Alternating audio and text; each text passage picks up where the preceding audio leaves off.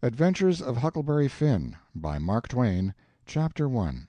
Notice: persons attempting to find a motive in this narrative will be prosecuted. Persons attempting to find a moral in it will be banished. Persons attempting to find a plot in it will be shot. By order of the author. Per G. Chief of Ordnance. Explanatory. In this book a number of dialects are used, to wit, the Missouri Negro dialect, the extremest form of the backwoods southwestern dialect, the ordinary Pike County dialect, and 4 modified varieties of this last.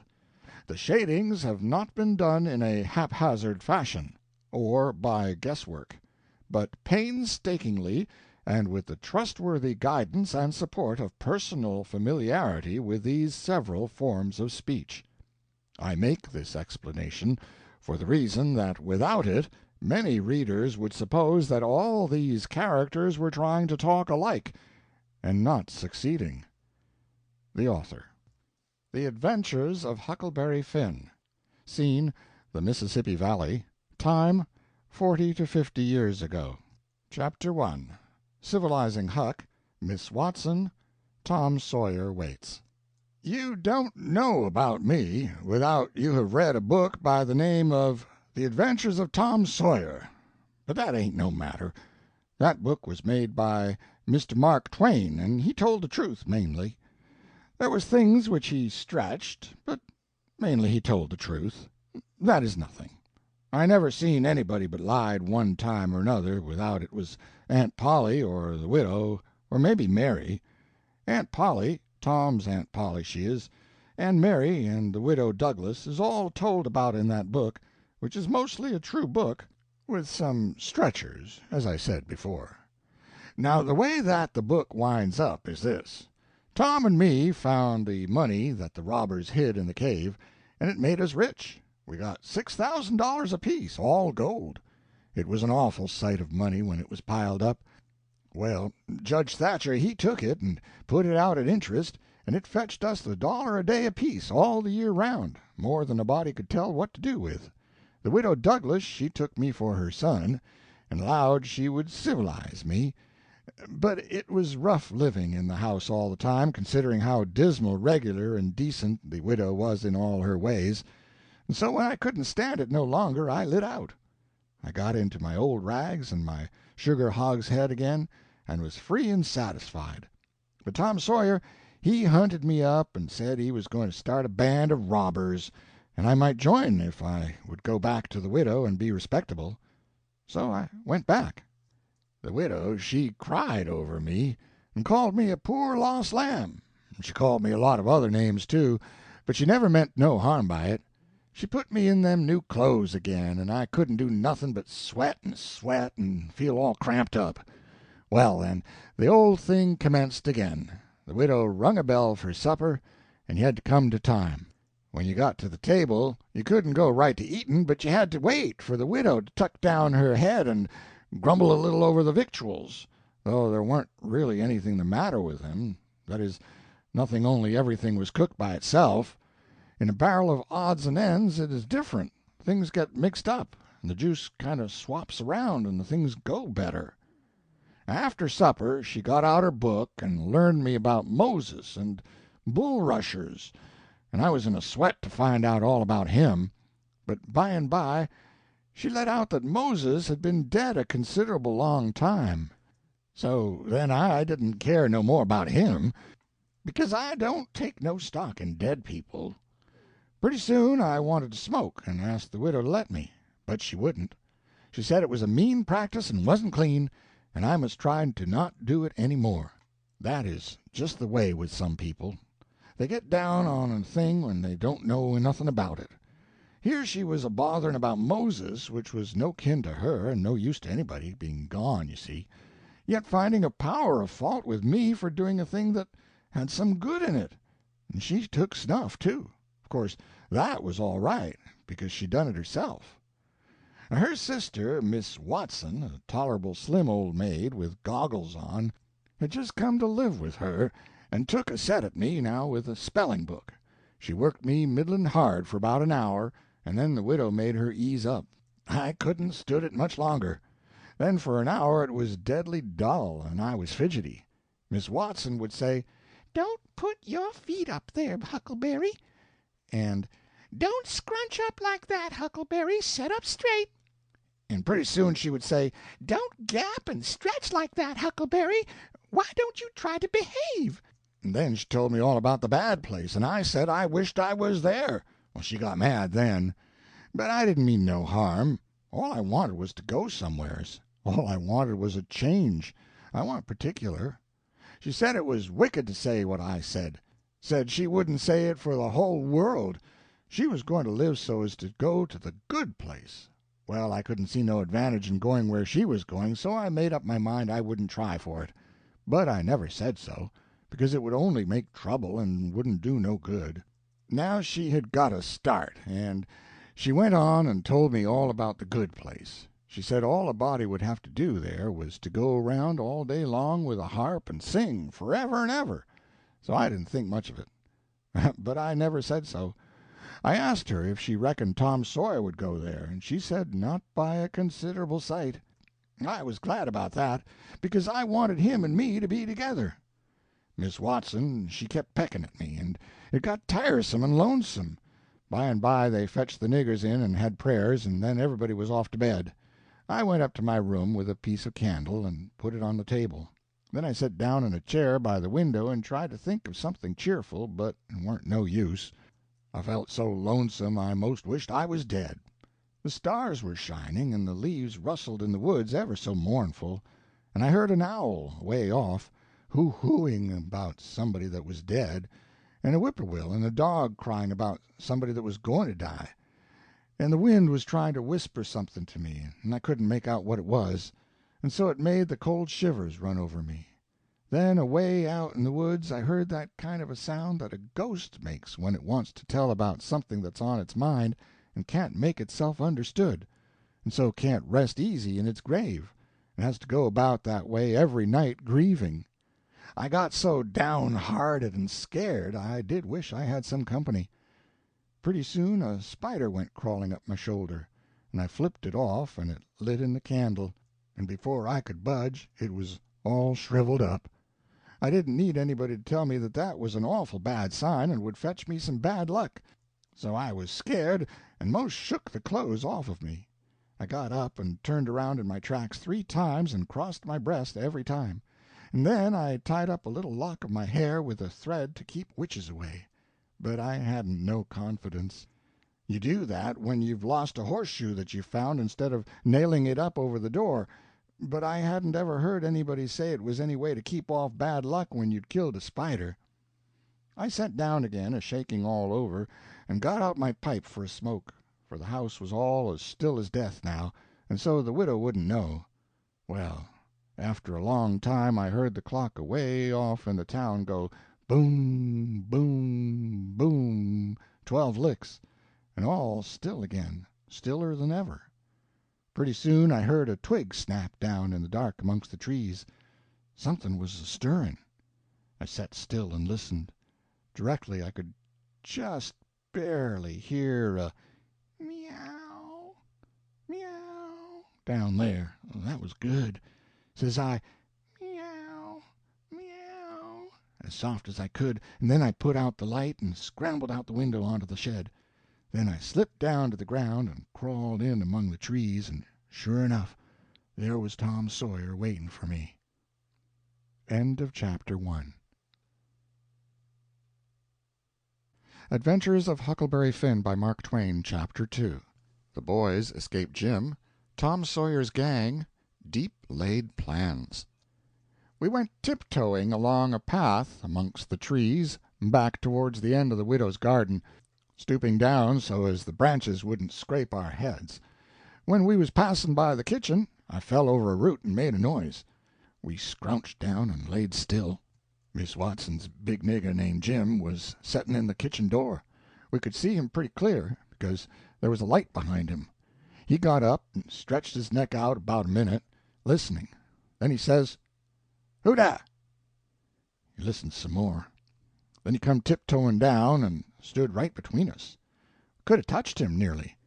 Well, likely it was minutes and minutes that there warn't a sound, and we all there so close together. There was a place on my ankle that got to itching, but I dasn't scratch it. And then my ear begun to itch, and next my back, right between my shoulders. Seemed like I'd die if I couldn't scratch. Well, I've noticed that thing plenty times since. If you are with the quality, or at a funeral, or trying to go to sleep when you ain't sleepy, if you're anywheres where it won't do for you to scratch, why, you will itch all over in upwards of 1,000 places. And pretty soon Jim says, "Say, who is you? Whar is you? Dog my cats if I didn't hear something. Well, I know what I'm just going to do. I's going to set down here and listen till I hears it again." So he sets down on the ground betwixt me and Tom. He leaned his back up against a tree and stretched his legs out till one of them most touched one of mine. My nose begun to itch. It itched till the tears come into my eyes, but I doesn't scratch. Then it begun to itch on the inside. Next I got to itching underneath. I didn't know how I was going to set still. This miserableness went on as much as 6 or 7 minutes, but it seemed a sight longer than that. I was itching in 11 different places now. I reckoned I couldn't stand it more'n a minute longer, but I set my teeth hard and got ready to try. Just then Jim begun to breathe heavy. Next he begun to snore, and then I was pretty soon comfortable again. Tom he made a sign to me, kind of a little noise with his mouth, and we went creeping away on our hands and knees. When we was 10 foot off, Tom whispered to me, and wanted to tie Jim to the tree for fun. But I said no. He might wake and make a disturbance, and then they'd find out I warn't in. Then Tom said he hadn't got candles enough, and he would slip in the kitchen and get some more. I didn't want him to try. I said Jim might wake up and come, but Tom wanted to resk it. So we slid in there and got 3 candles, and Tom laid 5 cents on the table for pay. Then we got out, and I was in a sweat to get away. But nothing would do Tom but he must crawl to where Jim was, on his hands and knees, and play something on him. I waited, and it seemed a good while, everything was so still and lonesome. As soon as Tom was back, we cut along the path, around the garden fence, and by fetched up on the steep top of the hill the other side of the house. Tom said he slipped Jim's hat off his head and hung it on a limb right over him, and Jim stirred a little, but he didn't wake. Afterwards Jim said the witches bewitched him and put him in a trance and rode him all over the state, and then set him under the trees again and hung his hat on a limb to show who done it.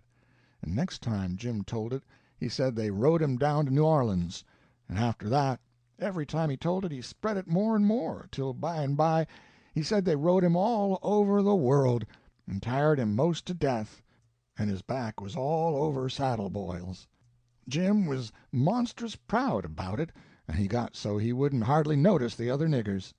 Niggers would come miles to hear Jim tell about it, and he was more looked up to than any nigger in that country. Strange niggers would stand with their mouths open and look him all over, same as if he was a wonder. Niggers is always talking about witches in the dark by the kitchen fire, but whenever one was talking and letting on to know all about such things, Jim would happen in and say, "What do you know about witches?" And that nigger was corked up and had to take a back seat. Jim always kept that 5-center piece round his neck with a string, and said it was a charm the devil give to him with his own hands, and told him he could cure anybody with it and fetch witches whenever he wanted to, just by saying something to it. But he never told what it was he said to it. Niggers would come from all around there and give Jim anything they had, just for a sight of that 5-center piece. But they wouldn't touch it, because the devil had had his hands on it. Jim was most ruined for a servant, because he got stuck up on account of having seen the devil and been rode by witches. Well, when Tom and me got to the edge of the hilltop, we looked away down into the village and could see 3 or 4 lights twinkling, where there was sick folks maybe, and the stars over us was sparkling ever so fine. And down by the village was the river, a whole mile broad, and awful still and grand. We went down the hill and found Joe Harper and Ben Rogers and 2 or 3 more of the boys hid in the old tan-yard. So we unhitched a skiff and pulled down the river 2 1/2 miles to the big scar on the hillside and went ashore. We went to a clump of bushes, and Tom made everybody swear to keep the secret, and then showed them a hole in the hill, right in the thickest part of the bushes. Then we lit the candles and crawled in on our hands and knees. We went about 200 yards, and then the cave opened up. Tom poked about amongst the passages, and pretty soon ducked under a wall where you wouldn't 'a' noticed that there was a hole. We went along a narrow place and got into a kind of room, all damp and sweaty and cold, and there we stopped. Tom says, "Now, we'll start this band of robbers and call it Tom Sawyer's Gang. Everybody that wants to join has got to take an oath, and write his name in blood." Everybody was willing. So Tom got out a sheet of paper that he had wrote the oath on and read it. It swore every boy to stick to the band and never tell any of the secrets. And if anybody done anything to any boy in the band, whichever boy was ordered to kill that person and his family must do it, and he mustn't eat and he mustn't sleep till he had killed them and hacked a cross in their breasts, which was the sign of the band. And nobody that didn't belong to the band could use that mark, and if he did he must be sued, and if he done it again he must be killed. And if anybody that belonged to the band told the secrets, he must have his throat cut, and then have his carcass burnt up and the ashes scattered all around, and his name blotted off of the list with blood and never mentioned again by the gang, but have a curse put on it and be forgot forever. Everybody said it was a real beautiful oath, and asked Tom if he got it out of his own head. He said some of it, but the rest was out of pirate books and robber books, and every gang that was high-toned had it. Some thought it would be good to kill the families of boys that told the secrets. Tom said it was a good idea, so he took a pencil and wrote it in. Then Ben Rogers says, "Here's Huck Finn. He ain't got no family. What you going to do about him?" "Well, hain't he got a father?" says Tom Sawyer. "Yes, he's got a father, but you can't never find him these days. He used to lay drunk with the hogs in the tanyard, but he hain't been seen in these parts for a year or more." They talked it over, and they was going to rule me out, because they said every boy must have a family or somebody to kill, or else it wouldn't be fair and square for the others. Well, nobody could think of anything to do. Everybody was stumped and sat still. I was most ready to cry. But all at once I thought of a way, and so I offered them Miss Watson. They could kill her. Everybody said, "Oh, she'll do. That's all right. Huck can come in." Then they all stuck a pin in their fingers to get blood to sign with, and I made my mark on the paper. "Now," says Ben Rogers, "what's the line of business of this gang?" "Nothing, only robbery and murder," Tom said. "But who are we going to rob? Houses, or cattle, or—" "Stuff! Stealing cattle and such things ain't robbery, it's burglary," says Tom Sawyer. "We ain't burglars. That ain't no sort of style. We are highwaymen. We stop stages and carriages on the road with masks on and kill the people and take their watches and money." "Must we always kill the people?" "Oh, certainly. It's best. Some authorities think different, but mostly it's considered best to kill them, except some that you bring to the cave here and keep them till they're ransomed." "Ransomed? What's that?" I don't know, but that's what they do. I've seen it in books, and so of course that's what we've got to do." "But how can we do it if we don't know what it is?" "Why, blame it all, we've got to do it. Don't I tell you it's in the books? Do you want to go to doing different from what's in the books and get things all muddled up?" "Oh, that's all very fine to say, Tom Sawyer, but how in the nation are these fellows going to be ransomed if we don't know how to do it to them? That's the thing I want to get at. Now, what do you reckon it is?" "Well, I don't know. But perhaps if we keep them till they're ransomed, it means that we keep them till they're dead." "Now, that's something like. That'll answer. Why couldn't you said that before? We'll keep them till they're ransomed to death. And a bothersome lot they'll be, too, eating up everything and always trying to get loose." "How you talk, Ben Rogers! How can they get loose when there's a guard over them, ready to shoot them down if they move a peg?" "A guard! Well, that is good. So somebody's got to set up all night and never get any sleep just so's to watch them. I think that's foolishness. Why can't a body take a club and ransom them as soon as they get here?" "Because it ain't in the books so, that's why. Now, Ben Rogers, do you want to do things regular or don't you? That's the idea. Don't you reckon that the people that made the books knows what's the correct thing to do? Do you reckon you can learn 'em anything?" "Not by a good deal. No, sir. We'll just go on and ransom them in the regular way." "All right, I don't mind, but I say it's a fool way, anyhow. Say, do we kill the women, too?" "Well, Ben Rogers, if I was as ignorant as you, I wouldn't let on. Kill the women? No, nobody ever saw anything in the books like that. You fetch them to the cave, and you're always as polite as pie to them, and by they fall in love with you and never want to go home any more." "Well, if that's the way, I'm agreed. But I don't take no stock in it. Mighty soon we'll have the cave so cluttered up with women and fellows waiting to be ransomed that there won't be no place for the robbers. But go ahead, I ain't got nothing to say." Little Tommy Barnes was asleep now, and when they waked him up he was scared and cried and said he wanted to go home to his ma, and didn't want to be a robber any more. So they all made fun of him and called him a crybaby, and that made him mad, and he said he would go straight and tell all the secrets.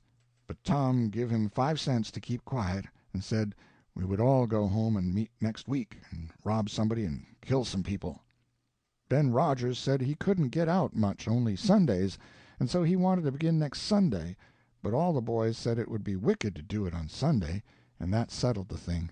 They agreed to get together and fix a day as soon as they could, and then we elected Tom Sawyer first captain and Joe Harper second captain of the gang, and so started home.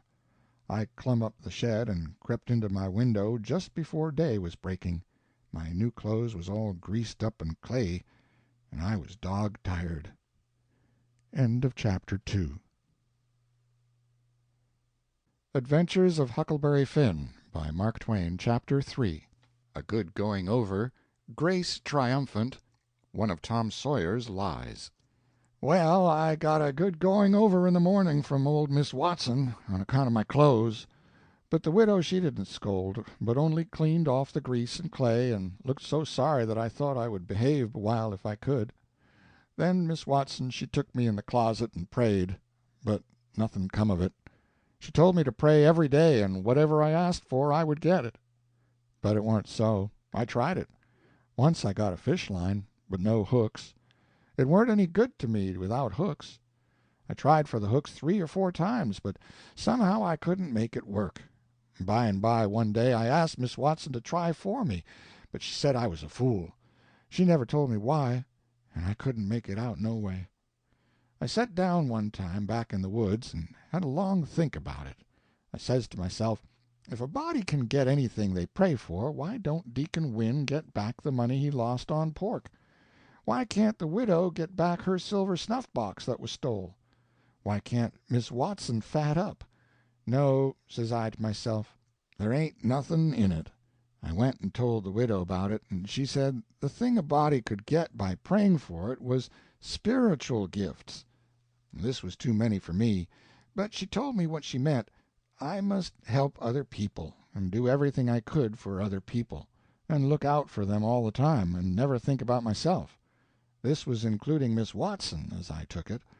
I went out in the woods and turned it over in my mind a long time, but I couldn't see no advantage about it, except for the other people. So at last I reckoned I wouldn't worry about it any more, but just let it go. Sometimes the widow would take me one side and talk about Providence in a way to make a body's mouth water. Maybe next day Miss Watson would take hold and knock it all down again. I judged I could see that there was 2 providences, and a poor chap would stand considerable show with a widow's providence, but if Miss Watson's got him, there weren't no help for him any more. I thought it all out, and reckoned I would belong to the widow's if he wanted me, though I couldn't make out how he was a-going to be any better off then than what he was before, seeing I was so ignorant, and so kind of low down and ornery. Pap, he hadn't been seen for more than a year, and that was comfortable for me. I didn't want to see him no more. He used to always whale me when he was sober and could get his hands on me, though I used to take to the woods most of the time when he was around. Well, about this time he was found in the river drowned, about 12 mile above town, so people said.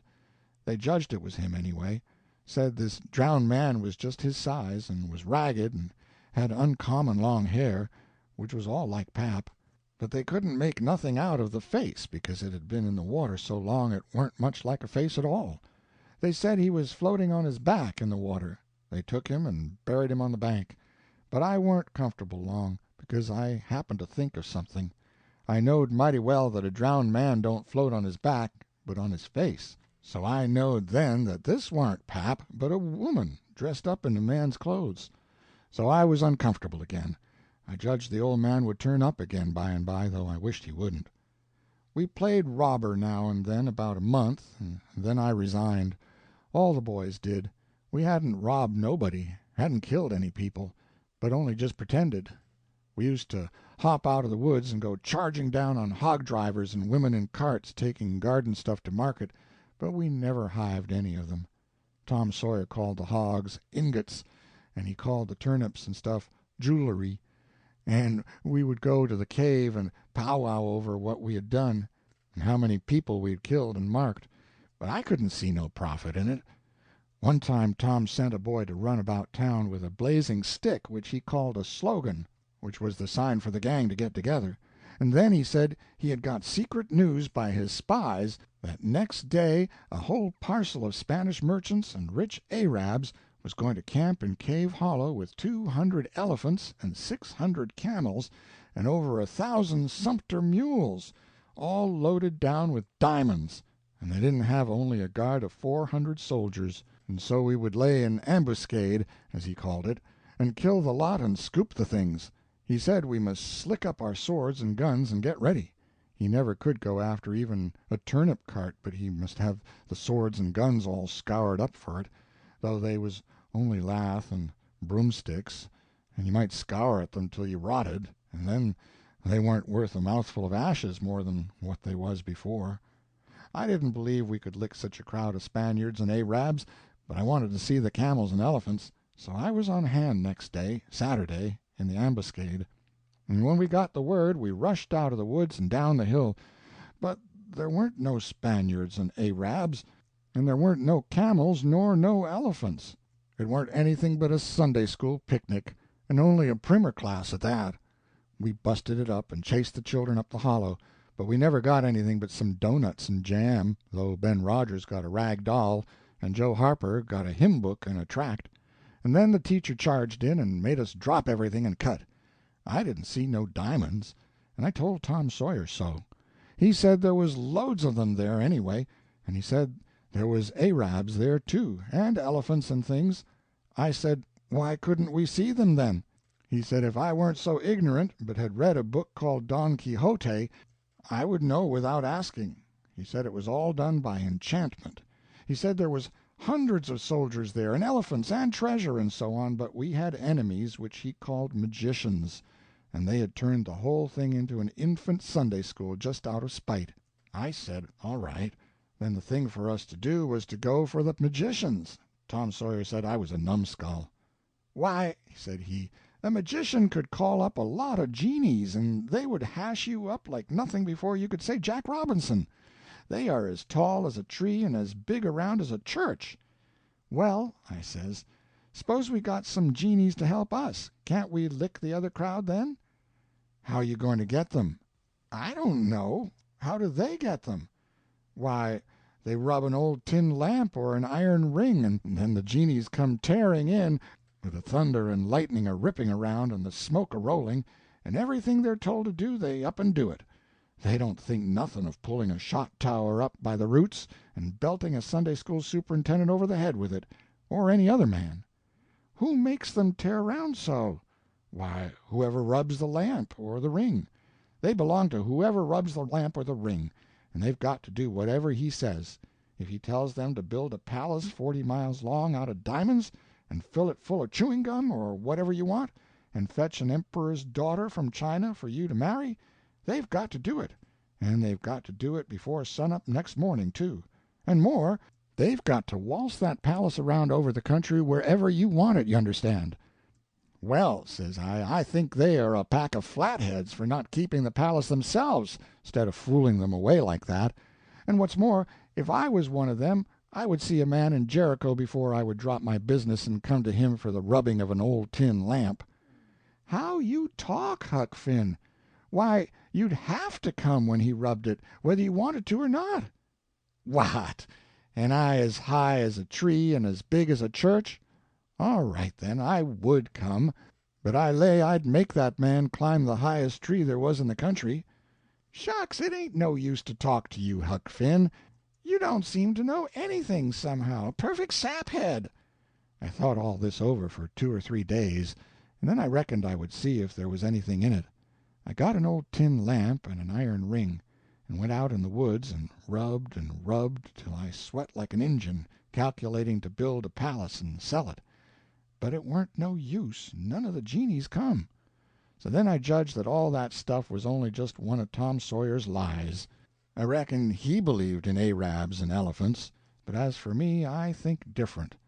It had all the marks of a Sunday school. End of chapter 3.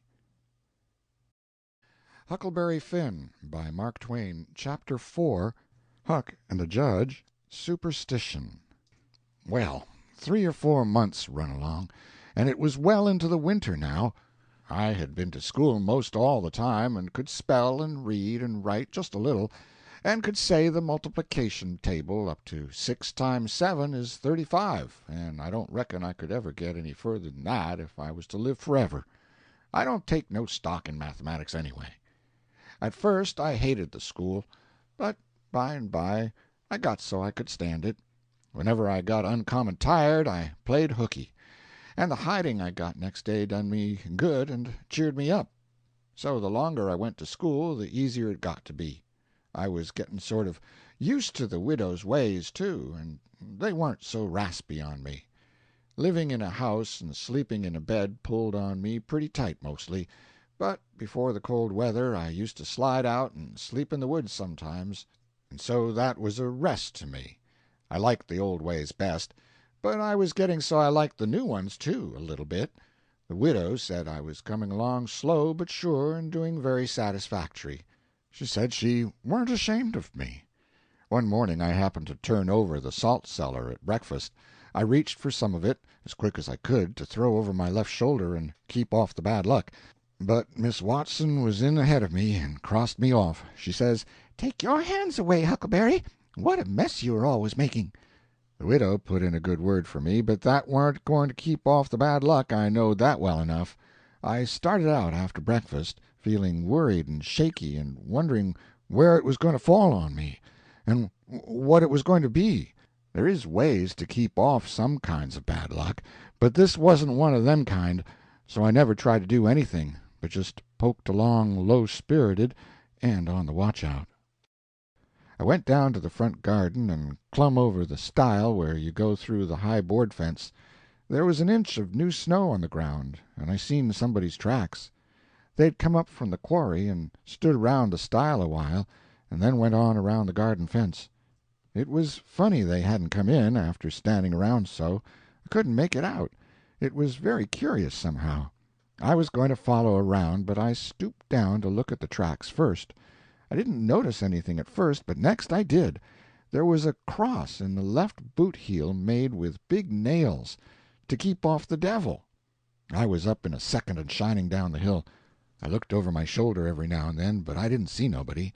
I was at Judge Thatcher's as quick as I could get there. He said, "Why, my boy, you are all out of breath. Did you come for your interest?" "No, sir," I says. "Is there some for me?" "Oh, yes, a half-yearly is in last night. Over $150. Quite a fortune for you. You'd better let me invest it along with your 6,000, because if you take it you'll spend it." "No, sir," I says. "I don't want to spend it. I don't want it at all, nor the 6,000 nother. I want you to take it. I want to give it to you, the 6,000 and all." He looked surprised. He couldn't seem to make it out. He says, "Why, what can you mean, my boy?" I says, Don't you ask me no questions about it, please. You'll take it, won't you?" He says, "Well, I'm puzzled. Is something the matter?"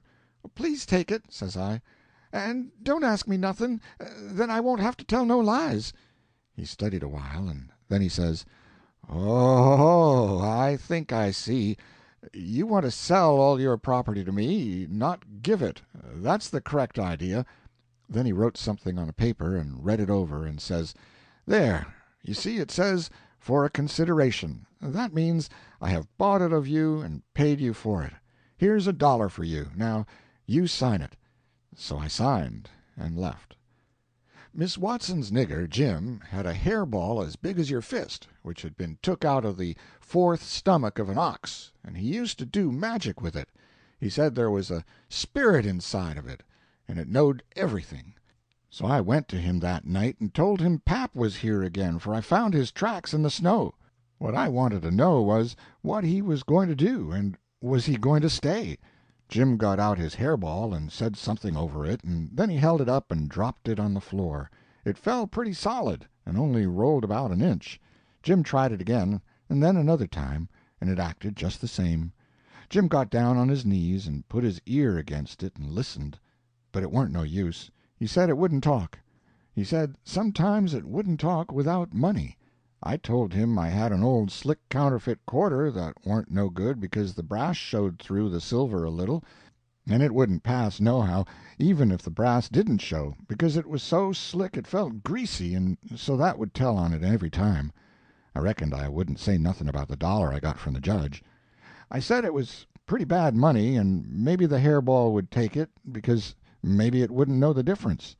Jim smelt it, and bit it, and rubbed it, and said he would manage so the hairball would think it was good.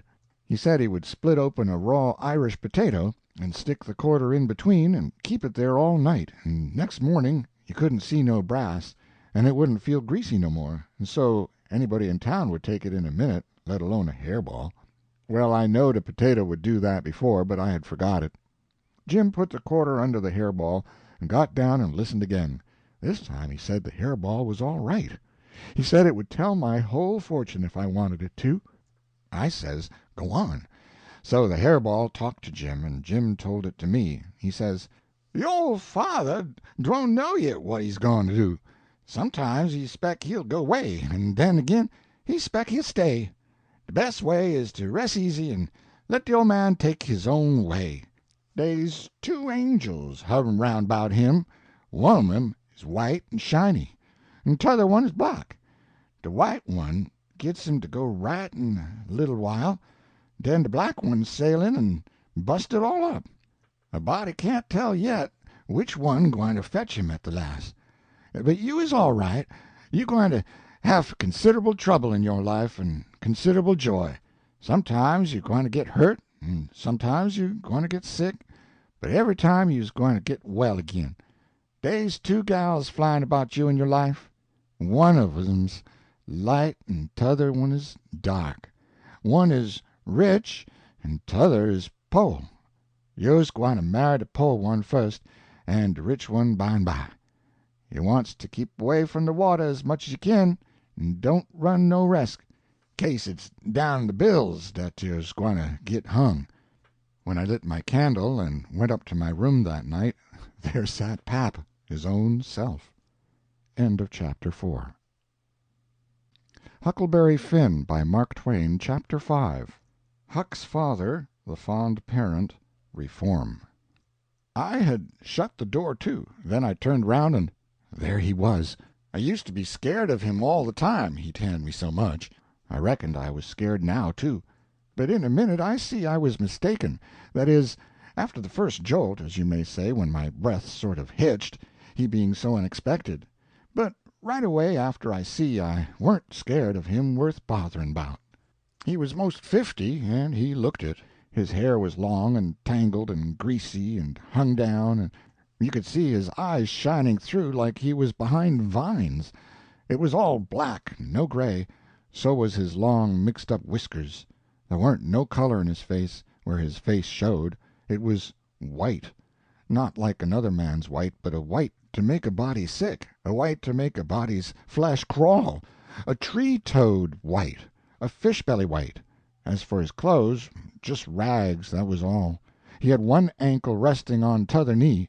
The boot on that foot was busted, and two of his toes stuck through, and he worked them now and then.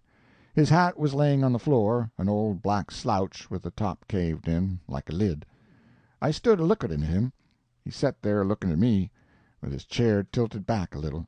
I set the candle down. I noticed the window was up, so he had clum in by the shed. He kept a-looking me all over.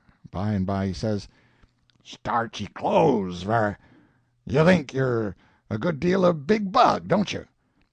"Maybe I am, maybe I ain't," I says. "Don't you give me none of your lip," says he. "You've put on considerable many frills since I've been away. I'll take you down a peg before I get done with you. You're educated, too, they say. Can read and write. You think you're better'n your father now, don't you, because he can't? I'll take it out of you. Who told you you might meddle with such highfalutin foolishness, hey? Who told you you could?" "The widow, she told me." "The widow, hey?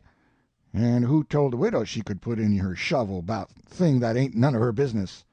"Nobody never told her." "Well, I'll learn her how to meddle. And looky here, you drop that school, you hear?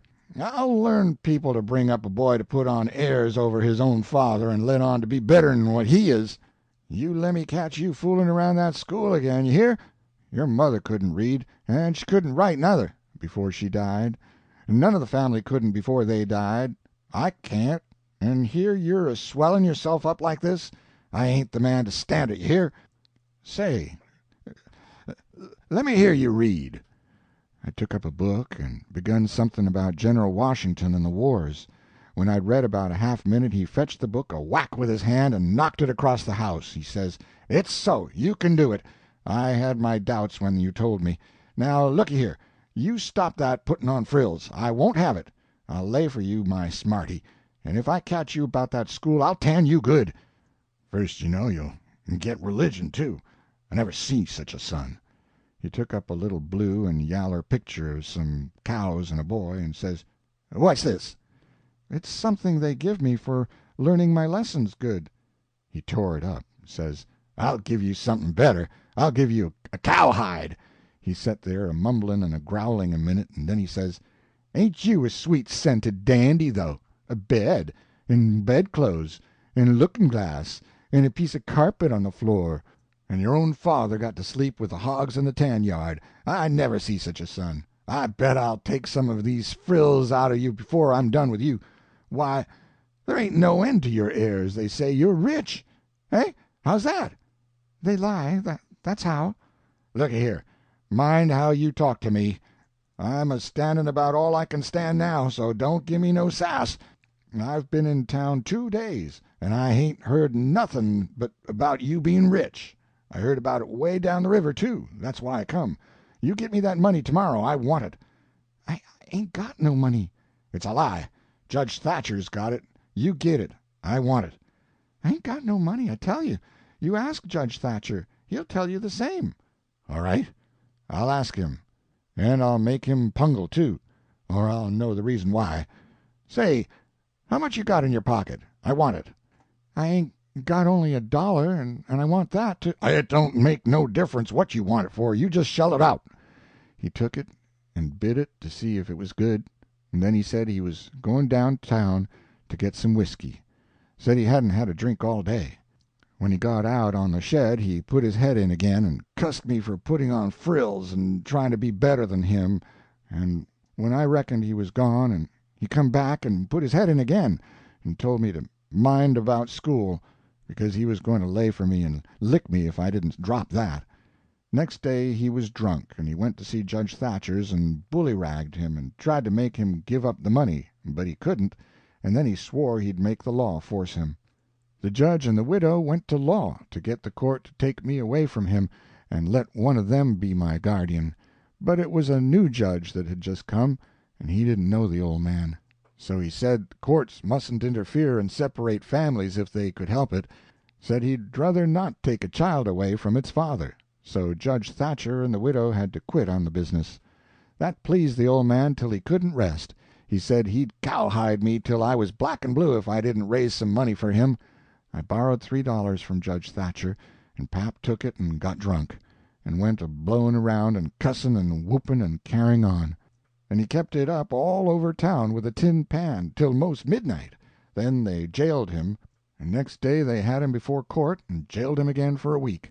But he said he was satisfied, said he was boss of his son, and he'd make it warm for him. When he got out, the new judge said he was a-going to make a man of him. So he took him to his own house and dressed him up clean and nice, and had him to breakfast and dinner and supper with the family, and was just old pie to him, so to speak.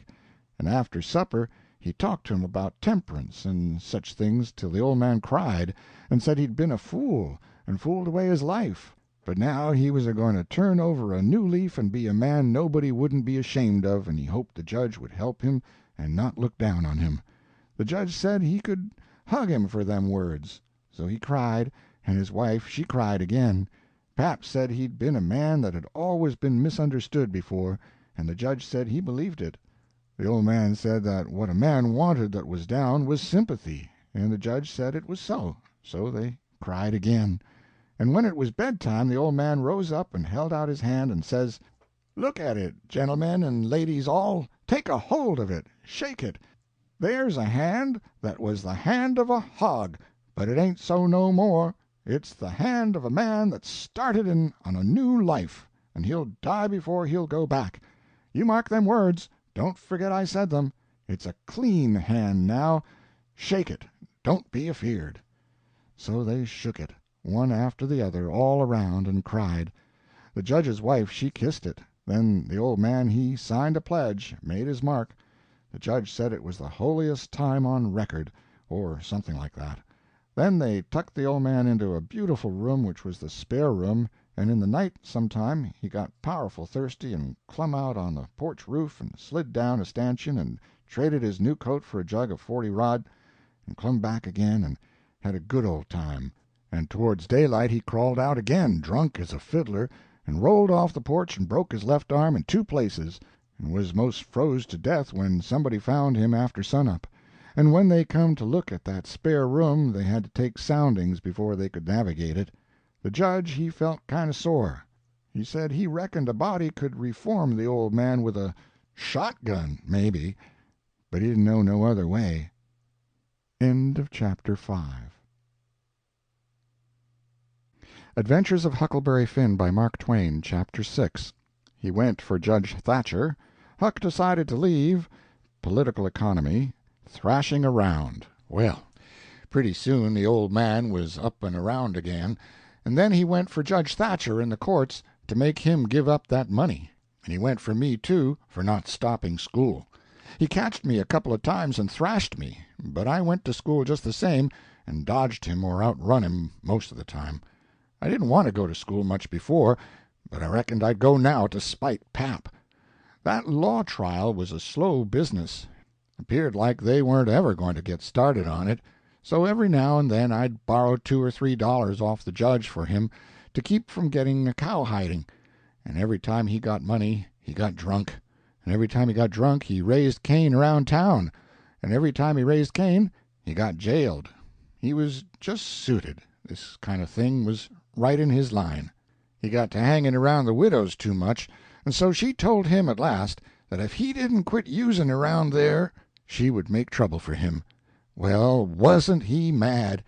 He said he would show who was Huck Finn's boss, so he watched out for me one day in the spring and catched me and took me up the river about 3 mile in a skiff and crossed over to the Illinois shore where it was woody and there weren't no houses but an old log hut in a place where the timber was so thick you couldn't find it if you didn't know where it was. He kept me with him all the time, and I never got a chance to run off. We lived in that old cabin, and he always locked the door and put the key under his head nights. He had a gun which he had stole, I reckon, and we fished and hunted, and that was what we lived on. Every little while he locked me in and went down to the store 3 miles to the ferry and traded fish and game for whiskey, and fetched it home and got drunk and had a good time and licked me. The widow she found out where I was by and by, and she sent a man over to try to get hold of me, but pap drove him off with the gun, and it weren't long after that till I was used to being where I was, and liked it, all but the cowhide part. It was kind of lazy and jolly, laying off comfortable all day, smoking and fishing, and no books nor study. 2 months or more run along, and my clothes got to be all rags and dirt, and I didn't see how I'd ever got to like it so well at the widow's, where you had to wash and eat on the plate and comb up and go to bed and get up regular and be forever bothering over a book and have old Miss Watson pecking at you all the time. I didn't want to go back no more. I had stopped cussing because the widow didn't like it, but now I took to it again because pap hadn't no objections. It was pretty good times up in the woods there, take it all round. But by and by pap got too handy with his hickory, and I couldn't stand it. I was all over welts. He got to going away so much, too, and locking me in. Once he locked me in and was gone 3 days. It was dreadful lonesome. I judged he had got drowned, and I wasn't ever going to get out any more. I was scared. I made up my mind I would fix up some way to leave there. I had tried to get out of that cabin many a time, but I couldn't find no way. There weren't a window to it big enough for a dog to get through. I couldn't get up the chimbley. It was too narrow. The door was thick, solid oak slabs. Pap was pretty careful not to leave a knife or anything in the cabin when he was away. I reckon I had hunted the place over as much as 100 times. Well, I was most all the time at it, because it was about the only way to put in the time. But this time I found something at last. I found an old rusty wood saw without any handle. It was laid in between a rafter and the clapboards of the roof. I greased it up and went to work. There was an old horse blanket nailed against the logs at the far end of the cabin behind the table, to keep the wind from blowing through the chinks and putting the candle out. I got under the table and raised the blanket, and went to work to saw a section of the big bottom log out, big enough to let me through. Well, it was a good long job, but I was getting toward the end of it when I heard pap's gun in the woods. I got rid of the signs of my work, and dropped the blanket and hid my saw, and pretty soon pap come in. Pap warn't in a good humor, so he was his natural self.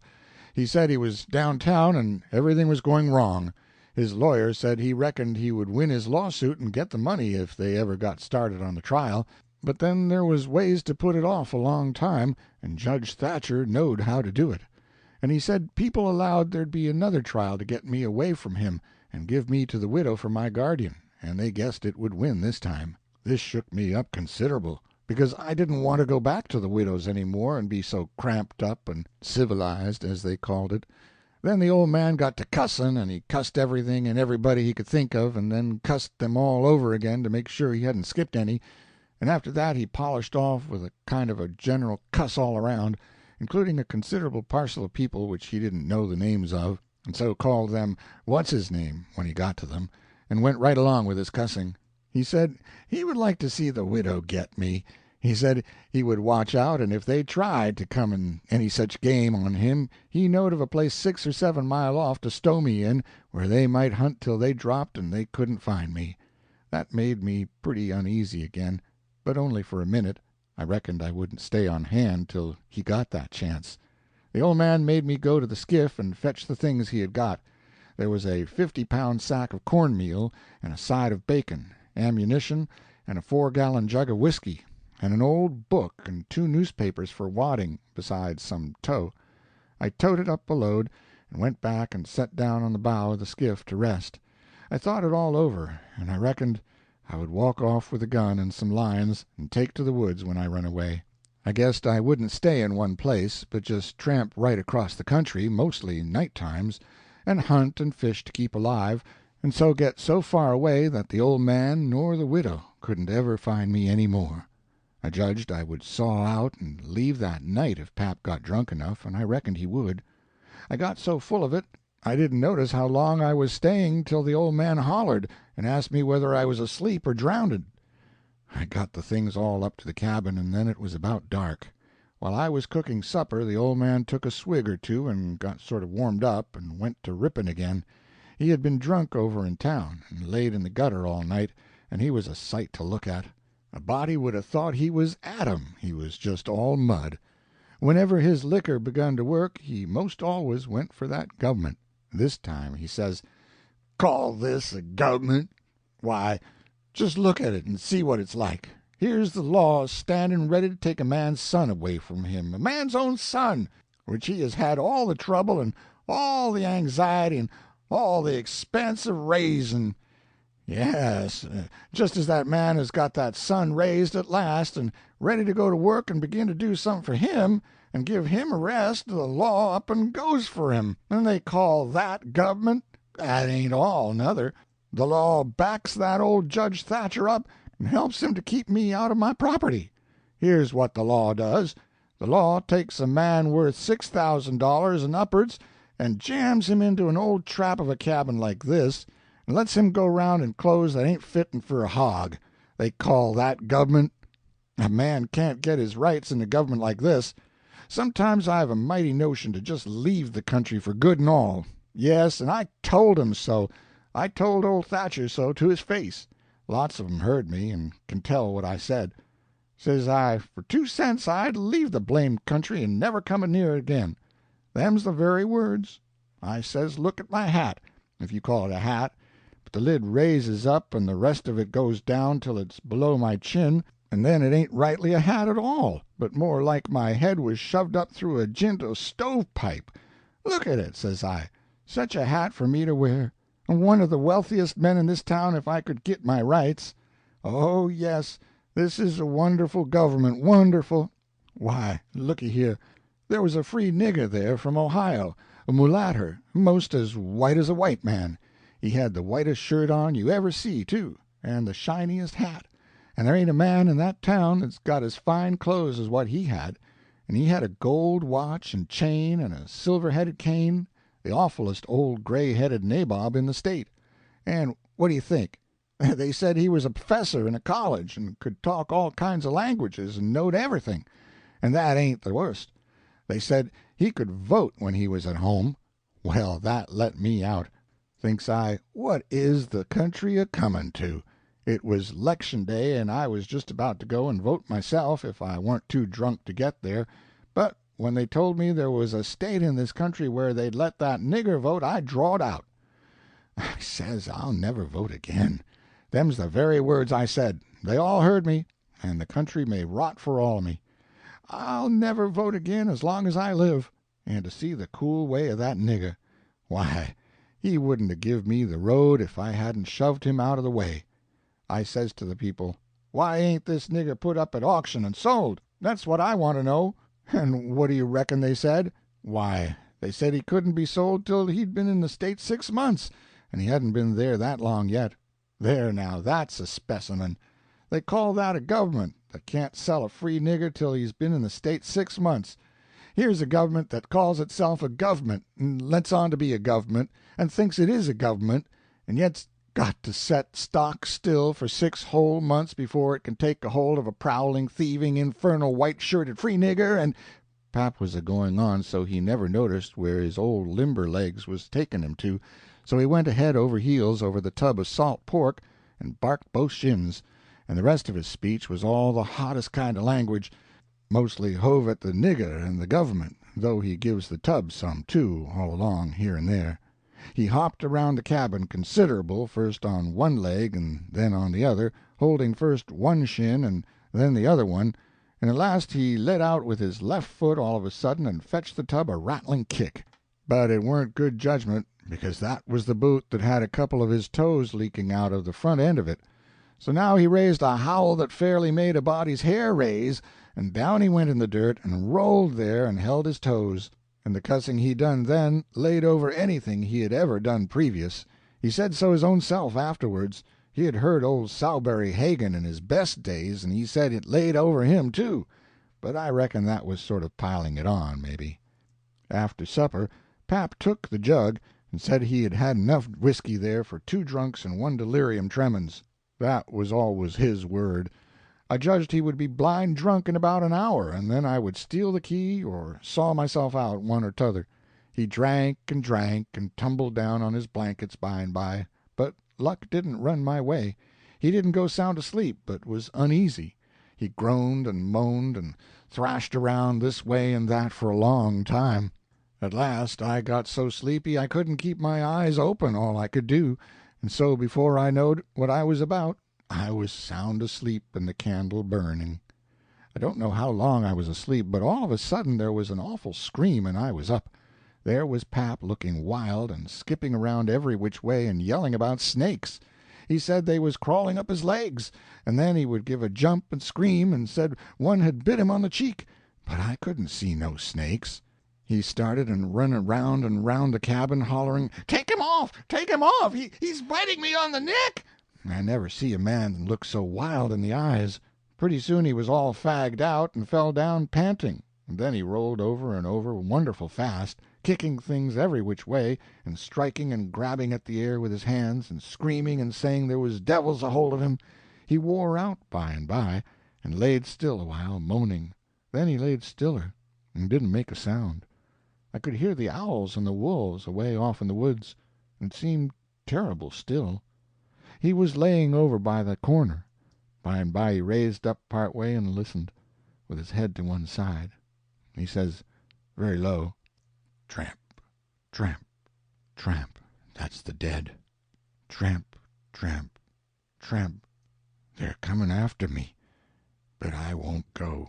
Oh, they're here. Don't touch me, don't. Hands off, they're cold. Let go. Oh, let a poor devil alone." Then he went down on all fours and crawled off, begging them to let him alone, and he rolled himself up in his blanket and wallowed in under the old pine table, still a-begging. And then he went to crying. I could hear him through the blanket. By and by he rolled out and jumped up on his feet looking wild, and he see me and went for me. He chased me round and round the place with a clasp knife, calling me the angel of death, saying he would kill me, and then I couldn't come for him no more. I begged and told him I was only Huck, but he laughed such a screechy laugh, and roared and cussed, and kept on chasing me up. Once, when I turned short and dodged under his arm, he made a grab and got me by the jacket between my shoulders, and I thought I was gone. But I slid out of the jacket quick as lightning and saved myself. Pretty soon he was all tired out and dropped down with his back against the door, and said he would rest a minute and then kill me. He put his knife under him and said he would sleep and get strong, and then he would see who was who. So he dozed off pretty soon.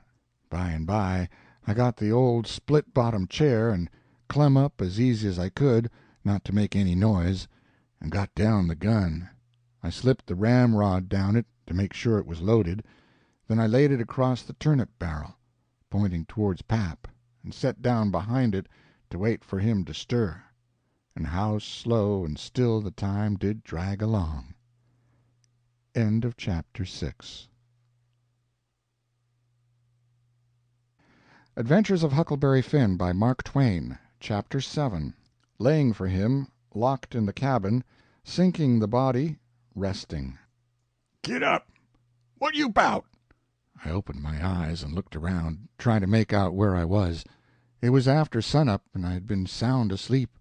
Pap was standing over me, looking sour and sick, too. He says, "What you doing with this gun?" I judged he didn't know nothing about what he had been doing, so I says, "Somebody tried to get in, so I was laying for him." "Why didn't you roust me out?" "Well, I tried to, but I couldn't. I couldn't budge you." "Well, all right. Don't stand there palavering all day, but out with you and see if there's a fish on the lines for breakfast. I'll be along in a minute." He unlocked the door, and I cleared out up the river bank. I noticed some pieces of limbs and such things floating down, and a sprinkling of bark, so I knowed the river had begun to rise. I reckoned I would have great times now if I was over at the town.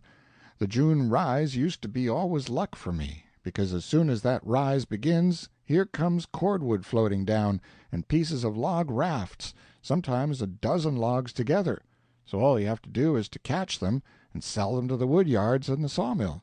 I went along up the bank with one eye out for pap, and t'other one out for what the rise might fetch along. Well, all at once here comes a canoe. Just a beauty, too, 'bout 13 or 14 foot long, riding high like a duck. I shot head first off the bank like a frog, clothes and all on, and struck out for the canoe.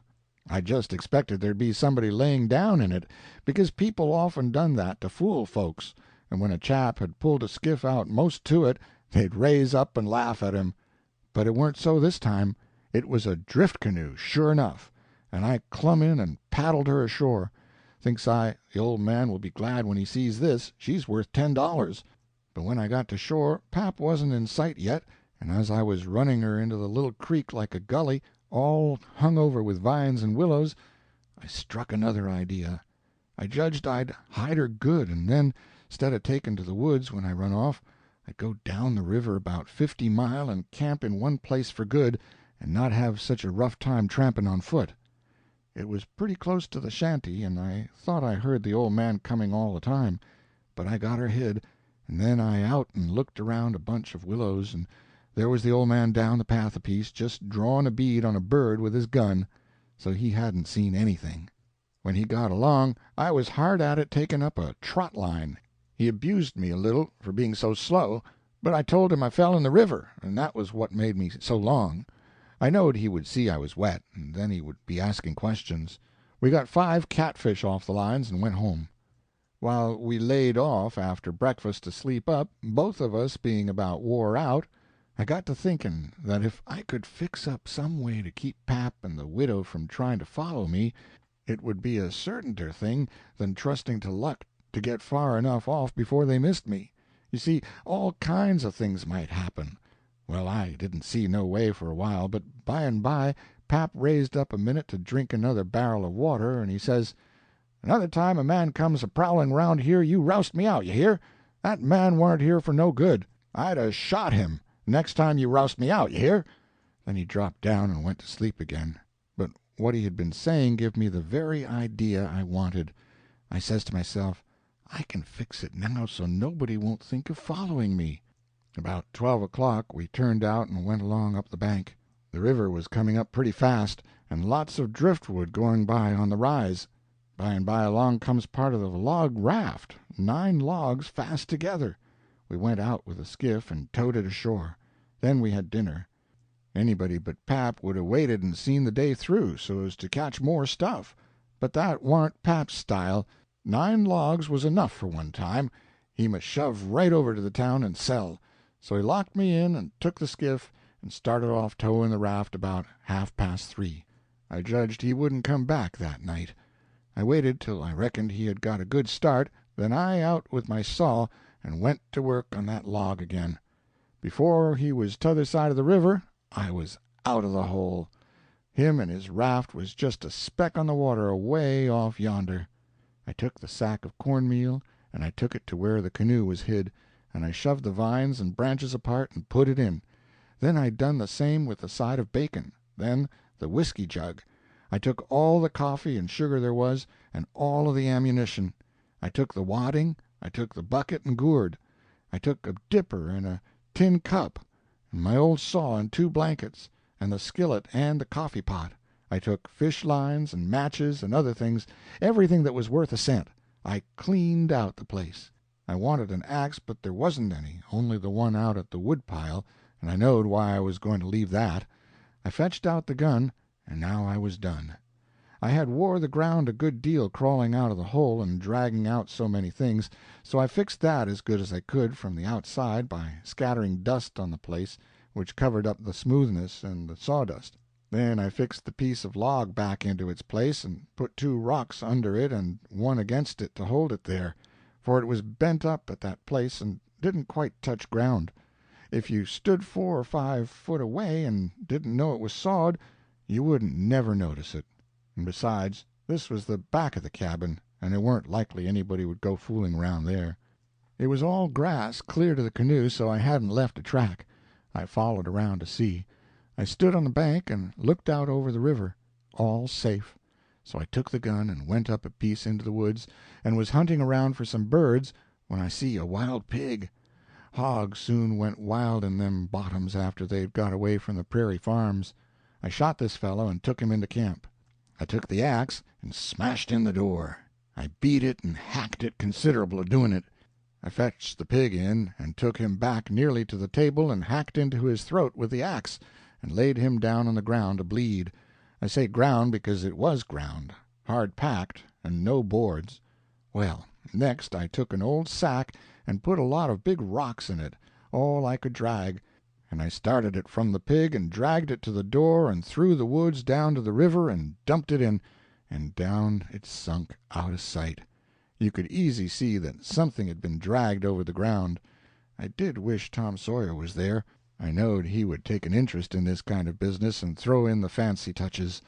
Nobody could spread himself like Tom Sawyer in such a thing as that. Well, last I pulled out some of my hair and blooded the axe good and stuck it on the back side and slung the axe in the corner. Then I took up the pig and held him to my breast with my jacket so he couldn't drip till I got a good piece below the house, and then dumped him into the river. Now I thought of something else, so I went and I got the bag of meal and my old saw out of the canoe and fetched them to the house. I took the bag to where it used to stand and ripped a hole in the bottom of it with the saw, for there weren't no knives and forks on the place. Pap done everything with his clasp knife about the cooking. Then I carried the sack about 100 yards across the grass and through the willows east of the house to a shallow lake that was 5 miles wide and full of rushes, and ducks too, you might say, in the season. There was a slough or a creek leading out of it on the other side that went miles away, I don't know where, but it didn't go to the river. The meal sifted out and made a little track all the way to the lake. I dropped Pap's whetstone there, too, so as to look like it had been done by accident. Then I tied up the rip in the meal sack with a string so it wouldn't leak no more, and took it and my saw to the canoe again. It was about dark now, so I dropped the canoe down the river under some willows that hung over the bank and waited for the moon to rise. I made fast to a willow, then I took a bite to eat, and by laid down in the canoe to smoke a pipe and lay out a plan. I says to myself, they'll follow the track of that sack full of rocks to the shore and then drag the river for me, and they'll follow that meal track to the lake and go browsing down the creek that leads out of it to find the robbers that killed me and took the things. They won't ever hunt the river for anything but my dead carcass. They'll soon get tired of that and won't bother no more about me. All right, I can stop anywhere I want to. Jackson's Island is good enough for me. I know that island pretty well, and nobody ever comes there. And then I can paddle over to town nights and slink around and pick up things I want. Jackson's Island's the place. I was pretty tired, and the first thing I knowed I was asleep. When I woke up, I didn't know where I was for a minute. I set up and looked around, a little scared. Then I remembered. The river looked miles and miles across. The moon was so bright I could have counted the drift logs that went a-slipping along, black and still, hundreds of yards out from shore. Everything was dead quiet, and it looked late, and smelt late. You know what I mean. I don't know the words to put it in. I took a good gap and a stretch, and was just going to unhitch and start when I heard a sound away over the water. I listened. Pretty soon I made it out. It was that dull kind of a regular sound that comes from oars working in rowlocks when it's a still night. I peeped out through the willow branches, and there it was, a skiff, away across the water. Couldn't tell how many was in it. It kept a-comin', and when it was abreast of me I see there weren't but one man in it. Thinks I, maybe it's Pap, though I weren't expecting him. He dropped below me with the current, and by he came a-swinging up shore in the easy water, and he went by so close I could have reached out the gun and touched him. Well, it was Pap, sure enough, and sober, too, by the way he laid his oars. I didn't lose no time. The next minute I was a-spinning downstream, soft but quick, in the shade of the bank. I made 2 miles and a half, and then struck out 1/4 of a mile or more toward the middle of the river, because pretty soon I would be passing the ferry landing, and people might see me and hail me. I got out amongst the driftwood, and then laid down in the bottom of the canoe and let her float. I laid there and had a good rest and a smoke out of my pipe, looking away into the sky. Not a cloud in it. The sky looks ever so deep when you lay down on your back in the moonshine. I never knowed it before. And how far a body can hear on the water such nights. I heard people talking at the ferry landing. I heard what they said, too, every word of it. One man said it was getting towards the long days and the short nights now. T'other one said this warn't one of the short ones, he reckoned, and then they laughed. He said it over again, and they laughed again. Then they waked up another fellow and told him, and laughed. But he didn't laugh. He ripped out something brisk and said let him alone. The first fellow said he 'lowed to tell it to his old woman. She would think it was pretty good. But he said that weren't nothing to some things he had said in his time. I heard one man say it was nearly 3 o'clock, and he hoped daylight wouldn't wait more than about a week longer. After that the talk got further and further away, and I couldn't make out the words any more. But I could hear the mumble, and now and then a laugh, too, but it seemed a long ways off. I was away below the ferry now. I rose up, and there was Jackson's Island, about 2 miles downstream, heavy-timbered and standing up out of the middle of the river, big and dark and solid, like a steamboat without any lights. There weren't any signs of the bar at the head. It was all under water now. It didn't take me long to get there. I shot past the head at a ripping rate, the current was so swift, and then I got into the dead water and landed on the side toward the Illinois shore. I run the canoe into a deep dent in the bank that I knowed about.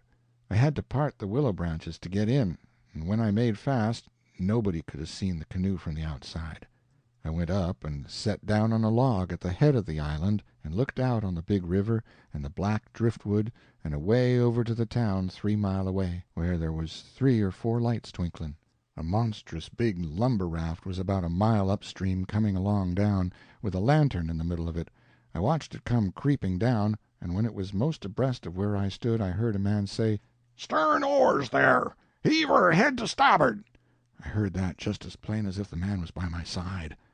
There was a little gray in the sky now, so I stepped into the woods and laid down for a nap before breakfast.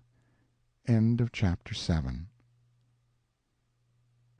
The Adventures of Huckleberry Finn by Mark Twain, Chapter 8. Sleeping in the Woods, Raising the Dead, Exploring the Island, Finding Jim, Jim's Escape, Signs, Balaam. The sun was up so high when I waked that I judged it was after 8 o'clock. I laid there in the grass in the cool shade thinking about things, and feeling rested and rather comfortable and satisfied. I could see the sun out at 1 or 2 holes, but mostly it was big trees all about, and gloomy in there amongst them. There was freckled places on the ground where the light sifted down through the leaves, and the freckled places swapped about a little, showing there was a little breeze up there. A couple of squirrels sat on a limb and jabbered at me very friendly.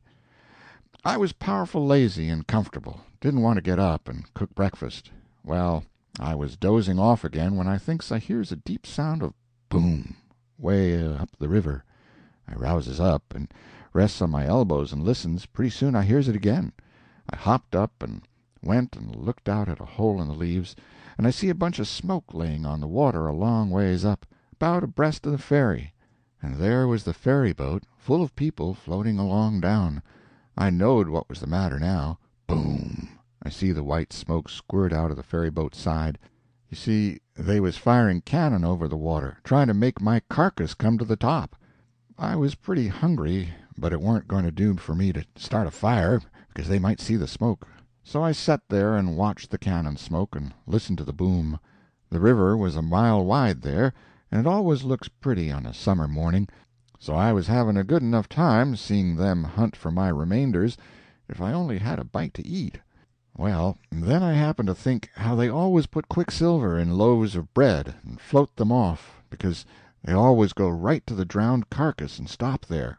So, says I, I'll keep a lookout, and if any of them's floating around after me, I'll give 'em a show. I changed to the Illinois edge of the island to see what luck I could have, and I warn't disappointed. A big double loaf come along, and I most got it with a long stick, but my foot slipped and she floated out further. Of course I was where the current set in the closest to the shore, I knowed enough for that. But by and by along comes another one, and this time I won. I took out the plug and shook out the little dab of quicksilver and set my teeth in. It was baker's bread, what the quality eat, none of your low-down corn-pone. I got a good place amongst the leaves, and set there on a log, munching the bread and watching the ferry boat, and very well satisfied. And then something struck me. I says, "Now I reckon the widow or the parson or somebody prayed that this bread would find me, and here it has gone and done it. So there ain't no doubt but there is something in that thing. That is, there's something in it when a body like the widow or the parson prays, but it don't work for me, and I reckon it don't work for only just the right kind." I lit a pipe and had a good long smoke and went on watching. The ferry boat was floating with the current, and I allowed I'd have a chance to see who was aboard when she come along, because she would come in close, where the bread did. When she'd got pretty well along down toward me, I put out my pipe and went to where I fished out the bread, and laid down behind a log on the bank in a little open place. Where the log forked I could peep through. By and by she come along, and she drifted in so close that they could have run out a plank and walked ashore. Most everybody was on the boat, Pap and Judge Thatcher and Bessie Thatcher and Joe Harper and Tom Sawyer and his old Aunt Polly and Sid and Mary and plenty more. Everybody was talking about the murder, but the captain broke in and says, "Look sharp, now. The current sets in the closest here, and maybe he's washed ashore and got tangled amongst the brush at the water's edge. I hope so, anyway." I didn't hope so. They all crowded up and leaned over the rails and nearly in my face, and kept still, watching with all their might. I could see them first rate, but they couldn't see me. Then the captain sung out, "Stand away!"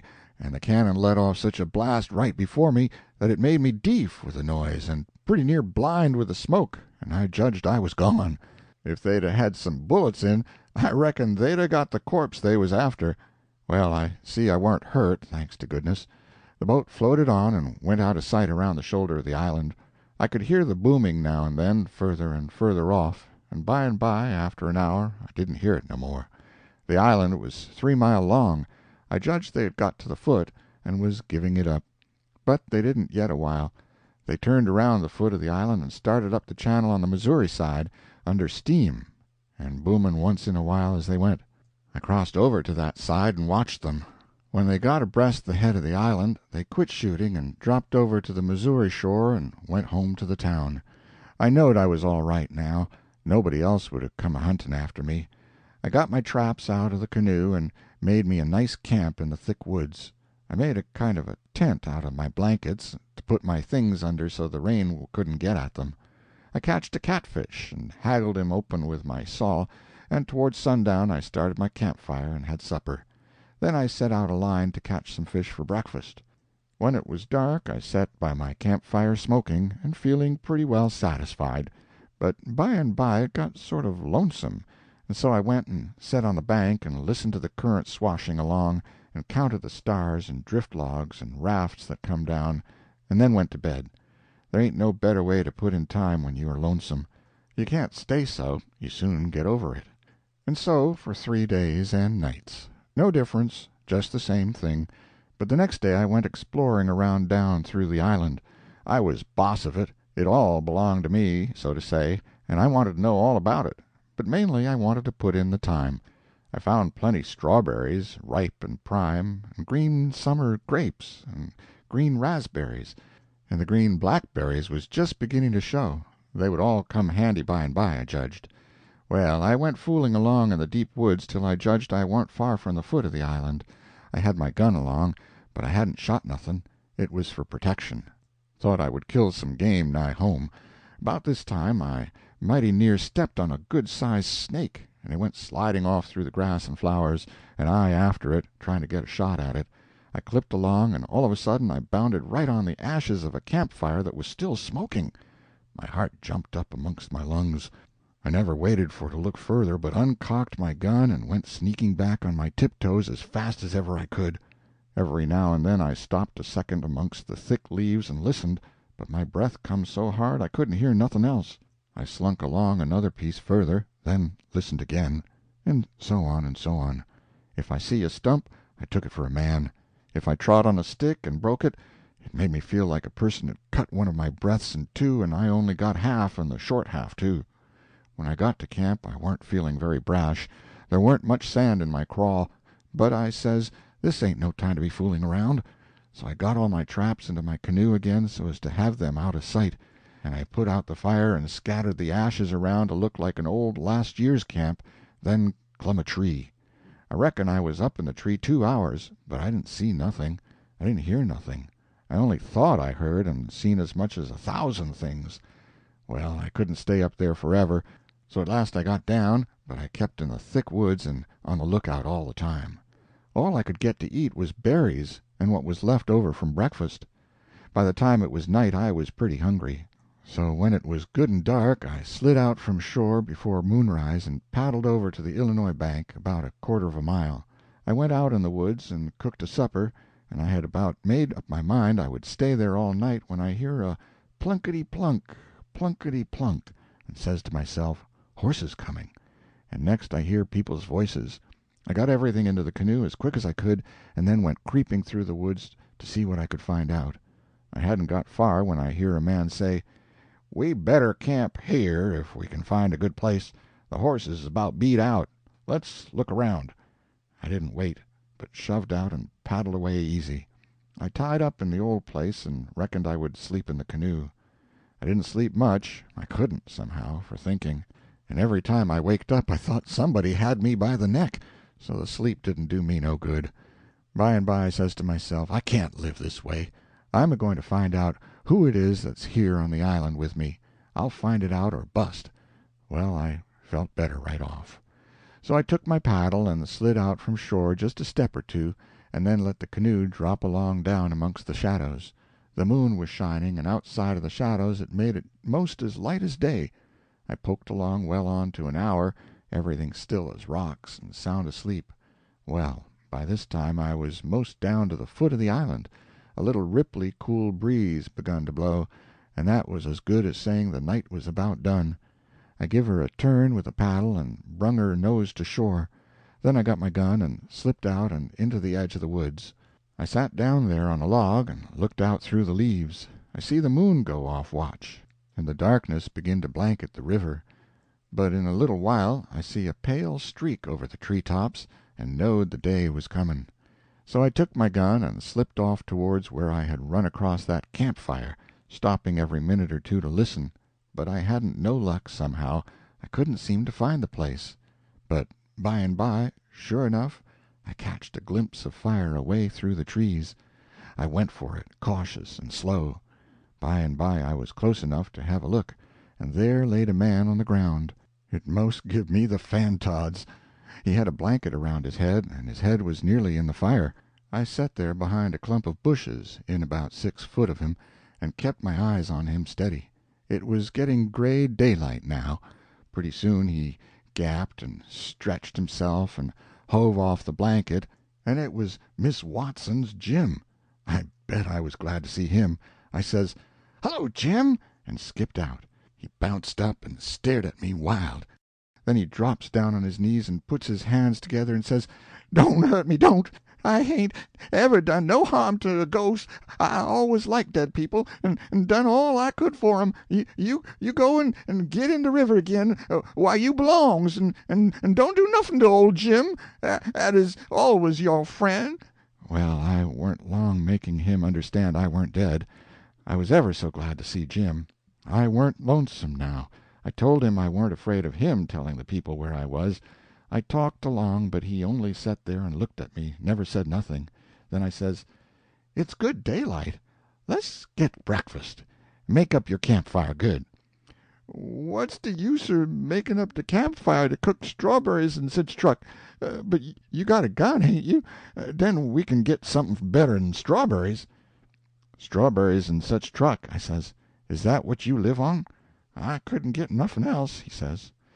"Why, how long you been on the island, Jim?" "I come here the night arter you was killed." "What, all that time?" "Yes, indeedy." "And ain't you had nothing but that kind of rubbish to eat?" "No, sah, nothing else."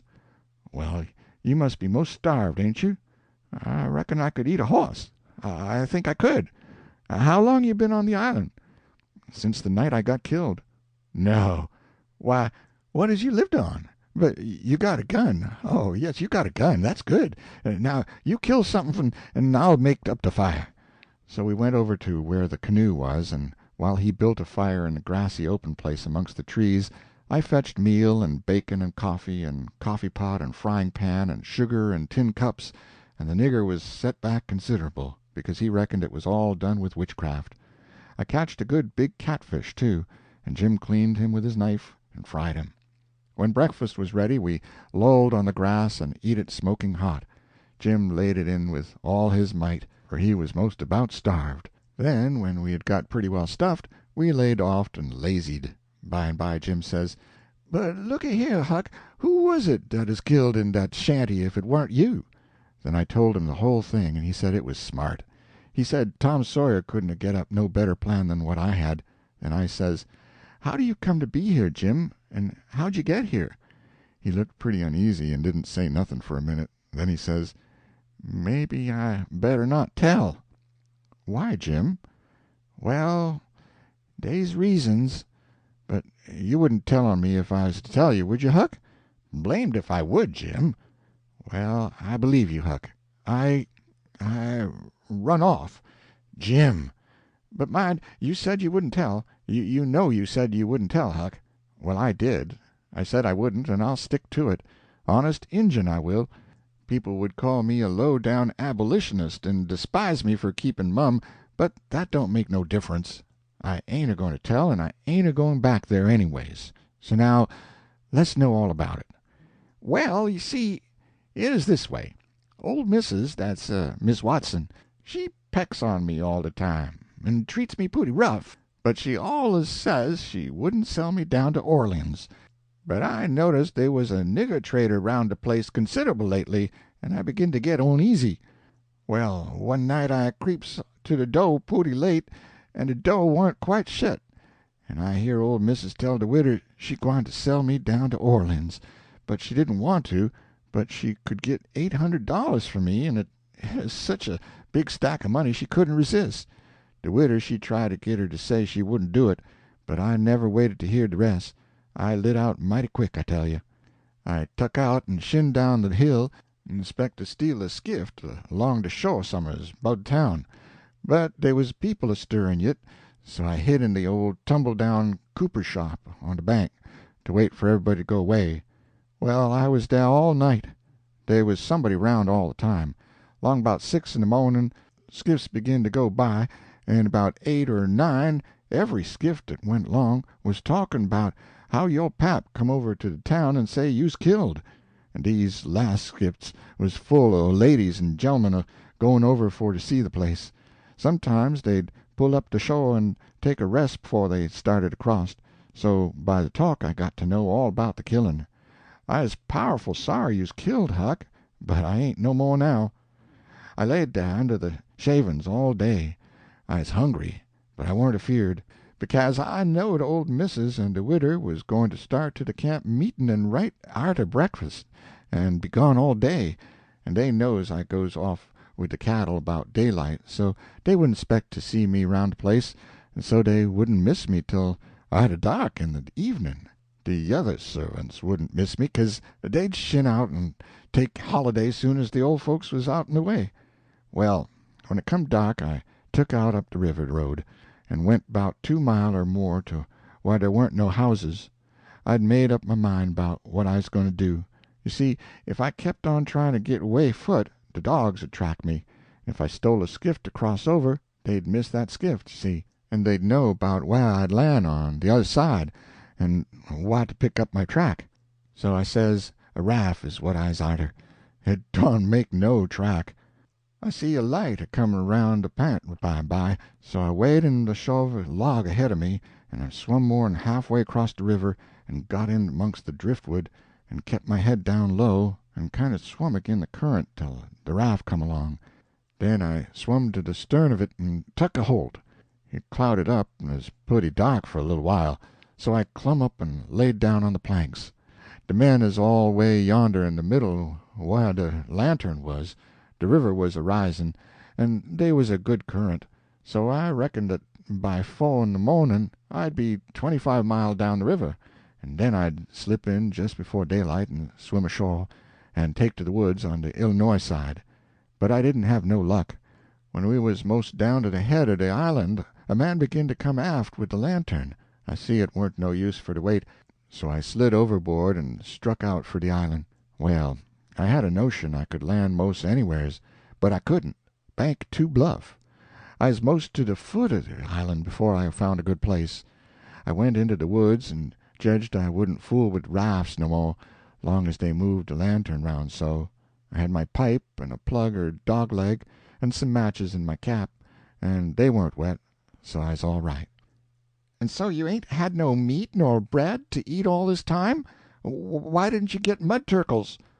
"How you gwine to get 'em?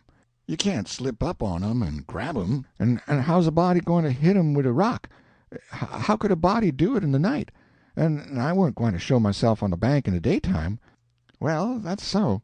You've had to keep in the woods all the time, of course. Did you hear 'em shooting the cannon?"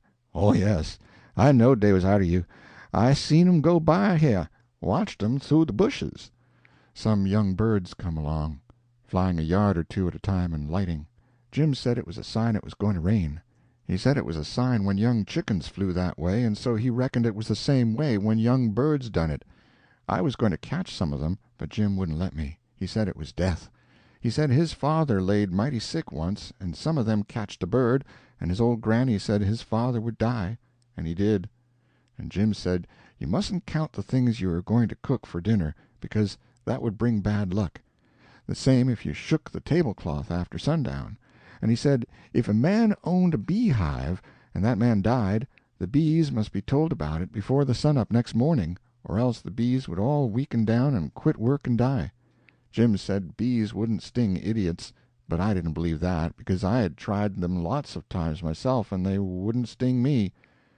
I had heard about some of these things before, but not all of them. Jim knowed all kinds of signs. He said he knowed most everything. I said it looked to me like all the signs was about bad luck, and so I asked him if there weren't any good luck signs, and he says, "Mighty few, and they ain't no use to a body. What you want to know when good luck's a-comin' for? Want to keep it off?" And he said, "If you's got hairy arms and hairy breasts, and it's a sign that you's going to be rich, well, dey's some use in a sign like that, case it's so fur ahead. You see, maybe you's got to be po' a long time first, and so you might get discouraged and kill yourself if you didn't know by the sign that you're gwine to be rich by and by. Have you got hairy arms and hairy breasts, Jim?" "What's the use ax that question? Don't you see I has?" "Well, are you rich?" "No, but I been rich wunst, and gwine to be rich agin. Wunst I had $14, but I tuck to speculatin' and got busted out." "What did you speculate in, Jim?" "Well, first I tackled stock." "What kind of stock?" "Why, live stock, cattle, you know. I put $10 in a cow, but I ain't gwine to resk no more money in stock. The cow up and died on my hands." "So you lost the $10? "No, I didn't lose it all. I only lost about 9 of it. I sold the hide and taller for $1.10. "You had $5.10 left. Did you speculate any more?" "Yes. You know that one-legged nigger that belongs to old Mr. Bradish? Well, he sot up a bank, and say anybody that put in $1 would get $4 more at the end of the year. Well, all the niggers went in, but they didn't have much. I was the only one that had much, so I stuck out for more than $4, and I said if I didn't get it, I'd start a bank myself. Well, of course that nigger want to keep me out of der business, 'cause he says they weren't business enough for 2 banks, so he say I could put in my $5, and he pay me $35 at the end of the year. So I done it. Then I reckoned I'd invest the $35 right off and keep things a-movin'. They was a nigger named Bob that had ketched a wood flat, and his master didn't know it, and I bought it off'n him and told him to take the $35 when the end of year come. But somebody stole the wood flat that night, and next day the one-legged nigger say the bank's busted, so didn't none of us get no money." "What did you do with the 10 cents, Jim?" "Well, I's gwine to spend it, but I had a dream, and the dream told me to give it to a nigger named Balaam. Balaam's ass, they call him for short. He's one er dem chuckleheads, you know, but he's lucky, they say, and I see I warn't lucky. The dream say let Balaam invest the 10 cents and he'd make a raise for me.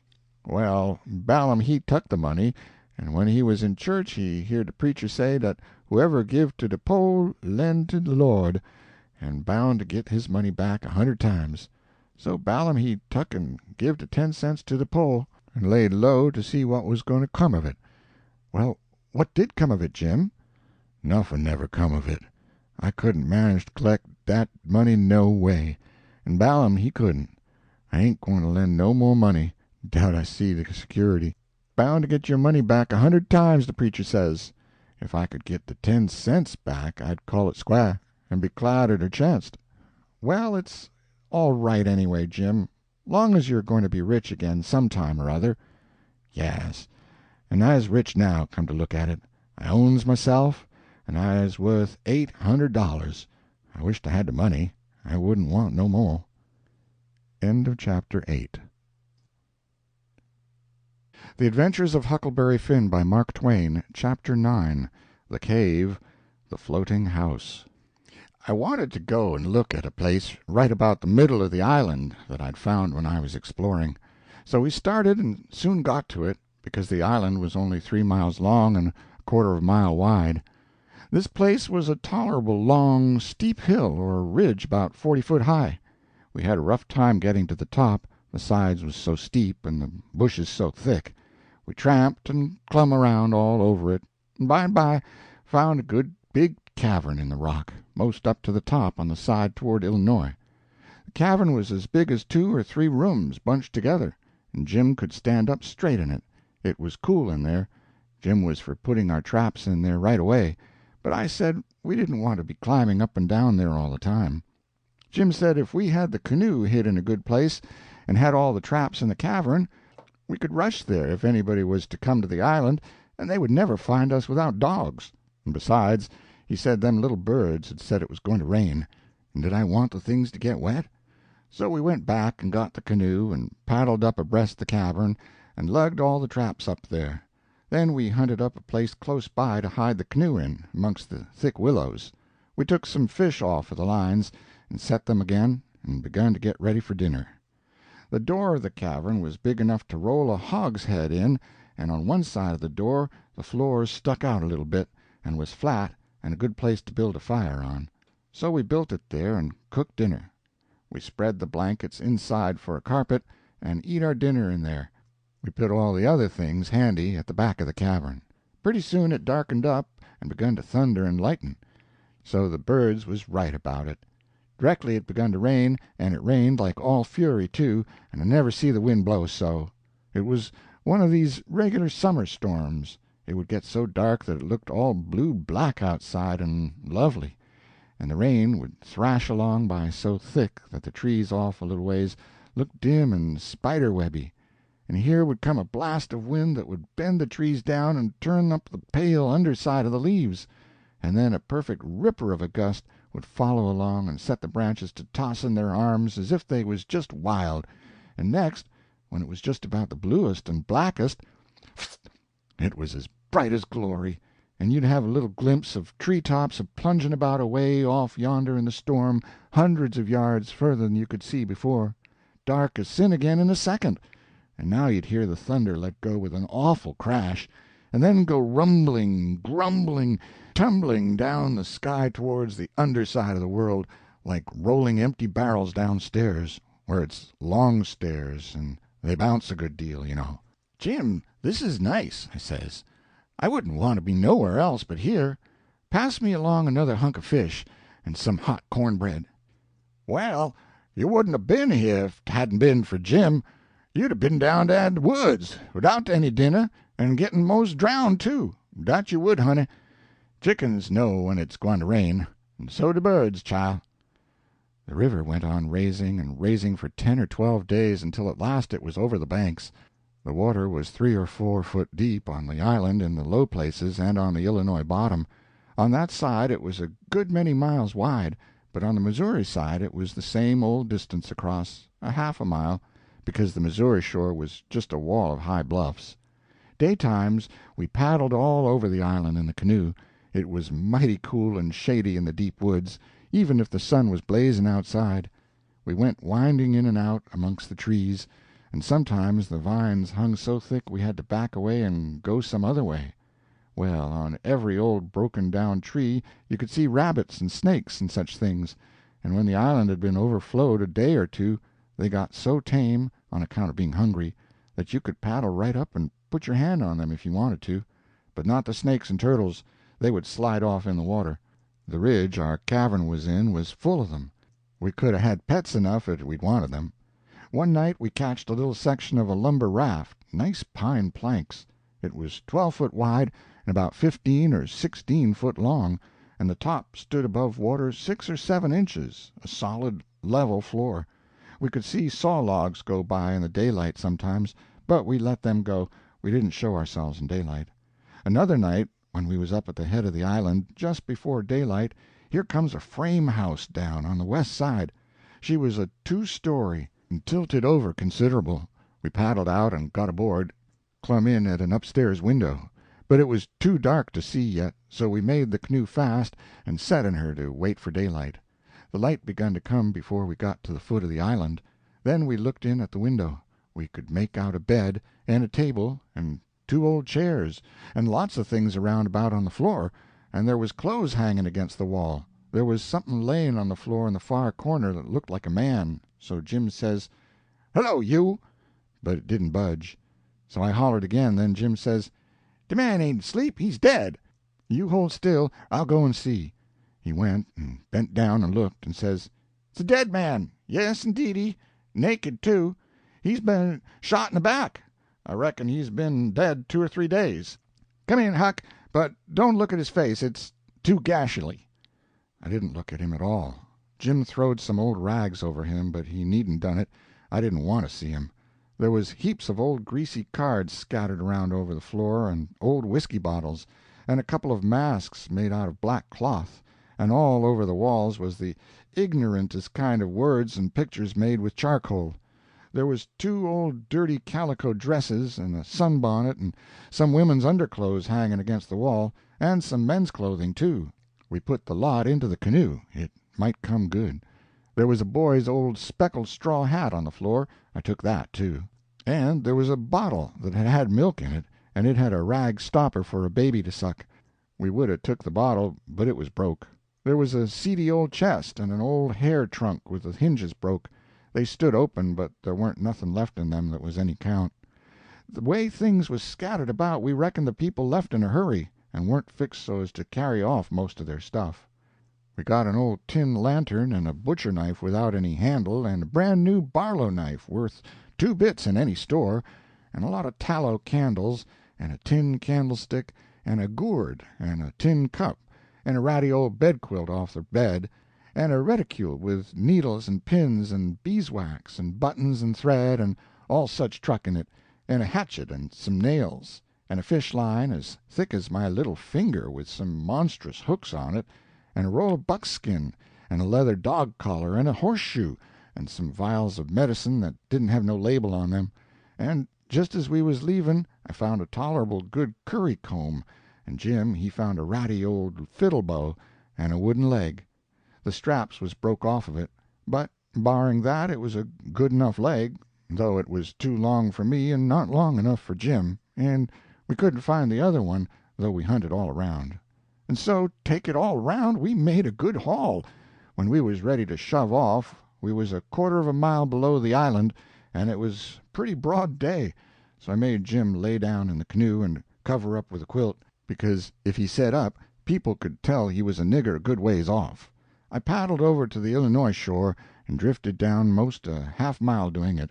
I crept up the dead water under the bank, and hadn't no accidents and didn't see nobody. We got home all safe. End of Chapter 9.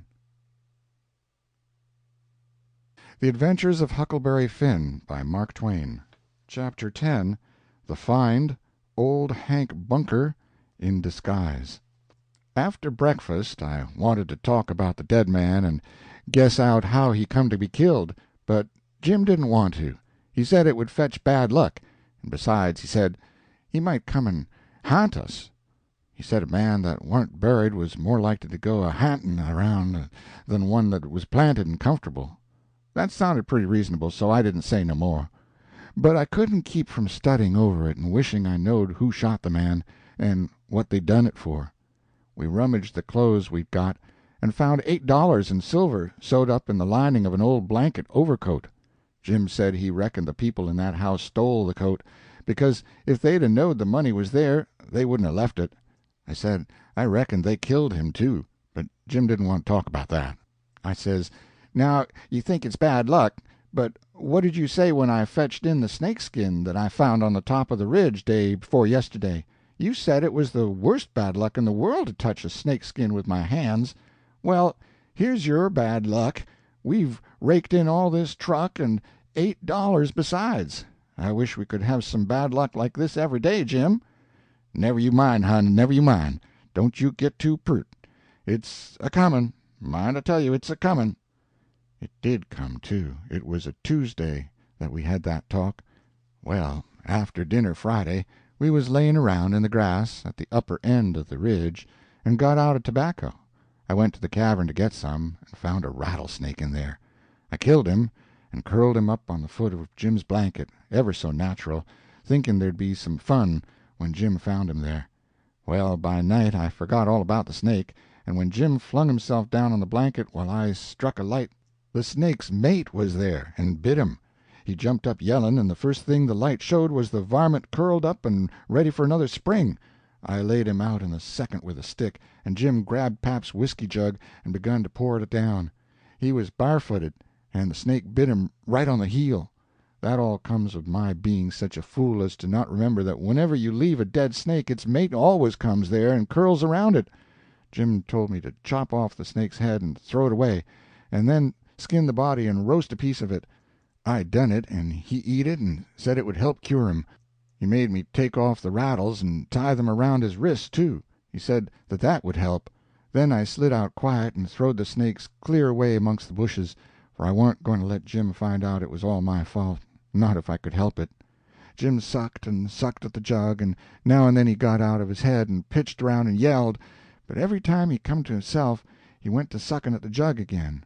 His foot swelled up pretty big, and so did his leg, but by and by the drunk begun to come, and so I judged he was all right.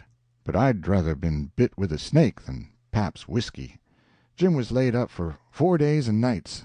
Then the swelling was all gone, and he was around again. I made up my mind I wouldn't ever take a hold of a snakeskin again with my hands, now that I'd seen what had come of it. Jim said he reckoned I would believe him next time, and he said that handling a snakeskin was such awful bad luck that maybe we hadn't got to the end of it yet.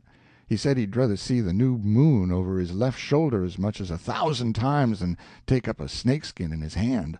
Well, I was getting to feel that way myself, though I've always reckoned that looking at the new moon over your left shoulder is one of the carelessest and foolishest thing a body can do.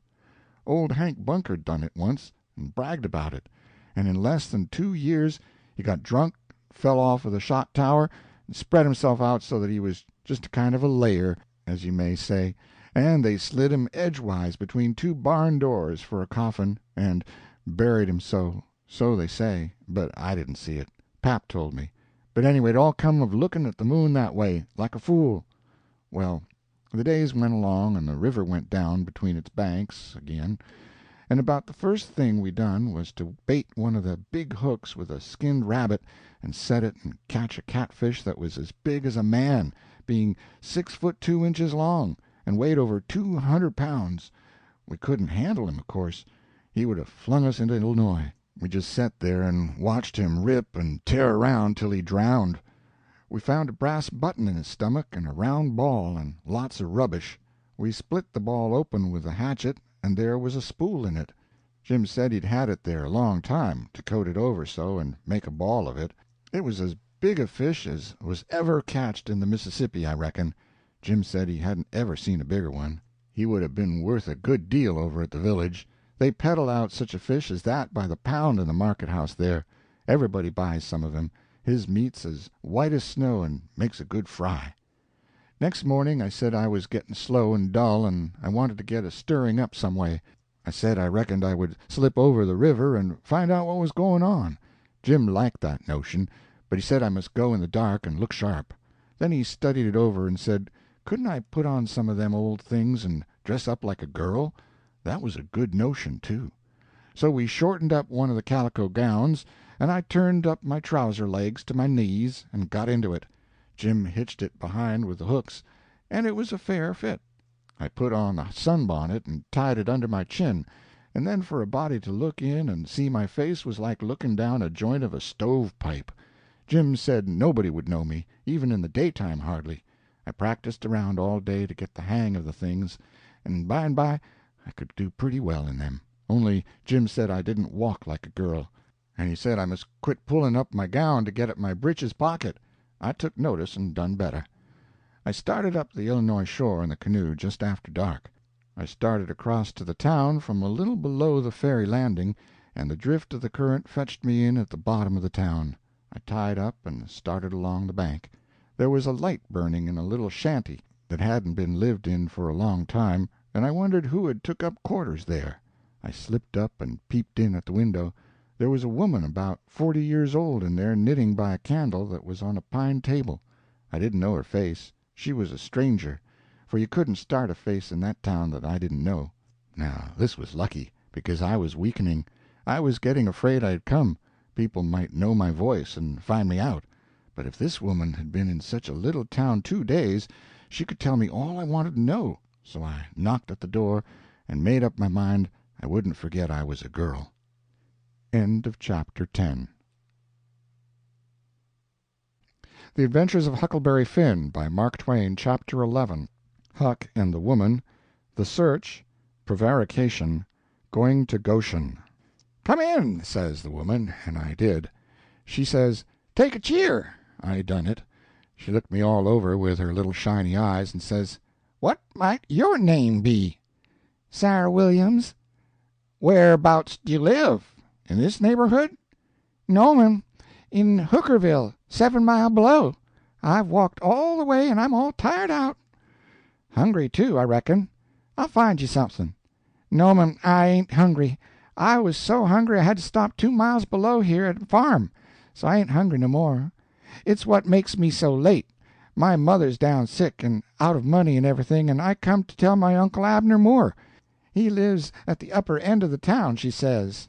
I hain't ever been here before. Do you know him?" "No, but I don't know everybody yet. I haven't lived here quite 2 weeks. It's a considerable ways to the upper end of the town. You better stay here all night. Take off your bonnet." "No," I says, "I'll rest a while, I reckon, and go on. I ain't afeard of the dark." She said she wouldn't let me go by myself, but her husband would be in by and by, maybe in an hour and a half, and she'd send him along with me. Then she got to talking about her husband, and about her relations up the river, and her relations down the river, and about how much better off they used to was, and how they didn't know but they'd made a mistake coming to our town instead of letting well alone, and so on, till I was afeard I had made a mistake coming to her to find out what was going on in the town.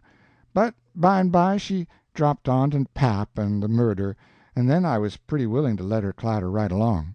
She told about me and Tom Sawyer finding the $6,000, only she got it 10, and all about pap, and what a hard lot he was, and what a hard lot I was, and at last she got down to where I was murdered.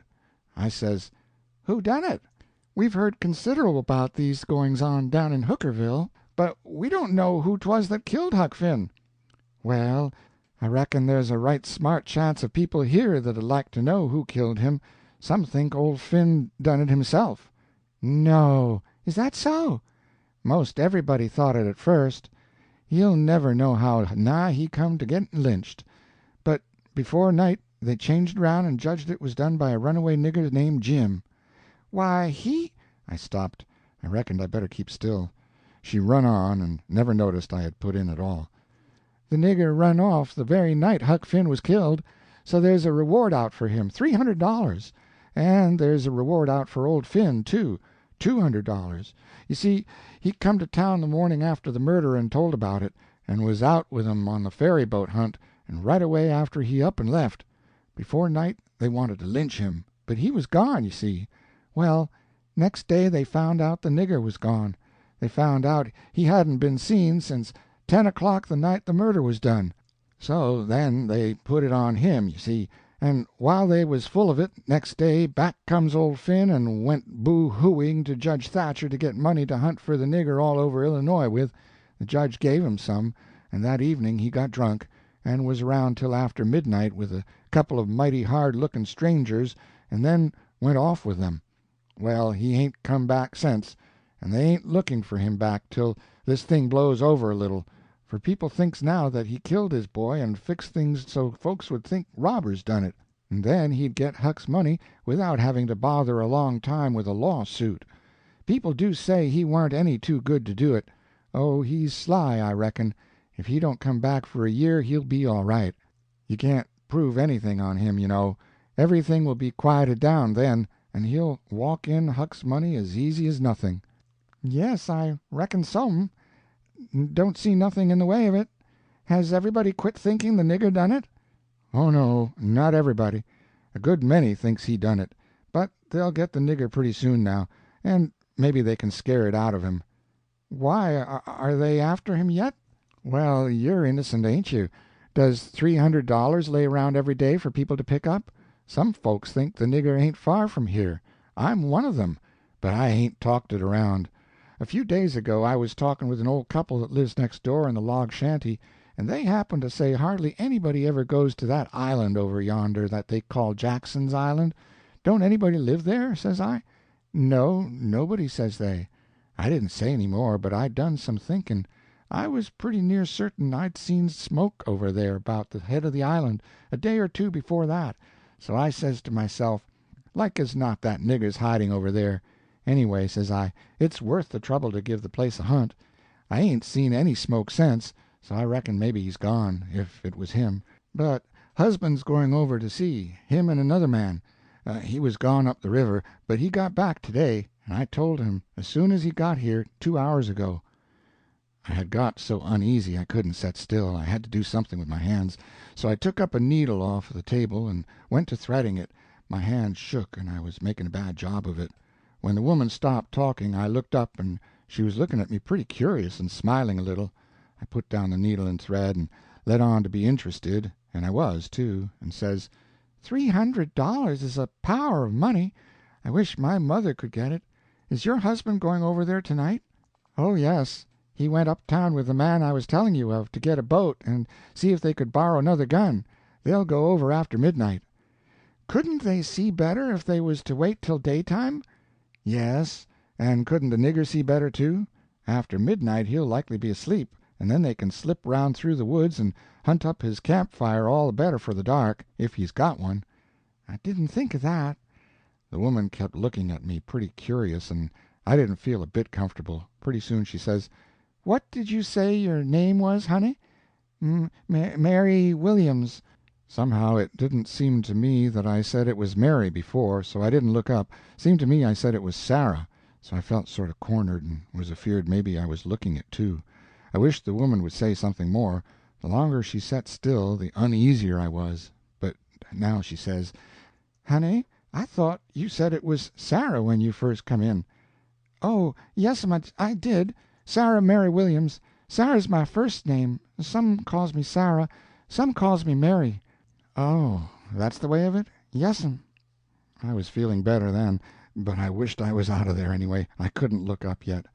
Well, the woman fell to talking about how hard times was, and how poor they had to live, and how the rats was as free as if they owned the place, and so forth and so on, and then I got easy again. She was right about the rats. You'd see one stick his nose out of a hole in the corner every little while. She said she had to have things handy to throw at them when she was alone, or they wouldn't give her no peace. She showed me a bar of lead twisted up into a knot, and said she was a good shot with it generally, but she'd wrenched her arm a day or two ago and didn't know whether she could throw true now. But she watched for a chance and directly banged away at a rat, but she missed him wide and said, "Ouch!" it hurt her arm so. Then she told me to try for the next one. I wanted to be getting away before the old man got back, but of course I didn't let on. I got the thing, and the first rat that showed his nose I let drive, and if he'd 'a' stayed where he was he'd 'a' been a tolerable sick rat. She said that was first rate, and she reckoned I would hive the next one. She went and got the lump of lead and fetched it back, and brought along a hank of yarn which she wanted me to help her with. I held up my two hands, and she put the hank over them, and went on talking about her and her husband's matters. But she broke off to say, "Keep your eye on the rats. You better have the lead in your lap handy." So she dropped the lump into my lap just at that moment, and I clapped my legs together on it, and she went on talking. but only about a minute. Then she took off the hank and looked me straight in the face, very pleasant, and says, "Come, now, what's your real name?" "What, mum? What's your real name? Is it Bill, or Tom, or Bob, or what is it?" I reckon I shook like a leaf, but I didn't know hardly what to do. But I says, "Please to don't poke fun at a poor girl like me, mum. If I'm in the way here, I'll—" "No, you won't. Set down and stay where you are. I ain't going to hurt you, and I ain't going to tell on you, nuther. You just tell me your secret, and trust me. I'll keep it, and what's more, I'll help you. So'll my old man if you want him to. You see, you're a runaway 'prentice, that's all. It ain't anything. There ain't no harm in it. You've been treated bad, and you made up your mind to cut.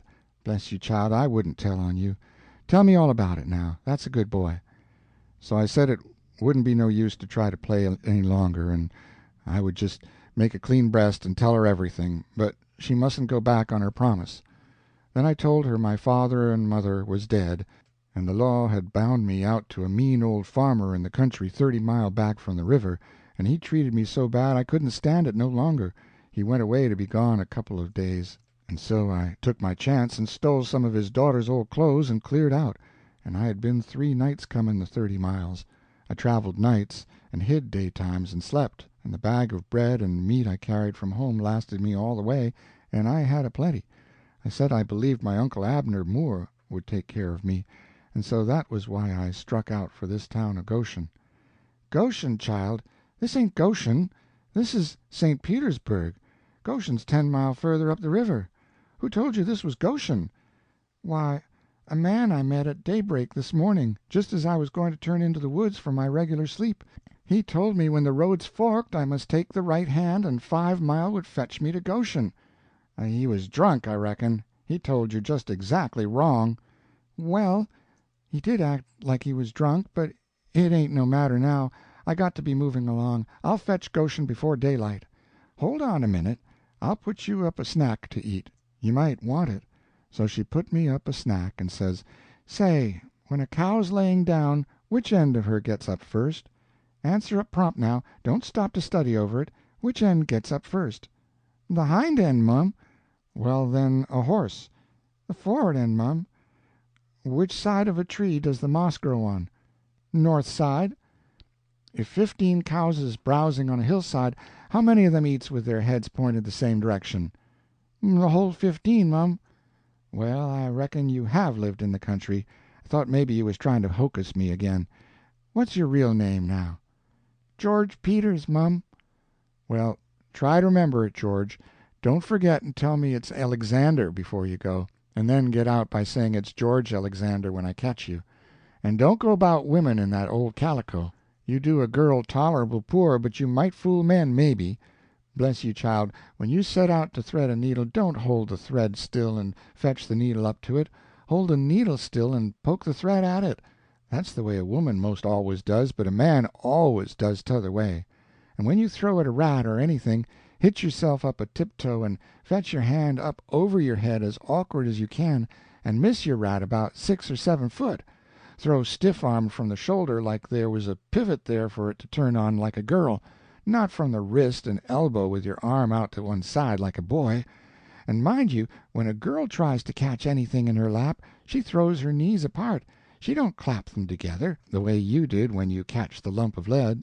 Why, I spotted you for a boy when you was threading the needle, and I contrived the other things just to make certain.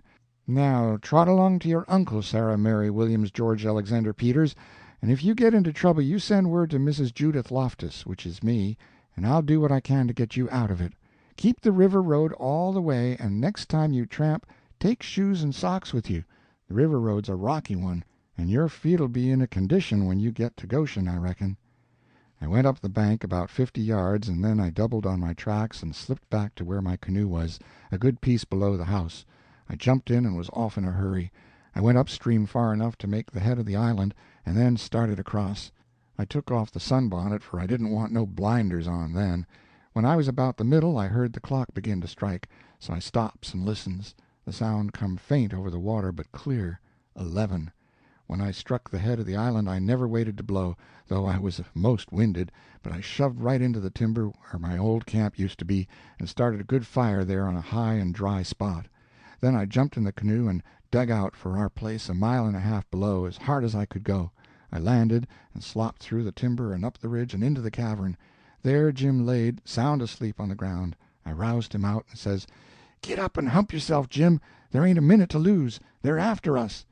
Jim never asked no questions, he never said a word, but the way he worked for the next half an hour showed about how he was scared. By that time everything we had in the world was on our raft, and she was ready to be shoved out from the willow cove where she was hid.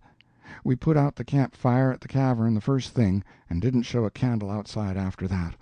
I took the canoe out from the shore a little piece and took a look, but if there was a boat around I couldn't see it, for stars and shadows ain't good to see by. Then we got out the raft and slipped along down in the shade, past the foot of the island dead still, never saying a word. End of chapter 11. The Adventures of Huckleberry Finn by Mark Twain, Chapter 12. Slow Navigation, Borrowing Things, Boarding the Wreck, The Plotters, Hunting for the Boat. It must have been close on to 1 o'clock when we got below the island at last, and the raft did seem to go mighty slow.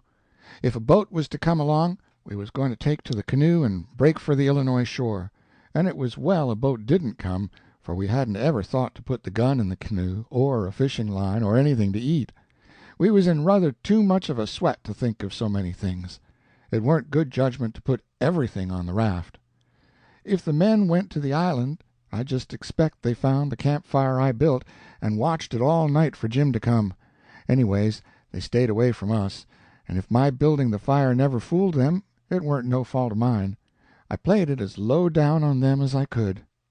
When the first streak of day began to show, we tied up to a towhead in a big bend on the Illinois side, and hacked off cottonwood branches with the hatchet, and covered up the raft with them so she looked like there'd been a cave-in the bank there. A towhead is a sandbar that has cottonwoods on it as thick as harrow teeth. We had mountains on the Missouri shore and heavy timber on the Illinois side, and the channel was down the Missouri shore at that place, so we weren't afraid of anybody running across us. We laid there all day and watched the rafts and steamboats spin down the Missouri shore, and upbound steamboats fight the big river in the middle. I told Jim all about the time I had jabbering with that woman, and Jim said she was a smart one, and if she was to start after us herself, she wouldn't set down and watch a campfire. No, sir, she'd fetch a dog. Well, then, I said, why couldn't she tell her husband to fetch a dog? Jim said he bet she did think of it by the time the men was ready to start, and he believed they must have gone uptown to get a dog, and so they lost all that time, or else we wouldn't be here on a towhead 16 or 17 mile below the village. No, indeedy, we would be in that same old town again. So I said I didn't care what was the reason they didn't get us as long as they didn't. When it was beginning to come on dark, we poked our heads out of the cottonwood thicket and looked up and down and across. Nothing in sight. So Jim took up some of the top planks of the raft and built a snug wigwam to get under in blazing weather and rainy, and to keep the things dry. Jim made a floor for the wigwam, and raised it a foot or more above the level of the raft, so now the blankets and all the traps was out of reach of steamboat waves. Right in the middle of the wigwam we made a layer of dirt about 5 or 6 inches deep, with a frame around it for to hold it to its place. This was to build a fire on in sloppy weather or chilly. The wigwam would keep it from being seen. We made an extra steering oar, too, because one of the others might get broke on a snag or something. We fixed up a short forked stick to hang the old lantern on, because we must always light the lantern whenever we see a steamboat coming downstream, to keep from getting run over, but we wouldn't have to light it for upstream boats unless we see we was in what they call a crossing, for the river was pretty high yet, very low banks being still a little under water, so upbound boats didn't always run the channel, but hunted easy water. This second night we run between 7 and 8 hours, with a current that was making over 4 miles an hour. We catched fish and talked, and we took a swim now and then to keep off sleepiness. It was kind of solemn, drifting down the big, still river, laying on our backs, looking up at the stars. and we didn't ever feel like talking loud, and it weren't often that we laughed, only a little kind of a low chuckle. We had mighty good weather as a general thing, and nothing ever happened to us at all, that night, nor the next, nor the next. Every night we passed towns, some of them away up on black hillsides, nothing but just a shiny bed of lights, not a house could you see. The fifth night we passed St. Louis, and it was like the whole world lit up. In St. Petersburg they used to say there was 20 or 30,000 people in St. Louis, but I never believed it till I see that wonderful spread of lights at 2 o'clock that still night. There weren't a sound there. Everybody was asleep. Every night now I used to slip ashore towards 10 o'clock at some little village and buy 10 or 15 cents worth of meal or bacon or other stuff to eat, and sometimes I lifted a chicken that weren't roosting comfortable and took him along. Pap always said, take a chicken when you get a chance, because if you don't want him yourself you can easy find somebody that does, and a good deed ain't ever forgot. I never see Pap when he didn't want the chicken himself, but that is what he used to say anyway. Mornings before daylight I slipped into cornfields and borrowed a watermelon or a mushmelon or a pumpkin, or some new corn or things of that kind. Pap always said it weren't no harm to borrow things if you was meaning to pay them back some time, but the widow said it weren't anything but a soft name for stealing, and no decent body would do it. Jim said he reckoned the widow was partly right and Pap was partly right, so the best way would be for us to pick out 2 or 3 things from the list and say we wouldn't borrow them any more. Then he reckoned it wouldn't be no harm to borrow the others. So we talked it over all one night, drifting along down the river, trying to make up our minds whether to drop the watermelons or the cantaloupes or the mushmelons or what. But towards daylight we got it all settled satisfactory, and concluded to drop crabapples and simmons. We weren't feeling just right before that, but it was all comfortable now. I was glad the way it come out, too, because crabapples ain't ever good, and simmons wouldn't be ripe for 2 or 3 months yet. We shot a waterfowl now and then that got up too early in the morning or didn't go to bed early enough in the evening. Take it all round, we lived pretty high. The fifth night below St. Louis we had a big storm after midnight, with a power of thunder and lightning, and the rain poured down in a solid sheet. We stayed in the wigwam and let the raft take care of itself. When the lightning glared out we could see a big straight river ahead, and high and rocky bluffs on both sides. By and by says I, "Hello, Jim, look yonder." It was a steamboat that had killed herself on a rock. We was drifting straight down for her. The lightning showed her very distinct. She was leaning over with part of her upper deck above water, and you could see every little chimbly guy, clean and clear, and a chair by the big bell with an old slouch hat hanging on the back of it when the flashes come. Well, it being away in the night and stormy and all so mysterious like, I felt just the way any other boy would have felt when I see that wreck laying there so mournful and lonesome in the middle of the river. I wanted to get aboard of her and slink around a little and see what there was there, so I says, "Let's land on her, Jim." But Jim was dead against it at first. He says, "I don't want to go fooling along her no wreck. We's doing blame well, and we better let blame well alone, and as the good book says, like as not dey's a watchman on that wreck." "Watchman your grandmother," I says. "There ain't nothing to watch but the Texas and the pilot-house, and do you reckon anybody's going to resk his life for a Texas and a pilot-house such a night as this, when it's likely to break up and wash off down the river any minute?" Jim couldn't say nothing to that, so he didn't try.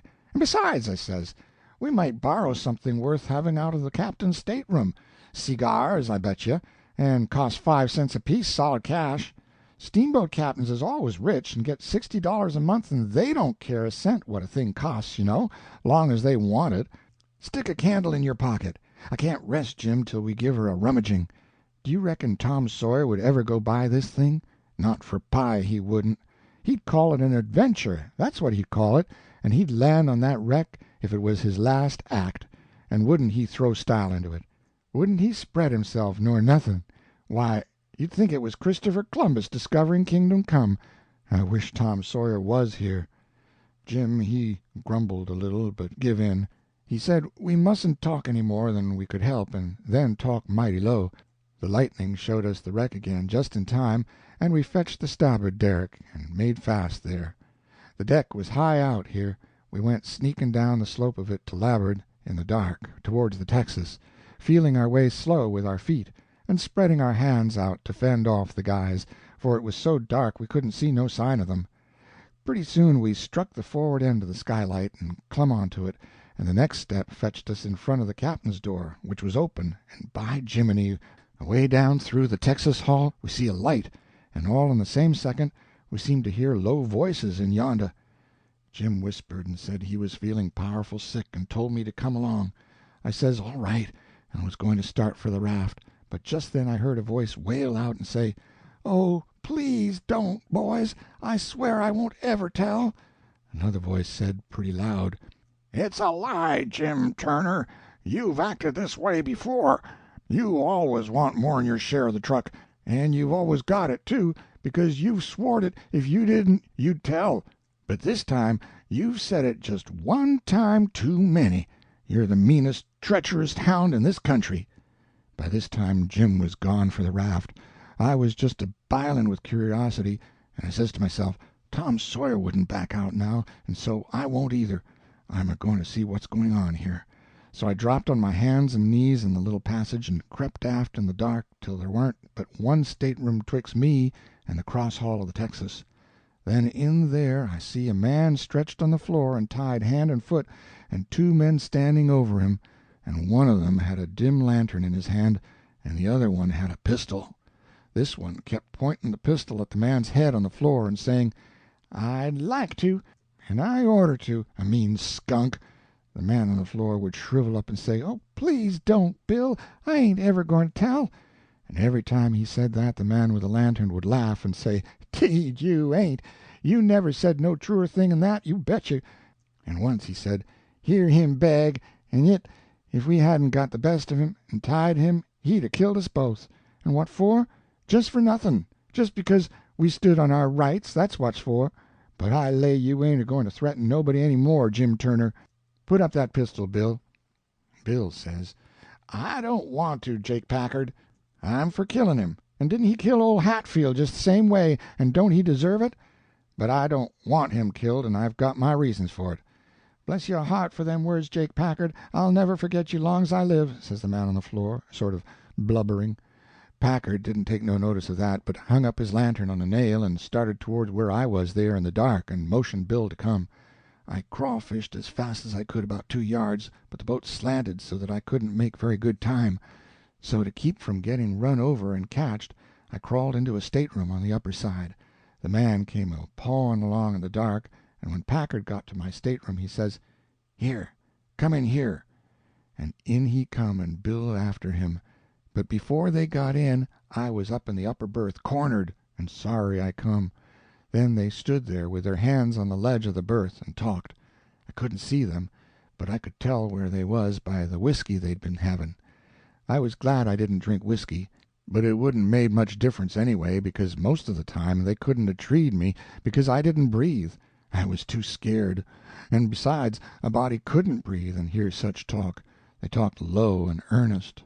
Bill wanted to kill Turner. He says, "He said he'll tell, and he will. If we was to give both our shares to him now, it wouldn't make no difference after the row and the way we've served him. Sure as you're born, he'll turn state's evidence. Now you hear me? I'm for putting him out of his troubles." "So am I," says Packard, very quiet. "Blame it, I'd sort of begun to think you wasn't." "Well, then, that's all right.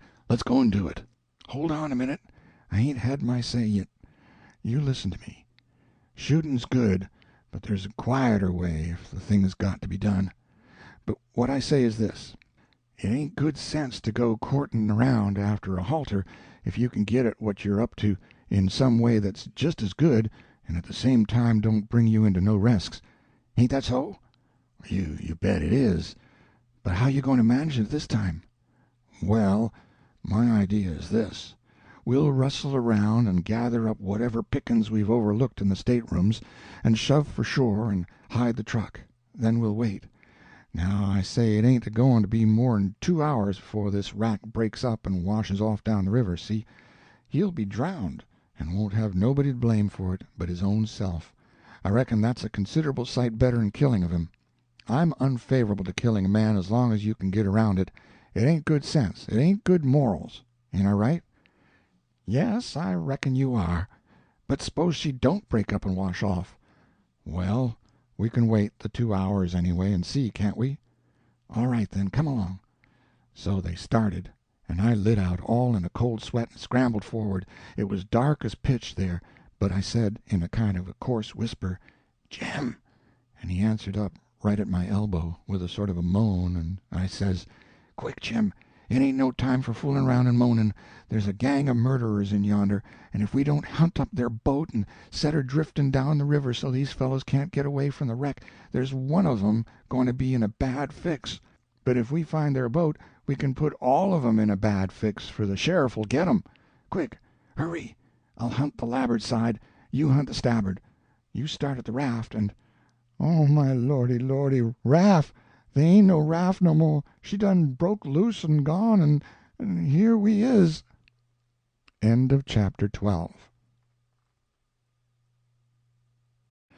The Adventures of Huckleberry Finn by Mark Twain, Chapter 13. Escaping from the wreck, the watchman, sinking. Well, I catched my breath and most fainted. Shut up on a wreck with such a gang as that. But it weren't no time to be sentimentering. We'd got to find that boat now, had to have it for ourselves. So we went a quaking and shaking down the starboard side, and slow work it was, too. Seemed a week before we got to the stern. No sign of a boat. Jim said he didn't believe he could go any further, so scared he hadn't hardly any strength left, he said. But I said, come on, if we get left on this wreck we are in a fix sure. So on we prowled again. We struck for the stern of the Texas, and found it, and then scrambled along forward on the skylight, hanging on from shutter to shutter, for the edge of the skylight was in the water. When we got pretty close to the cross-hall door, there was the skiff, sure enough. I could just barely see her. I felt ever so thankful. In another second I would have been aboard her, but just then the door opened. One of the men stuck his head out only about a couple of foot from me, and I thought I was gone. But he jerked it in again and says, "Heave that blamed lantern out of sight, Bill." He flung a bag of something into the boat, and then got in himself and sat down. It was Packard. Then Bill, he come out and got in. Packard says in a low voice, "All ready. Shove off." I couldn't hardly hang on to the shutters, I was so weak. But Bill says, "Hold on. Did you go through him?" "No. Didn't you?" "No. So he's got his share of the cash yet." "Well, then, come along. No use to take truck and leave money. Say, wouldn't he suspicion what we're up to?" "Maybe he won't." "But we got to have it anyway. Come along." So they got out and went in.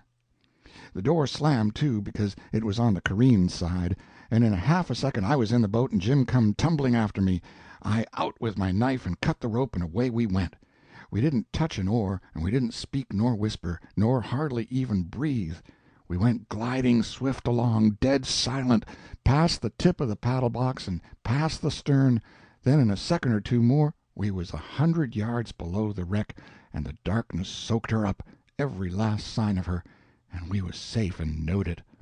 When we was 300 or 400 yards downstream we see the lantern show like a little spark at the Texas door for a second, and we knowed by that the rascals had missed their boat, and was beginning to understand that they was in just as much trouble now as Jim Turner was. Then Jim manned the oars, and we took out after our raft. Now was the first time that I begun to worry about the men. I reckon I hadn't had time to before. I begun to think how dreadful it was, even for murderers, to be in such a fix. I says to myself, there ain't no telling but I might come to be a murderer myself yet, and then how would I like it? So I says to Jim, "The first light we see we'll land 100 yards below it or above it, in a place where it's a good hiding place for you and the skiff, and then I'll go and fix up some kind of a yarn, and get somebody to go for that gang, and get them out of their scrape, so they can be hung when their time comes." But that idea was a failure, for pretty soon it begun to storm again, and this time worse than ever. The rain poured down, and never a light showed. Everybody in bed, I reckon. We boomed along down the river, watching for lights and watching for our raft. After a long time the rain let up, but the clouds stayed, and the lightning kept whimpering, and by a flash showed us a black thing ahead, floating, and we made for it. It was the raft, and mighty glad was we to get aboard of it again. We seen a light now way down to the right on shore, so I said I would go for it. The skiff was half full of plunder which that gang had stole there on the wreck. We hustled it onto the raft in a pile, and I told Jim to float along down and show a light when he judged he'd gone about 2 mile, and keep it burning till I come. Then I manned my oars and shoved for the light. As I got down towards it, 3 or 4 more showed, up on a hillside. It was a village. I closed in above the shore light, and laid on my oars and floated. As I went by, I see it was a lantern hanging on the jackstaff of a double-hull ferryboat. I skimmed around for the watchman, a-wondering whereabouts he slept, and by and by found him roosting on the bitts forward, with his head down between his knees. I gave his shoulder 2 or 3 little shoves, and begun to cry. He stirred up in a kind of a startlish way, but when he see it was only me, he took a good gap and stretch, and then he says, "Hello, what's up? Don't cry, bub. What's the trouble?" I says, "Pap and Mam and Sis and—" Then I broke down. He says, "Oh, dang it now, don't take on so. We all has to have our troubles, and this'll come out all right. What's the matter with 'em?" "Well, they're—are you the watchman of the boat?" "Yes," he says, kind of pretty well satisfied like. "I'm the captain, and the owner, and the mate, and the pilot, and watchman, and head deck hand, and sometimes I'm the freight and passengers. I ain't as rich as old Jim Hornback, and I can't be so blamed generous and good to Tom, Dick, and Harry as what he is, and slam around money the way he does, but I've told him many a time that I wouldn't trade places with him, for, says I, a sailor's life's the life for me, and I'm derned if I'd live 2 mile out of town, where there ain't nothing ever going on, not for all his spondulicks and as much more on top of it," says I. I broke in and says, "They's in an awful peck of trouble, and—" "Who is?" "Why, Pap and Mam and Sis and Miss Hooker, and if you'd take your ferry boat and go up there—" "Up where? Where are they?" "On the wreck." "What wreck?" "Why, there ain't but one." "Why, you don't mean the Walter Scott?" "Yes." "Good land, what are they doing there, for gracious sake?" "Well, they didn't go there a purpose." "I bet they didn't. Why, great goodness, there ain't no chance for 'em if they don't get off mighty quick. Why, how in the nation do they ever get into such a scrape?" "Easy enough. Miss Hooker was a-visiting up there to the town." "Yes, Booth's Landing. Go on." "She was a-visiting there at Booth's Landing, and just in the edge of the evening she started over with her nigger woman in the horse ferry to stay all night at her friend's house, Miss what you may call her, I disremember her name, and they lost their steering oar and swung around and went a-floating down stern first about 2 mile, and saddlebags on the wreck, and the ferryman and the nigger woman and the horses was all lost, but Miss Hooker she made a grab and got aboard the wreck. Well, about an hour after dark we come along down in our trading scow, and it was so dark we didn't notice the wreck till we was right on it, and so we saddlebags, but all of us was saved but Bill Whipple, and oh, he was the best critter. I most wished had been me, I do." "My George, it's the beatenest thing I ever struck. "And then what did you all do?" "Well, we hollered and took on, but it's so wide there we couldn't make nobody hear, so Pap said somebody got to get ashore and get help somehow. I was the only one that could swim, so I made a dash for it, and Miss Hooker she said if I didn't strike help sooner, come here and hunt up her uncle and he'd fix the thing. I made the land about 1 mile below, and been fooling along ever since, trying to get people to do something, but they said, 'Why, in such a night and such a current, there ain't no sense in it. Go for the steam ferry.' Now, if you'll go and—" "By Jackson, I'd like to, and blame it, I don't know but I will. But who in the dingnation's a going to pay for it? Do you reckon your pap—" "Why, that's all right. Miss Hooker she told me, particular, that her Uncle Hornback—" "Great guns, is he her uncle? Look at here, you break for that light over yonder way, and turn out west when you get there, and about 1/4 of a mile out you'll come to the tavern. Tell him to dart you out to Jim Hornback's, and he'll foot the bill. And don't you fool around any, because he'll want to know the news. Tell him I'll have his niece all safe before he can get to town. Hump yourself now, I'm a-going up around the corner here to roust out my engineer."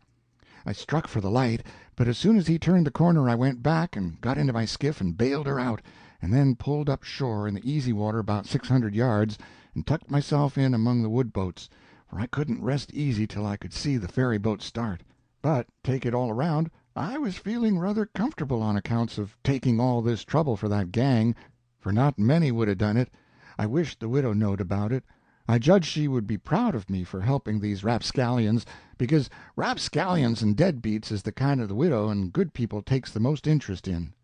Well, before long, here comes the wreck, dim and dusky and sliding along down. A kind of cold shiver went through me, and then I struck out for her.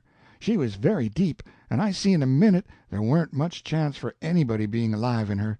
I pulled all around her and hollered a little, but there wasn't any answer, all dead still. I felt a little bit heavy-hearted about the gang, but not much, for I reckoned if they could stand it, I could. Then here comes the ferry boat, so I shoved for the middle of the river on a long downstream slant, and when I judged I was out of eye reach, I laid on my oars, and looked back and see her go and smell around the wreck for Miss Hooker's remainders, because the captain would know her uncle Hornback would want them. And then pretty soon the ferryboat give it up and went for the shore, and I laid into my work and went a booming down the river. It did seem a powerful long time before Jim's light showed up, and when it did show, it looked like it was 1,000 mile off. By the time I got there the sky was beginning to get a little gray in the east, so we struck for an island and hid the raft and sunk the skiff, and turned in and slept like dead people. End of chapter 13. Adventures of Huckleberry Finn by Mark Twain, Chapter 14. A General Good Time. The Harem. French. By and by, when we got up, we turned over the truck the gang had stole off'n the wreck, and found boots and blankets and clothes and all sorts of other things, and a lot of books, and a spyglass, and 3 boxes of cigars. We hadn't ever been this rich before in neither of our lives. The cigars was prime.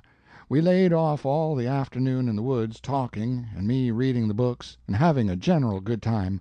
I told Jim all about what happened inside the wreck and at the ferry boat, and I said these kinds of things was adventures, but he said he didn't want no more adventures.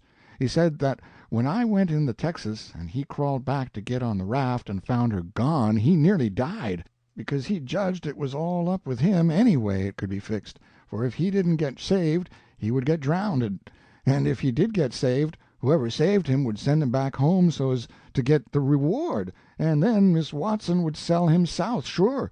Well, he was right. He was most always right. He had an uncommon level head for a nigger. I read considerable to Jim about kings and dukes and earls and such, and how gaudy they dressed, and how much style they put on, and called each other your majesty and your grace and your lordship and so on, instead of mister, and Jim's eyes bugged out and he was interested. He says, "I didn't know dey was so many of 'em. I ain't heard about none of 'em, scasely, but old King Sollermun, unless you counts dem kings dat's in your pack of your cards. How much do a king get?" "Get?" I says. "Why, they get $1,000 a month if they want it. They can have just as much as they want. Everything belongs to them." "Ain't that gay? And what do they got to do, Huck?" "They don't do nothing." "Why, how you talk! They just set around." "No, is that so?" "Of course it is. They just set around, except maybe when there's a war. Then they go to the war. But other times they just lazy round or go hawking, just hawking and Shh! Do you hear a noise?" We skipped out and looked, but it weren't nothing but the flutter of a steamboat's wheel way down, coming round the point, so we come back. "Yes," says I, "and other times when things is dull, they fuss with the Parlyment, and if everybody don't go just so, he whacks their heads off. But mostly they hang around the harem." "Round the which?" "Harem." "What's the harem?" "The place where he keeps his wives. Don't you know about the harem? Solomon had one. He had about 1,000,000 wives." "Why, yes, that's so. I done forgot it. A harem's a bo'din house, I reckon. Most likely dey has rackety times in de nursery, and I reckon de wives quarrels considerable, and dat creased the racket. Yet dey say Solomon de wisest man to ever live. I don't take no stock in dat, because, why, would a wise man want to live in de midst of such a blim-blammin' all the time? No, 'deed he wouldn't. A wise man 'd take and build a biler factory, and den he could shet down de biler factory when he want to rest. Well, but he was the wisest man anyway, because the widow she told me so, her own self. I don't care what de widder say, he warn't no wise man nuther. He had some er de dad-fetchin'est ways I ever see. Does you know 'bout that child that he was gwine to chop in two? Yes, the widow told me all about it. Well, den, warn't dat the beatin'est notion in the world? You just take and look at it a minute. Dar's de stump, dar, that's one er de women. Here's you, that's the other one. I's Sollermun, and dish yer dollar bill's the child. Before you claims it, what does I do? Does I shin around 'mongs the neighbors and find out which un you de bill do belong to, and hand it over to the right one, all safe and sound, the way dat anybody dat any gumption would? No, I take and whack de bill in two, and give half on it to you, and t'other half to the other woman. That's the way Solomon was going to do with the child. Now I want to ask you, what's the use of the half a bill? Can't buy nothing with it. And what is the use of a half a child? I wouldn't give a dern for 1,000,000 of them. But hang it, Jim, you've clean missed the point. Blame it, you've missed it 1,000 mile. Who, me? Go 'long. Don't talk to me about yo' pints. I reckon I knows sense when I sees it, and dey ain't no sense in such doin's as that. Dispute warn't 'bout half a child, dispute was 'bout a whole child, and a man dat think he can settle a 'spute 'bout a whole child wid a half a child don't know enough to come in out of the rain. Don't talk to me 'bout Sollermun, Huck, I knows him by de back. But I tell you, you don't get the point. Blame de point, I reckon I knows what I knows, and mind you, de real p'int is down furder, it's down deeper. It lays in de way Solomon was raised. You take a man dat's got only one or two chillen, is dat man gwine to be wasteful of chillen? No, he ain't. He can't 'ford it. He know how to value 'em. But you take a man dat's got 'bout 5,000,000 chillen runnin' around the house, and it's different. He as soon chop a child in two as a cat. Dey's plenty more. A child or two, more or less, warn't no consequence to Solomon, dat fetch him. I never see such a nigger. If he got a notion in his head once, there warn't no getting it out again. He was the most down on Solomon of any nigger I ever see. So I went to talking about other things, and let Solomon slide. I told about Louis XVI that got his head cut off in France long time ago, and about his little boy the Dolphin, that would be a king, but they took and shut him up in jail, and some say he died there. Poor little chap. But some says he got out and got away and come to America. That's good. But he'll be putty lonesome. They ain't no kings here, is they, Huck? No. Den he can't get no situation. What he gwine to do? Well, I don't know. Some of them gets on the police. Some of them learns people how to talk French. Why, Huck, don't the French people talk the same way we does? No, Jim, you couldn't understand a word they said, not a single word. Well, now, I be ding-busted. How did that come? I don't know, but it's so. I got some of their jabber out of a book. Suppose a man was to come to you and say, "Parlez-vous Francie," what would you think? I wouldn't think nothing. I'd take and bust him over the head, that is, if he warn't white. I wouldn't 'low no nigger to call me dat. Shucks, it ain't calling you anything, it's only saying, do you know how to talk French? Well, den, why couldn't he say it? Why, he is a saying it. That's a Frenchman's way of saying it. Well, it's a blame ridiculous way, and I don't want to hear no more about it. Dey ain't no sense in it. Look here, Jim, does a cat talk like we do? No, a cat don't. Well, does a cow? No, a cow don't neither. Does a cat talk like a cow, or a cow talk like a cat? No, they don't. It's natural and right for 'em to talk different from each other, ain't it? Course. And ain't it natural and right for a cat and a cow to talk different from us? Why, most surely it is. Well, then, why ain't it natural and right for a Frenchman to talk different from us? You answer me that. Is a cat a man, Huck? No. Well, then, there ain't no sense in a cat talking like a man. Is a cow a man? Or is a cow a cat? No, she ain't neither of them. Well, then, she ain't got no business to talk like either one or t'other of them. Is a Frenchman a man? Yes. Well, then, dad blame it, why don't he talk like a man? You answer me dat. I see it weren't no use wasting words. You can't learn a nigger to argue. So I quit. End of chapter 14. The Adventures of Huckleberry Finn by Mark Twain, Chapter 15. Huck loses the raft. In the fog. Huck finds the raft. Trash. We judged that 3 nights more would fetch us to Cairo, at the bottom of Illinois, where the Ohio River comes in, and that was what we was after. We would sell the raft and get on a steamboat and go way up the Ohio amongst the free states, and then be out of trouble. Well, the second night a fog begun to come on, and we made for a towhead to tie to, for it wouldn't do to try to run in the fog. But when I paddled ahead in the canoe with a line to make fast, there weren't anything but little saplings to tie to. I passed the line around one of them right on the edge of the cut bank, but there was a stiff current, and the raft come booming down so lively she tore it out by the roots and away she went. I see the fog closing down, and it made me so sick and scared I couldn't budge for most a half a minute, it seemed to me. And then there weren't no raft in sight. You couldn't see 20 yards. I jumped into the canoe and run back to the stern and grabbed the paddle and set her back a stroke, but she didn't come. I was in such a hurry I hadn't untied her. I got up and tried to untie her, but I was so excited my hands shook so I couldn't hardly do anything with them. As soon as I got started I took out after the raft, hot and heavy, right down the towhead. That was all right as far as it went, but the towhead weren't 60 yards long, and the minute I flew by the foot of it I shot out into the solid white fog, and hadn't no more idea which way I was going than a dead man. Thinks I, it won't do to paddle. First I know I'll run into the bank or a towhead or something. I got to set still and float, and yet it's mighty fidgety business to have to hold your hand still at such a time. I whooped and listened.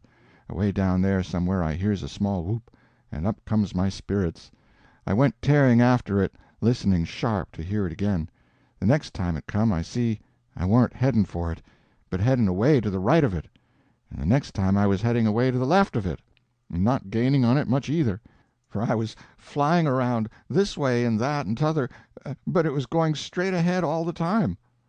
I did wish the fool would think to beat a tin pan and beat it all the time, but he never did, and it was the still places between the whoops that was making the trouble for me. Well, I fought along, and directly I hears the whoop behind me. I was tangled good now. That was somebody else's whoop, or else I was turned around. I throwed the paddle down. I heard the whoop again. It was behind me yet, but in a different place. It kept coming, and kept changing its place, and I kept answering, till by and by it was in front of me again, and I knowed the current had swung the canoe's head downstream, and I was all right if that was Jim and not some other raftman hollerin'. I couldn't tell nothing about voices in a fog, but nothing don't look natural nor sound natural in a fog. The whooping went on, and in about a minute I come a booming down on a cut bank with smoky ghosts of big trees on it, and the current throwed me off to the left and shot by, amongst a lot of snags that fairly roared, the current was tearing by them so swift. In another second or two it was solid white and still again. I set perfectly still then, listening to my heart thump, and I reckon I didn't draw a breath while it thumped 100. I just give up then. I knowed what the matter was. That cut bank was an island, and Jim had gone down t'other side of it. It weren't no towhead that you could float by in 10 minutes. It had the big timber of a regular island. It might be 5 or 6 miles long and more than half a mile wide. I kept quiet, with my ears cocked, about 15 minutes, I reckon. I was floating along, of course, 4 or 5 miles an hour, but you don't ever think of that. No, you feel like you're laying dead still on the water, and if a little glimpse of a snag slips by, you don't think to yourself how fast you're going, but you catch your breath and think, my, how that snag's tearing along. If you think it ain't dismal and lonesome out in a fog that way by yourself in the night, you try it once, you'll see. Next, for about a half an hour, I whoops now and then. At last I hears the answer a long ways off and tries to follow it, but I couldn't do it, and directly I judged I'd got into a nest of towheads, for I had little dim glimpses of them on both sides of me, sometimes just a narrow channel between, and some that I couldn't see I knowed was there because I'd heard the wash of the current against the old dead brush and trash that hung over the banks. Well, I warn't long losing the whoops down amongst the towheads, and I only tried to chase them a little while anyway, because it was worse than chasing a jack-o'-lantern. You never knowed a sound dodge around so, and swap places so quick and so much.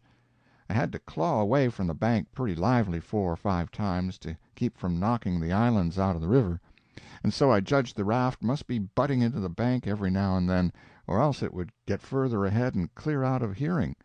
It was floating a little faster than what I was. Well, I seemed to be in the open river again by and by, but I couldn't hear no sign of a whoop nowheres. I reckon Jim had fetched up on a snag, maybe, and it was all up with him. I was good and tired, so I laid down in the canoe and said I wouldn't bother no more. I didn't want to go to sleep, of course, but I was so sleepy I couldn't help it, so I thought I would take just one little cat nap. But I reckon it was more than a cat nap, for when I waked up the stars was shining bright, the fog was all gone, and I was spinning down a big bend stern first. First I didn't know where I was. I thought I was dreaming, and when things began to come back to me they seemed to come up dim out of last week. It was a monstrous big river here, with the tallest and thickest kind of timber on both banks, just a solid wall, as well as I could see by the stars. I looked away downstream and seen a black speck on the water. I took after it, but when I got to it, it weren't nothing but a couple of saw logs made fast together. Then I see another speck and chased that, then another, and this time I was right. It was the raft. When I got to it, Jim was setting there with his head down between his knees, asleep, with his right arm hanging over the steering oar. The other oar was smashed off, and the raft was littered up with leaves and branches and dirt, so she'd had a rough time. I made fast and laid down under Jim's nose on the raft and began to gap, and stretch my fists out against Jim, and says, "Hello, Jim, have I been asleep? Why didn't you stir me up?" Goodness gracious, is that you, Huck? And you ain't dead? You ain't drowned? You's back again? It's too good for true, honey. It's too good for true. Let me look at you, child. Let me feel of you. No, you ain't dead. You's back again. Lives and sound. Just the same old Huck. The same old Huck, thank to goodness. What's the matter with you, Jim? You been a-drinking? Drinking? Has I been a-drinking? Has I had a chance to be a-drinking? Well, then, what's make you talk so wild? How does I talk wild? How? Why, hain't you been talking about my coming back and all that stuff, as if I'd been gone away? Huck, Huck Finn, you look me in the eye. Look me in the eye. Hain't you been gone away? Gone away? Why, what in the nation do you mean? I ain't been gone anywheres. Where would I go to? Well, looky here, boss. Dey's something wrong, dey is. Is I me, or who is I? Is I here, or what is I? Now that's what I want to know. Well, I think you're here, plain enough, but I think you're a tangle-headed old fool, Jim. I is I? Well, you answer me dis. Didn't you tote out de line in de canoe for to make fast to de towhead? No, I didn't. What towhead? I ain't seen no towhead. You ain't seen no towhead? Looky here. Didn't de line pull loose and de raft go a-hummin' down the river and leave you and de canoe behind in the fog? What fog? Why, de fog. The fog that's been round all night. And didn't you whoop, and didn't I whoop, and tell we got mixed up in the islands, and one of us got lost, and t'other one was just as good as lost, case he didn't know where he was. And didn't I bust up agin a lot of them islands, and have a terrible time, and most get drownded? Now ain't that so, boss? Ain't it so? You answer me dat. Well, this is too many for me, Jim. I ain't seen no fog, nor no islands, nor no troubles, nor nothing. I've been setting here talking with you all night till you went to sleep about 10 minutes ago, and I reckon I done the same. You couldn't have got drunk in that time, so of course you've been dreaming. Dad fetch it, how is I gwine to dream all dat in 10 minutes? Well, hang it all, you did dream it, because there didn't any of it happen.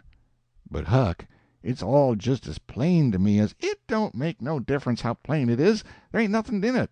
I know, because I've been here all the time. Jim didn't say nothing for about 5 minutes, but set there studying over it.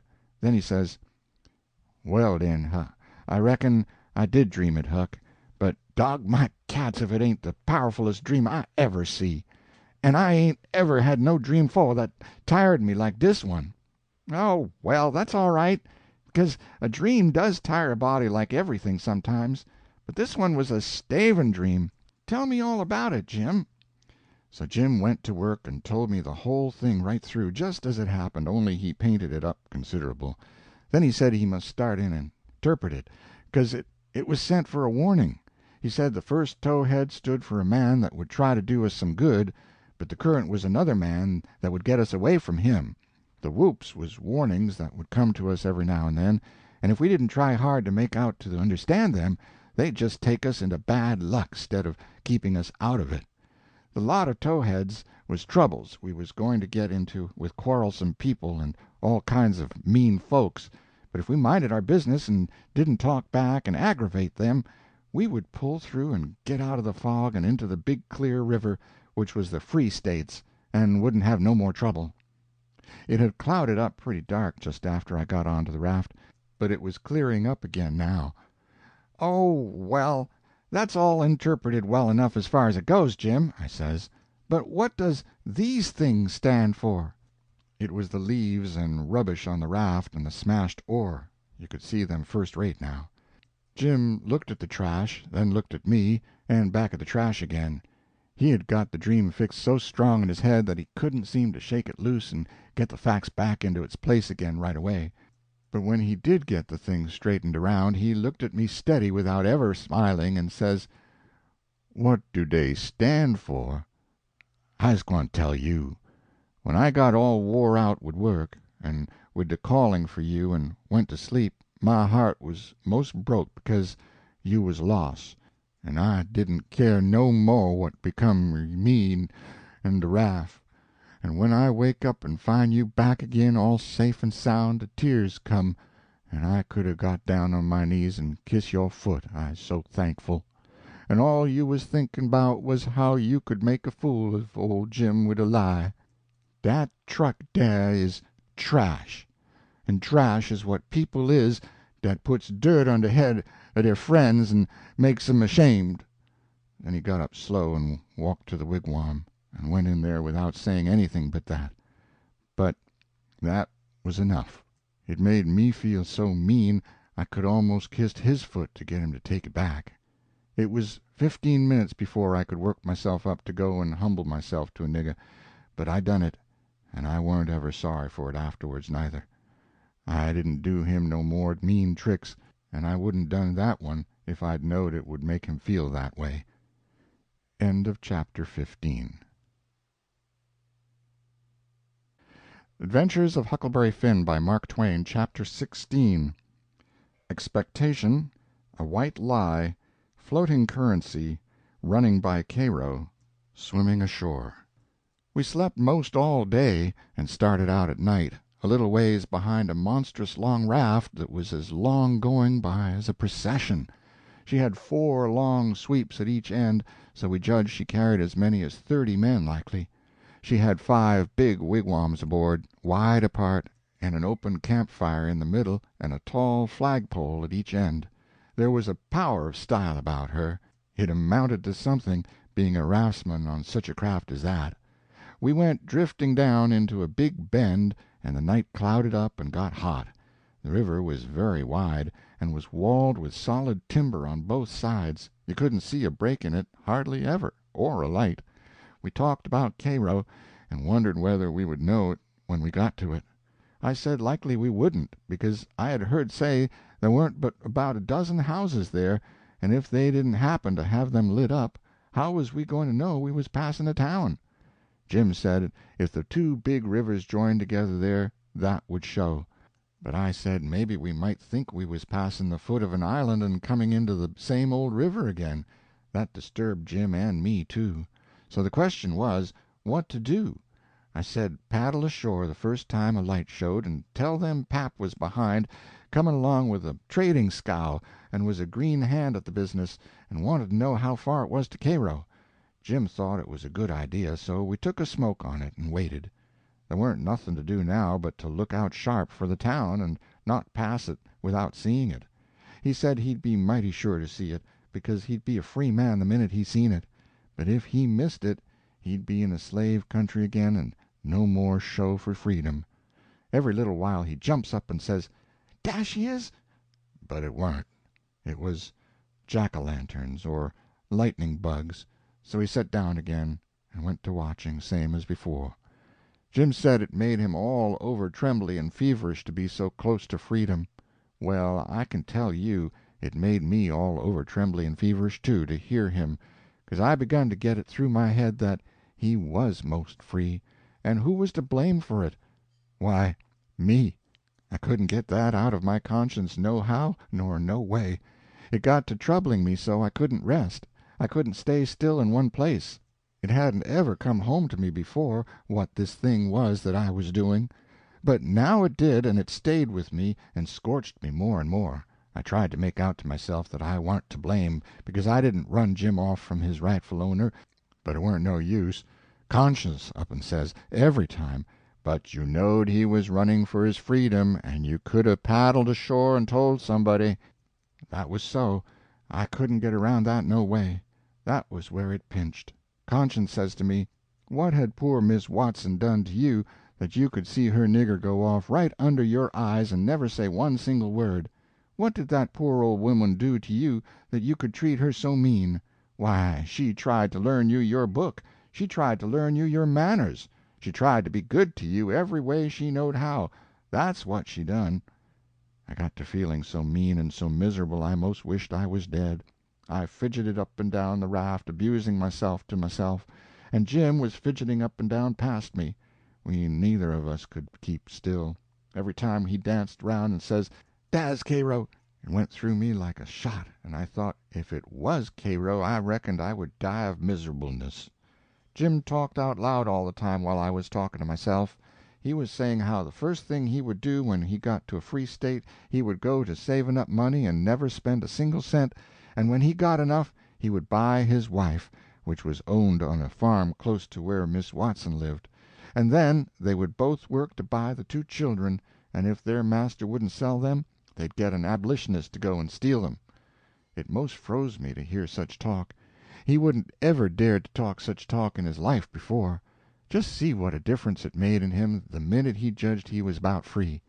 It was according to the old saying, "Give a nigger an inch and he'll take an ell." Thinks I, this is what comes of my not thinking. Here was this nigger, which I had as good as helped to run away, coming right out flat-footed and saying he would steal his children that belonged to a man I didn't even know, a man that hadn't ever done me no harm. I was sorry to hear Jim say that, it was such a lowering of him.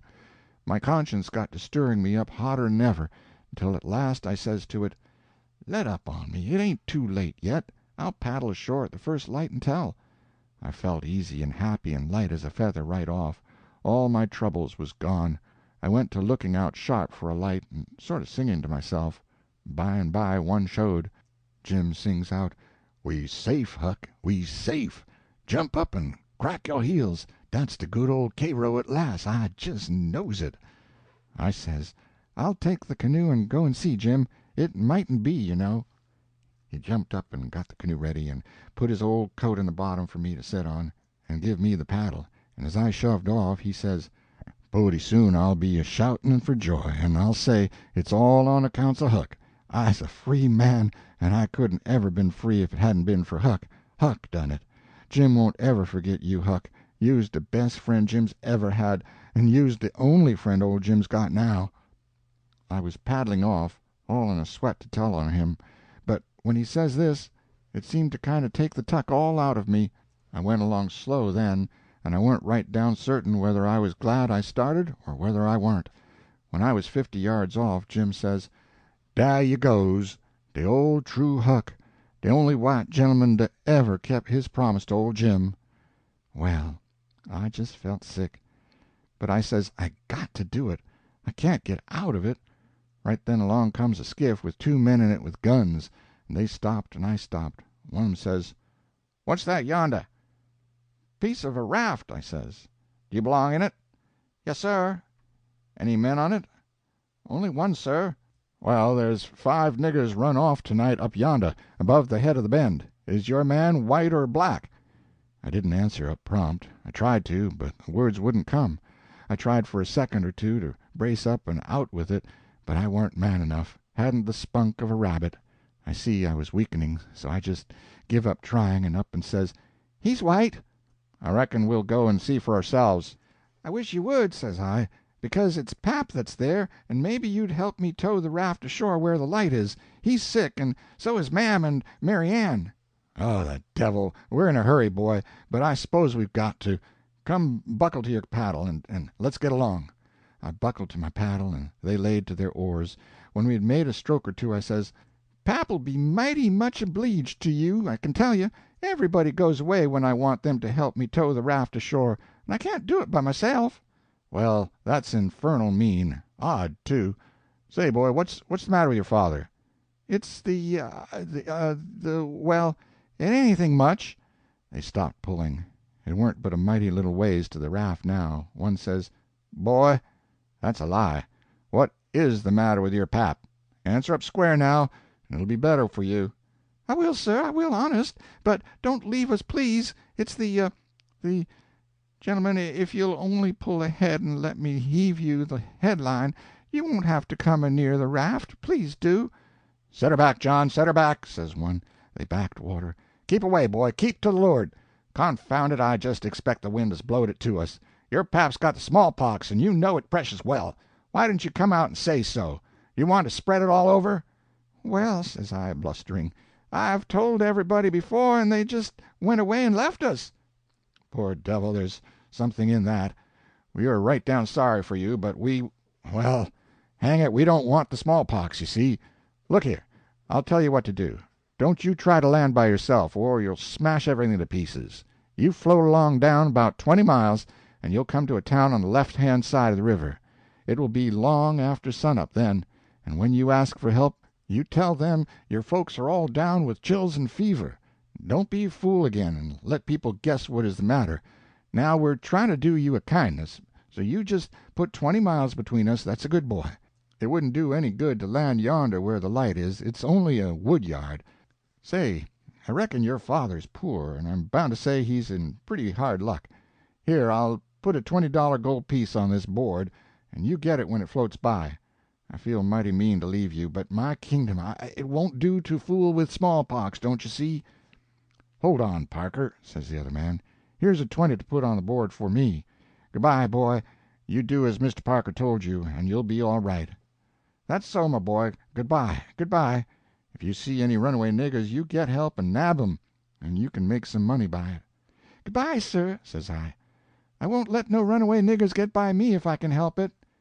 They went off, and I got aboard the raft feeling bad and low because I knowed very well I'd done wrong, and I see it weren't no use for me to try to learn to do right. A body that don't get started right when he's little ain't got no show. When the pinch comes, there ain't nothing to back him up and keep him to his work, and so he gets beat. Then I thought a minute, and says to myself, hold on, s'pose you had done right and give Jim up. Would you felt better than what you do now? No, says I, I'd feel bad. I'd feel just the same way I do now.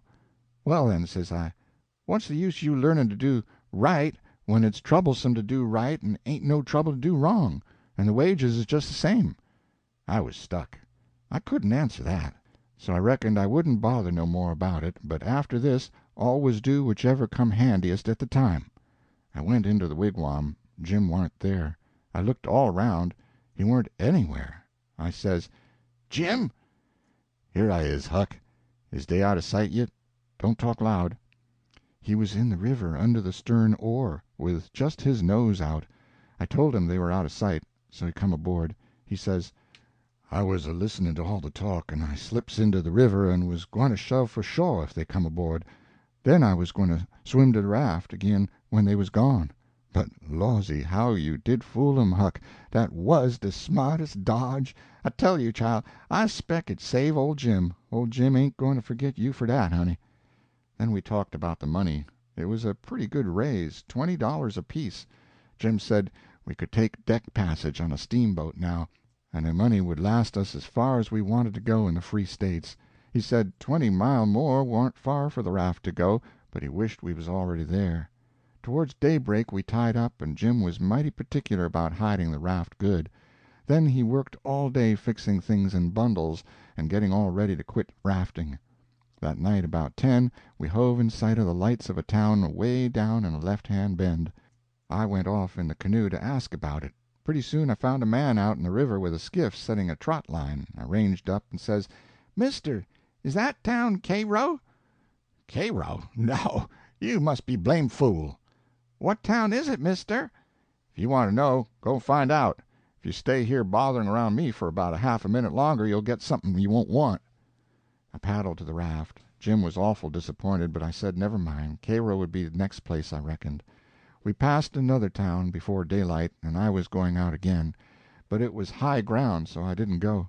No high ground about Cairo, Jim said. I had forgot it. We laid up for the day on a towhead tolerable close to the left-hand bank. I begun to suspicion something. So did Jim. I says, "Maybe we went by Cairo in the fog that night." He says, "Don't let's talk about it, Huck. Poor niggers can't have no luck. I allus suspected that rattlesnake skin warn't done with its work." "I wish I'd never seen that snake skin, Jim. I do wish I'd never laid eyes on it." "It ain't your fault, Huck. You didn't know. Don't you blame yourself about it." When it was daylight, here was the clear Ohio water inshore, sure enough, and outside was the old regular muddy, so it was all up with Cairo. We talked it all over. It wouldn't do to take to the shore. We couldn't take the raft up the stream, of course. There weren't no way to wait for dark, and start back in the canoe and take the chances. So we slept all day amongst the cottonwood thicket, so as to be fresh for the work, and when we went back to the raft about dark, the canoe was gone. We didn't say a word for a good while. There weren't anything to say. We both knowed well enough it was some work of the rattlesnake skin, so what was the use to talk about it? It would only look like we was finding fault, and that would be bound to fetch more bad luck, and keep on fetching it, too, till we knowed enough to keep still. By and by we talked about what we better do, and found there weren't no way but just to go along down with the raft till we got a chance to buy a canoe to go back in. We weren't going to borrow it when there weren't anybody around, the way Pap would do, for that might set people after us. So we shoved out after dark on the raft. Anybody that don't believe yet that it's foolishness to handle a snakeskin after all that snakeskin done for us, will believe it now if they read on and see what more it done for us. The place to buy canoes is off of rafts laying up at shore, but we didn't see no rafts laying up, so we went along during 3 hours and more. Well, the night got gray and rather thick, which is the next meanest thing to fog. You can't tell the shape of the river, and you can't see no distance. It got to be very late and still, and along comes a steamboat up the river. We lit the lantern and judged she would see it. Upstream boats didn't generally come close to us. They go out and follow the bars and hunt for easy water under the reefs. But nights like this they bull right up the channel against the whole river. We could hear her pounding along, but we didn't see her good till she was close. She aimed right for us. Often they do that, and try to see how close they can come without touching. Sometimes the wheel bites off a sweep, and then the pilot sticks his head out and laughs and thinks he's mighty smart. Well, here she comes, and we said she was going to try and shave us, but she didn't seem to be shearing off a bit. She was a big one, and she was coming in a hurry, too, looking like a black cloud with rows of glowworms around it. But all of a sudden she bulged out big and scary, with a long row of wide-open furnace doors shining like red-hot teeth, and her monstrous bows and guards hanging right over us. There was a yell at us, and a jingling of bells to stop the engines, a powwow of cussing and whistling of steam, and as Jim went overboard on one side and I on the other, she come smashing straight through the raft.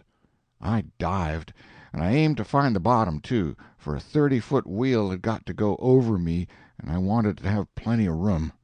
I could always stay under water a minute. This time I reckon I stayed under a minute and a half, and then I bounced for the top in a hurry, for I was nearly busting. I popped out to my armpits and blowed the water out of my nose and puffed a bit. Of course there was a booming current, and of course that boat started her engines again 10 seconds after she stopped them, for they never cared much for raftsmen. So now she was churning along up the river, out of sight in the thick weather, though I could hear her. I sung out for Jim about a dozen times, but I didn't get any answer. so I grabbed a plank that touched me while I was treading water, and struck out for shore, shoving it ahead of me. But I made out to see that the drift of the current was towards the left-hand shore, which meant that I was in a crossing, so I changed off and went that way.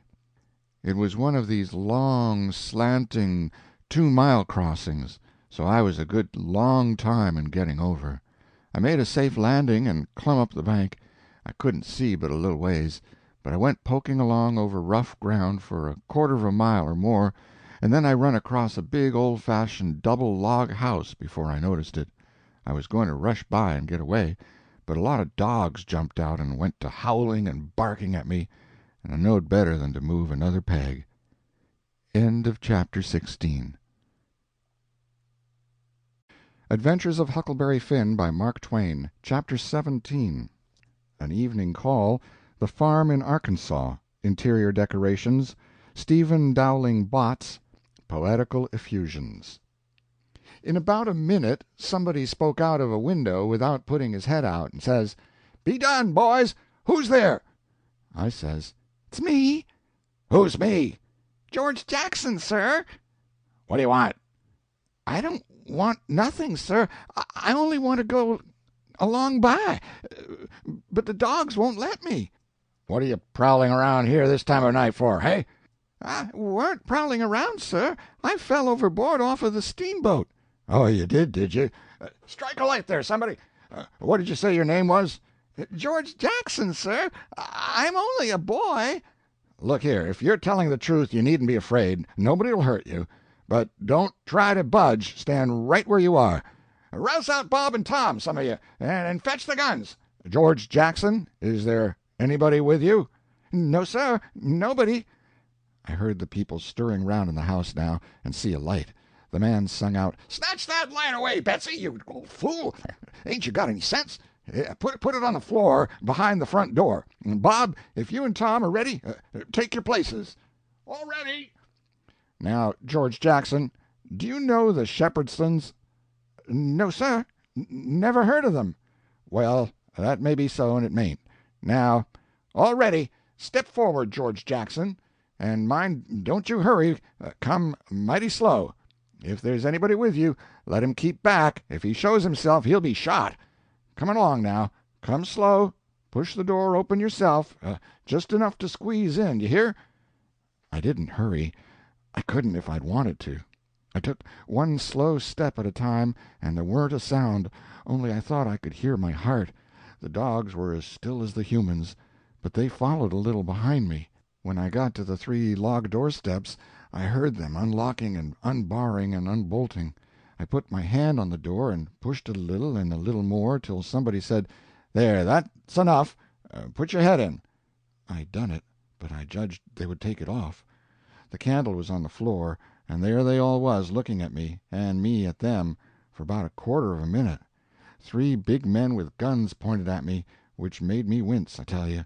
The oldest, gray and about 60, the other 2, 30 or more, all of them fine and handsome, and the sweetest old gray-headed lady, and back of her 2 young women which I couldn't see right well. The old gentleman says, "There, I reckon it's all right. Come in." As soon as I was in, the old gentleman he locked the door and barred it and bolted it, and told the young men to come in with their guns, and they all went in a big parlor that had a new rag carpet on the floor, and got together in a corner that was out of the range of the front windows. There weren't none on the side. They held the candle and took a good look at me, and all said, "Why, he ain't a Shepherdson. No, there ain't any Shepherdson about him." Then the old man said he hoped I wouldn't mind being searched for arms, because he didn't mean no harm by it, it was only to make sure.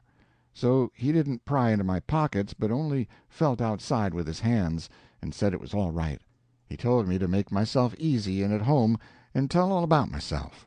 But the old lady says, "Why, bless you, Saul, the poor thing's as wet as he can be, and don't you reckon it may be he's hungry?" "True for you, Rachel, I forgot." So the old lady says, "Betsy," this was a nigger woman, "you fly around and get him something to eat as quick as you can, poor thing. And one of you girls go and wake up Buck and tell him Oh, here he is himself. Buck, take this little stranger and get the wet clothes off from him, and dress him up in some of yours that's dry." Buck looked about as old as me, 13 or 14 or along there, though he was a little bigger than me. He hadn't on anything but a shirt, and he was very frowsy-headed. He came in gaping and digging one fist into his eyes, and he was dragging a gun along with the other one. He says, "Ain't they no Shepherdsons around?" They said no, 'twas a false alarm. "Well," he says, "if they'd 'a' been some, I reckon I'd got one." They all laughed, and Bob says, "Why, Buck, they might have scalped us all. You've been so slow in coming." "Well, nobody come after me, and it ain't right I'm always kept down. I don't get no show." "Never mind, Buck, my boy," says the old man. "You'll have show enough, all in good time. Don't you fret about that. Go 'long with you now, and do as your mother told you." When we got upstairs to his room, he got me a coarse shirt and a roundabout and pants of his, and I put them on. While I was at it he asked me what my name was, but before I could tell him he started to tell me about a blue jay and a young rabbit he had catched in the woods day before yesterday, and he asked me where Moses was when the candle went out, and I said I didn't know. I hadn't heard about it before, no way. "Well, guess," he says. "How am I going to guess," says I, "when I never heard tell of it before?" "But you can guess, can't you? It's just as easy." "Which candle?" I says. "Why, any candle," he says. "I don't know where he was," says I. "Where was he?" "Why, he was in the dark, that's where he was." "Well, if you knowed where he was, what'd you ask me for?" "Why, blame it, it's a riddle, don't you see? Say, how long are you going to stay here? You got to stay always. We can just have booming times. They don't have no school now. Do you own a dog? I've got a dog, and he'll go in the river and bring out chips that you throw in. Do you like to comb up Sundays and all that kind of foolishness? You bet I don't, but Mom, she makes me. Confound these old britches, I reckon I'd better put 'em on, but I'd rather not, it's so warm. Are you all ready? All right, come along, old hoss." Cold corn pone, cold corned beef, butter and buttermilk, that is what they had for me down there, and there ain't nothing better that ever I've come across yet. Buck and his ma and all of them smoked cob pipes, except the nigger woman, which was gone, and the two young women. They all smoked and talked, and I eat and talked. The young women had quilts around them, and their hair down their backs. They all asked me questions, and I told them how pap and me and all the family was living on a little farm down at the bottom of Arkansas, and my sister Mary Ann run off and got married and never was heard of no more, and Bill went to hunt them and he warn't heard of no more, and Tom and Mort died, and then there warn't nobody but just me and pap left, and he was just trimmed down to nothing on account of his troubles. So when he died I took what there was left, because the farm didn't belong to us, and started up the river, deck passage, and fell overboard, and that was how I come to be here. So they said I could have a home there as long as I wanted it. Then it was most daylight, and everybody went to bed, and I went to bed with Buck, and when I waked up in the morning, drat it all, I had forgot what my name was. So I laid there about an hour trying to think, and when Buck waked up, I says, "Can you spell, Buck?" "Yes," he says. "I bet you can't spell my name," says I. "I bet you what you dare I can," says he. "All right," says I, "go ahead. George, Jaxon. There now," he says. "Well," says I, "you done it, but I didn't think you could. It ain't no slouch of a name to spell, right off, without studying." I set it down, private, because somebody might want me to spell it next, and so I wanted to be handy with it and rattle it off like I was used to it. It was a mighty nice family and a mighty nice house, too. I hadn't seen no house out in the country before that was so nice and had so much style. It didn't have an iron latch on the front door, nor a wooden one with a buckskin string, but a brass knob to turn, the same as houses in town.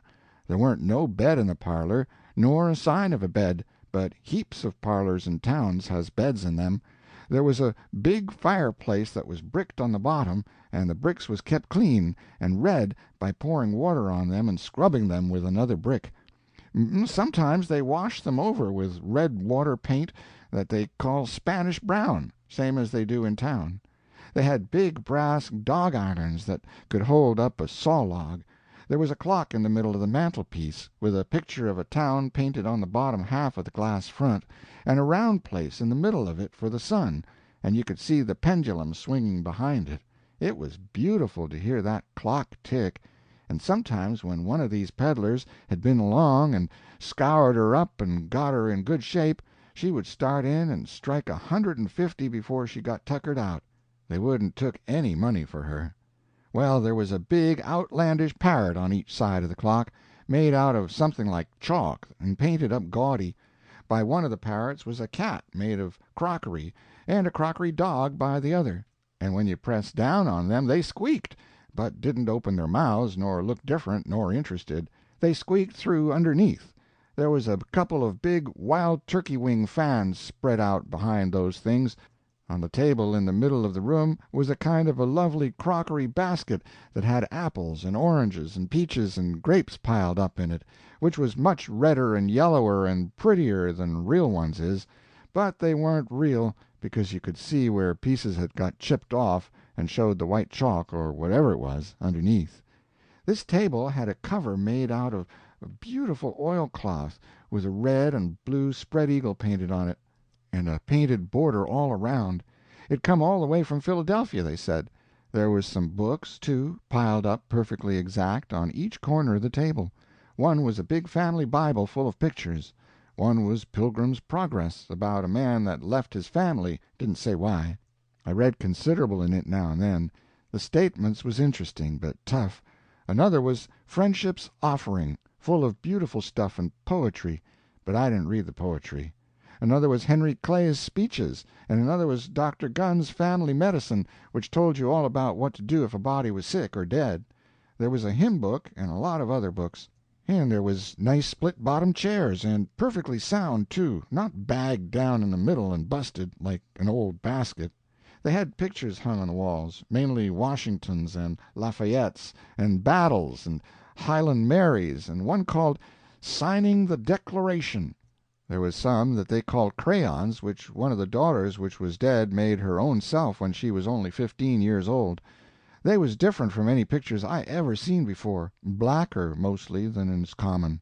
One was a woman in a slim black dress, belted small under the armpits, with bulges like a cabbage in the middle of the sleeves, and a large black scoop-shovel bonnet with a black veil, and white slim ankles crossed about with black tape, and very wee black slippers, like a chisel, and she was leaning pensive on a tombstone on her right elbow under a weeping willow, and her other hand hanging down her side holding a white handkerchief and a reticule, and underneath the picture it said, "Shall I never see thee more, lass?"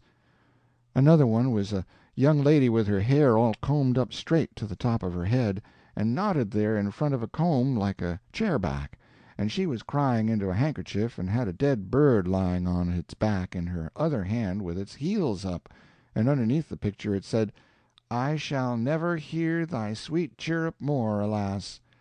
There was one where a young lady was at a window looking up at the moon, and tears running down her cheeks, and she had an open letter in one hand with black sealing-wax showing on one edge of it, and she was mashing a locket with a chain to it against her mouth, and underneath the picture it said, "And art thou gone? Yes, thou art gone, alas."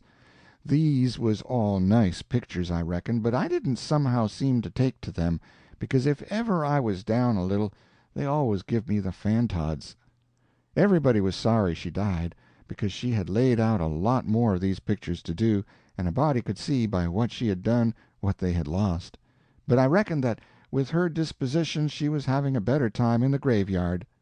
She was at work on what they said was her greatest picture when she took sick, and every day and every night it was her prayer to be allowed to live till she got it done, but she never got the chance. It was a picture of a young woman in a long white gown standing on the rail of a bridge, all ready to jump off, with her hair all down her back, and looking up to the moon, with the tears running down her face, and she had two arms folded across her breast, and two arms stretched out in front, and two more reaching up towards the moon, and the idea was to see which pair would look best, and then scratch out all the other arms. But, as I was saying, she died before she got her mind made up, and now they kept this picture over the head of the bed in her room, and every time her birthday come they hung flowers on it. Other times it was hid with a little curtain. The young woman in the picture had a kind of a nice sweet face, but there was so many arms it made her look too spidery, seemed to me. This young girl kept a scrap-book when she was alive, and used to paste obituaries and accidents and cases of patient suffering in it out of the Presbyterian Observer, and write poetry after them out of her own head. It was very good poetry.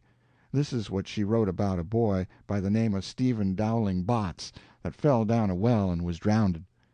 Ode to Stephen Dowling Bots, deceased.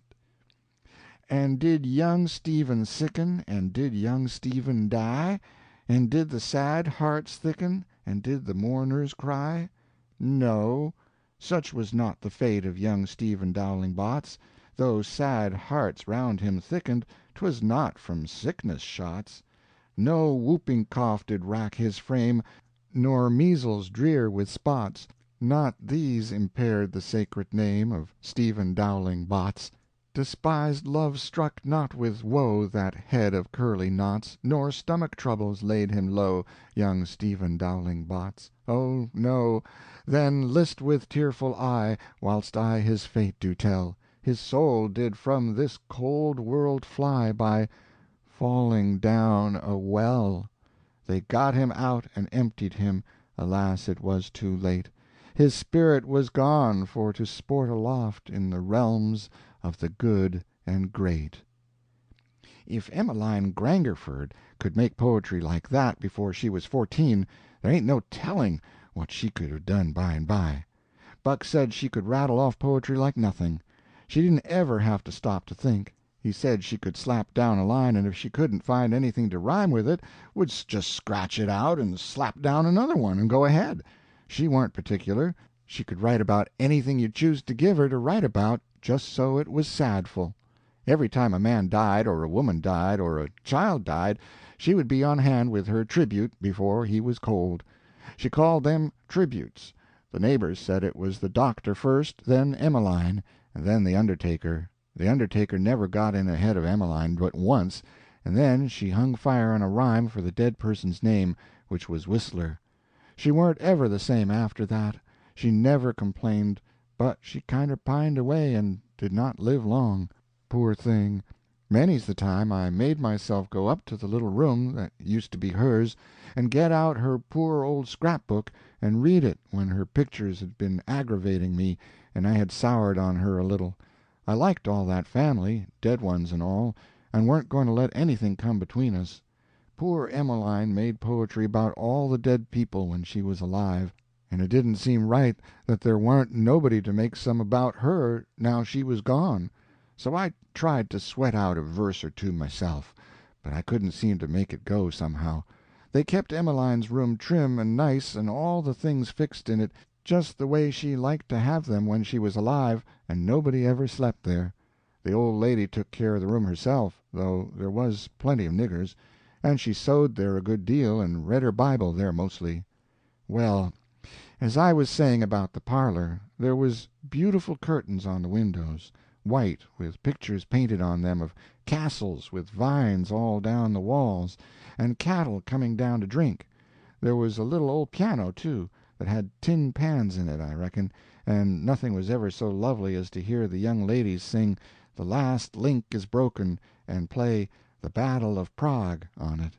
The walls of all the rooms was plastered, and most had carpets on the floors, and the whole house was whitewashed on the outside.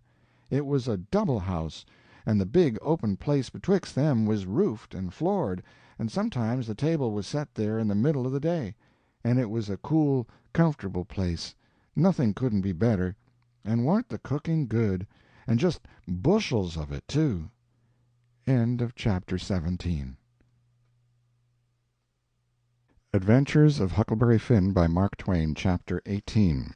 Colonel Grangerford, Aristocracy, Feuds, the Testament, Recovering the Raft, the Woodpile, Pork and Cabbage. Colonel Grangerford was a gentleman, you see. He was a gentleman all over, and so was his family. He was well born, as the saying is, and that's worth as much in a man as it is in a horse, so the Widow Douglas said, and nobody ever denied that she was one of the first aristocracy in our town, and pap he always said it, too, though he weren't no more quality than a mud-cat himself. Colonel Grangerford was very tall and very slim, and had a darkish paly complexion, not a sign of red in it anywheres. He was clean shaved every morning all over his thin face, and he had the thinnest kind of lips, and the thinnest kind of nostrils, and a high nose, and heavy eyebrows, and the blackest kind of eyes, sunk so deep back that they seemed like they was looking out of caverns at you, as you may say. His forehead was high, and his hair was black and straight and hung to his shoulders. His hands was long and thin, and every day of his life he put on a clean shirt and a full suit from head to foot, made out of linen, so white it hurt your eyes to look at it. And on Sundays he wore a blue tail-coat with brass buttons on it. He carried a mahogany cane with a silver head to it. There warn't no frivolishness about him, not a bit, and he weren't ever loud. He was as kind as he could be, you could feel that, you know, and so you had confidence. Sometimes he smiled, and it was good to see, but when he straightened himself up like a liberty pole and the lightning begun to flicker out from under his eyebrows, you wanted to climb a tree first and find out what the matter was afterwards. He didn't ever have to tell anybody to mind their manners. Everybody was always good-mannered where he was. Everybody loved to have him around, too. He was sunshine most always. I mean, he made it seem like good weather. When he turned into a cloud bank it was awful dark for half a minute, and that was enough. There wouldn't nothing go wrong again for a week. When him and the old lady come down in the morning, all the family got up out of their chairs and give them good day, and didn't set down again till they had set down. Then Tom and Bob went to the sideboard where the decanter was, and mixed a glass of bitters and handed it to him, and he held it in his hand and waited till Tom's and Bob's was mixed, and then they bowed and said, "Our duty to you, sir, and madam," and they bowed the least bit in the world, and said thank you, and so they drank, all three, and Bob and Tom poured a spoonful of water on the sugar and the mite of whiskey or apple brandy in the bottom of their tumblers, and give it to me and Buck, and we drank to the old people, too. Bob was the oldest and Tom next, tall, beautiful men with their very broad shoulders and brown faces, and long black hair and black eyes. They dressed in white linen, from head to foot, like the old gentleman, and wore broad Panama hats. Then there was Miss Charlotte. She was 25, and tall and proud and grand, but as good as she could be when she warn't stirred up. But when she was, she had a look that would wilt you in your tracks, like her father. She was beautiful. So was her sister, Miss Sophia, but it was a different kind. She was gentle and sweet like a dove, and she was only 20. Each person had their own nigger to wait on them, Buck too. My nigger had a monstrous easy time, because I weren't used to having anybody do anything for me, but Buck's was on the jump most of the time. This was all there was of the family now, but there used to be more, 3 sons. They got killed, and Emmeline that died. The old gentleman owned a lot of farms and over 100 niggers. Sometimes a stack of people would come there, horseback, from 10 or 15 mile round, and stay 5 or 6 days, and have such junketings round about and on the river, and dances and picnics in the woods daytimes, and balls at the house nights. These people was mostly kinfolks of the family. The men brought their guns with them. It was a handsome lot of quality, I tell you. There was another clan of aristocracy around there, 5 or 6 families, mostly of the name of Shepherdson. They was as high-toned and well-born and rich and grand as the tribe of Grangerfords. The Shepherdsons and Grangerfords used the same steamboat landing, which was about 2 mile above our house. So sometimes when I went up there with a lot of our folks, I used to see a lot of Shepherdsons there on their fine horses. One day Buck and me was away out in the woods hunting, and heard a horse coming. We was crossing the road. Buck says, "Quick, jump for the woods." We done it, and then peeped down the woods through the leaves. Pretty soon a splendid young man come galloping down the road, setting his horse easy and looking like a soldier. He had his gun across his pommel. I had seen him before. It was young Harney Shepherdson. I heard Buck's gun go off at my ear, and Harney's hat tumbled off from his head. He grabbed his gun and rode straight to the place where we was hid. But we didn't wait. We started through the woods on a run. The woods weren't thick, so I looked over my shoulder to dodge the bullet, and twice I seen Harney cover Buck with his gun, and then he rode away the way he come, to get his hat, I reckon, but I couldn't see. We never stopped running till we got home. The old gentleman's eyes blazed a minute. 'Twas pleasure, mainly, I judged. Then his face sort of smoothed down, and he says, kind of gentle, "I don't like that shooting from behind a bush. Why didn't you step into the road, my boy?" "The Shepherdsons don't, father. They always take advantage." Miss Charlotte, she held her head up like a queen while Buck was telling his tale, and her nostrils spread and her eyes snapped. The two young men looked dark, but never said nothing. Miss Sophia, she turned pale, but the color come back when she found the man warn't hurt. Soon as I could get Buck down by the corn crib under the trees by ourselves, I says, "Did you want to kill him, Buck?" "Well, I bet I did." "What did he do to you?" "Him? He never done nothing to me." "Well, then, what did you want to kill him for?" "Why, nothing, only it's on account of the feud." "What's a feud?" "Why, where was you raised? Don't you know what a feud is?" "Never heard of it before. Tell me about it." "Well," says Buck, "a feud is this way. A man has a quarrel with another man and kills him. Then that other man's brother kills him.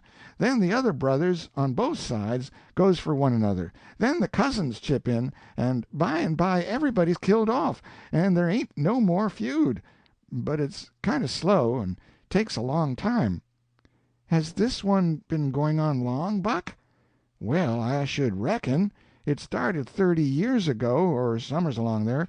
There was trouble about something, and then a lawsuit to settle it, and the suit went agin one of the men, and so he up and shot the man that won the suit, which he would naturally do, of course, and anybody would." "What was the trouble about, Buck? Land?"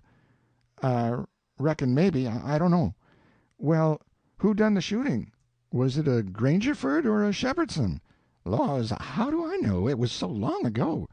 "Don't anybody know?" "Oh, yes, pa knows, I reckon, and some of the other old people, but they don't know now what the row was about in the first place." "Has there been many killed, Buck?" "Yes, right smart chance of funerals, but they don't always kill. Pa's got a few buckshot in him, but he don't mind it 'cause he don't weigh much anyway. Bob's been carved up some with a bowie, and Tom's been hurt once or twice." "Has anybody been killed this year, Buck?" "Yes, we got one and they got one.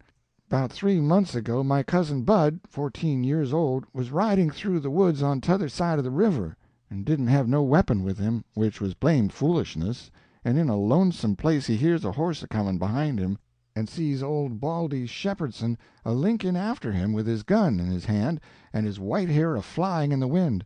Instead of jumping off and taking to the brush, Bud 'lowed he could outrun him, so they had it, nip and tuck for 5 mile or more, the old man a-gaining all the time.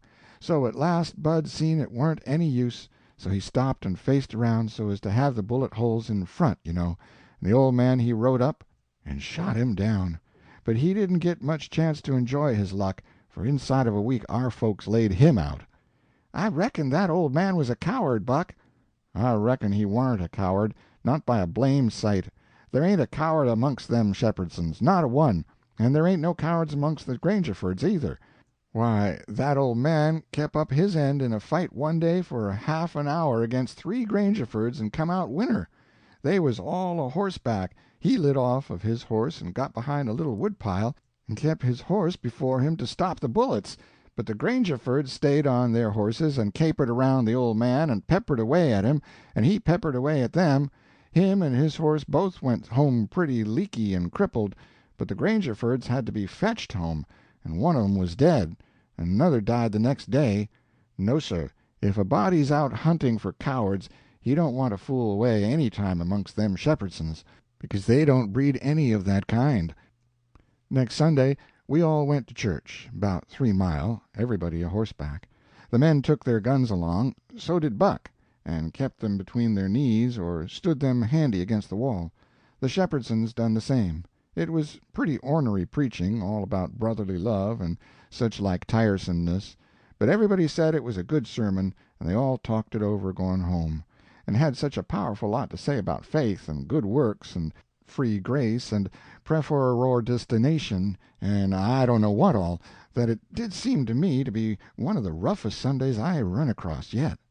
About an hour after dinner everybody was dozing around, some in their chairs and some in their rooms, and it got to be pretty dull.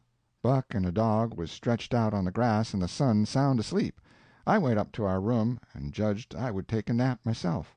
I found that sweet Miss Sophia standing in her door, which was next to ours, and she took me in her room and shut the door very soft and asked me if I liked her, and I said I did, and she asked me if I would do something for her and not tell anybody, and I said I would. Then she said she'd forgot her Testament, and left it in the seat at church between two other books, and would I slip out quiet and go there and fetch it to her, and not say nothing to nobody. And I said I would. So I slid out and slipped off up the road, and there weren't anybody at the church except maybe a hog or two, for there weren't any lock on the door, and hogs likes a puncheon floor in summer-time because it's cool. If you notice, most folks don't go to church only when they've got to go, but a hog is different. Says I to myself, something's up. It ain't natural for a girl to be in such a sweat about a Testament. So I give it a shake, and out drops a little piece of paper with "2" wrote on it with a pencil. I ransacked it and couldn't find anything else. I couldn't make anything out of that, so I put the paper in the book again, and when I got home and upstairs there was Miss Sophia in her door waiting for me. She pulled me in and shut the door. Then she looked in the Testament till she found the paper, and as soon as she read it she looked glad, and before a body could think she grabbed me and give me a squeeze, and said I was the best boy in the world, and not to tell anybody. She was mighty red in the face for a minute, and her eyes lighted up, and it made her powerful pretty. I was a good deal astonished, but when I got my breath I asked her what the paper was about, and she asked me if I had read it, and I said no, and she asked me if I could read writing, and I told her no, only coarse hand, and then she said the paper weren't anything but a bookmark to keep her place, and I might go and play now. I went off down to the river, studying over this thing, and pretty soon I noticed that my nigger was following along behind. When we was out of sight of the house, he looked back and around a second, and then comes a-running and says, "Mars George, if you'll come down into the swamp, I'll show you a whole stack of water moccasins." Thinks I, that's mighty curious. He said that yesterday. He ought to know a body don't love water moccasins enough to go around hunting for them. What is he up to, anyway? So I says, "All right, trot ahead." I followed a half a mile. Then he struck out over the swamp and waded ankle deep as much as another half mile. We come to a little flat piece of land which was dry and very thick with trees and bushes and vines, and he says, "You shove right in dah just a few steps, Mars George. Dah's where they is. I seed 'em befo'. I don't keer to see 'em no more." Then he slopped right along and went away, and pretty soon the trees hid him. I poked into the place a ways, and come to a little open patch as big as a bedroom all hung round with vines, and found a man laying there asleep, and by jings, it was my old Jim. I waked him up, and I reckoned it was going to be a grand surprise to him to see me again, but it warn't. He nearly cried, he was so glad, but he warn't surprised. Said he swum along behind me that night, and heard me yell every time, but dasn't answer because he didn't want nobody to pick him up and take him into slavery again.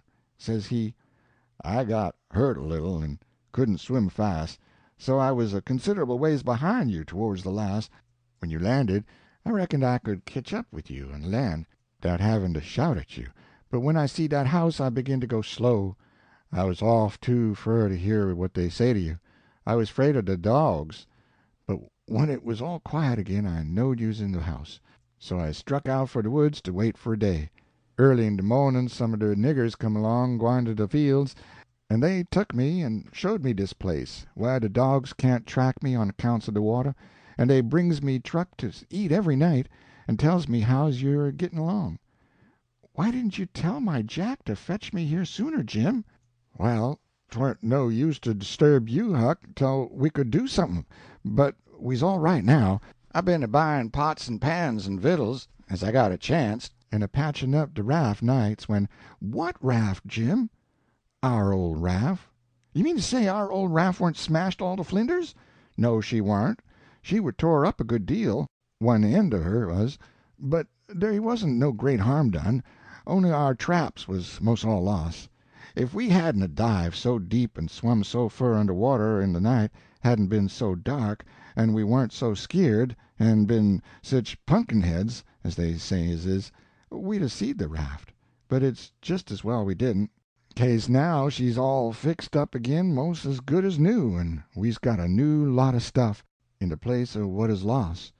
"Why, how did you get a hold of the raft again, Jim? Did you catch her?" "How I gwine to ketch her and I out in de woods? No. Some of de niggers found her ketched on a snag along here in de bend, and dey hid her in a crick 'mongst de willows, and dey was so much jawin' 'bout which on 'em she b'longed to do de most dat I come to heah 'bout it pooty soon, so I ups and settles de trouble by tellin' 'em she don't b'long to none of 'em but to you and me, and I ast 'em if dey gwine to grab a young white gentleman's property and git a hidin' for it. Den I give 'em 10 cents apiece, and dey is mighty well satisfied, and wish some mo' rafts 'd come along and make 'em rich agin. Dey's mighty good to me, dese niggers is, and whatever I wants 'em to do for me I don't have to ast 'em twice, honey. Dat Jack's a good nigger and pooty smart." "Yes, he is. He ain't ever told me you was here, told me to come, and he'd show me a lot of water moccasins. If anything happens, he ain't mixed up in it. He can say he never seen us together, and it'll be the truth." "I don't want to talk much about the next day. I reckon I'll cut it pretty short. I waked up about dawn and was a going to turn over and go to sleep again, when I noticed how still it was. Didn't seem to be anybody stirring. That warn't usual. Next I noticed that Buck was up and gone. Well, I gets up, a-wonderin', and goes downstairs. Nobody around. Everything as still as a mouse. Just the same outside. Thinks I, what does it mean? Down by the woodpile I comes across my Jack, and says, "What's it all about?" Says he, "Don't you know, Mars George?" "No," says I don't. "Well, den, Miss Sophia's run off. 'Deed she has. She run off in de night sometime. Nobody knows just when. Run off to get married to that young Harney Shepherdson, you know, leastwise so dey spec. De family found it out 'bout half an hour ago, maybe a little mo', and I tell you dey warn't no time lost. Sich another hurrying up guns and hosses you never see. De women folk is gone for to stir up de relations, and old Mars Saul and de boys tuck dey guns and rode up de river road for to try to ketch dat young man and kill him 'fore he kin git across de river wid Miss Sophia. I reckon dey's gwine to be mighty rough times." "Buck went off 'thout waking me up." "Well, I reckon he did. Dey warn't gwine to mix you up in it. Mars Buck he loaded up his gun and 'lowed he's gwine to fetch home a Shepherdson or bust. Well, dere'll be plenty of 'em dah, I reckon, and you bet you he'll fetch one if he gets a chanst." I took up the river road as hard as I could put. By and by I began to hear guns a good ways off. When I come in sight of the log store and the woodpile where the steamboats lands, I worked along under the trees and brush till I got to a good place, and then I clumb up into the forks of a cottonwood that was out of reach, and watched. There was a wood rank 4 foot high and a little ways in front of the tree, and first I was going to hide behind that, but maybe it was luckier I didn't. There was 4 or 5 men cavorting around on their horses in the open place before the log store, cussin' and yelling, and trying to get at a couple of young chaps that was behind the wood rank alongside of the steamboat landing. But they couldn't come it. Every time one of them showed himself on the river side of the woodpile he got shot at. The 2 boys was squatting back to back behind the pile, so they could watch both ways. By and by the men stopped cavorting around and yelling. They started riding towards the store. Then up gets one of the boys, draws a steady bead over the wood rank, and drops one of them out of his saddle. All the men jumped off of their horses and grabbed the hurt one and started to carry him to the store, and that minute the 2 boys started on the run. They got halfway to the tree I was in before the men noticed. Then the men see them, and jumped on their horses and took out after them. They gained on the boys, but it didn't do no good, the boys had too good a start. They got to the woodpile that was in front of my tree and slipped in behind it, and so they had the bulge on the men again. One of the boys was Buck, and the other was a slim young chap about 19 years old. The men ripped around a while and then rode away. As soon as they was out of sight I sung out to Buck and told him. He didn't know what to make of my voice coming out of the tree at first. He was awful surprised. He told me to watch out sharp and let him know when the men come in sight again. Said they was up to some devilment or other, wouldn't be gone long. I wished I was out of that tree, but I doesn't come down. Buck begun to cry and rip, and lowed that him and his cousin Joe, that was the other young chap, would make up for this day yet. He said his father and his 2 brothers was killed, and 2 or 3 of the enemy. Said that Shepherdsons laid for them in ambush. Buck said his father and brothers ought to waited for their relations. The Shepherdsons was too strong for them. I asked him what was become of young Harney and Miss Sophia. He said they'd got across the river and was safe. I was glad of that. But the way Buck did take on because he didn't manage to kill Harney that day he shot at him, I ain't ever heard anything like it. All of a sudden, bang, bang, bang, goes 3 or 4 guns. The men had slipped around through the woods and come in from behind without their horses. The boys jumped for the river, both of them hurt, and as they swum down the current the men run along the bank shooting at them and singing out, "Kill them! Kill them!" It made me so sick I most fell out of the tree. I ain't a-going to tell all that happened. It would make me sick again if I was to do that. I wished I hadn't ever come ashore that night to see such things. I ain't ever going to get shut of them. Lots of times I dream about them. I stayed in the tree till it begun to get dark, afraid to come down. Sometimes I heard guns away off in the woods, and twice I seen little gangs of men gallop past the log store with guns, so I reckoned the trouble was still a-going on. I was mighty downhearted, so I made up my mind I wouldn't ever go near that house again, because I reckoned I was to blame somehow. I judged that that piece of paper meant that Miss Sophia was to meet Harney somewheres at 2:30 and run off, and I judged I ought to told her father about that paper and the curious way she acted, and then maybe he would 'a' locked her up and this awful mess wouldn't ever happened. When I got down out of the tree I crept along down the river bank a piece, and found the 2 bodies laying in the edge of the water, and tugged at them till I got them ashore. Then I covered up their faces and got away as quick as I could. I cried a little when I was covering up Buck's face, for he was mighty good to me. It was just dark now. I never went near the house, but struck through the woods and made for the swamp. Jim warn't on his island, so I tramped off in a hurry for the crick, and crowded through the willows, red hot to jump aboard and get out of that awful country. The raft was gone. My souls, but I was scared. I couldn't get my breath for most a minute. Then I raised a yell. A voice not 25 foot from me says, "Good land, is that you, honey? Don't make no noise." It was Jim's voice. Nothing ever sounded so good before. I run along the bank a piece and got aboard, and Jim he grabbed me and hugged me, he was so glad to see me. He says, "Laws, bless you, child, I's right down sure you's dead agin. Jack's been here. He say he reckon you's been shot, 'case you didn't come home no more. So I's just dis minute a starting de raft down toward de mouth of de crick, so's to be all ready for to shove out and leave soon as Jack comes agin and tells me for certain you is dead. Lawsy, I's mighty glad to get you back again, honey." I says, "All right, that's mighty good.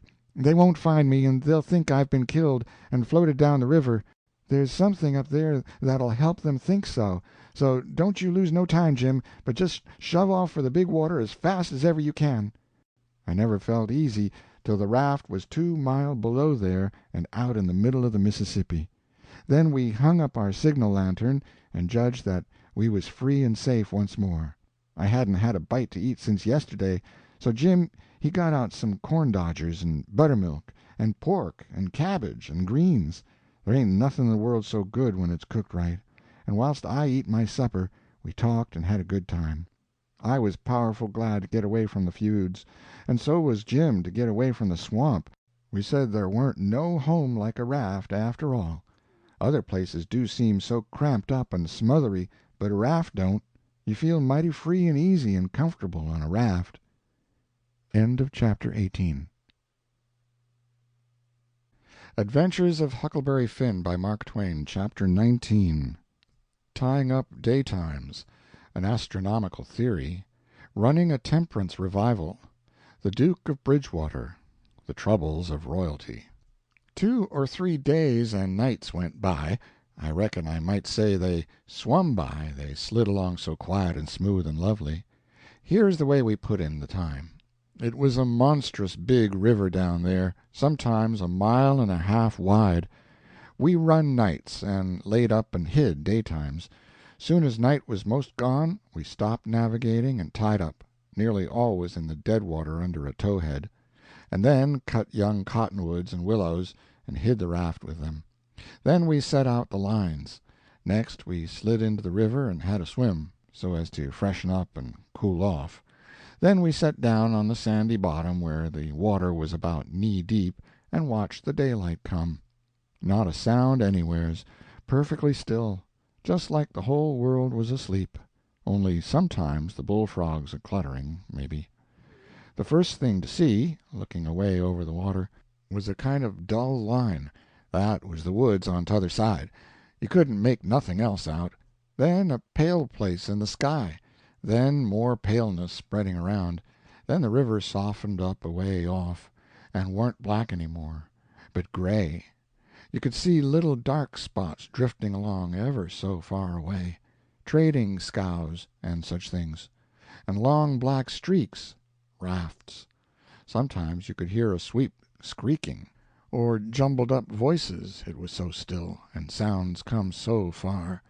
And by you could see a streak on the water, which you know by the look of the streak that there's a snag there in a swift current which breaks on it and makes that streak look that way, and you see the mist curl up off of the water, and the east reddens up, and the river, and you make out a log cabin in the edge of the woods, away on the bank on t'other side of the river, being a wood-yard likely, and piled up by them cheats so you can throw a dog through it anywheres. Then the nice breeze springs up, and comes fanning you from over there, so cool and fresh and sweet to smell on account of the woods and the flowers. But sometimes not that way, because they've left dead fish laying around, gars and such, and they do get pretty rank, and next you've got the full day, and everything smiling in the sun, and the songbirds just going it. A little smoke couldn't be noticed now, so we would take some fish off the lines and cook up a hot breakfast, and afterwards we would watch the lonesomeness of the river, and kind of lazy along, and by lazy off to sleep, wake up by and look to see what done it, and maybe see a steamboat coughing along upstream, so far off towards the other side you couldn't tell nothing about her, only whether she was a stern wheel or side wheel. Then for about an hour there wouldn't be nothing to hear nor nothing to see, just solid lonesomeness. Next you'd see a raft sliding by, way off yonder, and maybe a galoot on it, chopping, because they're most always doing it on a raft. You'd see the axe flash and come down. You don't hear nothing. You see that axe go up again, and by the time it's above the man's head, then you hear the ka-chunk. It had took all that time to come over the water. So we would put in the day, lazing around, listening to the stillness. Once there was a thick fog, and the rafts and things that went by was beating tin pans so the steamboats wouldn't run over them. A scow or a raft went by so close we could hear them talking and cussing and laughing, heard them plain, but we couldn't see no sign of them. It made you feel crawly. It was like spirits carrying on that way in the air. Jim said he believed it was spirits, but I says, no, spirits wouldn't say, "Dern the dern fog." Soon as it was night out, we shoved. When we got her out to about the middle, we let her alone, and let her float wherever the current wanted her to. Then we lit the pipes, and dangled our legs in the water, and talked about all kinds of things. We was always naked, day and night, whenever the mosquitoes would let us. The new clothes Buck's folks made for me was too good to be comfortable, and besides, I didn't go much on clothes, nohow. Sometimes we'd have that whole river all to ourselves for the longest time. Yonder was the banks and the islands across the water, and maybe a spark, which was a candle in the cabin window.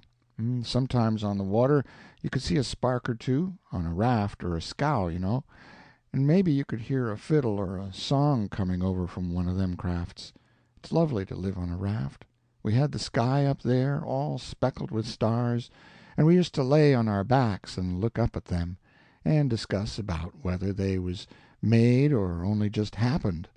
Jim he 'lowed they was made, but I 'lowed they happened. I judged it would have took too long to make so many. Jim said the moon could laid them. Well, that looked kind of reasonable, so I didn't say nothing against it, because I've seen a frog lay most as many, so of course it could be done. We used to watch the stars that fell, too, and see them streak down. Jim 'lowed they got spoiled and was hove out of the nest. Once or twice of a night we would see a steamboat slipping along in the dark, and now and then she would belch a whole world of sparks up out of her chimblies, and they would rain down in the river and look awful pretty. Then she would turn a corner and her lights would wink out and her powwow shut off and leave the river still again, and by her waves would get to us, a long time after she was gone, and juggle the raft a bit, and after that you wouldn't hear nothing for you couldn't tell how long, except maybe frogs or something. After midnight the people on shore went to bed, and then for 2 or 3 hours the shores was black. No more sparks in the cabin windows. These sparks was our clock. The first one that showed again meant morning was coming. So we hunted a place to hide and tie up right away. One morning about daybreak I found a canoe and crossed over a chute to the main shore. It was only 200 yards, and paddled about a mile up a crick amongst the cypress woods to see if I couldn't get some berries. Just as I was passing a place where a kind of cow paths crossed the crick, here comes a couple of men tearing up the path as tight as they could foot it. I thought I was a goner, for whenever anybody was after anybody I judged it was me, or maybe Jim. I was about to dig out from there in a hurry, but they was pretty close to me then, and sung out and begged me to save their lives, said they hadn't been doing nothing and was being chased for it, said there was men and dogs a-coming. They wanted to jump right in, but I says, "Don't you do it. I don't hear the dogs and horses yet. You got time to crowd through the brush and get up the crick a little ways. Then you take to the water and wade down to me and get in. That'll throw the dogs off the scent." They done it, and soon as they was aboard I lit out for our towhead. In about 5 or 10 minutes we heard the dogs and the men way off shouting.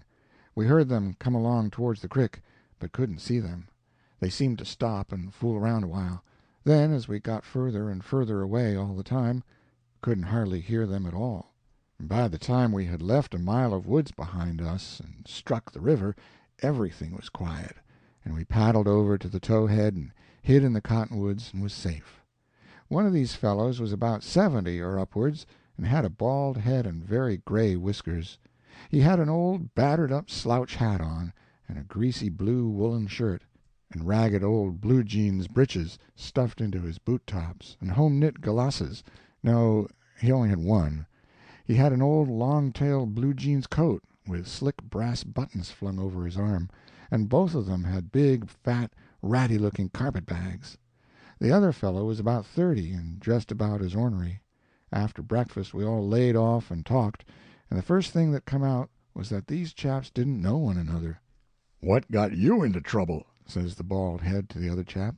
"Well, I've been selling an article to take the tartar off the teeth, and it does take it off, too, and generally the enamel along with it, but I stayed about one night longer than I ought to, and was just in the act of sliding out when I ran across you on the trail this side of town, and you told me they were coming, and begged me to help you to get off. So I told you I was expecting trouble myself, and would scatter out with you. And that's the whole yarn. What's yourn?" "Well, I'd been a-running a little temperance revival thar about a week, and was the pet of the women folks, big and little, for I was making it mighty warm for the rummies, I tell you, and taking as much as $5 or $6 a night, 10 cents a head, children and niggers free, and business a-growing all the time, when somehow or another a little report got around last night that I had a way of putting in my time with a private jug on the sly. A nigger rousted me out this morning and told me the people was a-getherin' on the quiet with their dogs and horses, and they'd be along pretty soon and give me about half an hour's start, and then run me down if they could. and if they got me they'd tar and feather me and ride me on the rail, sure. I didn't wait for no breakfast. I warn't hungry. "Old man," said the young one, "I reckon we might double-team it together. What do you think?" "I ain't undisposed. What's your line, mainly?" "Juror printer by trade. Do a little in patent medicines, theater actor, tragedy, take a turn to mesmerism and phrenology when there's a chance. Teach singing, geography school for a change. Sling a lecture sometimes. Oh, I do lots of things. Most anything that comes handy, so it ain't work. What's your lay?" "I've done considerable in the doctoring way in my time. Laying on of hands is my best holt for cancer and paralysis and such things, and I can tell a fortune pretty good when I've got somebody along to find out the facts for me. Preachin's my line, too, and working camp meetin's and missionarying around." Nobody never said anything for a while. Then the young man hove a sigh and says, "Alas!" "What are you lassing about?" says the bald head. "To think I should have lived to be leading such a life, and be degraded down into such company." And he begun to wipe the corner of his eye with a rag. "Darn your skin, ain't the company good enough for you?" says the bald head, pretty pert and uppish. "Yes, it is good enough for me, and it's as good as I deserve. For who fetched me so low when I was so high? I did myself. I don't blame you, gentlemen. Far from it, I don't blame anybody. I deserve it all. Let the cold world do its worst. One thing I know, there's a grave somewhere for me. The world may go on just as it's always done, and take everything from me, loved ones, property, everything, but it can't take that. Some day I'll lie down in it and forget it all, and my poor broken heart will be at rest." He went on a-wiping. "Drot your poor broken heart," says the bald head. "What are you heaving your poor broken heart at us for? We ain't done nothing." "No, I know you haven't. I ain't blaming you, gentlemen. I brought myself down. Yes, I did it myself. It's right I should suffer, perfectly right. I don't make any moan." "Brought you down from whar? Whar was you brought down from?" "Ah, you would not believe me. The world never believes. Let it pass. 'Tis no matter. The secret of my birth—" "The secret of your birth? Do you mean to say—" "Gentlemen," says the young man, very solemn, "I will reveal it to you, for I feel I may have confidence in you. By rights, I am a duke." Jim's eyes bugged out when he heard that, and I reckon mine did, too. Then the bald head said, "No, you can't mean it." "Yes. My great-grandfather, eldest son of the Duke of Bridgewater, fled to this country about the end of last century to breathe the pure air of freedom. Married here, and died, leaving a son, his own father dying about the same time. The second son of the late Duke seized the titles and estates. The infant real Duke was ignored. I am the lineal descendant of that infant. I am the rightful Duke of Bridgewater, and here I am, forlorn, torn from my high estate, hunted of men, despised by the cold world, ragged, worn, heartbroken, and degraded to the companionship of felons on a raft." Jim pitied him ever so much, and so did I. We tried to comfort him, but he said it warn't much use. He couldn't be much comforted. Said if we was a mind to acknowledge him, that would do him more good than most anything else. So we said we would, if he would tell us how. He said we ought to bow when we spoke to him, and say, "Your Grace," or "My Lord," or "Your Lordship," and he wouldn't mind it if we called him plain Bridgewater, which he said was a title anyway, and not a name, and one of us ought to wait on him at dinner, and do any little thing for him he wanted done.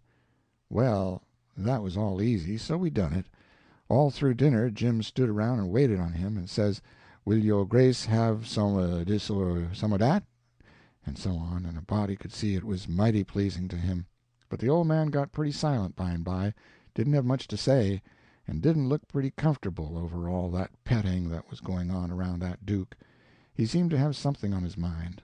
So along in the afternoon he says, "Looky here, Bilgewater," he says, "I'm nation sorry for you, but you ain't the only person that's had troubles like that." "No?" "No, you ain't. You ain't the only person that's been snaked down wrongfully out in a high place." "Alas!" "No, you ain't the only person that's had a secret of his birth, and by jings, he begins to cry. "Hold! What do you mean?" "Bilgewater, can I trust you?" says the old man, still sort of sobbing. "To the bitter death." He took the old man by the hand and squeezed it, and says, "That secret of your being. Speak." "Bilgewater, I am the late Dauphin." You bet you Jim and me stared this time.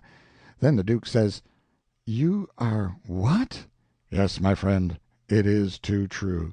Your eyes is looking at this very moment on the poor disappeared Dauphin, Louis XVII., son of Louis XVI. And Mary Antoinette."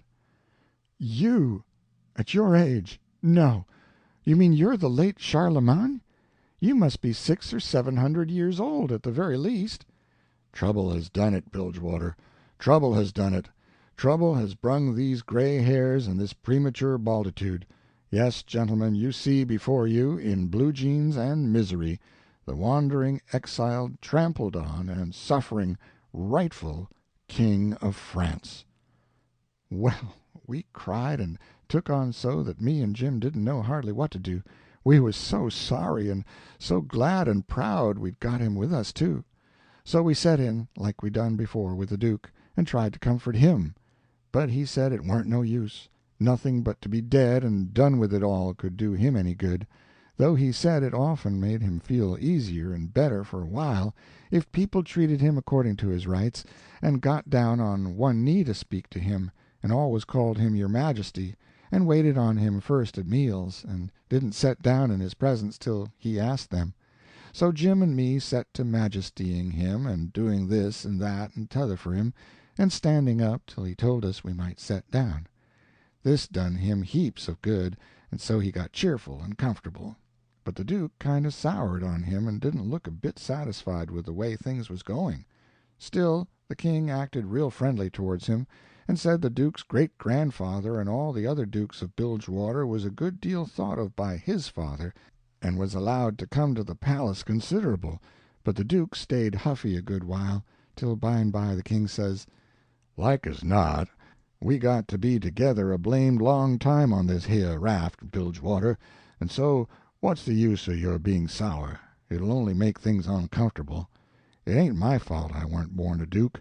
It ain't your fault you warn't born a king, so what's the use to worry? Make the best of things the way you find 'em, says I. That's my motto. This ain't no bad thing that we've struck here.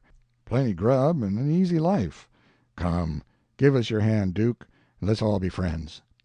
The Duke done it, and Jim and me was pretty glad to see it. It took away all the uncomfortableness, and we felt mighty good over it, because it would have been a miserable business to have any unfriendliness on the raft, for what you want, above all things, on a raft, is for everybody to be satisfied, and feel right and kind towards the others. It didn't take me long to make up my mind that these liars weren't no kings nor dukes at all, but just low-down humbugs and frauds. But I never said nothing, never let on. Kept it to myself. It's the best way. Then you don't have no quarrels, and don't get into no trouble. If they wanted us to call them kings and dukes, I hadn't no objections, long as it would keep peace in the family, and it warn't no use to tell Jim, so I didn't tell him.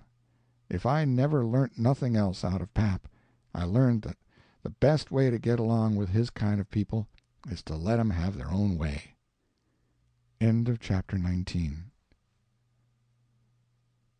Adventures of Huckleberry Finn by Mark Twain, Chapter 20. Huck Explains, Laying Out a Campaign, Working the Camp Meeting, A Pirate at the Camp Meeting, The Duke as a Printer. They asked us considerable many questions, wanted to know what we covered up the raft that way for, and laid by in the daytime instead of running. Was Jim a runaway nigger? Says I, "Goodness sakes! Would a runaway nigger run south?" No, they allowed he wouldn't. I had to account for things some way, so I says, "My folks was living in Pike County in Missouri, where I was born, and they all died off but me and Pa and my brother Ike. Pa he 'lowed he'd break up and go down and live with Uncle Ben, who's got a little one-horse place on the river 44 mile below Orleans. Pa was pretty poor and had some debts, so when he'd squared up there warn't nothing left but $16 and our nigger Jim. That weren't enough to take us 1,400 mile deck passage nor no other way. Well, when the river rose, Pa had a streak of luck one day. He ketched this piece of a raft, so we reckoned we'd go down to Orleans on it. Pa's luck didn't hold out.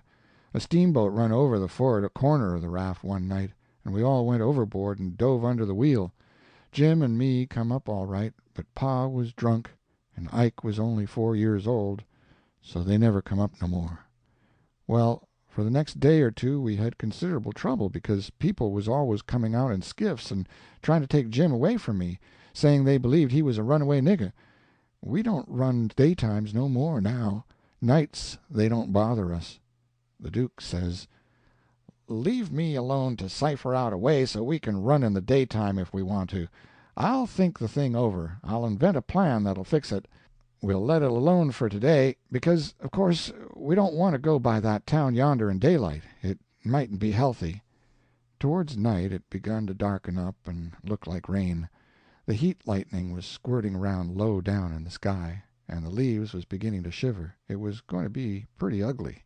It was easy to see that. So the Duke and the King went to overhauling our wigwam to see what the beds was like.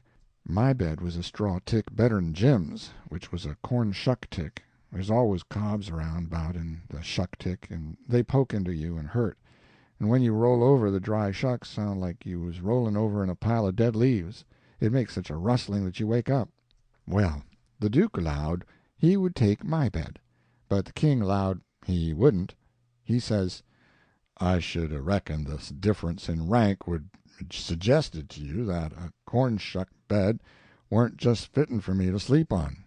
Your Grace'll take the shuck bed yourself." Jim and me was in a sweat again for a minute, being afraid there was going to be some more trouble amongst them. So we was pretty glad when the Duke says, "'Tis my fate to be always ground into the mire under the iron heel of oppression. Misfortune has broken my once haughty spirit. I yield, I submit. 'Tis my fate. I am alone in the world. Let me suffer. I can bear it." We got away as soon as it was good and dark. The King told us to stand well out towards the middle of the river, and not show a light till we got a long ways below the town. We come in sight of the little bunch of lights by and by, and that was the town, you know, and slid by about a half a mile out all right. When we was 3/4 of a mile below we hoisted up our signal lantern, and about 10 o'clock it come on to rain and blow and thunder and lightning like everything, so the King told us to both stay on watch till the weather got better. Then him and the Duke crawled into the wigwam and turned in for the night. It was my watch below till 12, but I wouldn't have turned in anyway if I'd have bed, because a body don't see such a storm as that every day in the week, not by a long sight. My souls, how the wind did scream along! And every second or two there'd come a glare that lit up the white caps for half a mile around, and you'd see the islands looking dusty through the rain, and the trees thrashing around in the wind. Then comes a whack, boom, boom, bum-ba-lum-ba-lum, bum-bum-bum-bum-bum, and the thunder would go rumbling and grumbling away and quit, and then rip comes another flash and another sockdologer. The waves most washed me off the raft sometimes, but I hadn't any clothes on and didn't mind. We didn't have no trouble about snags.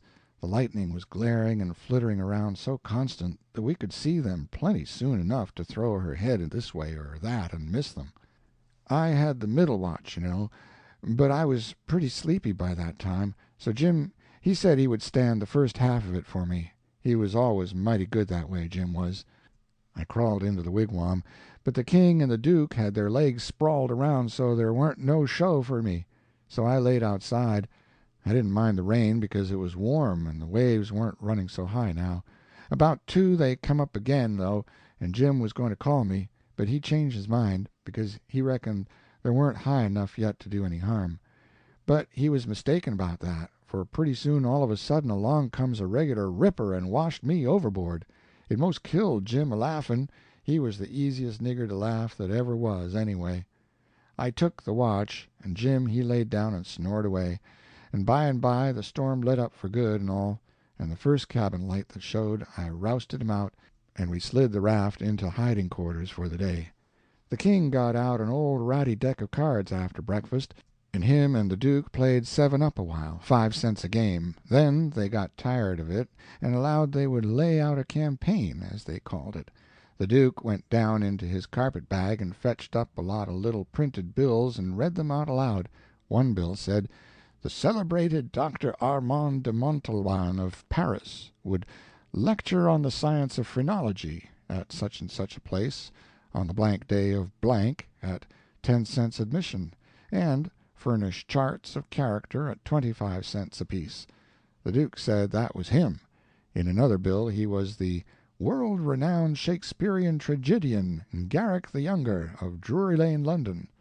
In other bills he had a lot of other names, and done other wonderful things, like finding water and gold with a divining rod, dissipating witch spells, and so on. By and by he says, "But the histrionic muse is the darling. Have you ever trod the boards, royalty?" "No," says the king. "You shall, then, before you're 3 days older. Fallen grandeur," says the Duke. "The first good town we come to, we'll hire a hall and do the sword fight in Richard III, and the balcony scene in Romeo and Juliet. How does that strike you?" "I'm in up to the hub for anything that'll pay, Bilgewater. But you see, I don't know nothing about play acting, and hain't ever seen much of it. I was too small when pap used to have 'em at the palace. Do you reckon you can learn me?" "Easy." "All right. I'm just freezing for something fresh, anyway. Let's commence right away." So the Duke he told him all about who Romeo was and who Juliet was, and said he was used to being Romeo so the king could be Juliet. "But if Juliet's such a young gal, Duke, my peeled head and my white whiskers is going to look oncommon odd on her, maybe." "No, don't you worry. These country jakes won't ever think of that. Besides, you know, you'll be in a costume, and that makes all the difference in the world. Juliet's in a balcony, enjoying the moonlight before she goes to bed, and she's got on her nightgown and her ruffled nightcap. Here are the costumes for the parts." He got out 2 or 3 curtain calico suits, which he said was medieval armor for Richard III, and t'other chap, and a long white cotton nightshirt and a ruffled nightcap to match. The king was satisfied, so the Duke got out his book and read the parts over in the most splendid spread-eagle way, prancing around and acting at the same time, to show how it had got to be done. Then he give the book to the king and told him to get his part by heart. There was a little one-horse town about 3 mile down the bend, and after dinner the Duke said he had ciphered out his idea about how to run in daylight without it being dangerous for Jim, so he allowed he would go down to the town and fix that thing. The king allowed he would go, too, and see if he couldn't strike something. We was out of coffee, so Jim said I better go along with them in the canoe and get some. When we got there warn't nobody stirring. Streets empty, and perfectly dead and still, like Sunday. We found a sick nigger sunning himself in a back yard, and he said everybody that warn't too young or too sick or too old was gone to camp meeting, about 2 mile back in the woods. The king got the directions, and allowed he'd go and work that camp meeting for all it was worth, and I might go too. The Duke said what he was after was a printing office.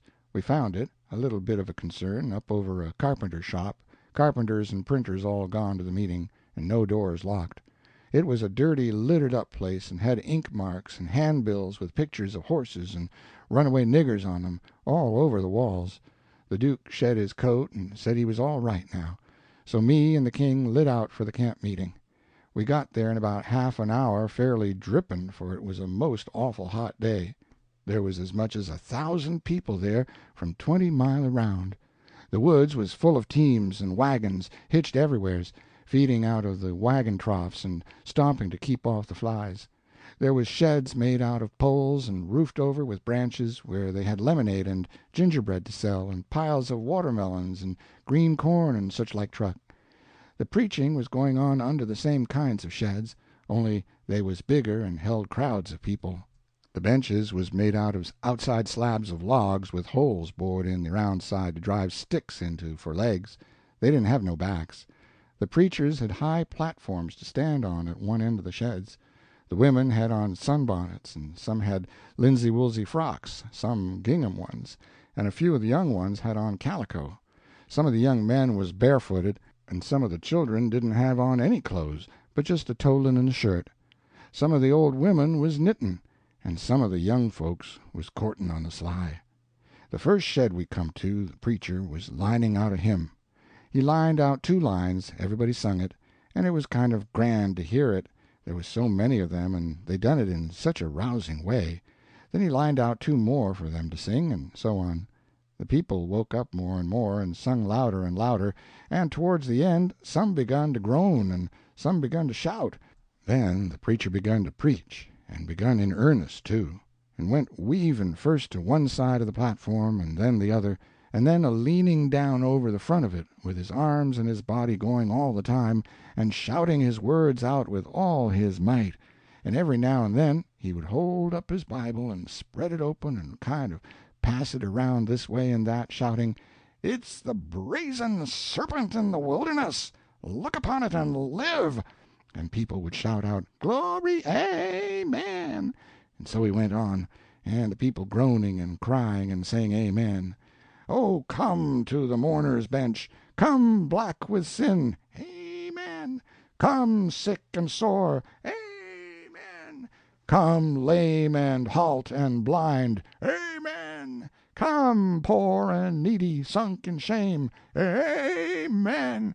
Come, and all that's worn and soiled and suffering, come with a broken spirit, come with a contrite heart, come in your rags and sin and dirt, the waters that cleanse is free, the door of heaven stands open, oh, enter in and be at rest, amen, glory, glory, hallelujah," and so on. You couldn't make out what the preacher said any more on account of the shouting and crying. Folks got up everywheres in the crowd and worked their way just by main strength to the mourners' bench, with the tears running down their faces, and when all the mourners had got up there to the front benches in a crowd, they sung and shouted and flung themselves down on the straw just crazy and wild. Well, the first I knowed the king got a-going, and you could hear him over everybody, and next he went a-charging up on the platform, and the preacher he begged him to speak to the people, and he done it. He told them he was a pirate, been a pirate for 30 years out in the Indian Ocean, and his crew was thinned out considerable last spring in a fight, and he was home now to take out some fresh men, and thanks to goodness he'd been robbed last night and put ashore off of a steamboat without a cent, and he was glad of it.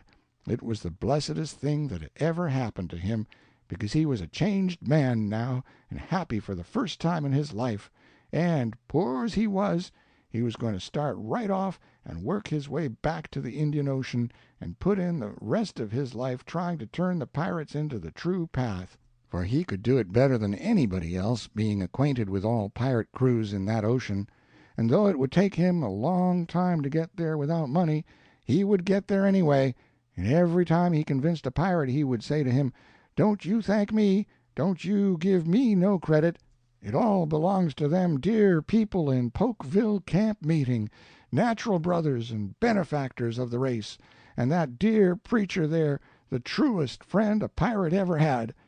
And then he busted into tears, and so did everybody. Then somebody sings out, "Take up a collection for him! Take up a collection!" Well, a half a dozen made a jump to do it, but somebody sings out, "Let him pass the hat around!" Then everybody said it, the preacher too. So the king went all through the crowd with his hat swabbing his eyes, and blessing the people, and praising them, and thanking them for being so good to the poor pirates away off there, and every little while the prettiest kind of girls, with the tears running down their cheeks, would up and ask him would he let them kiss him for to remember him by, and he always done it, and some of them he hugged and kissed as many as 5 or 6 times, and he was invited to stay a week, and everybody wanted him to live in their houses, and said they'd think it was an honor, but he said as this was the last day of the camp meeting, he couldn't do no good, and besides he was in a sweat to get to the Indian Ocean right off and go to work on the pirates. When we got back to the raft and he come to count up, he found he had collected $87.75, and then he had fetched away a 3-gallon jug of whiskey, too, that he found under a wagon when he was starting home through the woods. The king said, take it all around, it laid over any day he'd ever put in the missionarying line. He said it warn't no use talking, heathens don't amount to shucks alongside of pirates to work a camp meeting with. The Duke was thinking he'd been doing pretty well till the king come to show up, but after that he didn't think so much. He had set up and printed off 2 little jobs for farmers in that printing office, horse bills, and took the money, $4, and he had got in $10 worth of advertisements for the paper, which he said he would put in for $4 if they would pay in advance, so they done it. The price of the paper was $2 a year, but he took it in 3 subscriptions for half a dollar apiece on condition of them paying him in advance. They were going to pay in cordwood and onions as usual, but he said he had just bought the concern and knocked down the price as low as he could afford it, and was going to run it for cash.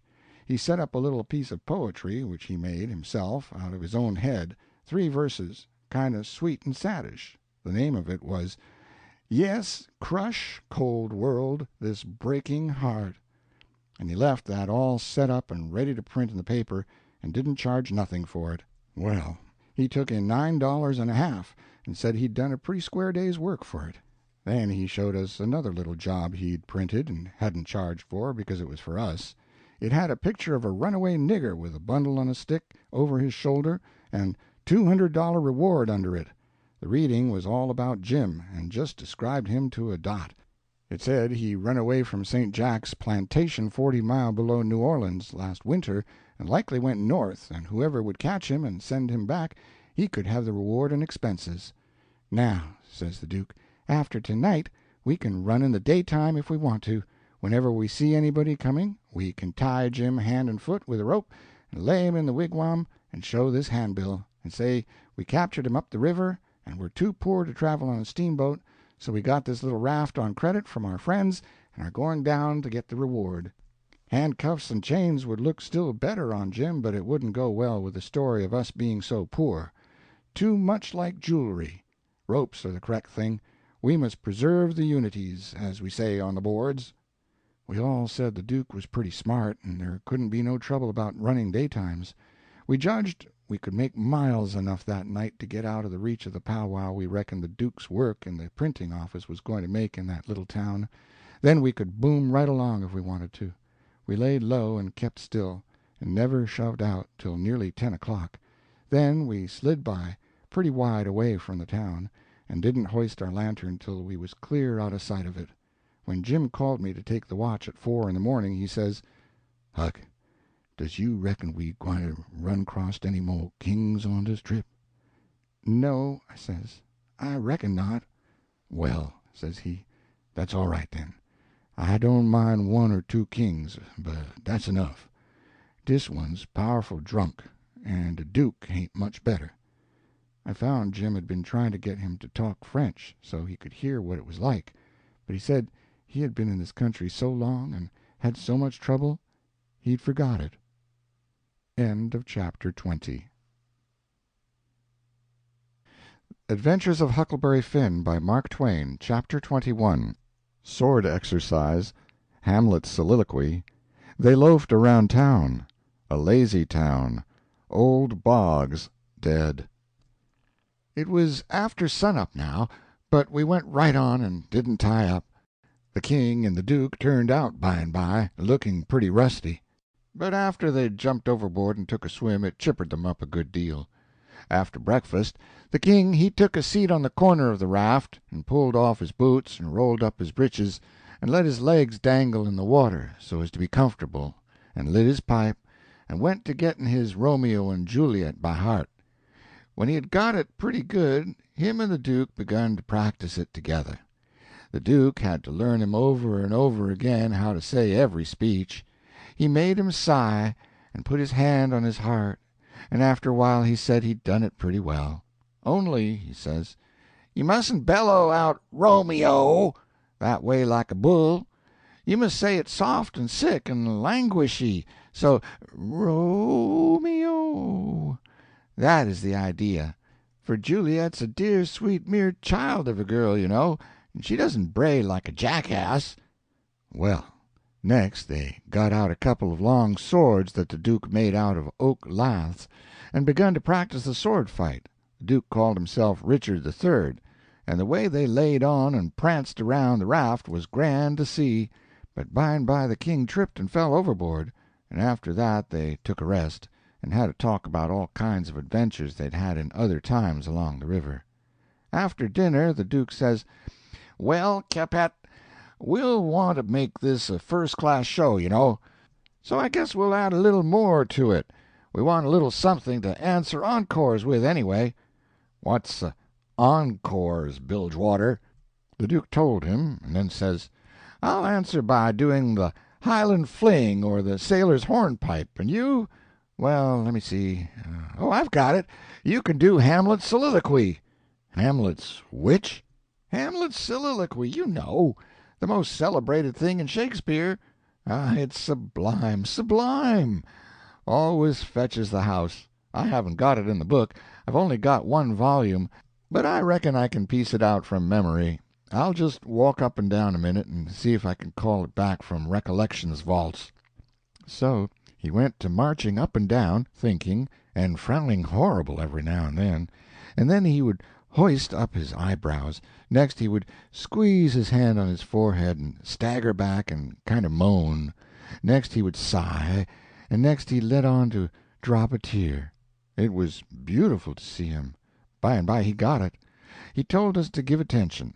Then he strikes a most noble attitude, with one leg shoved forwards, and his arms stretched away up, and his head tilted back, looking up at the sky.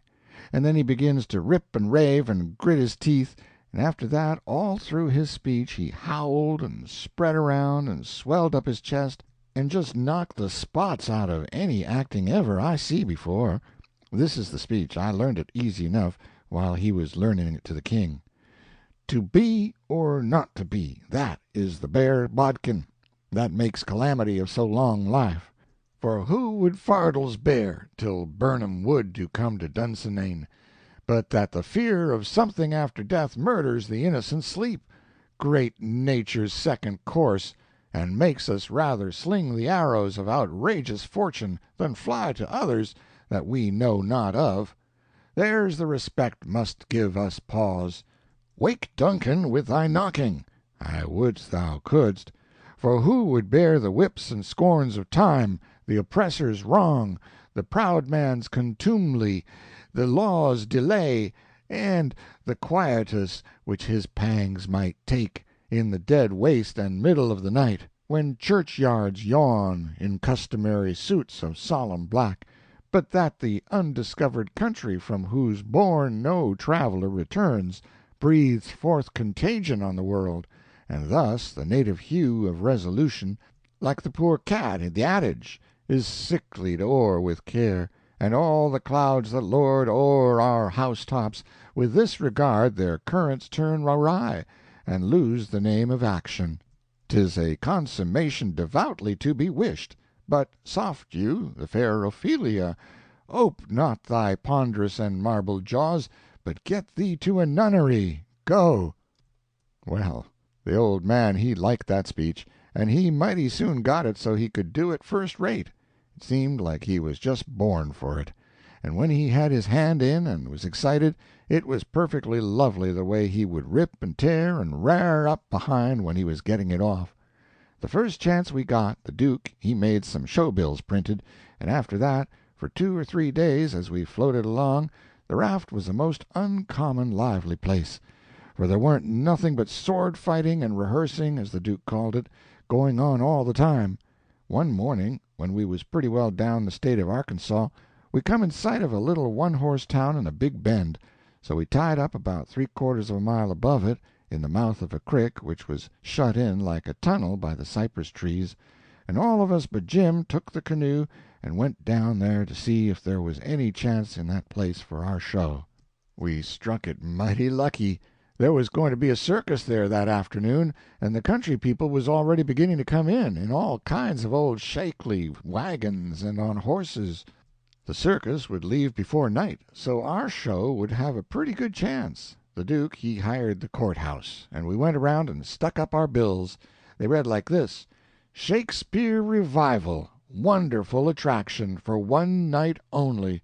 The world-renowned tragedians, David Garrick the younger, of Drury Lane Theatre, London, and Edmund Kean the elder, of the Royal Haymarket Theatre, Whitechapel, Pudding Lane, Piccadilly, London, and the Royal Continental Theatres, in their sublime Shakespearean spectacle entitled The Balcony Scene in Romeo and Juliet.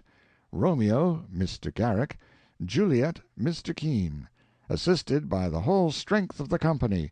New costumes, new scenery, new appointments. Also the thrilling, masterly, and blood-curdling broadsword conflict in Richard III. Richard III, Mr. Garrick; Richmond, Mr. Kean. Also, by special request, Hamlet's immortal soliloquy, by the illustrious Kean, done by him 300 consecutive nights in Paris, for one night only, on account of imperative European engagements. Admission 25 cents, children and servants 10 cents. Then we went loafing around town. The stores and houses was most all old, shakely, dried-up frame concerns that hadn't ever been painted. They was set up 3 or 4 foot above ground on stilts, so as to be out of reach of the water when the river was overflowed. The houses had little gardens around them, but they didn't seem to raise hardly anything in them but jimson weeds and sunflowers and ash piles and old curled-up boots and shoes and pieces of bottles and rags and played-out tinware. The fences was made of different kinds of boards, nailed on at different times, and they leaned every which way, and had gates that didn't generally have but one hinge, a leather one. Some of the fences had been whitewashed some time or another, but the Duke said it was in Columbus time, like enough. There was generally hogs in the garden, and people driving them out. All the stores was along one street. They had white domestic awnings in front, and the country people hitched their horses to the awning posts. There was empty dry-goods boxes under the awnings, and loafers roosting on them all day long, whittling them with their Barlow knives, and chawing tobacco, and gaping and yawning and stretching, mighty ornery lot. They generally had on yellow straw hats most as wide as an umbrella, but they didn't wear no coats nor waistcoats. They called one another Bill, and Buck, and Hank, and Joe, and Andy, and talked lazy and drawly, and used considerable many cuss words. There was as many as one loafer leaning up against every awning post, and he most always had his hands in his breeches pockets, except when he fetched them out to lend a chaw of tobacco or scratch. What a body was hearing amongst them all the time was, "Gimme a chaw of tobaccer, Hank." "Can't. Ain't got but one chaw left. Ask Bill." Maybe Bill he gives him a chaw. Maybe he lies and says he ain't got none. Some of 'em kinds of loafers never has a cent in the world, nor a chaw of tobacco of their own. They get all their chawing by borrowing. They say to a fellow, "I wisht you'd lend me a chaw, Jack. I just this minute give Ben Jonson the last chaw I had," which is a lie pretty much every time. It don't fool nobody but a stranger, but Jack ain't no stranger, so he says, "You give him a chaw, did you? So did your sister's cat's grandmother. You pay me back the chaws you've already borrowed offen me, Leif Buckner, then I'll loan you 1 or 2 ton of it, and won't charge you no back interest nuther." "Well, I did pay you back some of it wunst." "Yes, you did, 'bout 6 chaws. You borried store tobaccer and paid back niggerhead." Store tobacco is flat black plug, but these fellows mostly chaws the natural leaf twisted. When they borrow a chaw they don't generally cut it off with a knife, but set the plug in between their teeth, and gnaw with their teeth and tug at the plug with their hands till they get it in two.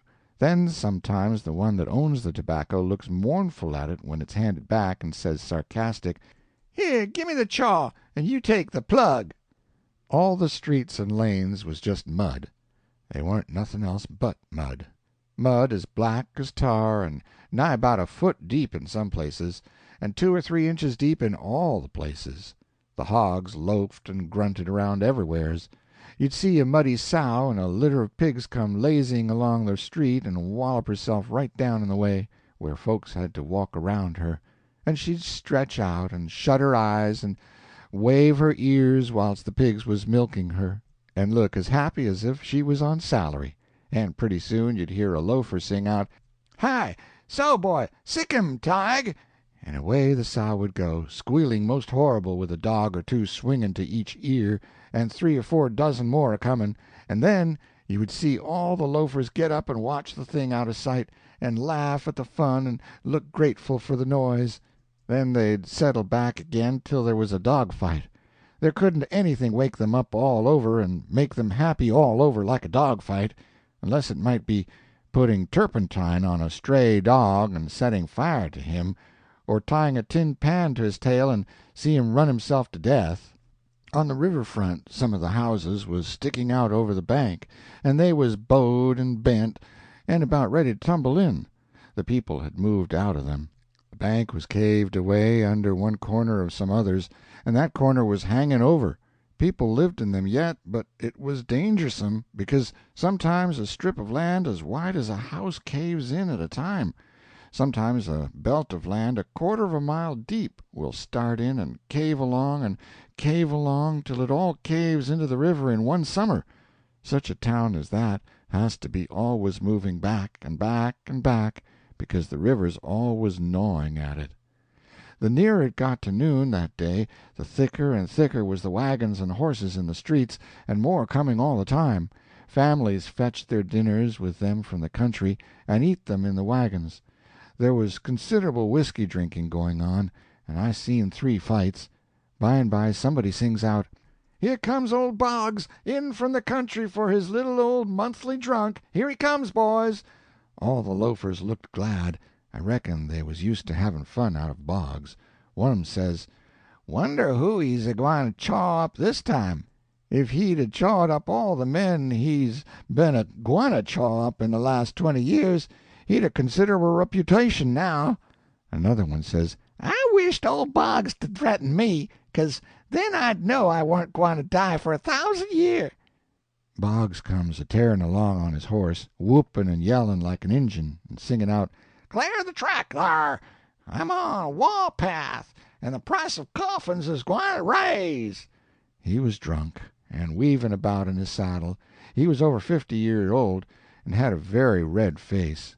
Everybody yelled at him and laughed at him and sassed him, and he sassed back, and said he'd attend to them and lay them out in their regular turns, but he couldn't wait now, because he'd come to town to kill old Colonel Sherburn, and his motto was, "Meat first, and spoon vittles to top off on."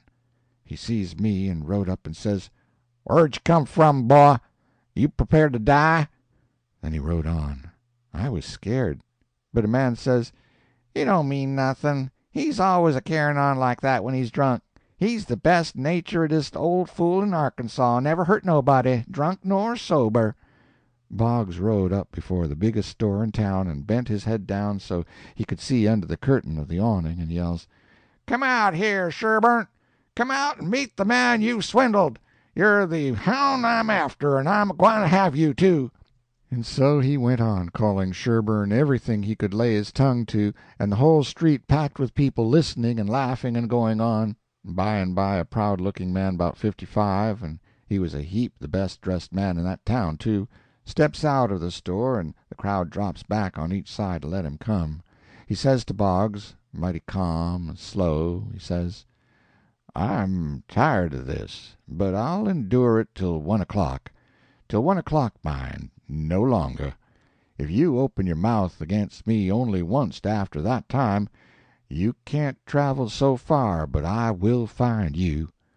Then he turns and goes in. The crowd looked mighty sober. Nobody stirred, and there weren't no more laughing. Boggs rode off, blackguarding Sherburn as loud as he could yell, all down the street, and pretty soon back he comes and stops before the store, still keeping it up.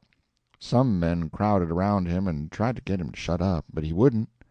They told him it would be 1 o'clock in about 15 minutes, so he must go home, he must go right away. But it didn't do no good. He cussed away with all his might, and throwed his hat down in the mud and rode over it, and pretty soon away he went a-raging down the street again, with his gray hair a-flying. Everybody that could get a chance at him tried their best to coax him off of his horse, so they could lock him up and get him sober, but it weren't no use. Up the street he would tear again and give Sherburn another cussing. By and by somebody says, "Go for his daughter! Quick! Go for his daughter! Sometimes he'll listen to her. If anybody can persuade him, she can." So somebody started on a run. I walked down the street a ways and stopped. In about 5 or 10 minutes here comes Boggs again, but not on his horse. He was a-reeling across the street towards me, bareheaded, with a friend on both sides of him a holt of his arms and hurrying him along. He was quiet and looked uneasy, and he weren't hanging back any, but was doing some of the hurrying himself. Somebody sings out, "Boggs!" I looked over there to see who said it, and it was that Colonel Sherburn. He was standing perfectly still in the street and had a pistol raised in his right hand, not aiming it, but holding it out with the barrel tilted up toward the sky. The same second I see a young girl coming on the run, and two men with her. Boggs and the men turned round to see who called him, and when they see the pistol the men jumped to one side, and the pistol barrel come down slow and steady to a level, both barrels cocked. Boggs throws up both of his hands and says, "Oh, Lord, don't shoot!" Bang goes the first shot, and he staggers back, clawing at the air. Bang goes the second one, and he tumbles backwards onto the ground, heavy and solid, with his arms spread out.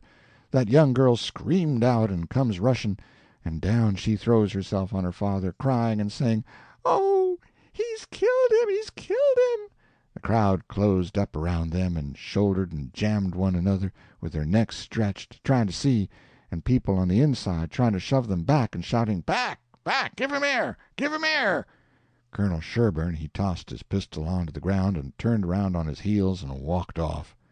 They took Boggs to a little drug store, the crowd pressing around just the same, and the whole town following, and I rushed and got a good place at the window, where I was close to him and could see in. They laid him on the floor and put one large Bible under his head, and opened another one and spread it on his breast, but they tore open his shirt first, and I seen where one of the bullets went in. He made about a dozen long gasps, his breast lifting the Bible up when he drawed in his breath, and letting it down again when he breathed it out, and after that he laid still. He was dead. Then they pulled his daughter away from him, screaming and crying, and took her off. She was about 16, and very sweet and gentle-looking, but awful pale and scared. Well, pretty soon the whole town was there, squirming and scrouging and pushing and shoving to get at the window and have a look, but people that had the places wouldn't give them up, and folks behind them was saying all the time, "Say, now, you've looked enough, you fellows. 'Tain't right, and 'tain't fair for you to stay there all the time, and never give nobody a chance. Other folks has their rights as well as you." There was considerable jawing back, so I slid out, thinking maybe there was going to be trouble. The streets was full, and everybody was excited. Everybody that seen the shooting was telling how it happened, and there was a big crowd packed around each one of these fellows, stretching their necks and listening. One long, lanky man, with long hair and a big white fur stovepipe hat on the back of his head, and a crooked-handled cane, marked out the places on the ground where Boggs stood and where Sherburn stood, and the people following him around from one place to other, and watching everything he done, and bobbing their heads to show they understood, and stooping a little and resting their hands on their thighs to watch him mark the places on the ground with his cane, and then he stood up straight and stiff where Sherburn had stood, frowning and having his hat brimmed down over his eyes, and sung out "Boggs," and then fetched his cane down slow to a level, and says "Bang," staggered backwards, says "Bang" again, and fell down flat on his back. The people that had seen the thing said he done it perfect, said it was just exactly the way it all happened. Then as much as a dozen people got out their bottles and treated him. Well, by and by somebody said Sherburn ought to be lynched. In about a minute everybody was saying it. So away they went, mad and yelling, and snatching down every clothesline they come to do the hanging with. End of chapter 21. Adventures of Huckleberry Finn by Mark Twain, Chapter 22, Sherburn, Attending the Circus, Intoxication in the Ring, The Thrilling Tragedy. They swarmed up toward Sherburn's house, a-whooping and raging like Injuns, and everything had to clear the way or get run over and tromped to mush, and it was awful to see.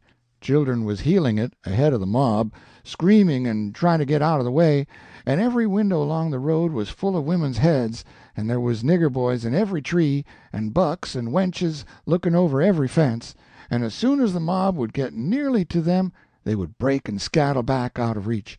Lots of the women and girls was crying and taking on, scared most to death.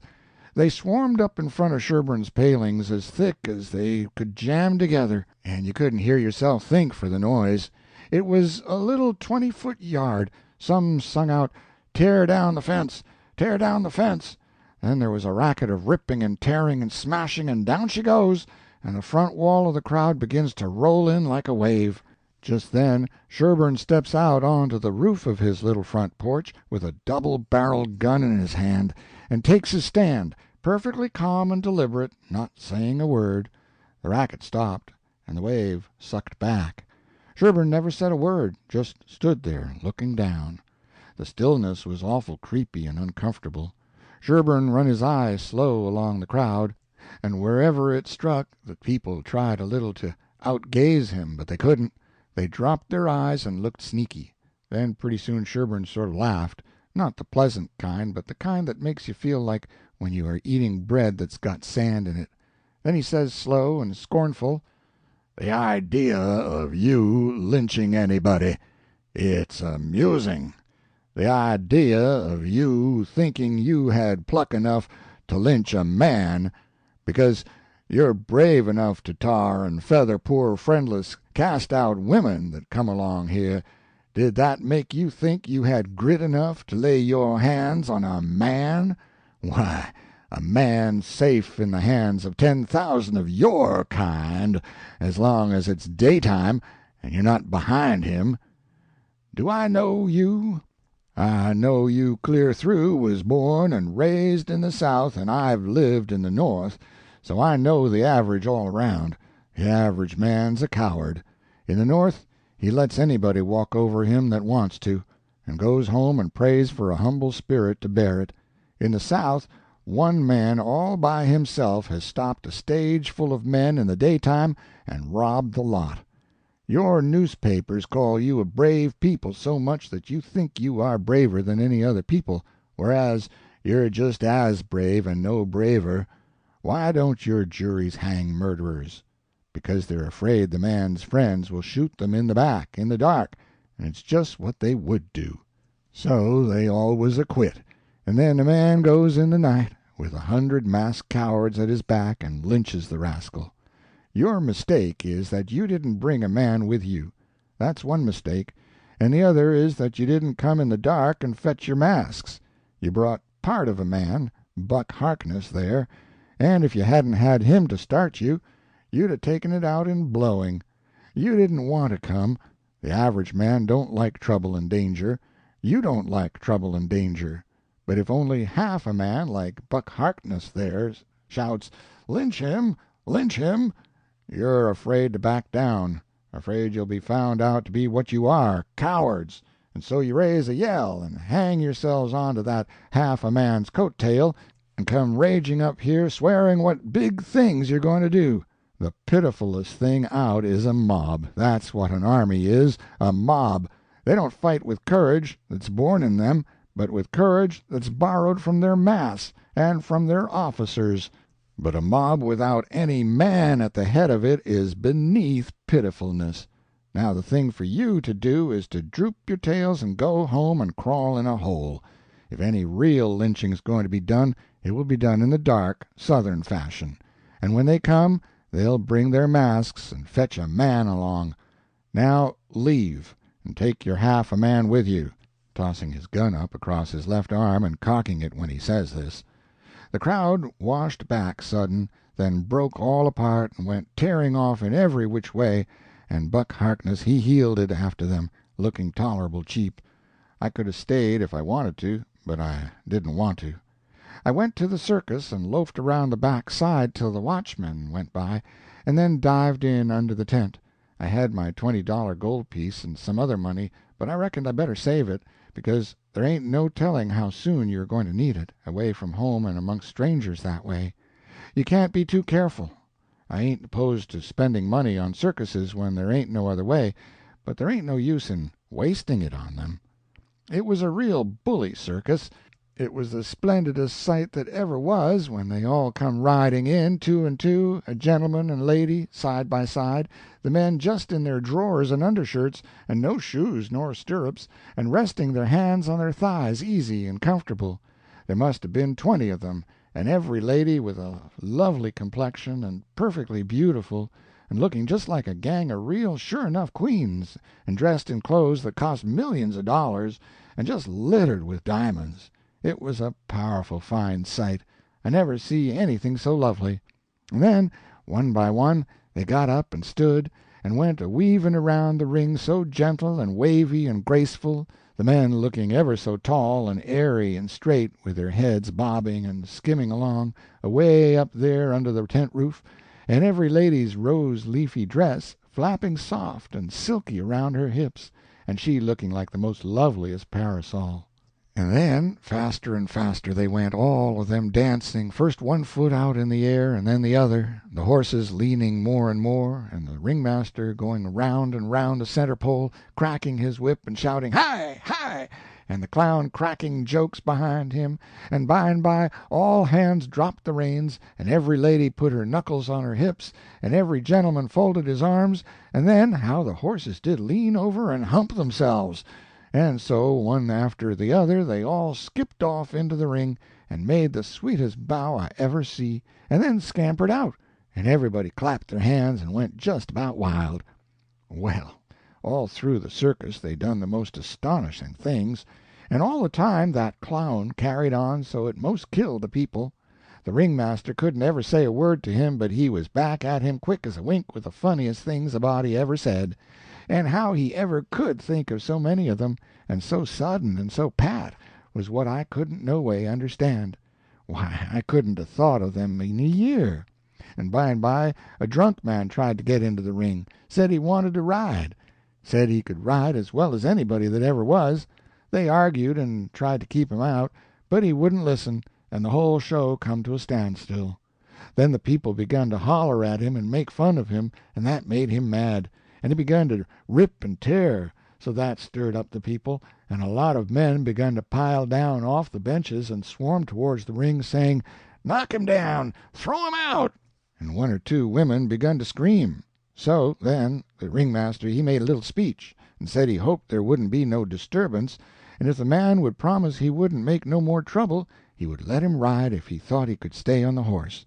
So everybody laughed and said all right, and the man got on. The minute he was on, the horse begun to rip and tear and jump and cavort around, with two circus men hanging on to his bridle trying to hold him, and the drunk man hanging on to his neck, and his heels flying in the air every jump, and the whole crowd of people standing up shouting and laughing till tears rolled down. And at last, sure enough, all the circus men could do, the horse broke loose, and away he went like the very nation, round and round the ring, with that sot laying down on him and hanging to his neck, with first one leg hanging most to the ground on one side, and then t'other one on t'other side, and the people just crazy. It warn't funny to me, though. I was all of a tremble to see his danger, but pretty soon he struggled up a straddle and grabbed the bridle, a-reeling this way and that, and the next minute he sprung up and dropped the bridle and stood. And the horse a-going like a house afire, too. He just stood up there, a-sailing around as easy and comfortable as if he warn't ever drunk in his life. And then he begun to pull off his clothes and sling them. He shed them so thick they kind of clogged up the air, and altogether he shed 17 suits. And then there he was, slim and handsome, and dressed the gaudiest and prettiest you ever saw, and he lit into that horse with his whip and made him fairly hum, and finally skipped off and made his bow and danced off to the dressing-room, and everybody just a-howling with pleasure and astonishment. Then the ringmaster, he see how he had been fooled, and he was the sickest ringmaster you ever see, I reckon. Why, it was one of his own men. He had got up that joke all out of his own head and never let on to nobody. Well, I felt sheepish enough to be took in so, but I wouldn't have been in that ringmaster's place not for $1,000. I don't know. There may be bullier circuses than what that one was, but I never struck them yet. Anyways, it was plenty good enough for me, and wherever I run across it, It can have all of my custom every time. Well, that night we had our show, but there weren't only about 12 people there, just enough to pay expenses, and they laughed all the time, and that made the Duke mad, and everybody left anyway before the show was over but one boy, which was asleep. So the Duke said these Arkansas lunkheads couldn't come up to Shakespeare. What they wanted was low comedy, and maybe something rather worse than low comedy, he reckoned. He said he could size their style, so next morning he got some big sheets of wrapping paper and some black paint and drawed off some handbills and stuck them up all over the village. The bills said, "At the courthouse for 3 nights only, the world-renowned tragedians, David Garrick the Younger and Edmund Kean the Elder, of the London and Continental Theaters, in their thrilling tragedy of The King's Camel-Leopard, or the Royal Nonesuch, admission 50 cents. Then at the bottom was the biggest line of all, which said, "Ladies and children not admitted." "There," says he, "if that line don't fetch them, I don't know Arkansas." End of chapter 22. Adventures of Huckleberry Finn by Mark Twain, Chapter 23. Sold. Royal Comparisons. Jim Gets Homesick. Well, all day him and the king was hard at it, rigging up a stage and a curtain and a row of candles for footlights, and that night the house was jam full of men in no time. When the place couldn't hold no more, the Duke he quit tending door and went round the back way and come on to the stage and stood up before the curtain and made a little speech, and praised up this tragedy, and said it was the most thrillingest one that ever was, and so he went on a-bragging about the tragedy and about Edmund Kean the Elder, which was to play the main principal part in it, and at last, when he'd got everybody's expectations up high enough, he rolled up the curtain, and the next minute the king come a-prancing out on all fours naked, and he was painted all over, rings streaked and striped, all sorts of colors, as splendid as a rainbow, and but never mind the rest of his outfit. It was just wild, but it was awful funny. The people most killed themselves laughing, and when the king got done capering and capered off behind the scenes, they roared and clapped and stormed and haw-hawed till he come back and done it over again, and after that they made him do it another time. Well, it would make a cow laugh to see the shines that old idiot cut. Then the Duke he lets the curtain down, and bows to the people and says the great tragedy will be performed only 2 nights more, on accounts of pressing London engagements, where the seats is all sold already for it in Drury Lane. Then he makes them another bow, and says if he has succeeded in pleasing them and instructing them, he will be deeply obleeged if they will mention it to their friends and get them to come and see it. 20 people sings out, "What? Is it over? Is that all?" The Duke says yes. Then there was a fine time. Everybody sings out, "Sold!" and rose up mad, and was a-going for that stage and them tragedians, but a big fine-looking man jumps up on a bench and shouts, "Hold on! Just a word, gentlemen." They stopped to listen. "We are sold, mighty badly sold, but we don't want to be the laughing-stock of this whole town, I reckon, and never hear the last of this thing as long as we live. No, what we want is to go out of here quiet and talk this show up and sell the rest of the town. Then we'll all be in the same boat. Ain't that sensible?" "You bet it is. The judge is right," everybody sings out. "All right, then. Not a word about any sell. Go along home and advise everybody to come and see the tragedy." Next day you couldn't hear nothing around that town but how splendid that show was. House was jammed again that night, and we sold this crowd the same way. When me and the king and the Duke got home to the raft, we all had a supper, and by about midnight they made Jim and me back her out and float her down the middle of the river and fetch her in and hide her about 2 miles below town. The third night the house was crammed again, and they weren't newcomers this time, but people that was at the show the other 2 nights. I stood by the Duke at the door, and I see that every man that went in had his pockets bulging, or something muffled up under his coat, and I see it warn't no perfumery neither, not by a long sight. I smelt sickly eggs by the barrel, and rotten cabbages and such things, and if I know the signs of a dead cat being around, and I bet I do, there was 64 of them went in. I shoved in there for a minute, but it was too various for me. I couldn't stand it. Well, when the place couldn't hold no more people, the Duke he give a fellow a quarter and told him to tend door for him a minute, and then he started round for the stage door, I after him. But the minute we turned the corner and was in the dark, he says, "Walk fast now till you get away from the houses, and then shin for the raft like the dickens was after you." I done it, and he done the same. We struck the raft at the same time, and in less than 2 seconds we was gliding downstream, all dark and still, and edging toward the middle of the river, nobody saying a word. I reckon the poor king was in for a gaudy time of it with the audience, but nothing of the sort. Pretty soon he crawls out from under the wigwam and says, "Well, how'd the old thing pan out this time, Duke?" He hadn't been uptown at all. We never showed a light till we was about 10 mile below the village.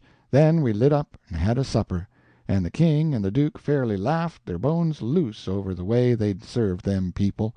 The Duke says, "Greenhorns, flatheads, I knew the first house would keep mum and let the rest of the town get roped in, and I knew they'd lay for us the third night, and consider it was their turn now. Well, it is their turn, and I'd give something to know how much they'd take for it. I would just like to know how they're putting in their opportunity.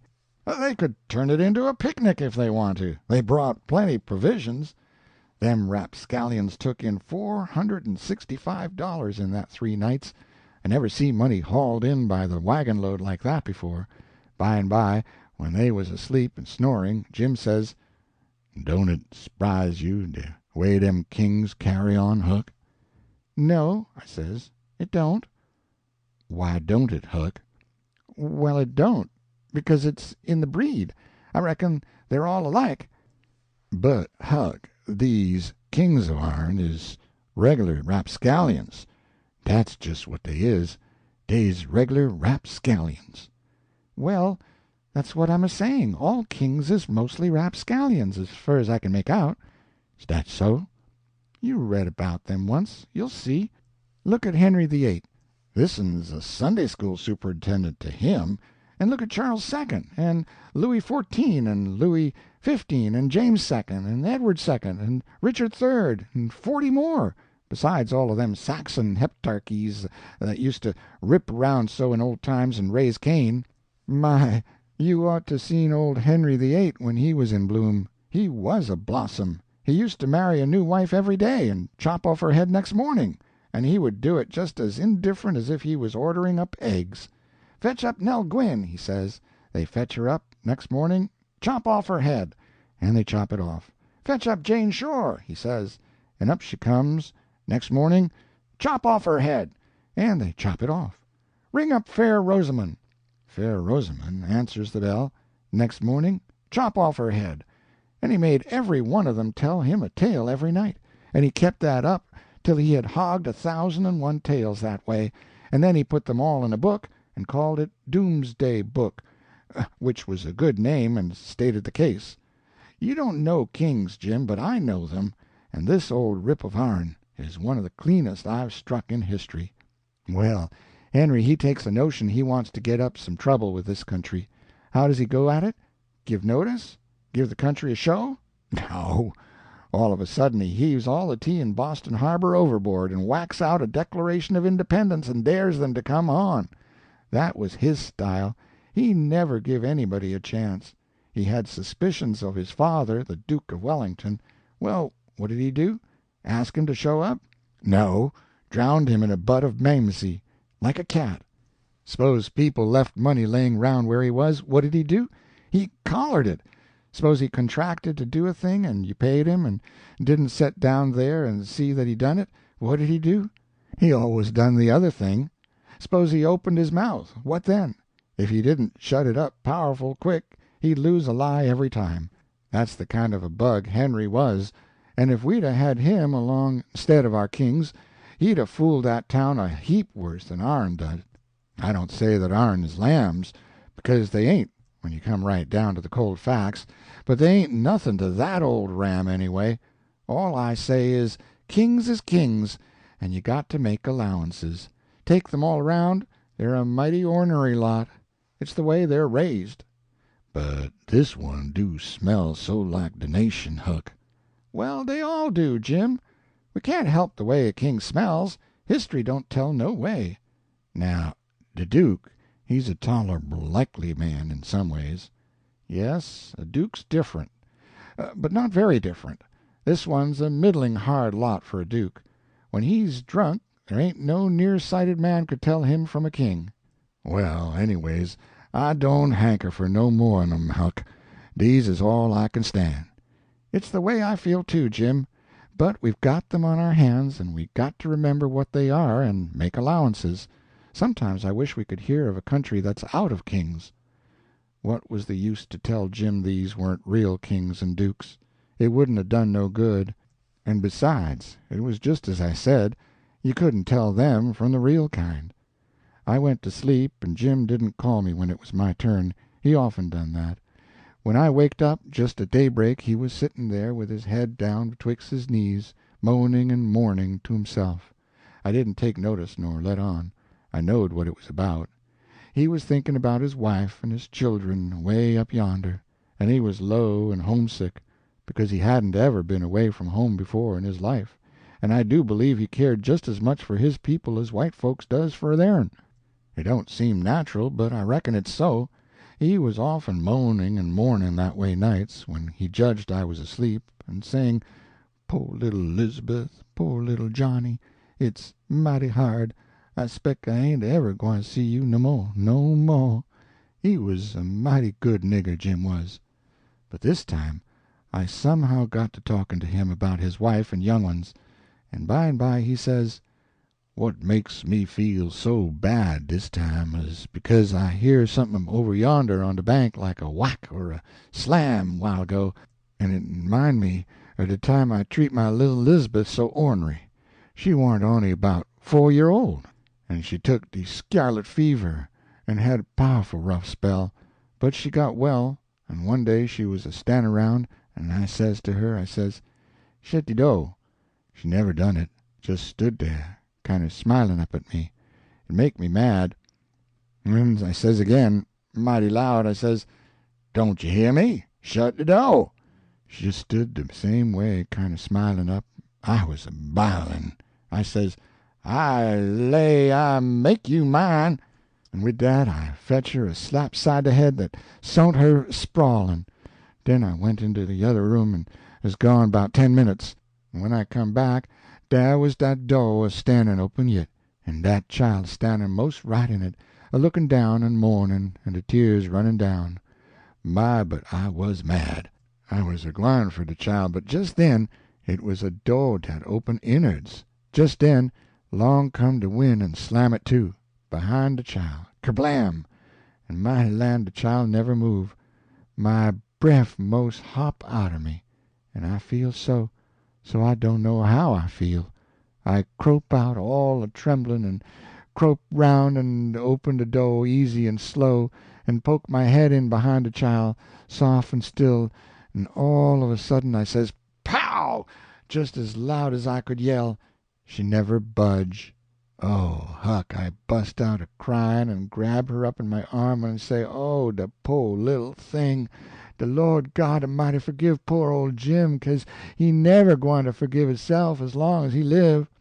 Oh, she was plumb deef and dumb, Huck, plumb deef and dumb, and I'd been a-treatin' her so. End of chapter 23. Adventures of Huckleberry Finn by Mark Twain, Chapter 24. Jim in royal robes. They take a passenger. Getting information. Family grief. Next day, towards night, we laid up under a little willow towhead out in the middle, where there was a village on each side of the river, and the Duke and the King begun to lay out a plan for working them towns. Jim he spoke to the Duke, and said he hoped it wouldn't take but a few hours, because it got mighty heavy and tiresome to him when he had to lay all day in the wigwam tied with a rope. You see, when we left him all alone we had to tie him, because if anybody happened on to him all by himself and not tied, it wouldn't look much like he was a runaway nigger, you know. So the Duke said it was kind of hard to have to lay roped all day, and he'd cipher out some way to get around it. He was uncommon bright, the Duke was, and he soon struck it. He dressed Jim up in a King Lear's outfit. It was a long curtain calico gown, and a white horsehair wig and whiskers, and then he took his theater paint and painted Jim's face and hands and ears and neck all over a dead, dull, solid blue, like a man that's been drowned 9 days. Blamed if he warn't the horriblest-looking outrage I ever see. Then the Duke took and wrote out a sign on a shingle, so, "Sick Arab, but harmless when not out of his head," and he nailed that shingle to a lath, and stood the lath up 4 or 5 foot in front of the wigwam. Jim was satisfied. He said it was a sight better than lying tied a couple of years every day, and trembling all over every time there was a sound. The Duke told him to make himself free and easy, and if anybody ever come meddling around, he must hop out of the wigwam and carry on a little, and fetch a howl or two like a wild beast, and he reckoned they would light out and leave him alone, which was sound enough judgment. But you take the average man, and he wouldn't wait for him to howl. Why, he didn't only look like he was dead, he looked considerable more than that. These rapscallions wanted to try the Nonsuch again, because there was so much money in it, but they judged it wouldn't be safe, because maybe the news might 'a' worked along down by this time.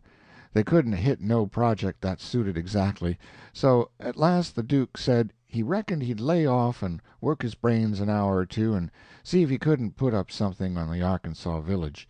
And the king he allowed he would drop over t'other village without any plan, but just trust in Providence to lead him the profitable way, meaning the devil, I reckon. We had all bought store clothes where we stopped last, and now the king put his'n on, and he told me to put mine on. I'd done it, of course. The king's duds was all black, and he did look real swell and starchy. I never knowed how clothes could change a body before. Why, before, he looked like the orneriest old rip that ever was, but now, when he'd take off his new white beaver, and make a bow and do a smile, he looked that grand and good and pious that you'd say he had walked right out of the ark, and maybe was old Leviticus himself. Jim cleaned up the canoe, and I got my paddle ready. There was a big steamboat laying at the shore away up under the point, about 3 mile above the town. Been there a couple hours, taking on freight. Says the king, "Seems how I'm dressed, I reckon maybe I better arrive down from St. Louis or Cincinnati or some other big place. Go for the steamboat, Huckleberry. We'll come down to the village on her." I didn't have to be ordered twice to go and take a steamboat ride. I fetched the shore a half a mile above the village, and then went scooting along the bluff bank in the easy water. Pretty soon we come to a nice innocent-looking young country Jake setting on a log swabbing the sweat off of his face, for it was powerful warm weather, and he had a couple of big carpet-bags by him. "Run her nose inshore," says the king. I done it. "Where you bound for, young man?" "For the steamboat. Going to Orleans." "Get aboard," says the king. "Hold on a minute, my servant'll help you with them bags. Jump out and help the gentleman, Adolphus," meaning me, I see. I done so, and then we all three started on again. The young chap was mighty thankful, said it was tough work toting his baggage such weather. He asked the king where he was going, and the king told him he'd come down the river and landed at the other village this morning, and now he was going up a few mile to see an old friend on a farm up there.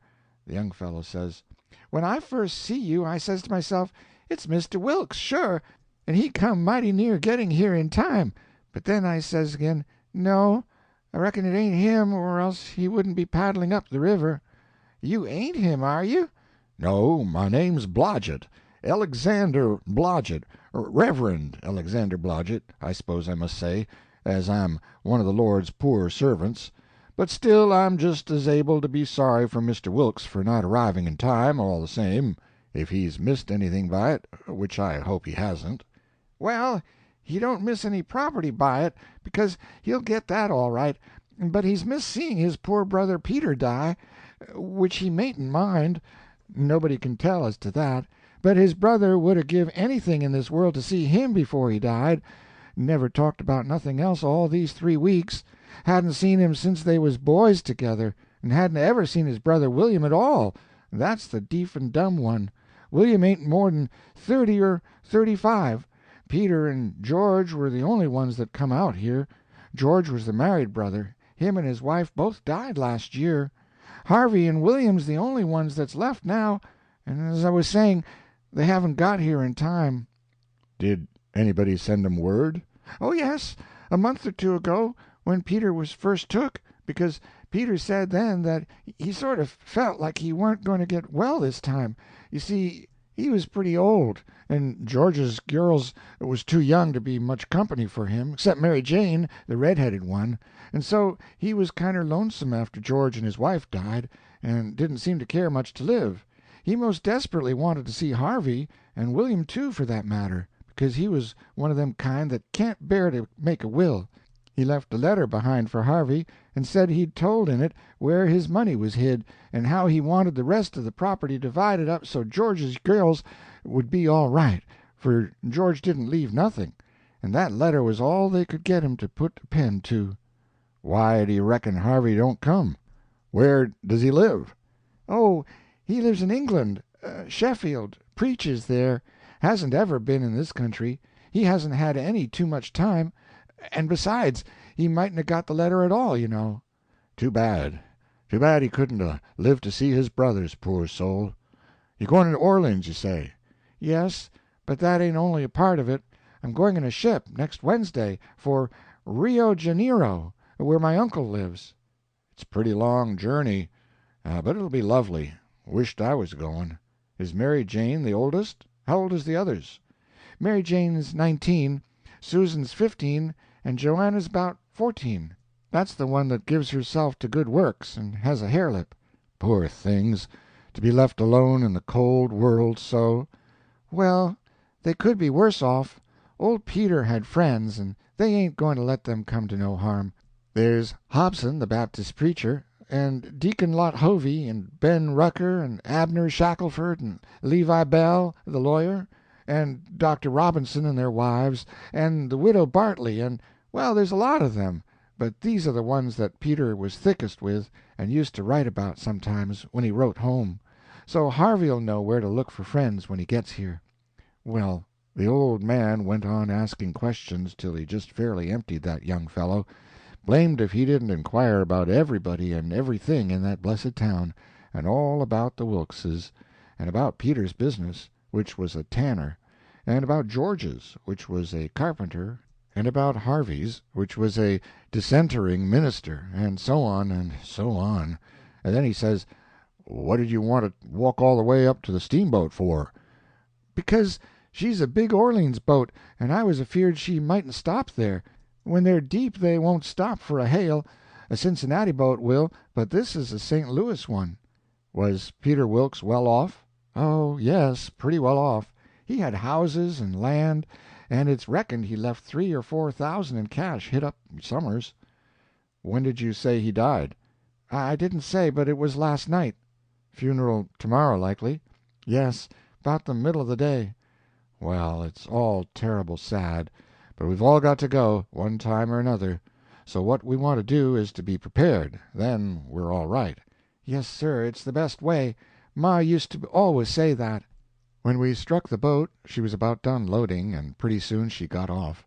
The king never said nothing about going aboard, so I lost my ride after all. When the boat was gone, the king made me paddle up another mile to a lonesome place, and then he got ashore and says, "Now, hustle back right off and fetch the Duke up here, and the new carpet-bags, and if he's gone over t'other side, go over there and get him, and tell him to get himself up regardless. Shove along now." I see what he was up to, but I never said nothing, of course. When I got back with the Duke, we hid the canoe, and then they set down on a log, and the king told him everything, just like the young fellow had said it, every last word of it. And all the time he was a-doing it, he tried to talk like an Englishman, and he done it pretty well, too, for a slouch. I can't imitate him, and so I ain't going to try to, but he really done it pretty good. And then he says, "How are you on the deef and dumb, Bilgewater?" The Duke said, "Leave him alone for that."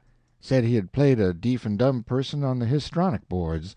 So then they waited for a steamboat. About the middle of the afternoon a couple of little boats come along, but they didn't come from high enough up the river. But at last there was a big one, and they hailed her. She sent out her yawl, and we went aboard, and she was from Cincinnati.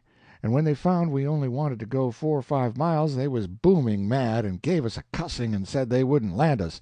But the king was calm. He says, "If gentlemen kin afford to pay $1 a mile apiece to be took on and put off in a yawl, a steamboat kin afford to carry 'em, can't it?"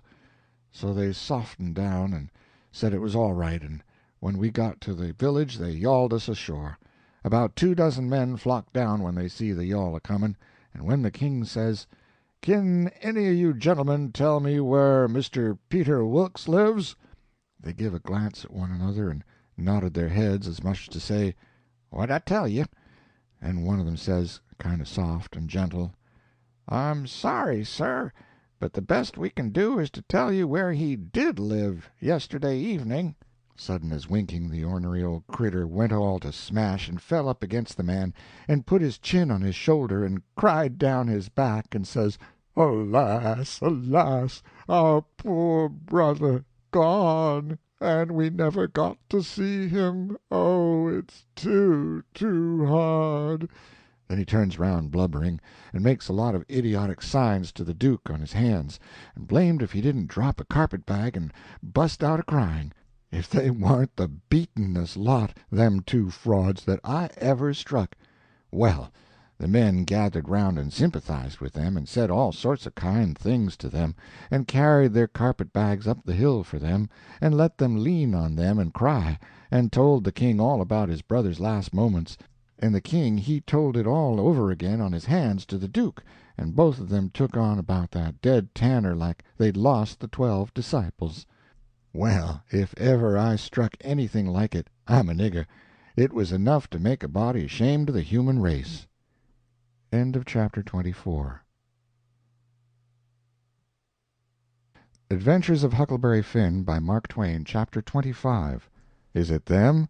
Singing the doxologer. Awful square funeral orgies. A bad investment. The news was all over town in 2 minutes, and you could see the people tearing down on the run from every which way, some of them putting on their coats as they come. Pretty soon we was in the middle of a crowd, and the noise of the tramping was like a soldier's march. The windows and dooryards was full, and every minute somebody would say over a fence, "Is it them?" And somebody trotting along with the gang would answer back and say, "You bet it is." When we got to the house the street in front of it was packed, and the 3 girls was standing in the door. Mary Jane was red-headed, but that don't make no difference. She was most awful beautiful, and her face and her eyes was all lit up like glory, she was so glad her uncles was come. The king he spread his arms, and Mary Jane she jumped for them, and the hare-lip jumped for the Duke, and there they had it. Everybody most, leastways women, cried for joy to see them meet again at last and have such good times. Then the king he hunched the Duke private, I see him do it, and then he looked round and see the coffin over in the corner on 2 chairs. So then him and the Duke, with a hand across each other's shoulder, and t'other hand to their eyes, walked slow and solemn over there, everybody dropping back to give them room, and all the talk and noise stopping, people saying "Shh," and all the men taking their hats off and drooping their heads, so you could 'a' heard a pin fall. And when they got there they bent over and looked in the coffin and took one sight, and then they bust out a-crying so you could 'a' heard them to Orleans most. And then they put their arms round each other's necks, and hung their chins over each other's shoulders, and then for 3 minutes, or maybe 4, I never see 2 men leak the way they done. And, mind you, everybody was doing the same, and the place was that damp I never seen anything like it. Then one of them got on one side of the coffin, and t'other on t'other side, and they kneeled down and rested their foreheads on the coffin, and let on to pray all to themselves. Well, when it come to that it worked the crowd like you never see anything like it, and everybody broke down and went to sobbing right out loud. The poor girls, too, and every woman, nearly, went up to the girls without saying a word and kissed them solemn on the forehead, and then put their hand on their head and looked up toward the sky with the tears running down, and then busted out and went off sobbing and swabbing and give the next woman a show. I never see anything so disgusting. Well, by and by the king he gets up and comes forward a little and works himself up and slobbers out a speech, all full of tears and flapdoodle about its being a sore trial for him and his poor brother to lose the diseased, and to miss seeing diseased alive after the long journey of 4,000 mile, but it's a trial that's sweetened and sanctified to us by this dear sympathy and these holy tears, and so he thanks them out of his heart and out of his brother's heart, because out of their mouths they can't, words being too weak and cold, and all that kind of rot and slush, till it was just sickening. And then he blubbers out a pious goody-goody "Amen," and turns himself loose and goes to crying fit to burst. And the minute the words were out of his mouth somebody over in the crowd struck up the doxologer, and everybody joined in with all their might, and it just warmed you up and made you feel as good as church letting out. Music is a good thing, and after all that soul butter and hogwash I never see it freshen up things so, and sound so honest and bully.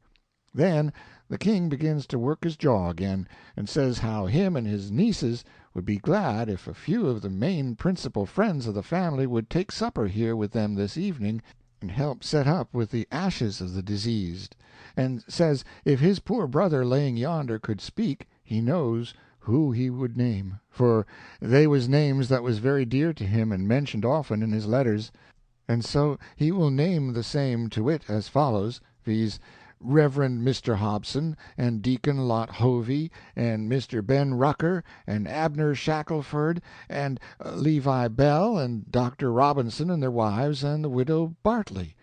Reverend Hobson and Dr. Robinson was down to the end of the town a-hunting together.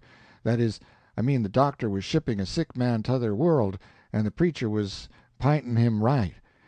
Lawyer Bell was away up to Louisville on business, but the rest was on hand, and so they all come and shook hands with the king and thanked him and talked to him, and then they shook hands with the duke and didn't say nothing, but just kept a-smiling and bobbing their heads like a passel of sapheads, whilst he made all sorts of signs with his hands and said "Go, go, go, go, go, go," all the time like a baby that can't talk.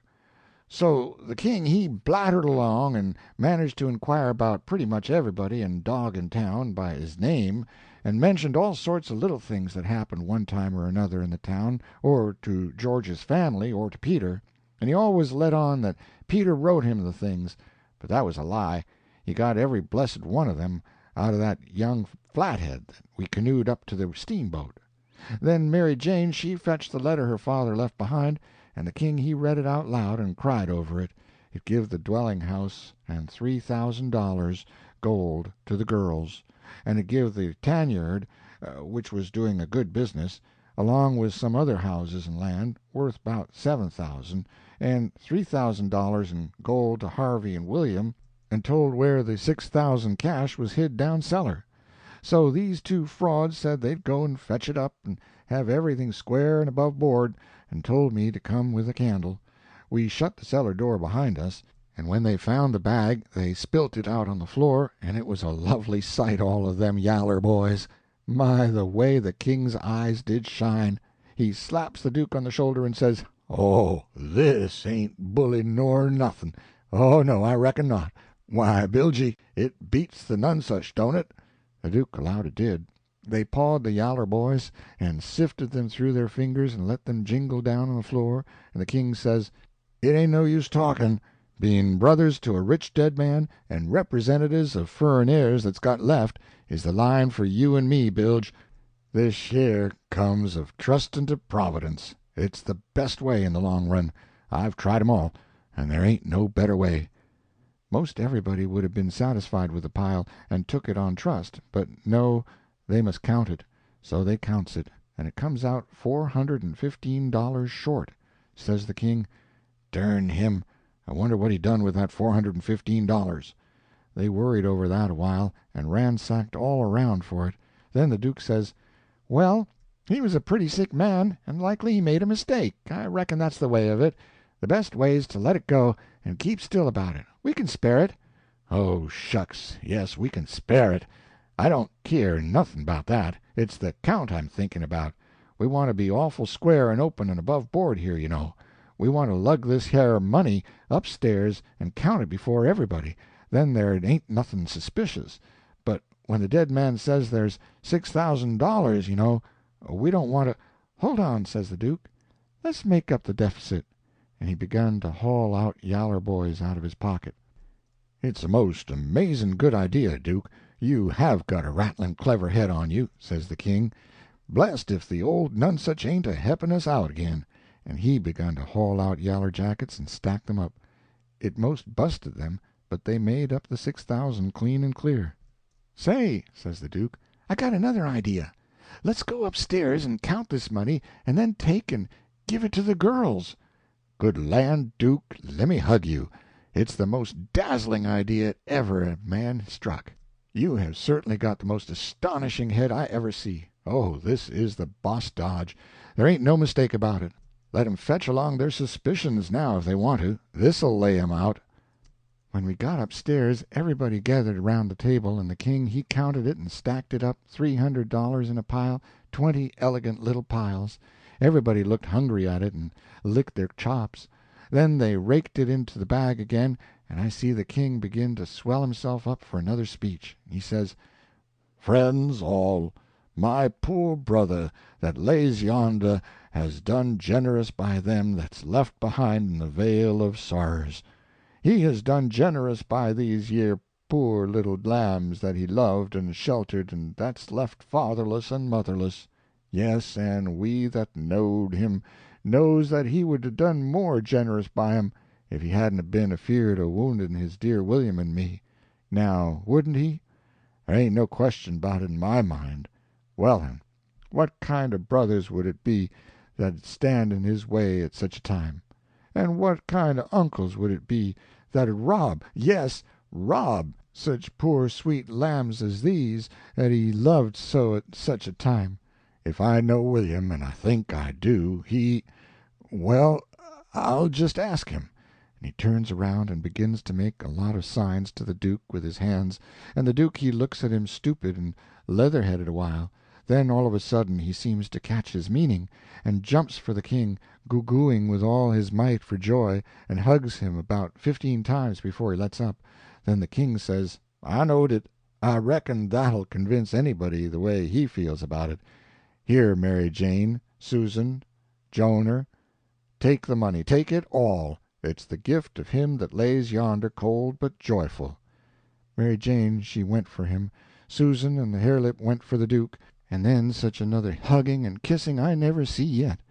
And everybody crowded up with the tears in their eyes, and most shook the hands off them frauds, saying all the time, "You dear good souls, how lovely! How could you!" Well, then pretty soon all hands got to talking about the diseased again, and how good he was, and what a loss he was, and all that. And before long a big iron-jawed man worked himself in there from outside and stood a-listening and looking, and not saying anything, and nobody saying anything to him either, because the king was talking and they was all busy listening. The king was saying, in the middle of something he'd started in on, "They being particular friends of the diseased. That's why they're invited here this evening. But tomorrow we want all to come, everybody, for he respected everybody, he liked everybody, and so it's fitting that his funeral orgies should be public." And so he went a-mooning on and on, liking to hear himself talk, and every little while he fetched in his funeral orgies again, till the Duke he couldn't stand it no more, so he writes on a little scrap of paper, "Obsequies, you old fool," and folds it up and goes to goo-gooing and reaching it over people's heads to him. The king he reads it and puts it in his pocket and says, "Poor William, afflicted as he is, his heart's allus right. Asks me to invite everybody to come to the funeral, wants me to make 'em all welcome. But he needn't 'a' worried. It was just what I was at." Then he weaves along again, perfectly calm, and goes to dropping in his funeral orgies again, every now and then, just like he done before.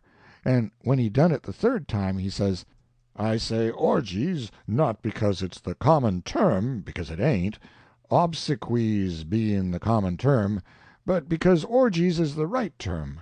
Obsequies ain't used in England no more now, it's gone out. We say orgies now in England. Orgies is better because it means the thing you're after more exact. It's a word that's made up out'n a Greek orgo, outside, open, abroad, and the Hebrew jism, to plant, cover up, hence inter. So, you see, funeral orgies is an opener public funeral. He was the worst I ever struck. Well, the iron-jawed man, he laughed right in his face. Everybody was shocked. Everybody says, "Why, doctor!" And Abner Shackelford says, "Why, Robinson, hain't you heard the news? This is Harvey Wilkes."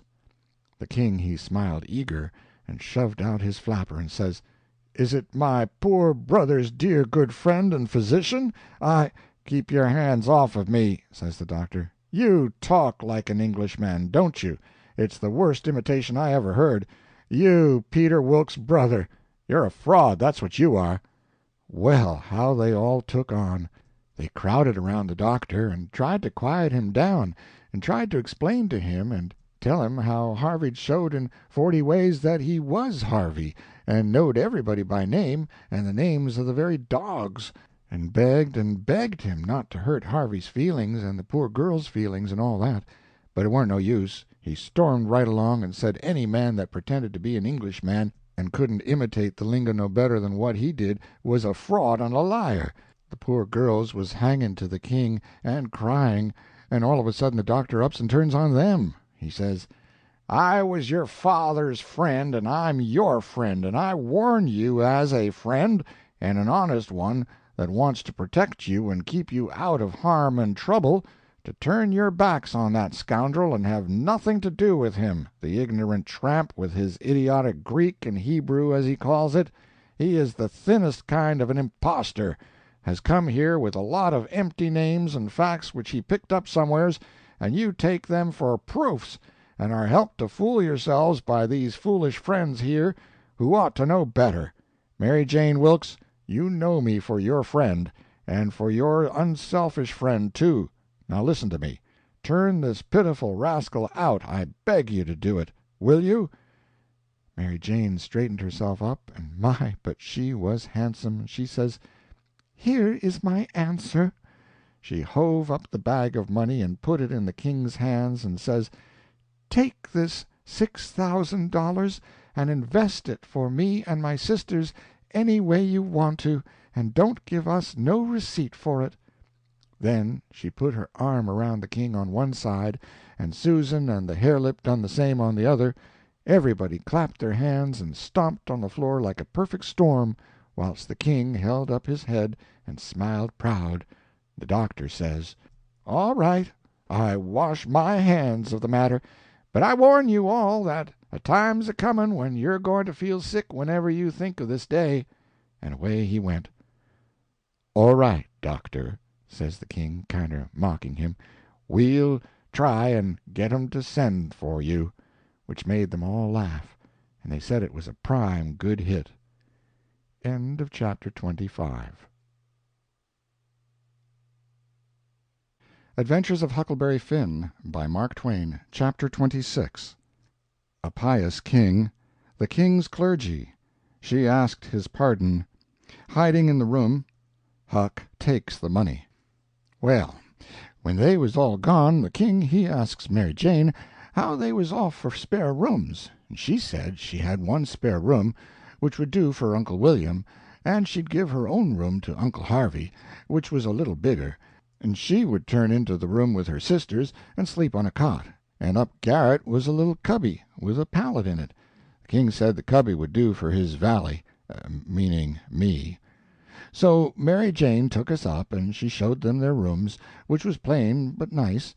She said she'd have her frocks and a lot of other traps took out of her room if they was in Uncle Harvey's way, but he said they warn't. The frocks was hung along the wall, and before them was a curtain made out of calico that hung down to the floor. There was an old hair trunk in one corner, and a guitar box in another, and all sorts of little knick-knacks and gimcracks around, like girls brisken up a room with. The king said it was all the more homely and more pleasanter for these fixings, and so don't disturb them. The Duke's room was pretty small, but plenty good enough, and so was my cubby. That night they had a big supper, and all of them men and women was there, and I stood behind the king and the Duke's chairs and waited on them, and the niggers waited on the rest. Mary Jane, she set at the head of the table, with Susan alongside of her, and said how bad the biscuits was, and how mean the preserves was, and how ornery and tough the fried chicken was, and all that kind of rot, the way women always do for to force out compliments.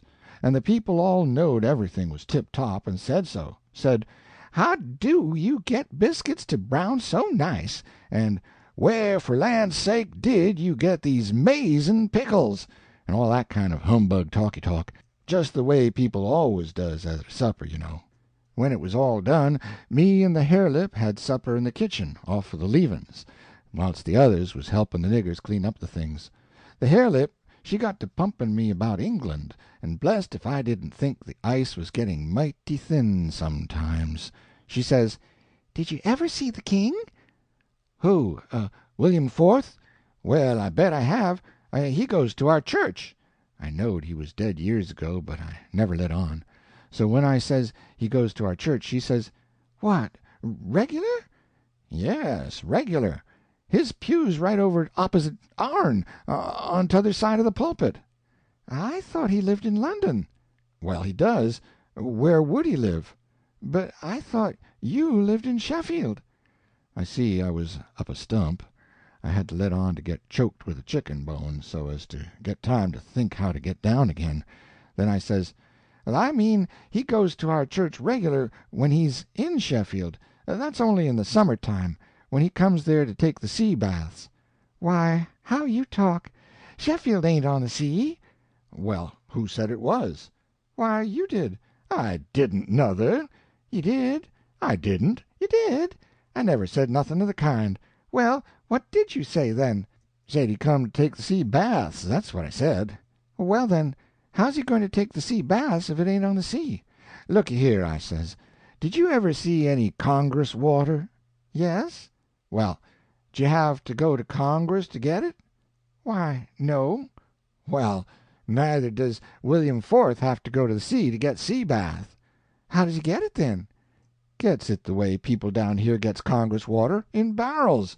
There in the palace at Sheffield they've got furnaces, and he wants his water hot.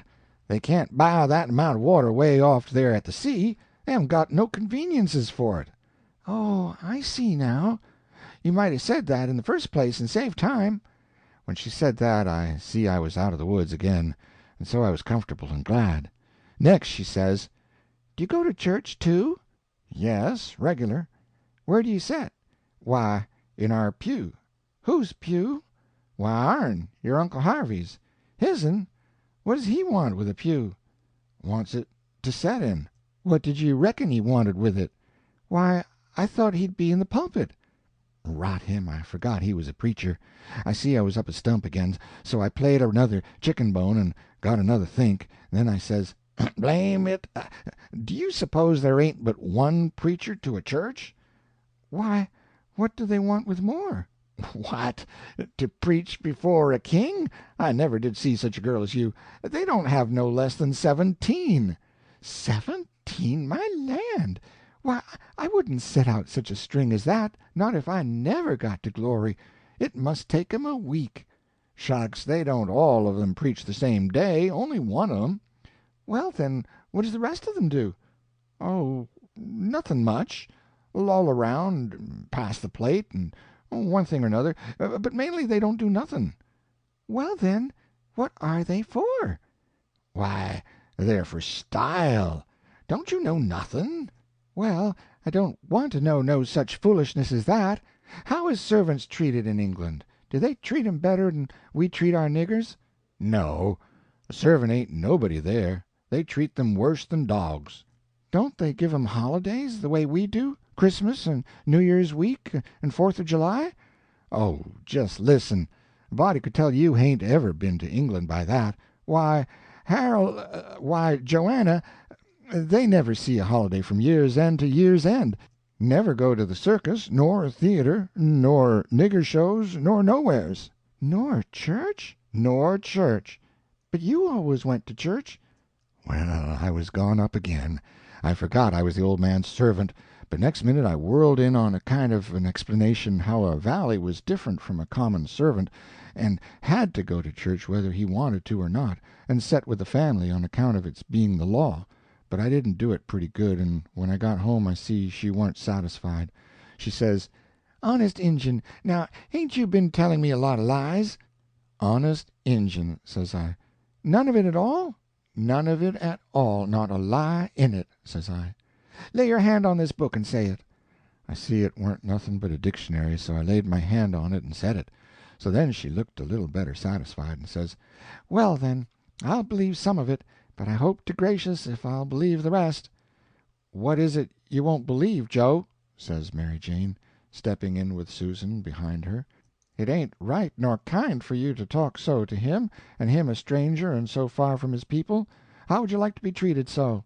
"That's always your way, Mame, always sailing in to help somebody before they're hurt. I hain't done nothing to him. He's told some stretchers, I reckon, and I said I wouldn't swallow it all, and that's every bit and grain I did say. I reckon he can stand a little thing like that, can't he?"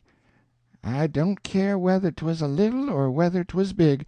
He's here in our house and a stranger, and it wasn't good of you to say it. If you was in his place it would make you feel ashamed, and so you oughtn't to say a thing to another person that will make them feel ashamed." "Why, Mame, he said—" "It don't make no difference what he said, that ain't the thing. The thing is for you to treat him kind, and not be saying things to make him remember he ain't in his own country and amongst his own folks." I says to myself, this is a girl that I'm letting that old reptile rob her of her money. Then Susan she waltzed in, and if you'll believe me, she did give Harelip hark from the tomb. Says I to myself, and this is another one that I'm letting him rob her of her money.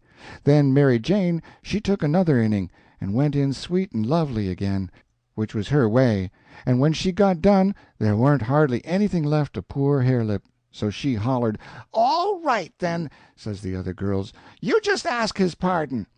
She done it, too, and she done it beautiful. She done it so beautiful it was good to hear, and I wished I could tell her 1,000 lies so she could do it again. I says to myself, this is another one that I'm letting him rob her of her money. And when she got through they all just laid theirselves out to make me feel at home and know I was amongst friends.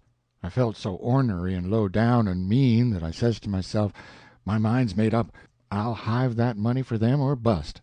So then I lit out, for bed I said, meaning some time or another. When I got by myself I went to thinking the thing over. I says to myself, shall I go to that doctor private and blow on these frauds? No, that won't do. He might tell who told him. Then the king and the duke would make it warm for me.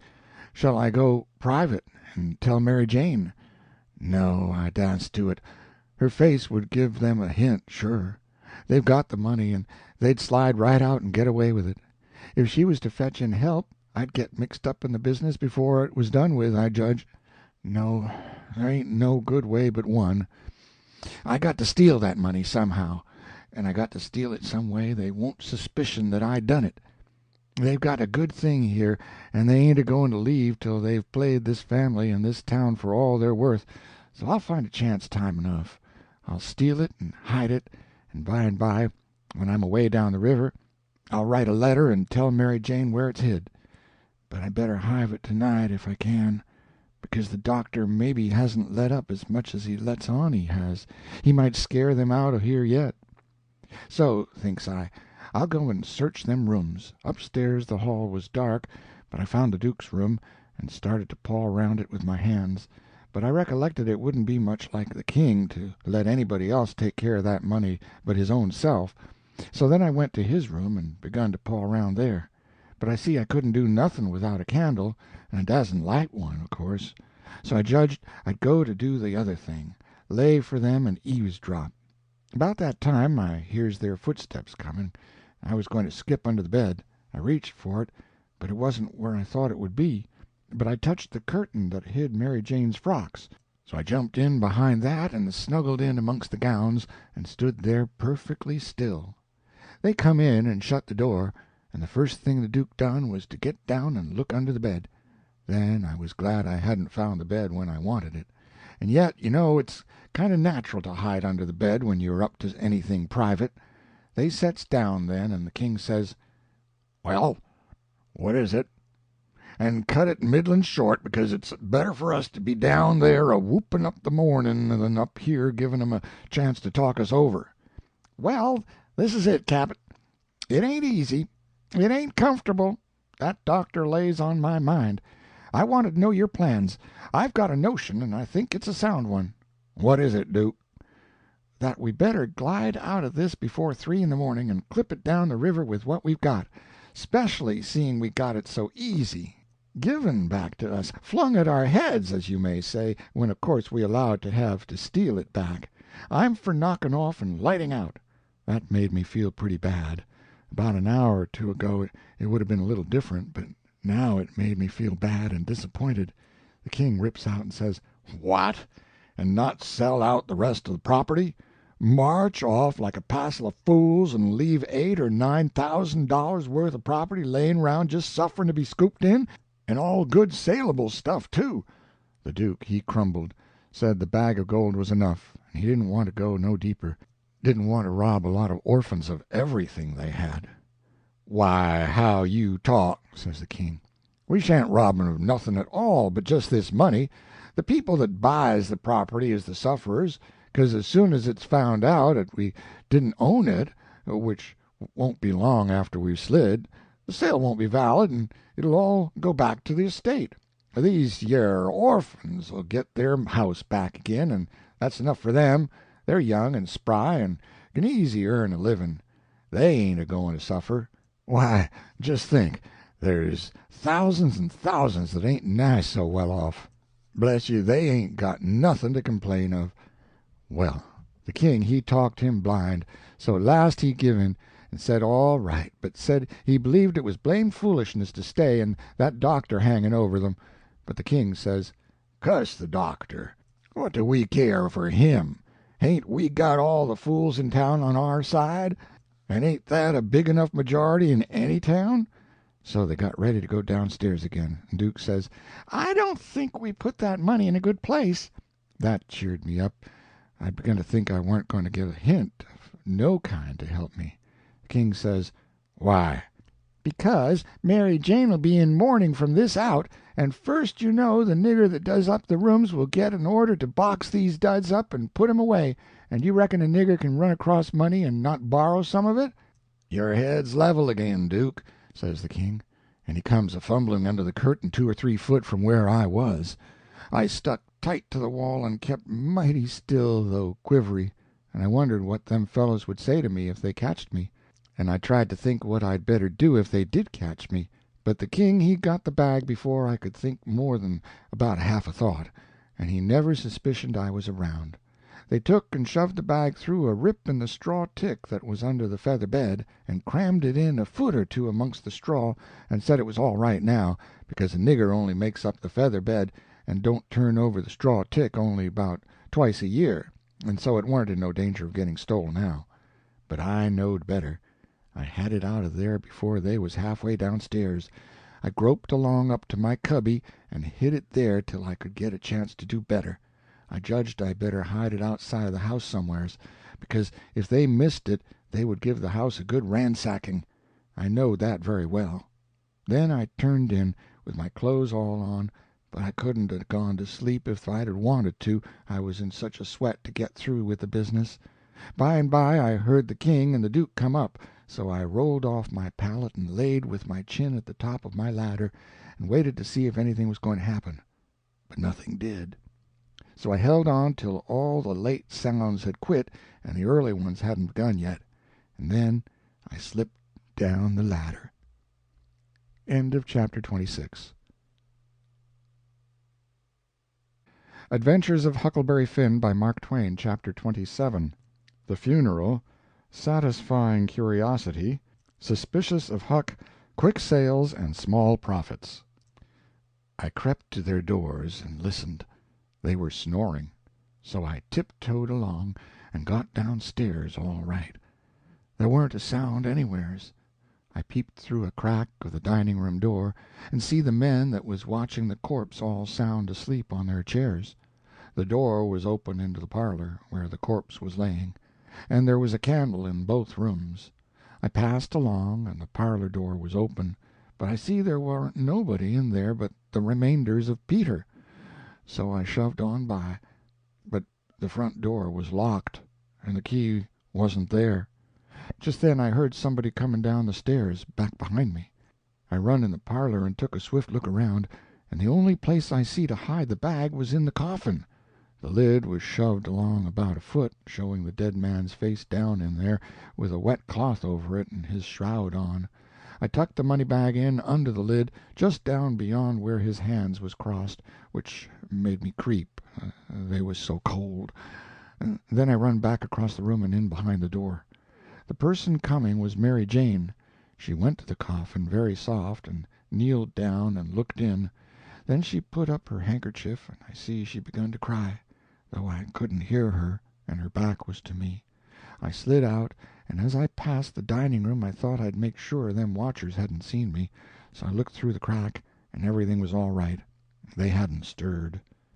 I slipped up to bed, feeling rather blue, on accounts of the thing playing out that way after I had took so much trouble and run so much risk about it. Says I, if it could stay where it is, all right, because when we get down the river 100 mile or two, I could write back to Mary Jane, and she could dig him up again and get it. But that ain't the thing that's going to happen. The thing that's going to happen is the money'll be found when they come to screw on the lid. Then the king'll get it again, and it'll be a long day before he gives anybody another chance to smooch it from him. Of course, I wanted to slide down and get it out of there, but I dasn't try it. Every minute it was getting earlier now, and pretty soon some of them watchers would begin to stir, and I might get catched with $6,000 in my hands that nobody hadn't hired me to take care of. I don't wish to be mixed up in no such business as that, I says to myself. When I got downstairs in the morning the parlor was shut up, and the watchers was gone. There warn't nobody around but the family and the widow Bartley and our tribe. I watched their faces to see if anything had been happening, but I couldn't tell. Towards the middle of the day the undertaker come with his man, and they set the coffin in the middle of the room on a couple of chairs, and then set all our chairs in rows, and borrowed more from the neighbors till the hall and the parlor and the dining-room was full. I see the coffin lid was the way it was before, but I dasn't go to look in under it, with folks around. Then the people begun to flock in, and the beats and the girls took seats in the front row at the head of the coffin, and for half an hour the people filed around slow in single rank, and looked down at the dead man's face a minute, and some dropped in a tear, and it was all very still and solemn, only the girls and the beats holding handkerchiefs to their eyes and keeping their heads bent and sobbing a little. There warn't no other sound but the scraping of the feet on the floor and blowing noses, because people always blows them more at funeral than they do at other places except church. When the place was packed full, the undertaker he slid around in his black gloves with his softy soothern ways, putting on the last touches and getting people and things all shipshape and comfortable and making no more sound than a cat. He never spoke. He moved people around and squeezed in late ones. He opened up passageways and done it with nods and signs with his hands. Then he took his place over against the wall. He was the softest, glidingest, stealthiest man I ever see, and there weren't no more smile to him than there is to a ham. They had borrowed a melodeon, a sick one, and when everything was ready a young woman set down and worked it, and it was pretty squeaky and colicky, and everybody joined in and sung, and Peter was the only one that had a good thing, according to my notion. Then the Reverend Hobson opened up, slow and solemn, and begun to talk, and straight off the most outrageous row busted out in the cellar a body ever heard. It was only one dog, but he made a most powerful racket, and he kept it up right along. The parson he had to stand there over the coffin and wait. Couldn't hear yourself think. It was right down awkward, and nobody didn't seem to know what to do. But pretty soon they see that long-legged undertaker make a sign to the preacher as much as to say, "Don't you worry, just depend on me." Then he stooped down and begun to glide along the wall, just his shoulders showing over the people's heads. So he glided along, and the powwow and racket getting more and more outrageous all the time, and at last, when he'd gone around 2 sides of the room, he disappears down cellar. Then in about 2 seconds we heard a whack, and the dog he finished up with a most amazing howl or two, and then everything was dead still, and the parson begun his solemn talk where he left off. In a minute or two here comes this undertaker's back and shoulders gliding along the wall again, and so he glided and glided around 3 sides of the room, and then rose up and shaded his mouth with his hands, and stretched his neck out towards the preacher, over the people's heads, and says, in a kind of a coarse whisper, "He had a rat." Then he drooped down and glided along the wall again to his place. You could see it was a great satisfaction to the people, because naturally they wanted to know. A little thing like that don't cost nothing, and it's just the little things that makes a man to be looked up to and liked. There warn't no more popular man in town than what that undertaker was. Well, the funeral sermon was very good, but p'ison along and tiresome. And then the king he shoved in and got off some of his usual rubbage, and at last the job was through, and the undertaker begun to sneak up on the coffin with his screwdriver. I was in a sweat then, and watched him pretty keen, but he never meddled at all, just slid the lid along as soft as mush, and screwed it down tight and fast. So there I was. I didn't know whether the money was in there or not. So, says I, suppose somebody has hogged that bag on the sly. Now how do I know whether to write to Mary Jane or not? Suppose she dug him up and didn't find nothing, what would she think of me? Blame it, I says, I might get hunted up and jailed. I'd better lay low and keep dark and not write at all. The thing's awful mixed now. Trying to better it, I've worsened it 100 times, and I wish to goodness I'd just let it alone. Dad fetch the whole business. They buried him, and we come back home, and I went to watching faces again, and I couldn't help it, and I couldn't rest easy. But nothing come of it. The faces didn't tell me nothing. The king he visited around in the evening, and sweetened everybody up, and made himself ever so friendly, and he give out the idea that his congregation over in England would be in a sweat about him, so he must hurry and settle up the estate right away and leave for home. He was very sorry he was so pushed, and so was everybody. They wished he could stay longer, but they said they could see it couldn't be done. And he said of course him and William would take the girls home with them, and that pleased everybody too, because then the girls would be well fixed and amongst their own relations. And it pleased the girls too, tickled them so they clean forgot they ever had a trouble in the world, and told him to sell out as quick as he wanted to, they would be ready. Them poor things was that glad and happy it made my heart ache to see them getting fooled and lied to so, but I didn't see no safe way for me to chip in and change the general tune. Well, blamed if the king didn't bill the house and the niggers and all the property for auction straight off, sale 2 days after the funeral, but anybody could buy private beforehand if they wanted to. So the next day after the funeral, along about noontime, the girls' joy got the first jolt. Couple of nigger traders come along, and the king sold them the niggers reasonable, for 3-day drafts, as they called it, and away they went, the 2 sons up the river to Memphis, and their mother down the river to Orleans. I thought them poor girls and them niggers would break their hearts for grief. They cried around each other, and took on so it most made me down sick to see it. The girls said they hadn't ever dreamed of seeing the family separated or sold away from the town. I can't ever get it out of my memory, the sight of them poor miserable girls and niggers hanging around each other's necks and crying, and I reckon I couldn't have stood it at all, but would have had to bust out and tell on our gang if I hadn't knowed the sale warn't no account and the niggers would be back home in a week or 2. The thing made a big stir in the town, too, and a good many come out flat-footed and said it was scandalous to separate the mother and the children that way. It injured the fraud some, but the old fool he bulled right along, spite of all the Duke could say or do, and I tell you the Duke was powerful uneasy.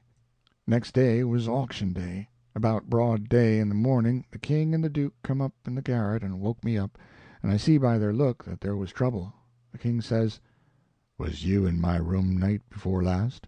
"No, your majesty," which was the way I always called him when nobody but our gang warn't around. Was you in there yisterday or last night?" "No, your Majesty." "Honor bright? Now, no lies." "Honor bright, your Majesty. I'm telling you the truth. I ain't been near your room since Miss Mary Jane took you and the Duke and showed it to you." The Duke says, "Have you seen anybody else go in there?" "No, your Grace. Not as I remember, I believe." "Stop and think." I studied a while and see my chance, and I says, "Well, I see the niggers go in there several times." Both of them gave a little jump, and looked like they hadn't ever expected it, and then like they had, and then the Duke says, "What, all of them?" "No, leastwise, not all at once. That is, I don't think I ever see them all come out at once, but just one time." "Hello, when was that?" "Well, it was the day we had the funeral, in the morning. It warn't early, because I overslept. I was just starting down the ladder, and I see them." "Well, go on, go on. What did they do? How'd they act?" "They didn't do nothing. They didn't act anyway much, as fur as I could see. They tiptoed away. So I seen easy enough that they'd shoved in there to do up your Majesty's room or something, s'posen you was up, and found you warn't up, and so they was hoping to slide out of the way of trouble without waking you up, if they hadn't already waked you up." "Great guns, this is a go," says the king, and both of them looked pretty sick and tolerable silly. They stood there a-thinking and scratching their heads a minute, and the Duke he bust into a kind of a little raspy chuckle, and says, "It does beat all how neat the niggers played their hand. They let on to be sorry they was going out of this region, and I believe they was sorry, and so did you, and so did everybody. Don't ever tell me any more that a nigger ain't got any histrionic talent. Why, the way they played that thing, it would fool anybody. In my opinion, there's a fortune in 'em. If I had capital and a theater, I wouldn't want a better layout than that, and here we've gone and sold 'em for a song. Yes, and ain't privileged to sing the song yet. Say, where is that song, that draft?" "In the bank, for to be collected. Where would it be?" "Well, that's all right then, thank goodness." Says I, kind of timid like, "Is something gone wrong?" The king whirls on me and rips out, "None of your business. You keep your head shet, and mind your own affairs, if you got any. Long as you're in this town, don't you forget that, you hear?" And he says to the Duke, "We got to just swaller it and say nothing. Mum's the word for us." As they was starting down the ladder, the Duke he chuckles again and says, "Quick sales and small profits. It's good business, yes." The king snarls around on him and says, "I was trying to do for the best in selling 'em out so quick. If the profits has turned out to be none, lacking considerable and none to carry, is it my fault any more'n it's yourn?" "Well, they'd be in this house yet, and we wouldn't, if I could 'a' got my advice listened to." The king sassed back as much as was safe for him, and then swapped round the lid into me again. He give me down the banks for not coming and telling him I see the niggers come out of his room acting that way. Said any fool would 'a' knowed something was up, and then waltzed in and cussed himself a while, and said it all come of him not laying late and taking his natural rest that morning, and he'd be blamed if he'd ever do it again. So they went off a-jawing, and I felt dreadful glad I'd worked it all off on to the niggers, and yet hadn't done the niggers no harm by it. End of chapter 27. Adventures of Huckleberry Finn by Mark Twain, Chapter 28. The Trip to England. The Brute Mary Jane decides to leave. Huck parting with Mary Jane. Mumps. The opposite line. By and by it was getting up time, so I come down the ladder and started for downstairs. But as I come to the girls' room the door was open, and I see Mary Jane setting by her old hair trunk, which was open, and she'd been packing things in it, getting ready to go to England. But she had stopped now with a folded gown in her lap, and had her face in her hands crying. I felt awful bad to see it. Of course anybody would. I went in there and says, "Miss Mary Jane, you can't bear to see people in trouble, and I can't, most always. Tell me about it." So she done it, and it was the niggers. I just expected it. She said the beautiful trip to England was most about spoiled for her. She didn't know how she was ever going to be happy there, knowing the mother and the children weren't ever going to see each other no more, and then busted out bitterer than ever and flung up her hands and says, "Oh, dear, dear, to think they ain't ever going to see each other any more." "But they will, and inside of 2 weeks, and I know it," says I. Laws, it was out before I could think. And before I could budge she throws her arms around my neck and told me to say it again, say it again, say it again. I see I had spoke too sudden and said too much and was in a close place. I asked her to let me think a minute, and she set there, very impatient and excited and handsome, but looking kind of happy and eased up, like a person that's had a tooth pulled out. So I went to studying it out. I says to myself, I reckon a body that ups and tells the truth when he is in a tight place is taking considerable many risks, though I ain't had no experience and can't say for certain. But it looks so to me, anyway. And yet here's a case where I'm blessed if it don't look to me like the truth is better and actually safer than a lie. I must lay it by in my mind and think it over some time or other. It's so kind of strange and unregular. I never seen nothing like it. Well, I says to myself at last, I'm a-going to chance it. I'll up and tell the truth this time, though it does seem most like setting down on a keg of powder and touching it off just to see where you'll go to. And then I says, "Miss Mary Jane, is there any place out of town a little ways where you could go and stay 3 or 4 days?" "Yes, Mr. Lothrop's. Why?" "Never mind why yet. If I'll tell you how I know the niggers will see each other again inside of 2 weeks, here in this house, and prove how I know it, will you go to Mr. Lothrop's and stay 4 days?" "4 days?" she says. "I'll stay a year." "All right," I says. "I don't want nothing more out of you than just your word. I'd druther have it than another man's kiss the Bible." She smiled and reddened up very sweet, and I says, "If you don't mind it, I'll shut the door and bolt it." Then I come back and set down again and says, "Don't you holler, just set still and take it like a man. I got to tell you the truth, and you want to brace up, Miss Mary, because it's a bad kind and going to be hard to take, but there ain't no help for it. These uncles of yourn ain't no uncles at all. They're a couple of frauds, regular dead-beats. There. Now we're over the worst of it, you can stand the rest middling easy." It jolted her up like everything, of course, but I was over the shoal water now, so I went right along, her eyes a-blazing higher and higher all the time, and told her every blame thing, from where we first struck that young fool going up to the steamboat, clear through to where she flung herself onto the king's breast at the front door and he kissed her 16 or 17 times, and then up she jumps, with her face afire like sunset, and says, "The brute! Come, don't waste a minute, not a second. We'll have them tarred and feathered and flung in the river." Says I, "Certainly, but do you mean before you go to Mr. Lothrop's, or—" "Oh," she says, "what am I thinking about?" she says, and set right down again. "Don't mind what I said, please don't. You won't now, will you?" laying her silky hand on mine in that kind of a way that I said I would die first. "I never thought, I was so stirred up," she says. "Now go on, and I won't do so any more. You tell me what to do, and whatever you say, I'll do it." "Well," I says, "it's a rough gang, them two frauds, and I'm fixed so I got to travel with them a while longer, whether I want to or not. I'd druther not tell you why. And if you was to blow on them, this town would get me out of their claws, and I'd be all right. But there'd be another person that you don't know about who'd be in big trouble. Well, we got to save him, hain't we? Of course. Well, then, we won't blow on them." Saying them words put a good idea in my head. I see how maybe I could get me and Jim rid of the frauds, get them jailed here and then leave. But I didn't want to run the raft in the daytime without anybody aboard to answer questions but me, so I didn't want the plan to begin working till pretty late tonight. I says, "Miss Mary Jane, I'll tell you what we'll do, and you won't have to stay at Mr. Lothrop's so long, nother. How far is it?" "A little short of 4 miles, right out in the country, back here." "Well, that'll answer.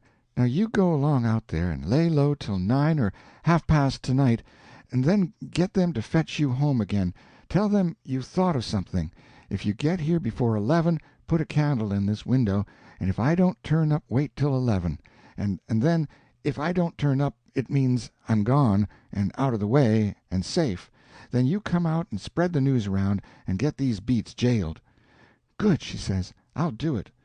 And if it just happens so that I don't get away, but get took up along with them, you must up and say I told you the whole thing beforehand, and you must stand by me all you can." "Stand by you? Indeed I will. They shan't touch a hair of your head," she says, and I see her nostrils spread and her eyes snap when she said it, too. "If I get away, I shan't be here," I says, "to prove these rapscallions ain't your uncles, and I couldn't do it if I was here. I could swear they was beats and bummers, that's all, though that's worth something. Well, there's others can do that better than what I can, and they're people that ain't going to be doubted as quick as I'd be. I'll tell you how to find them. Give me a pencil and a piece of paper. There, Royal Nonesuch, Bricksville. Put it away and don't lose it. When the court wants to find out something about these two, let them send up to Bricksville and say they've got the men that played the Royal Nonesuch, and ask for some witnesses. Why, you'll have that entire town down here before you can hardly wink, Miss Mary, and they'll come a-biling, too." I judged we had got everything fixed about right now, so I says, "Just let the auction go right along, and don't worry. Nobody don't have to pay for the things they buy till a whole day after the auction on accounts of the short notice, and they ain't going out of this till they get that money. And the way we fixed it, the sale ain't going to count, and they ain't going to get no money. It's just like the way it was with the niggers. It warn't no sale, and the niggers will be back before long." "Why, they can't collect the money for the niggers yet. They're in the worst kind of a fix, Miss Mary." "Well," she says, "I'll run down to breakfast now, and then I'll start straight for Mr. Lothrop's." "'Deed, that ain't the ticket, Miss Mary Jane," I says, "by no manner of means. Go before breakfast." "Why? What did you reckon I wanted you to go at all for, Miss Mary?" "Well, I never thought, and come to think, I don't know. What was it?" "Why, it's because you ain't one of these leather-face people. I don't want no better book than what your face is. A body can set down and read it off like coarse print. Do you reckon you can go and face your uncles when they come to kiss you good morning and never— There, don't. Yes, I'll go before breakfast. I'll be glad to. And leave my sisters with them? Yes, never mind about them. They've got to stand it yet a while. They might suspicion something if all of you was to go.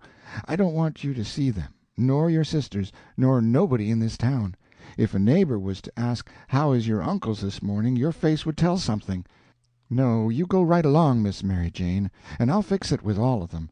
I'll tell Miss Susan to give your love to your uncles, and say you've went away for a few hours to get a little rest and change, or to see a friend, and you'll be back tonight or early in the morning. Gone to see a friend is all right, but I won't have my love given to them. Well, then it shan't be. It was well enough to tell her so, no harm in it. It was only a little thing to do, and no trouble, and it's the little things that smooths people's roads the most down here below. It would make Mary Jane comfortable, and it wouldn't cost nothing. Then I says, there's one more thing, that bag of money. Well, they've got that, and it makes me feel pretty silly to think how they got it. No, you're out there. They hain't got it. Why, who's got it? I wish I knowed, but I don't. I had it because I stole it from them, and I stole it to give to you, and I know where I hid it, but I'm afraid it ain't there no more. I'm awful sorry, Miss Mary Jane. I'm just as sorry as I can be, but I done the best I could, I did, honest. I come nigh getting caught, and I had to shove it into the first place I come to and run, and it warn't a good place. Oh, stop blaming yourself. It's too bad to do it, and I won't allow it. You couldn't help it. It wasn't your fault. Where did you hide it?" I didn't want to set her to thinking about her troubles again, and I couldn't seem to get my mouth to tell her what would make her see that corpse laying in the coffin with that bag of money on his stomach. So for a minute I didn't say nothing. Then I says, "I'd rather not tell you where I put it, Miss Mary Jane, if you don't mind letting me off, but I'll write it out for you on a piece of paper, and you can read it along the road to Mr. Lothrop's if you want to. Do you reckon that'll do?" "Oh, yes." So I wrote, "I put it in the coffin, It was in there when you was crying there away in the night. I was behind the door, and I was mighty sorry for you, Miss Mary Jane." It made my eyes water a little to remember her crying there all by herself in the night, and them devils laying there right under her own roof, shaming her and robbing her, and when I folded it up and give it to her I see the water come into her eyes too, and she shook me by the hand hard and says, "Good-bye. I'm going to do everything just as you've told me, and if I don't ever see you again I shan't ever forget you, and I'll think of you a many and a many a time, and I'll pray for you, too." And she was gone. Pray for me! I reckoned if she knowed me she'd take a job that was more nearer her size. But I bet she done it, just the same. She was just that kind. She had the grit to pray for Judas, if she took the notion. There warn't no back down to her, I judge. You may say what you want to, but in my opinion she had more sand in her than any girl I ever see. In my opinion she was just full of sand. It sounds like flattery, but it ain't no flattery. And when it comes to beauty, and goodness, too, she lays over them all. I ain't ever seen her since that time I see her go out of that door. No, I ain't ever seen her since. But I reckon I've thought of her a many and a many a million times, and of her saying she would pray for me, and if ever I'd a thought it would do any good for me to pray for her, blamed if I wouldn't 'a' done it or bust. Well, Mary Jane she lit out the back way, I reckon, because nobody see her go. When I struck Susan and the hare-lip, I says, "What's the name of them people over on t'other side of the river that you all goes to see sometimes?" They says, "There's several, but it's the Proctors mainly." "That's the name," I says. "I most forgot it. Well, Miss Mary Jane, she told me to tell you she's gone over there in a dreadful hurry, one of them's sick." "Which one?" "I don't know. Leastways, I kind of forget. But I think it's sakes alive, I hope it ain't Hanner." "I'm sorry to say it," I says, "but Hanner's the very one." "My goodness, and she's so well only last week. Is she took bad?" "It ain't no name for it. They set up with her all night," Miss Mary Jane said, "and they don't think she'll last many hours." "Only think of that, now! What's the matter with her?" I couldn't think of anything reasonable right off that way, so I says, "Mumps." "Mumps your granny! They don't set up with people that's got the mumps." "They don't they? You better bet they do with these mumps. These mumps is different. It's a new kind," Miss Mary Jane said. "How's it a new kind?" "Because it's mixed up with other things." "What other things?" "Well, measles, and whooping cough, and erysipelas, and consumption, and yaller janders, and brain fever, and I don't know what all." "My land, and they call it the mumps?" "That's what Miss Mary Jane said." "Well, what in the nation do they call it the mumps for?" "Why, because it is the mumps. That's what it starts with." "Well, there ain't no sense in it. A body might stump his toe, and take pison, and fall down the well, and break his neck, and bust his brains out, and somebody come along and ask what killed him, and some numbskull up and says, 'Why, he stumped his toe.' Would there be any sense in that? No. And then there ain't no sense in this, nuther. Is it catching?" "Is it catching? Why, how you talk! Is a harrow catching, in the dark? If you don't hitch on to one tooth you're bound to on another, hain't you? And you can't get away with that tooth without fetching the whole harrow along, can you? Well, these kind of mumps is a kind of a harrow, as you may say, and it ain't no slouch of a harrow nuther, you come to get it hitched on good." "Well, it's awful, I think," says the hare-lip. "I'll go to Uncle Harvey, and—" "Oh, yes," I says, "I would. Of course I would. I wouldn't lose no time." "Well, why wouldn't you?" "Just look at it a minute, and maybe you can see. Hain't your uncles obleeged to get along home to England as fast as they can? And do you reckon they'd be mean enough to go off and leave you to go all that journey by yourselves? You know they'll wait for you. So fur so good. Your Uncle Harvey's a preacher, hain't he? Very well, then. Is a preacher going to deceive a steamboat clerk? Is he going to deceive a ship clerk, so as to get them to let Miss Mary Jane go aboard? Now, you know he ain't. What will he do, then? Why, he'll say, 'It's a great pity, but my church matters has got to get along the best way they can. for my niece has been exposed to the dreadful pluribus unum mumps, and so it's my bounden duty to set down here and wait the 3 months it takes to show on her if she's got it. But never mind if you think it's best to tell your Uncle Harvey. Shucks, and stay fooling around here when we could all be having good times in England whilst we was waiting to find out whether Mary Jane's got it or not? Why, you talk like a muggins. Well, anyway, maybe you'd better tell some of the neighbors. Listen at that, now. You do beat all for natural stupidness. Can't you see that they'd go and tell? There ain't no way but just to not tell anybody at all. Well, maybe you're right. Yes, I judge you are right. But I reckon we ought to tell Uncle Harvey she's gone out a while anyway, so he won't be uneasy about her? Yes, Miss Mary Jane, she wanted you to do that. She says, tell them to give Uncle Harvey and William my love and a kiss, and say I've run over the river to see Mr. What is the name of that rich family your Uncle Peter used to think so much of? I mean, the one that— Why, you must mean the Apthorps, ain't it? Of course. Bother them kind of names. A body can't ever seem to remember them half the time, somehow.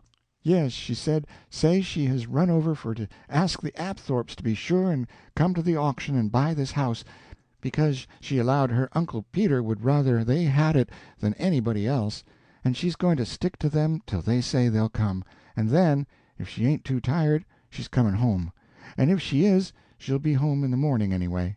She said, don't say nothing about the Proctors, but only about the Apthorps, which'll be perfectly true, because she is going there to speak about their buying the house. I know it, because she told me so herself. All right, they said, and cleared out to lay for their uncles, and give them the love and the kisses, and tell them the message. Everything was all right now. The girls wouldn't say nothing because they wanted to go to England, and the king and the duke would rather Mary Jane was off working for the auction than around in reach of Dr. Robinson. I felt very good. I judged I had done it pretty neat. I reckoned Tom Sawyer couldn't have done it no neater himself. Of course he would have throwed more style into it, but I can't do that very handy, not being brung up to it. Well, they held the auction in the public square along toward the end of the afternoon, and it strung along, and the old man he was on hand and looking his level pisonest, up there alongside of the auctioneer, and chipping in a little scripture now and then, or a little goody-goody saying of some kind, and the duke he was around goo-gooing for sympathy all he knowed how, and just spreading himself generally. But by and by the thing dragged through, and everything was sold, everything but a little old trifling lot in the graveyard. So they'd got to work that off. I never see such a giraffe as the king was for wanting to swallow everything. Well, whilst they was at it, a steamboat landed, and in about 2 minutes up comes a crowd a-whooping and a-yelling and laughing and carrying on and singing out, "Here's your opposition line! Here's your 2 sets of heirs to old Peter Wilkes, and you pays your money and you takes your choice." End of chapter 28. Adventures of Huckleberry Finn by Mark Twain, Chapter 29. Contested Relationship. The King Explains the Loss. A Question of Handwriting. Digging Up the Corpse. Huck Escapes. They was fetching a very nice-looking old gentleman along, and a nice-looking younger one, with his right arm in a sling. And my souls, how the people yelled and laughed and kept it up. But I didn't see no joke about it, and I judged it would strain the duke and the king some to see any. I reckoned they'd turn pale. But no, nary a pale did they turn. The duke, he never let on he suspicioned what was up, but just went a-goo-gooing around happy and satisfied, like a jug that's googling out buttermilk, and as for the king, he just gazed and gazed down sorrowful on them newcomers like it give him the stomach-ache in his very heart to think there could be such frauds and rascals in the world. Oh, he done it admirable. Lots of the principal people gathered around the king, to let him see they was on his side. That old gentleman that had just come looked all puzzled to death. Pretty soon he begun to speak, and I see straight off he pronounced like an Englishman, not the king's way, though the king's was pretty good for an imitation. I can't give the old gent's words, nor I can't imitate him, but he turned round to the crowd, and says, about like this, "This is a surprise to me which I wasn't looking for, and I'll acknowledge candid and frank, I ain't very well fixed to meet it and answer it, for my brother and me has had misfortunes. He's broke his arm, and our baggage got put off at a town above here last night in the night by a mistake. I am Peter Wilkes' brother Harvey, and this is his brother William, which can't hear nor speak, and can't even make signs to amount to much. Now he's only got one hand to work them with. We are who we say we are, and in a day or two, when I get the baggage, I can prove it. But up till then I won't say nothing more, but go to the hotel and wait." So him and the new dummy started off, and the king he laughs and blethers out, "Broke his arm! Very likely, ain't it? And very convenient, too, for a fraud that's got to make signs, and ain't learnt how. Lost their baggage. That's mighty good, and mighty ingenious, under the circumstances." So he laughed again, and so did everybody else, except 3 or 4, or maybe half a dozen. One of these was that doctor. Another one was a sharp-looking gentleman with a carpet-bag of the old-fashioned kind made out of carpet stuff, that had just come off of the steamboat and was talking to him in a low voice, and glancing towards the king now and then, and nodding their heads. It was Levi Bell, the lawyer that was gone up to Louisville. And another one was a big rough husky that come along and listened to all the old gentleman said, and was listening to the king now, and when the king got done, this husky up and says, "Say, looky here, if you are Harvey Wilkes, when'd you come to this town?" "The day before the funeral, friend," says the king. "But what time o' day?" "In the evening, about an hour or two before sundown." "How'd you come?" "Come down on the Susan Bell from Cincinnati." "Well, then, how'd you come to be up at the P'int in the morning in a canoe?" "I warn't up at the P'int in the morning." "It's a lie." Several of them jumped for him and begged him not to talk that way to an old man and a preacher. "Preacher be hanged! He's a fraud and a liar. He was up at the P'int that mornin'. I live up there, don't I?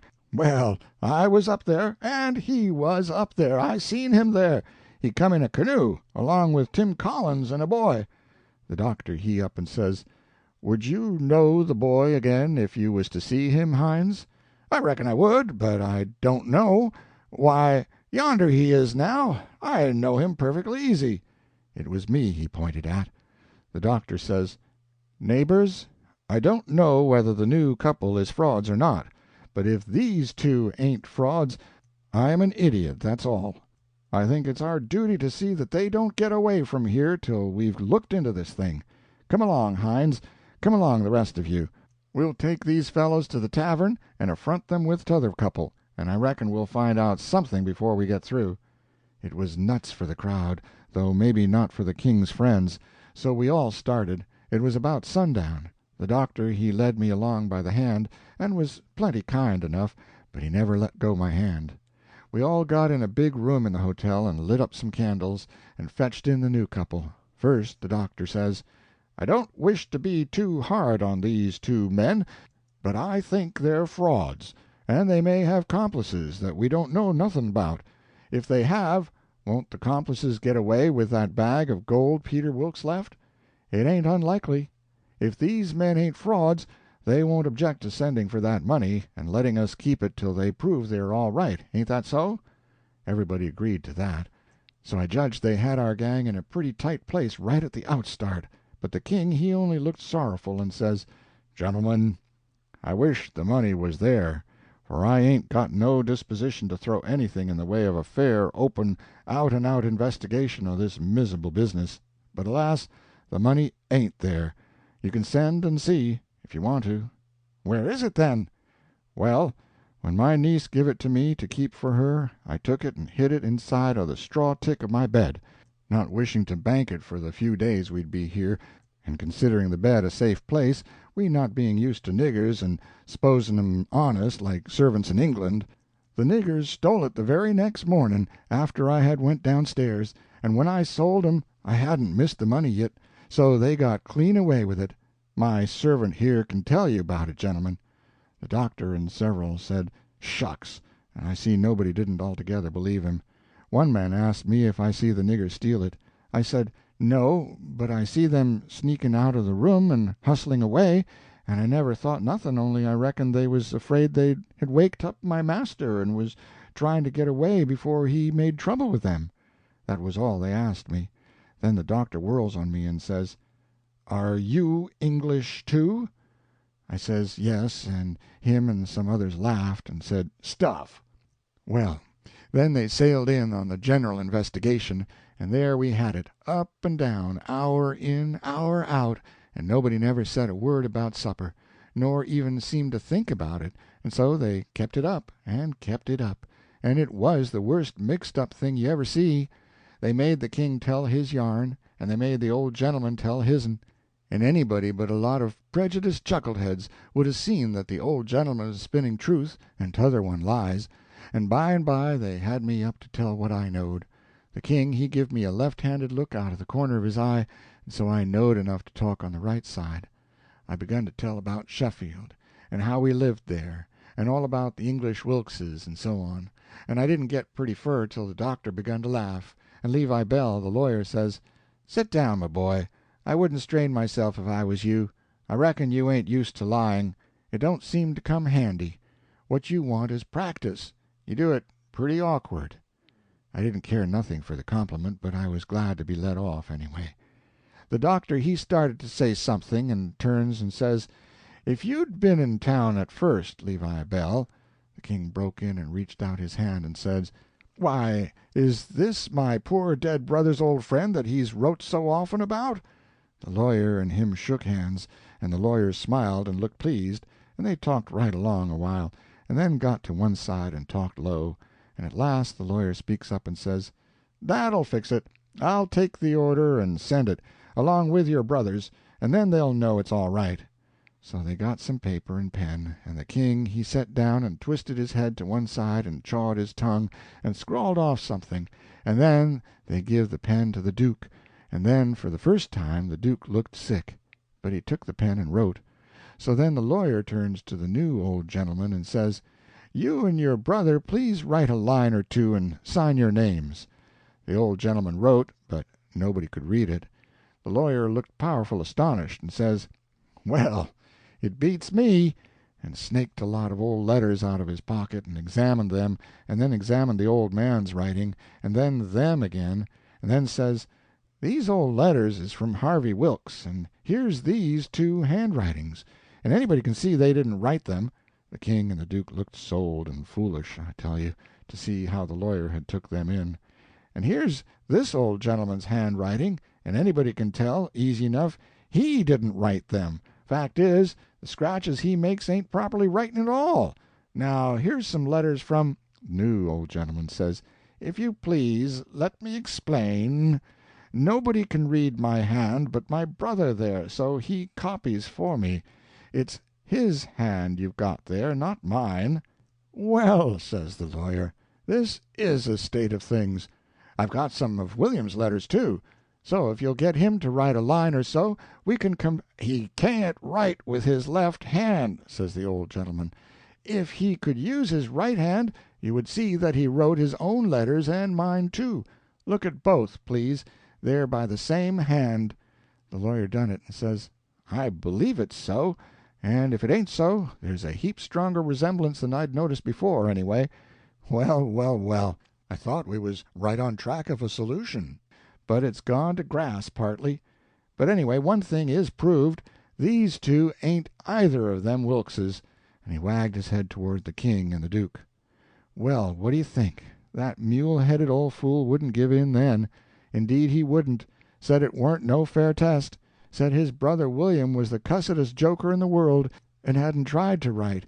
He see William was going to play one of his jokes the minute he put the pen to paper, and so he warmed up and went warbling and warbling right along till he was actually beginning to believe what he was saying himself. But pretty soon the new gentleman broke in and says, "I've thought of something. Is there anybody here that helped to lay out the late Peter Wilkes for burying?" "Yes," says somebody, "me and Ab Turner done it. We're both here." Then the old man turns toward the king and says, Perhaps this gentleman can tell me what was tattooed on his breast." Blamed if the king didn't have to brace up mighty quick, or he'd 'a' squoshed down like a bluff bank that the river has cut under, it took him so sudden. And, mind you, it was a thing that was calculated to make most anybody squish to get fetched such a solid one as that without any notice, because how was he going to know what was tattooed on the man? He whitened a little, he couldn't help it, and it was mighty still in there, and everybody bending a little forwards and gazing at him. Says I to myself, now he'll throw up the sponge, there ain't no more use. Well, did he? A body can't hardly believe it, but he didn't. I reckon he thought he'd keep the thing up till he tired them people out so they'd thin out, and him and the Duke could break loose and get away. Anyway, he set there, and pretty soon he begun to smile, and says, "It's a very tough question, ain't it? Yes, sir. I can tell you what's tattooed on his breast. It's just a small, thin blue arrow, that's what it is, and if you don't look clost you can't see it. Now what do you say, hey?" Well, I never see anything like that old blister for clean out-and-out cheek. The new old gentleman turns brisk towards Ab Turner and his pard, and his eyes light up like he judged he'd got the king this time, and says, "There, you've heard what he said. Was there any such mark on Peter Wilkes' breast?" Both of them spoke up and says, "We didn't see no such mark." "Good," says the old gentleman. "Now what you did see on his breast was a small dim P and a B, which is an initial he dropped when he was young, and a W, with dashes between them, so P B W, and he marked them that way on a piece of paper. Come, ain't that what you saw?" Both of them spoke up again and says, "No, we didn't. We never seen any marks at all." Well, everybody was in a state of mind now, and they sings out, "The whole bellin' of 'em's frauds. Le's duck 'em, le's drown 'em, le's ride 'em on a rail," and everybody was whooping at once, and there was a rattling powwow, but the lawyer he jumps on the table and yells, and says, "Gentlemen, gentlemen, hear me just a word, just a single word, if you please. There's one way yet. Let's go and dig up the corpse and look." That took them. "Hooray!" they all shouted, and was starting right off, but the lawyer and the doctor sang out, "Hold on, hold on! Collar all these 4 men and the boy, and fetch them along, too." "We'll do it!" they all shouted, "and if we don't find them marks we'll lynch the whole gang." I was scared now, I tell you, but there weren't no getting away, you know. They gripped us all and marched us right along straight for the graveyard, which was a mile and a half down the river, and the whole town at our heels, for we made noise enough, and it was only 9 in the evening.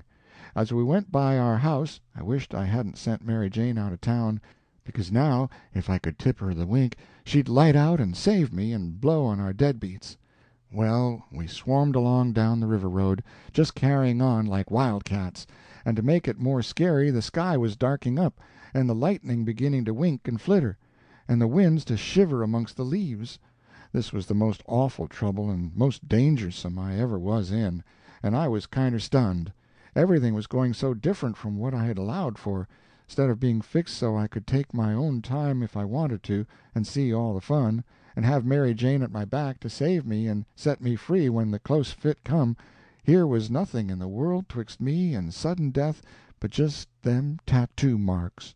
If they didn't find them, I couldn't bear to think about it, and yet somehow I couldn't think about nothing else.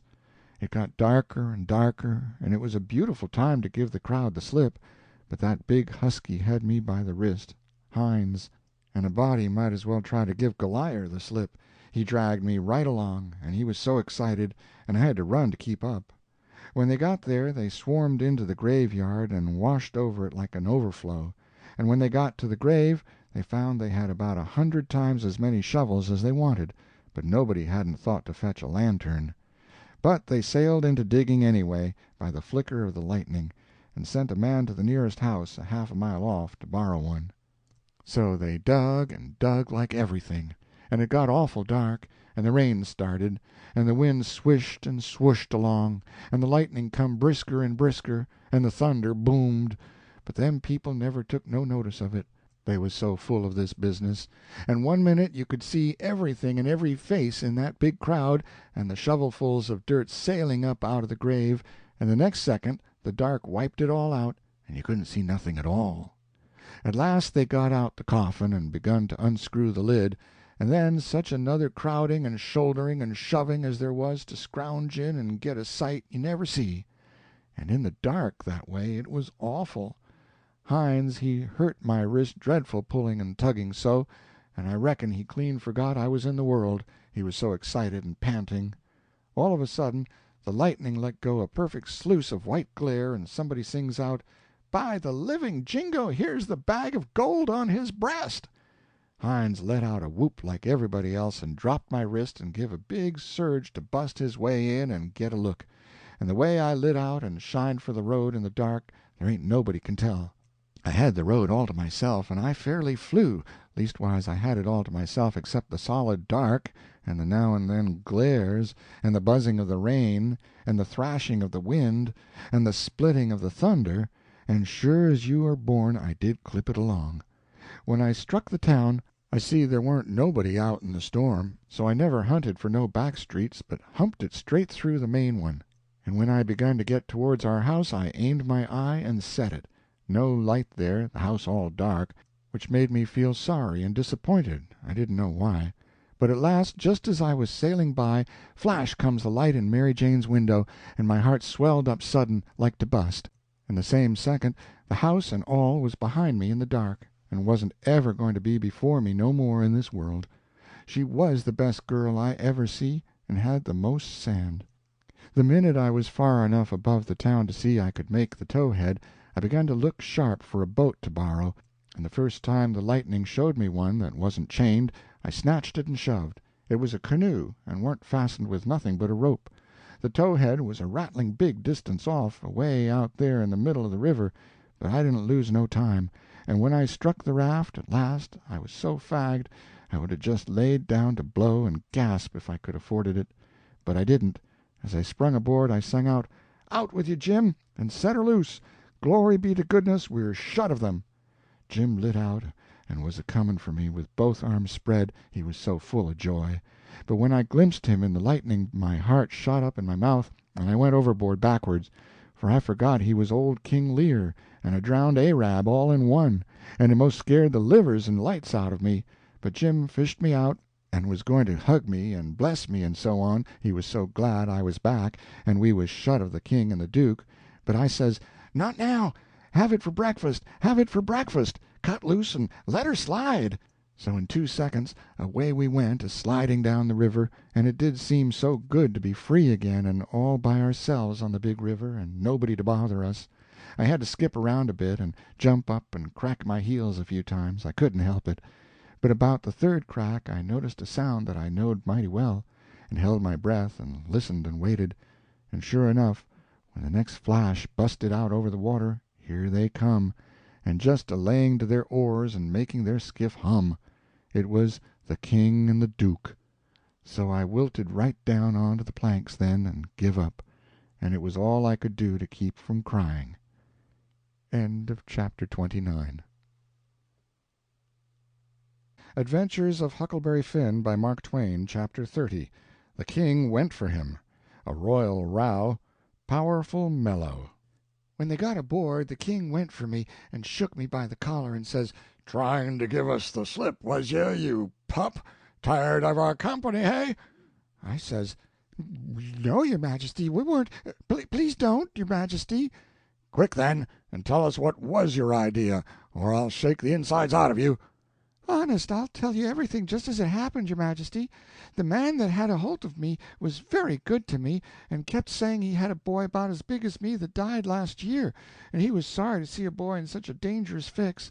And when they was all took by surprise by finding the gold, and made a rush for the coffin, he lets go of me and whispers, 'Heel it now, or they'll hang you sure.' and I lit out. It didn't seem no good for me to stay. I couldn't do nothing, and I didn't want to be hung if I could get away. So I never stopped running till I found the canoe, and when I got here I told Jim to hurry, or they'd catch me and hang me yet, and said I was afeard you and the Duke wasn't alive now, and I was awful sorry, and so was Jim, and was awful glad when we see you coming. You may ask Jim if I didn't." Jim said it was so, and the king told him to shut up, and said, "Oh, yes, it's mighty likely," and shook me up again, and said he reckoned he'd drowned me. But the Duke says, "Let go of the boy, you old idiot. Would you done any different? Did you inquire around for him when you got loose? I don't remember it." So the king let go of me, and begun to cuss that town and everybody in it.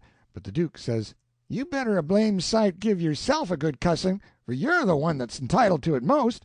You hain't done a thing from the start that had any sense in it, except coming up so cool and cheeky with that imaginary blue arrow mark. That was bright. It was right down bully, and it was the thing that saved us, for if it hadn't been for that they'd have jailed us till them Englishmen's baggage come, and then the penitentiary, you bet. But that trick took 'em to the graveyard, and the gold done us a still bigger kindness, for if the excited fools hadn't let go all holts and made that rush to get a look, we'd have slept in our cravats tonight, cravats warranted to wear, too, longer than we'd need 'em." They was still a minute thinking, then the king says, kind of absent-minded like, "And we reckon the niggers stole it." That made me squirm. "Yes," said the Duke, kinder slow and deliberate and sarcastic, "we did." After about half a minute the king drawls out, "Leastways I did." The Duke says the same way, "On the contrary, I did." The king kind of ruffled up and says, "Looky here, Bilgewater, what are you referring to?" The Duke says pretty brisk, "When it comes to that, maybe you'll let me ask, what was you referring to?" "Shucks," says the king, very sarcastic, "but I don't know. Maybe you was asleep and didn't know what you was about." The Duke bristles up now and says, "Oh, let up on this cussed nonsense. Do you take me for a blame fool?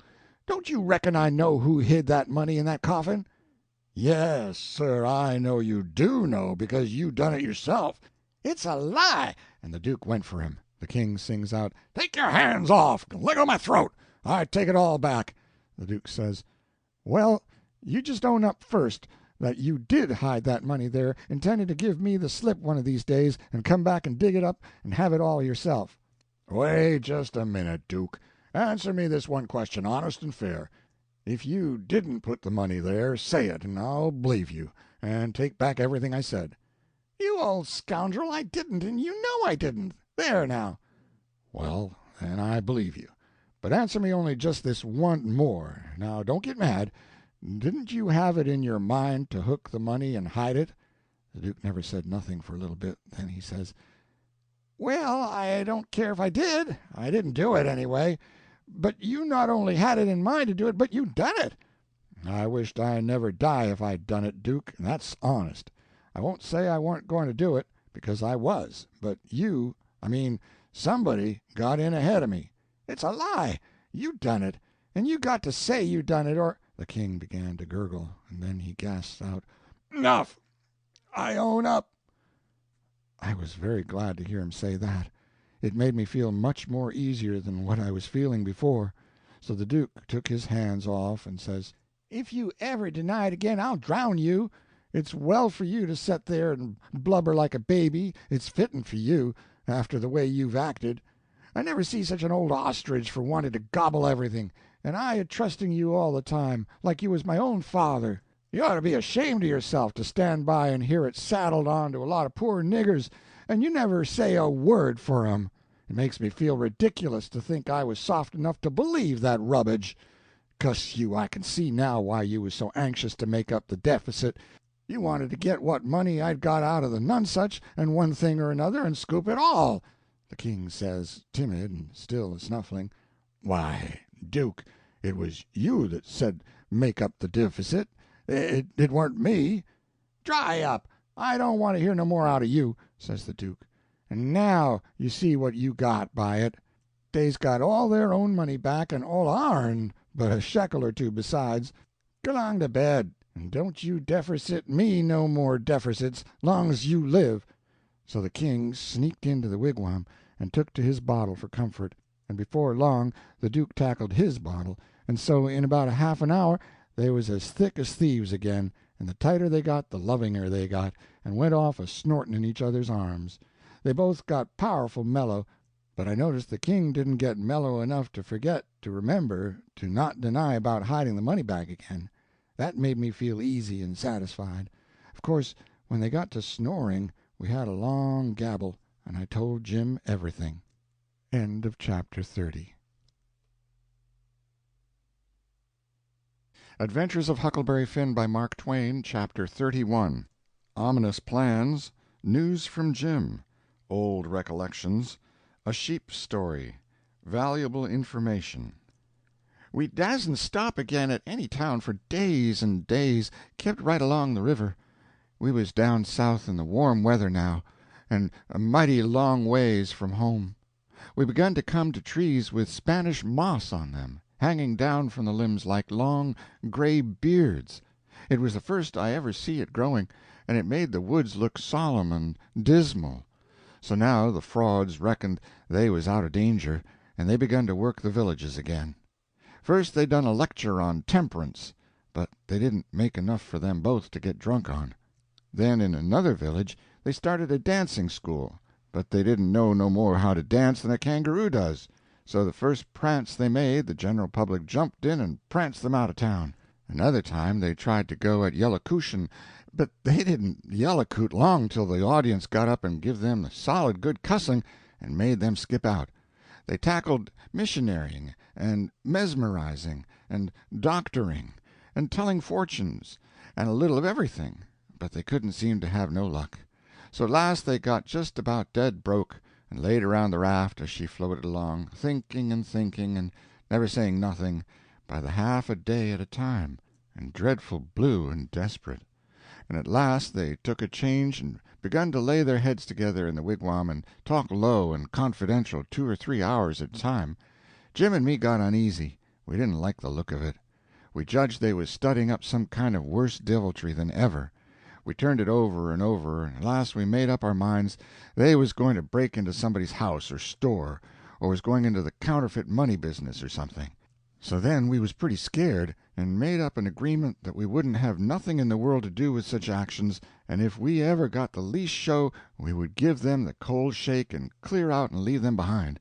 Well, early one morning we hid the raft in a good safe place about 2 mile below a little bit of a shabby village named Pikesville, and the king he went ashore and told us all to stay hid whilst he went up to town and smelt around to see if anybody had got any wind of the Royal Nonesuch there yet. "House to rob, you mean," says I to myself, "and when you get through robbing it you'll come back here and wonder what has become of me and Jim in the raft, and you'll have to take it out in wondering." And he said if he weren't back by midday the Duke and me would know it was all right and we was to come along. So we stayed where we was. The Duke he fretted and sweated around and was in a mighty sour way. He scolded us for everything, and we couldn't seem to do nothing right. He found fault with every little thing. Something was a-brewing, sure. I was good and glad when midday come and no king. We could have a change anyway, and maybe a chance for the change on top of it. So me and the Duke went up to the village and hunted around there for the king, and by we found him in the back room of a little low doggery, very tight, and a lot of loafers bully-ragging him for sport, and he a-cussing and a-threatening with all his might, and so tight he couldn't walk, and couldn't do nothing to them. The Duke he begun to abuse him for an old fool, and the king begun to sass back, and the minute they was fairly at it, I lit out and shook the reefs out of my hind legs, and spun down the river road like a deer, for I see our chance, and I made up my mind that it would be a long day before they ever see me and Jim again. I got down there all out of breath and loaded up with joy, and sung out, "Set her loose, Jim, we're all right now." But there warn't no answer, and nobody come out of the wigwam. Jim was gone. I set up a shout, and then another one, and run this way and that in the woods, whooping and screeching, but it warn't no use. Old Jim was gone. Then I set down and cried. I couldn't help it, but I couldn't set still long.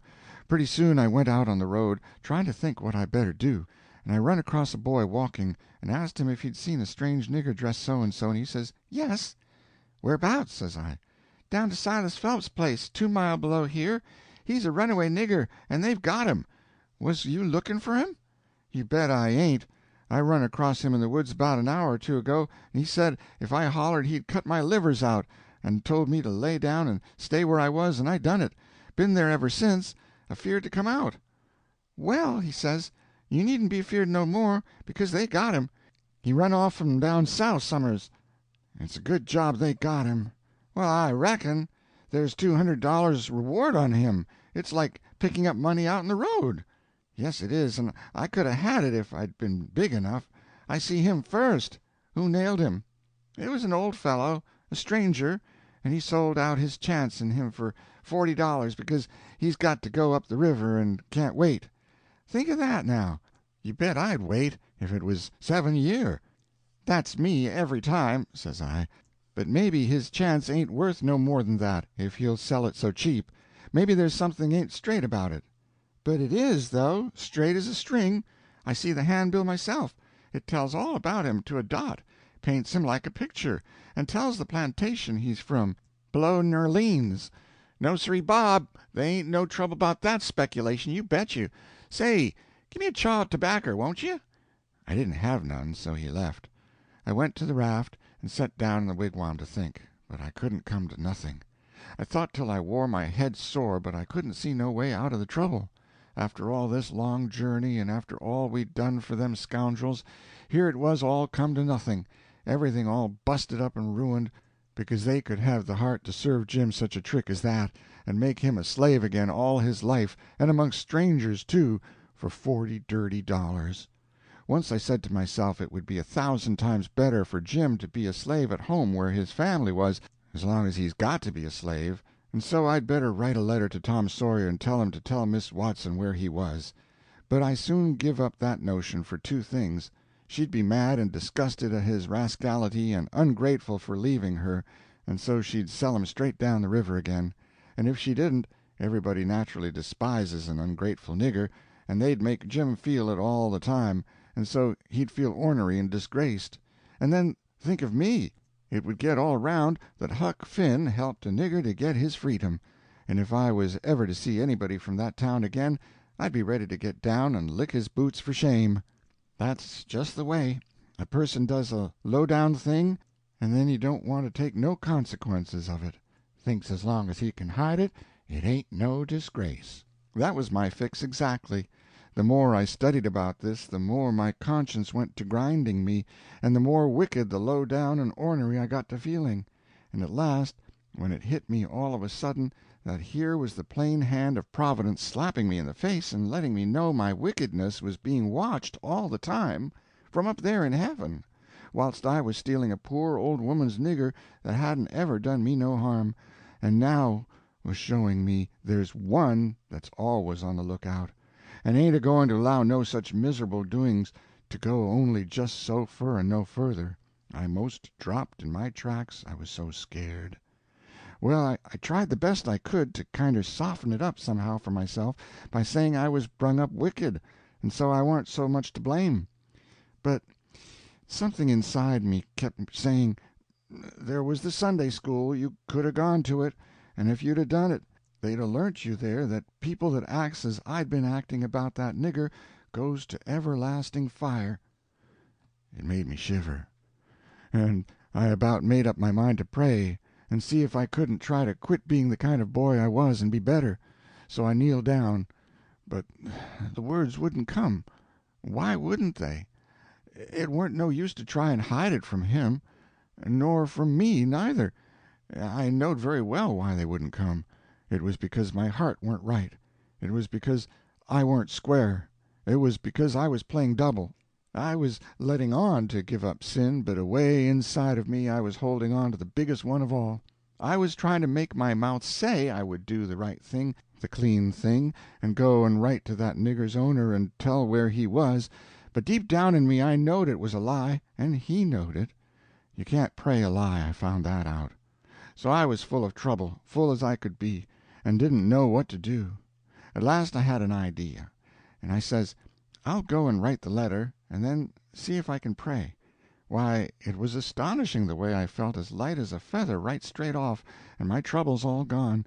So I got a piece of paper and a pencil, all glad and excited, and set down and wrote: Miss Watson, your runaway nigger Jim is down here 2 mile below Pikesville, and Mr. Phelps has got him, and he will give him up for the reward if you send. Huck Finn. I felt good and all washed clean of sin for the first time I had ever felt so in my life, and I knowed I could pray now, but I didn't do it straight off, but laid the paper down and set there thinking how good it was all this happened so, and how near I come to being lost and going to hell, and went on thinking, and got to thinking over our trip down the river, and I see Jim before me all the time, in the day and in the night time, sometimes moonlight, sometimes storms, and we a-floating along, talking and singing and laughing, but somehow I couldn't seem to strike no places to harden me against him, but only the other kind. I'd see him standing my watch on top of his'n, 'stead of calling me so I could go on sleeping, and see him how glad he was when I come back out of the fog, and when I come to him again in the swamp up there where the feud was, and such like times, and would always call me honey, and pet me and do everything he could think of for me, and how good he always was, and at last I struck the time I saved him by telling the men we had smallpox aboard, and he was so grateful, and said I was the best friend old Jim ever had in the world, and the only one he's got now, and then I happened to look round and see that paper. It was a close place. I took it up and held it in my hand. I was a-trembling, because I'd got to decide forever betwixt two things, and I knowed it. I studied a minute, sort of holding my breath, and then says to myself, all right, then, I'll go to hell, and tore it up. It was awful thoughts and awful words, but they was said, and I let them stay said, and never thought no more about reforming. I shoved the whole thing out of my head and said I would take up wickedness again, which was in my line, being brung up to it, and the other weren't. And for a starter I would go to work and steal Jim out of slavery again, and if I could think up anything worse I would do that too, because as long as I was in, and in for good, I might as well go the whole hog. Then I set to thinking over how to get at it, and turned over some considerable many ways in my mind, and at last fixed up a plan that suited me. So then I took the bearings of a woody island that was down the river a piece, and as soon as it was fairly dark I crept out with my raft and went for it, and hid it there, and then turned in. I slept the night through, and got up before it was light, and had my breakfast, and put on my store clothes, and tied up some others and one thing or another in a bundle, and took the canoe and cleared for shore. I landed below where I judged was Phelps' place, and hid my bundle in the woods, and then filled up the canoe with water, and loaded rocks into her, and sunk her where I could find her again when I wanted her, about a quarter of a mile below a little steam sawmill that was on the bank. Then I struck up the road, and when I passed the mill I see a sign on it, Phelps' Sawmill, and when I come to the farmhouses, 200 or 300 yards further along, I kept my eyes peeled, but didn't see nobody round, though it was good daylight now. But I didn't mind, because I didn't want to see nobody just yet. I only wanted to get the lay of the land. According to my plan, I was going to turn up there from the village, not from below. So I just took a look and shoved along, straight for town. Well, the very first man I see when I got there was the Duke. He was sticking up a bill for the Royal Nonesuch, 3-night performance, like that other time. They had the cheek, them frauds. I was right on him before I could shirk. He looked astonished and says, "Hello, where'd you come from?" Then he says, kind of glad and eager, "Where's the raft? Got her in a good place?" I says, "Why, that's just what I was going to ask you, Grace." Then he didn't look so joyful, and says, "What was your idea for asking me?" he says. "Well," I says, "when I see the king in that doggery yesterday, I says to myself, we can't get him home for hours, till he's soberer. So I went a-loafing around town to put in the time and wait. A man up and offered me 10 cents to help him pull a skiff over the river and back to fetch a sheep, and so I went along. But when we was dragging him to the boat, and the man left me a holt of the rope and went behind him to shove him along, he was too strong for me and jerked loose and run, and we after him. We didn't have no dog, and so we had to chase him all over the country till we tired him out. We never got him till dark. Then we fetched him over, and I started down for the raft.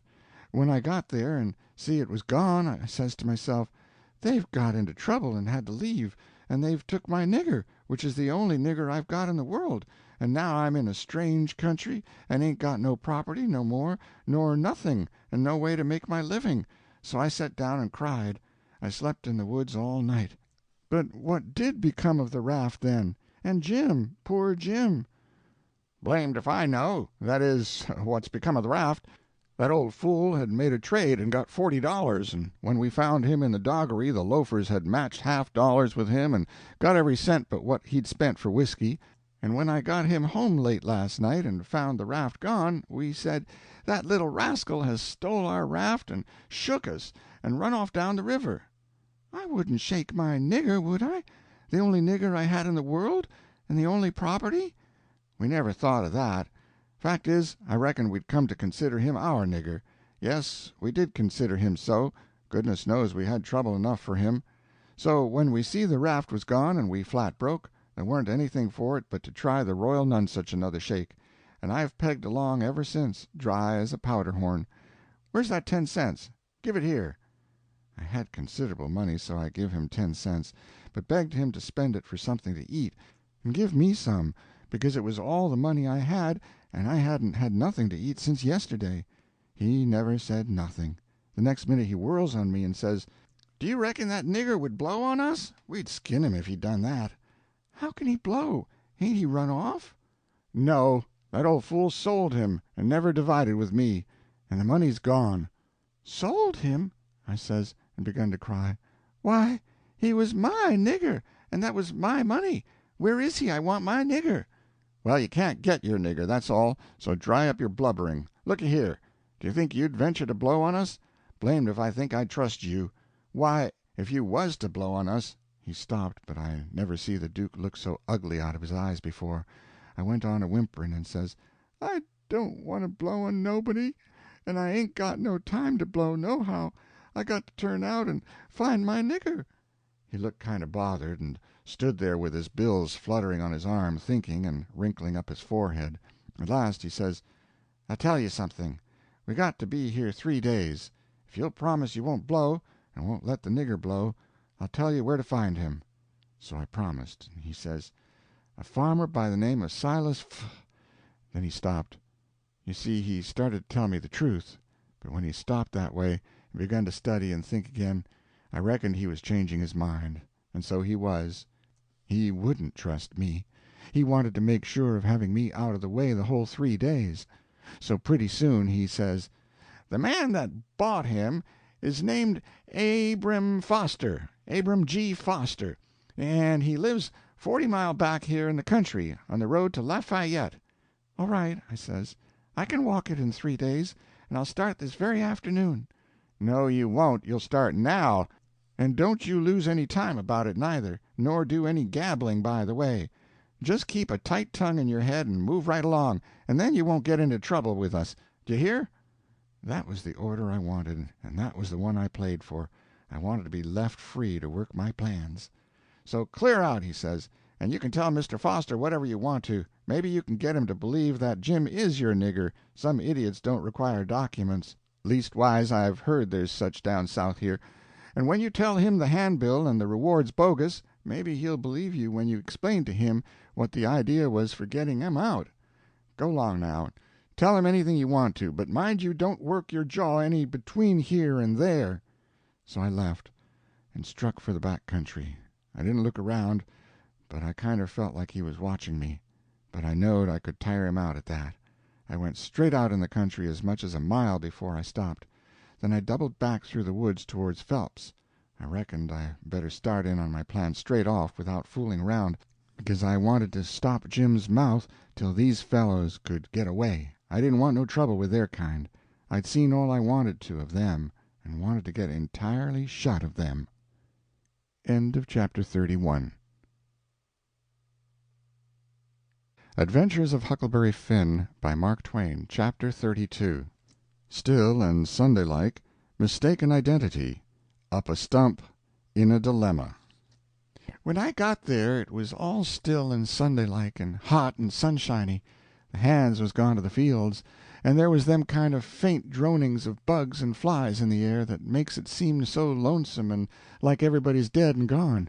And if a breeze fans along and quivers the leaves, it makes you feel mournful, because you feel like it's spirits whispering, spirits that's been dead ever so many years, and you always think they're talking about you.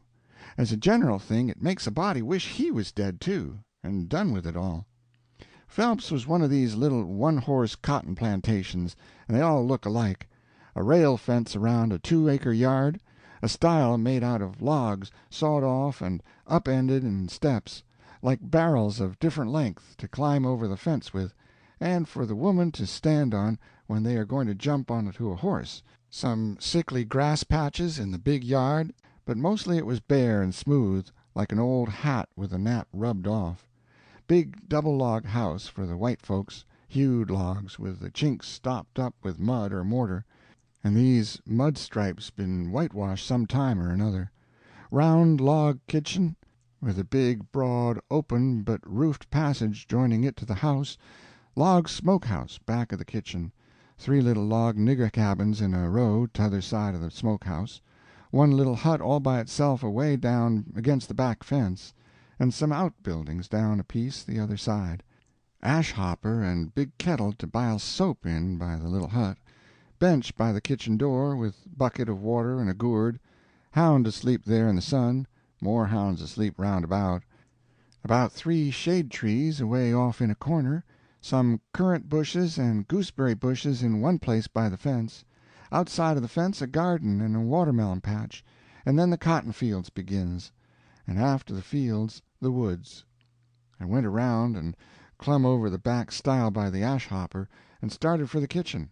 When I got a little ways I heard the dim hum of a spinning wheel wailing along up and sinking along down again, and then I knowed for certain I wished I was dead, for that is the lonesomest sound in the whole world. I went right along, not fixing up any particular plan, but just trusting to Providence to put the right words in my mouth when the time come. For I'd noticed that Providence always did put the right words in my mouth if I left it alone. When I got halfway, first one hound and then another got up and went for me, and of course I stopped and faced them and kept still, and such another powwow as they made.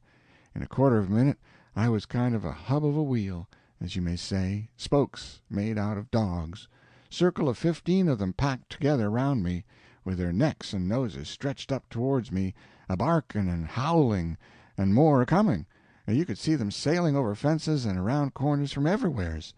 A nigger woman come tearing out of the kitchen with a rolling pin in her hand, singing out, "Begone, you tig, you spot! Begone, sah!" And she fetched first one and then another of them in a clip and sent them howling, and then the rest followed, and the next second half of them come back, wagging their tails around me and making friends with me. There ain't no harm in a hound, nohow.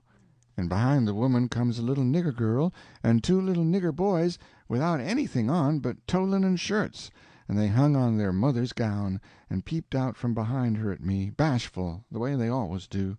And here comes the white woman running from the house, about 45 or 50 years old, bareheaded, and her spinning stick in her hand, and behind her comes her little white children, acting the same way the little niggers was doing. She was smiling all over she could hardly stand, and says, "It's you at last, ain't it?" I out with a "Yes'm" before I thought. She grabbed me and hugged me tight, and then gripped me by both hands and shook, and the tears come in her eyes and run down over, and she couldn't seem to hug and shake enough, and kept saying, "You don't look as much like your mother as I reckoned you would, but law sakes, I don't care for that, I'm so glad to see you. Dear, dear, it does seem like I could eat you up. Children, it's your cousin Tom. Tell him howdy." But they ducked their heads and put their fingers in their mouths and hid behind her. So she run on, "Lize, hurry up and get him a hot breakfast right away, or did you get your breakfast on the boat?" I said I had got it on the boat. So then she started for the house, leading me by the hand, and the children tagging after. When we got there she set me down in a split-bottom chair, and set herself down on a little low stool in front of me, holding both of my hands, and says, "Now I can have a good look at you, and laws a me, I've been hungry for it a many and a many a time, all these long years, and it's come at last. We've been expecting you a couple of days and more. What kept you? Boat get aground?" "Yes'm. She—" "Don't say yes'm. Say Aunt Sally. Where'd she get aground?" I didn't rightly know what to say, because I didn't know whether the boat would be coming up the river or down, but I go a good deal on instinct, and my instinct said she would be coming up, from down towards Orleans. That didn't help me much, though, for I didn't know the names of bars down that way. I see I'd got to invent a bar, or forget the name of the one we got aground on, or— Now I struck an idea and fetched it out. "It warn't the grounding that didn't keep us back but a little. We blowed out a cylinder head." "Good gracious! Anybody hurt?" "No'm. Killed a nigger." "Well, it's lucky, because sometimes people do get hurt. 2 years ago, last Christmas, your Uncle Silas was coming up from N'Orleans on the old Lally Rook, and she blowed out a cylinder head and crippled a man, and I think he died afterwards. He was a Baptist. Your Uncle Silas knowed a family in Baton Rouge that knowed his people very well. Yes, I remember now, he did die. Mortification set in, and they had to amputate him. But it didn't save him. Yes, it was mortification, that was it. He turned blue all over and died in the hope of a glorious resurrection. They say he was a sight to look at. Your uncle's been up to the town every day to fetch you, and he's gone again, not more'n an hour ago. He'll be back any minute now. You must have met him on the road, didn't you? Oldish man with a—" "No, I didn't see nobody, Aunt Sally. The boat landed just at daylight, and I left my baggage on the wharf boat and went looking around the town and out a piece in the country, to put in the time and not get here too soon, and so I come down the back way." "Who'd you give the baggage to?" "Nobody." "Why, child, it'll be stole." "Not where I hid it, I reckon it won't," I says. "How'd you get your breakfast so early on the boat?" It was kind of thin ice, but I says, "The captain see me standing around, and told me I better have something to eat before I went ashore, so he took me in the Texas to the officers' lunch and give me all I wanted." I was getting so uneasy I couldn't listen good. I had my mind on the children all the time. I wanted to get them out to one side and pump them a little and find out who I was, but I couldn't get no show, Mrs. Phelps kept it up and run on so. Pretty soon she made the cold chills streak all down my back, because she says— "But here we're a-running on this way, and you hain't told me a word about Sis nor any of them. Now I'll rest my works a little, and you start up yourn. Just tell me everything. Tell me all about 'em all, every one of 'em, and how they are, and what they're doing, and what they told you to tell me, and every last thing you can think of." Well, I see I was up a stump, and up it good. Providence had stood by me this fur, all right, but I was hard and tight aground now. I see it warn't a bit of use to try to go ahead. I'd got to throw up my hand. So I says to myself, here's another place where I got to resk the truth. I opened my mouth to begin, but she grabbed me and hustled me in behind the bed, and says— "Here he comes. Stick your head down lower. There, that'll do. You can't be seen now. Don't you let on you're here.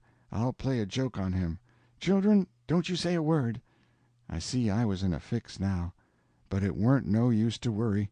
There warn't nothing to do but just hold still, and try and be ready to stand from under when the lightning struck. I had just one little glimpse of the old gentleman when he come in, then the bed hid him. Mrs. Phelps she jumps for him and says— "Has he come?" "No," says her husband. "Goodness gracious," she says, "what in the world can have become of him?" "I can't imagine," says the old gentleman. "And I must say it makes me dreadful uneasy."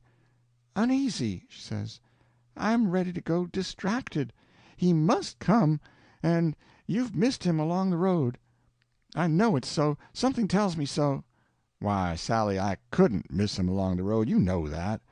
"But, oh dear, dear, what will Sis say? He must come.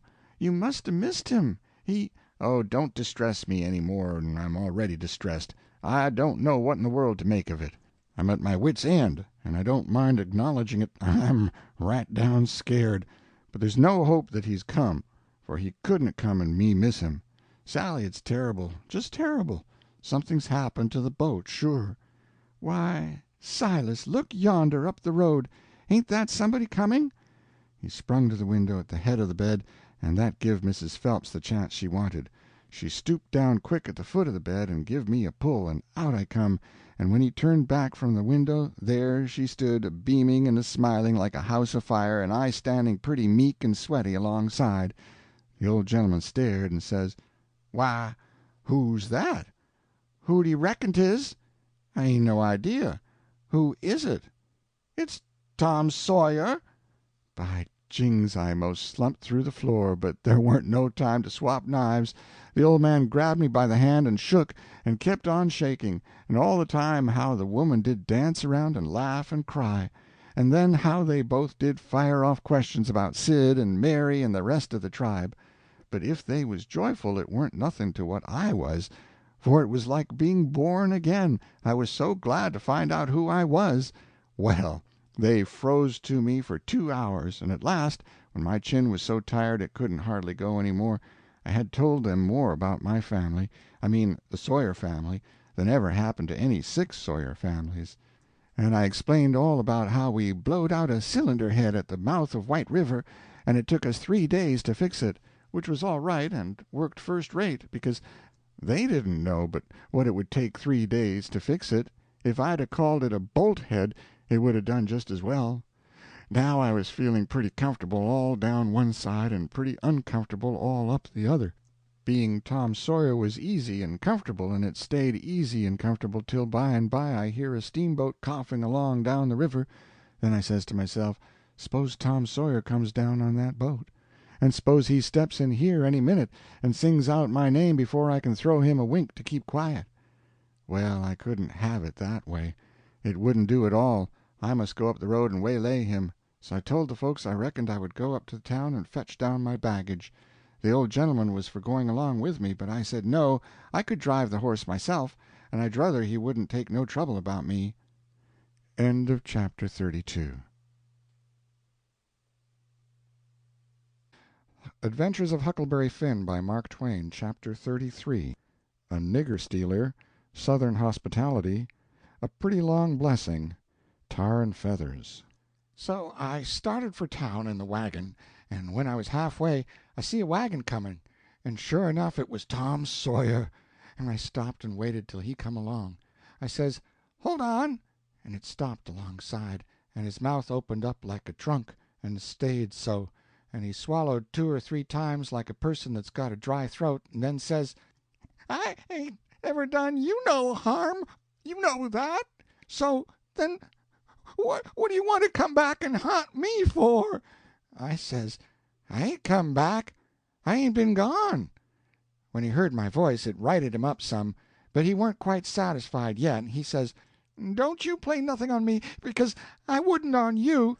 Honest Injun, now, you ain't a ghost?" "Honest Injun, I ain't," I says. "Well, well, that ought to settle it, of course, but I can't somehow seem to understand it no way. Looky here, weren't you ever murdered at all?" "No, I weren't ever murdered at all. I played it on them. You come in here and feel of me if you don't believe me." So he done it, and it satisfied him, and he was that glad to see me again he didn't know what to do, and he wanted to know all about it right off, because it was a grand adventure and mysterious, and so it hit him where he lived. But I said leave it alone till by and by, and told his driver to wait, and we drove off a little piece, and I told him the kind of a fix I was in, and what did he reckon we better do. He said, let him alone a minute, and don't disturb him. So he thought, and pretty soon he says, "It's all right, I've got it. Take my trunk in your wagon, and let on it's yourn, and you turn back and fool along slow, so as to get to the house about the time you ought to, and I'll go towards town a piece and take a fresh start, and get there a quarter or a half an hour after you, and you needn't let on to know me at first." I says, "All right, but wait a minute, there's one more thing, a thing that nobody don't know but me, and that is, there's a nigger here that I'm a-trying to steal out of slavery, and his name is Jim, old Miss Watson's Jim." He says, "What? Why, Jim is—" He stopped and went to studying.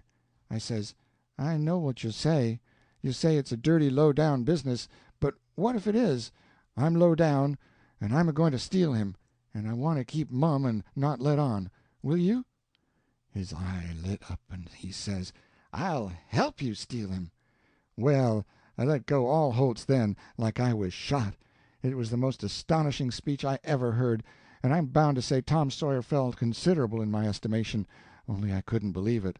Tom Sawyer a nigger stealer! "Oh, shucks," I says, "you're joking."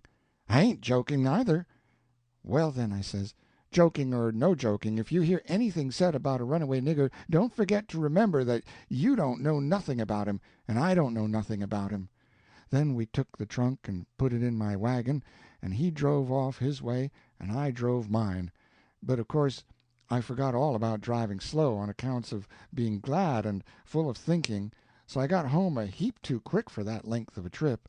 The old gentleman was at the door, and he says, "Why, this is wonderful!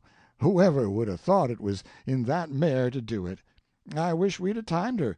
And she hain't sweated a hair, not a hair. It's wonderful. Why, I wouldn't take $100 for that horse now, I wouldn't, honest. And yet I'd sold her for 15 before, and thought 'twas all she was worth." That's all he said. He was the innocentest, best old soul I ever see. But it weren't surprising, because he weren't only just a farmer, he was a preacher, too, and had a little one-horse log church down back of the plantation, which he built himself at his own expense, for a church and schoolhouse, and never charged nothing for his preaching, and it was worth it, too. There was plenty other farmer preachers like that, and done the same way, down South.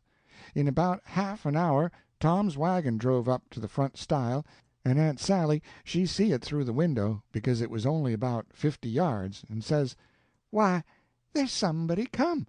I wonder who 'tis. Why, I do believe it's a stranger. Jimmy," that's one of the children, "run and tell Lize to put on another plate for dinner." Everybody made a rush for the front door, because, of course, a stranger don't come every year, and so he lays over the yaller fever for interest when he does come. Tom was over the stile and starting for the house. The wagon was spinning up the road for the village, and he was all bunched in the front door. Tom had his store clothes on and an audience, and that was always nuts for Tom Sawyer. In them circumstances it weren't no trouble to him to throw in an amount of style that was suitable. He weren't a boy to meeky along up that yard like a sheep. No, he come calm and important, like the ram. When he got afront of us, he lifts his hat ever so gracious and dainty, like it was the lid of a box that had butterflies asleep in it, and he didn't want to disturb them, and says, "Mr. Archibald Nichols, I presume?" "No, my boy," says the old gentleman, "I'm sorry to say it, your driver has deceived you. Nicholas's place is down a matter of 3 mile more. Come in, come in." Tom he took a look back over his shoulder, and says, "Too late, he's out of sight." "Yes, he's gone, my son, and you must come in and eat your dinner with us, and then we'll hitch up and take you down to Nichols." "Oh, I can't make you so much trouble. I couldn't think of it. I'll walk. I don't mind the distance." "But we won't let you walk. It wouldn't be Southern hospitality to do it. Come right in." "Oh, do," says Aunt Sally. "It ain't a bit of trouble to us, not a bit in the world. You must stay. It's a long, dusty 3 mile, and we can't let you walk. And besides, I've already told 'em to put on another plate when I see you coming, so you mustn't disappoint us. Come right in and make yourself at home." So Tom he thanked them very hearty and handsome, and let himself be persuaded and come in. And when he was in, he said he was a stranger from Hicksville, Ohio, and his name was William Thompson, and he made another bow. Well, he run on and on and on, making up stuff about Hicksville and everybody in it he could invent, and I getting a little nervous and wondering how this was going to help me out of my scrape, and at last, still talking along, he reached over and kissed Aunt Sally right on the mouth, and then settled back again in his chair comfortable, and was going on talking, but she jumped up and wiped it off with the back of her hand, and says, "You audacious puppy!" He looked kind of hurt, and says, "I'm surprised at you, ma'am." "You're surprised? Why, what do you reckon I am? I've got a good notion to take, and say, what do you mean by kissing me?" He looked kind of humble, and says, "I didn't mean nothing, ma'am. I didn't mean no harm. I thought you'd like it." "Why, you born fool, She took up the spinning stick, and it looked like it was all she could do to keep from giving him a crack with it. "What made you think I'd like it?" "Well, I don't know. Only they told me you would." "They told you I would? Whoever told you's another lunatic? I never heard the beat of it. Who's they?" "Why, everybody. They all said so, ma'am." It was all she could do to hold in, and her eyes snapped, and her fingers worked like she wanted to scratch him, and she says, "Who's everybody? Out with their names, or there'll be an idiot short." He got up and looked distressed, and fumbled his hat, says, "I'm sorry, and I warn't expecting it. They told me to. They all told me to. They all said kiss her, and said she'd like it. They all said it, every one of them. But I'm sorry, ma'am, and I won't do it no more. I won't, honest." "You won't you? Well, I should reckon you won't." "No'm, I'm honest about it. I won't ever do it again, till you ask me." "Till I ask you? Well, I never see the beat of it in my born days. I lay you'll be the Methusalem numbskull of creation before ever I ask you, or the likes of you." "Well," he says, "it does surprise me so. I can't make it out, somehow. They said you would, and I thought you would, but—" He stopped and looked around slow, like he wished he could run across a friendly eye somewheres, and fetched up on the old gentleman's and says, "Didn't you think she'd like me to kiss her, sir?" "Why, no, well, no, I believe I didn't." Then he looks on around the same way to me, and says, "Tom, didn't you think Aunt Sally'd open out her arms and say, 'Sid Sawyer—'" "My land," she says, breaking in and jumping for him, "you impudent young rascal, to fool a body so!" and was going to hug him, but he fended her off, and says, "No, not till you've asked me first."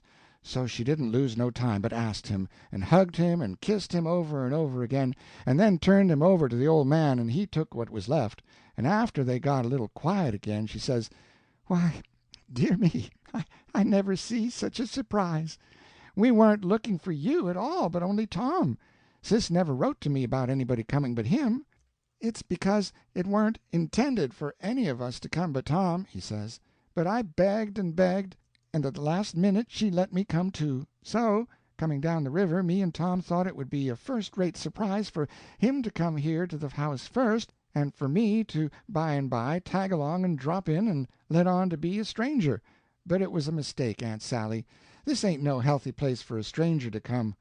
"No, not impudent whelps, Sid. You ought to have had your jaws boxed. I hain't been so put out since I don't know when. But I don't care. I don't mind the terms. I'd be willing to stand 1,000 such jokes to have you here." Well, to think of that performance! I don't deny it, I was most putrefied with astonishment when you give me that smack. We had dinner out in that broad open passage betwixt the house and the kitchen, and there was things enough on that table for 7 families, and all hot, too. None of your flabby, tough meat that's laid in a cupboard in a damp cellar all night and tastes like a hunk of old cold cannibal in the morning. Uncle Silas he asked a pretty long blessing over it, but it was worth it, and it didn't cool it a bit, neither, the way I've seen them kind of interruptions do lots of times.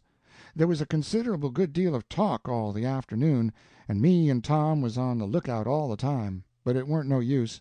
They didn't happen to say nothing about any runaway nigger, and we was afraid to try to work up to it. But at supper at night one of the little boys says, "Pa, mayn't Tom and Sid and me go to the show?" "No," says the old man, "I reckon there ain't going to be any, and you couldn't go if there was, because the runaway nigger told Burton and me all about the scandalous show, and Burton said he would tell the people, so I reckon they've drove the audacious loafers out of town before this time." So there it was, but I couldn't help it. Tom and me was to sleep in the same room and bed. So, being tired, we bid good night and went up to bed right after supper, and clumb out of the window and down the lightning rod and shoved for the town, for I didn't believe anybody was going to give the king and the duke a hint, and so if I didn't hurry up and give them one they'd get into trouble sure. On the road Tom he told me all about how it was reckoned I was murdered, and how pap disappeared pretty soon and didn't come back no more, and what a stir there was when Jim run away, and I told Tom all about our royal Nonsuch rapscallions, and as much of the raft voyage as I had time to, and as we struck into the town and up through the middle of it, it was as much as half after 8 then. Here comes a raging rush of people with torches, and an awful whooping and yelling and banging tin pans and blowing horns, and we jumped to one side to let them go by. And as they went by I see they had the king and the duke astraddle of a rail. That is, I knowed it was the king and the duke, though they was all over tar and feathers, and didn't look like nothing in the world that was human, just looked like a couple of monstrous big soldier plumes. Well, it made me sick to see it, and I was sorry for them poor pitiful rascals. It seemed like I couldn't ever feel any hardness against them any more in the world. It was a dreadful thing to see. Human beings can be awful cruel to one another. We see we was too late, couldn't do no good. We asked some stragglers about it, and they said everybody went to the show looking very innocent, and laid low and kept dark till the poor old king was in the middle of his cavortings on the stage. Then somebody give a signal, and the house rose up and went for them.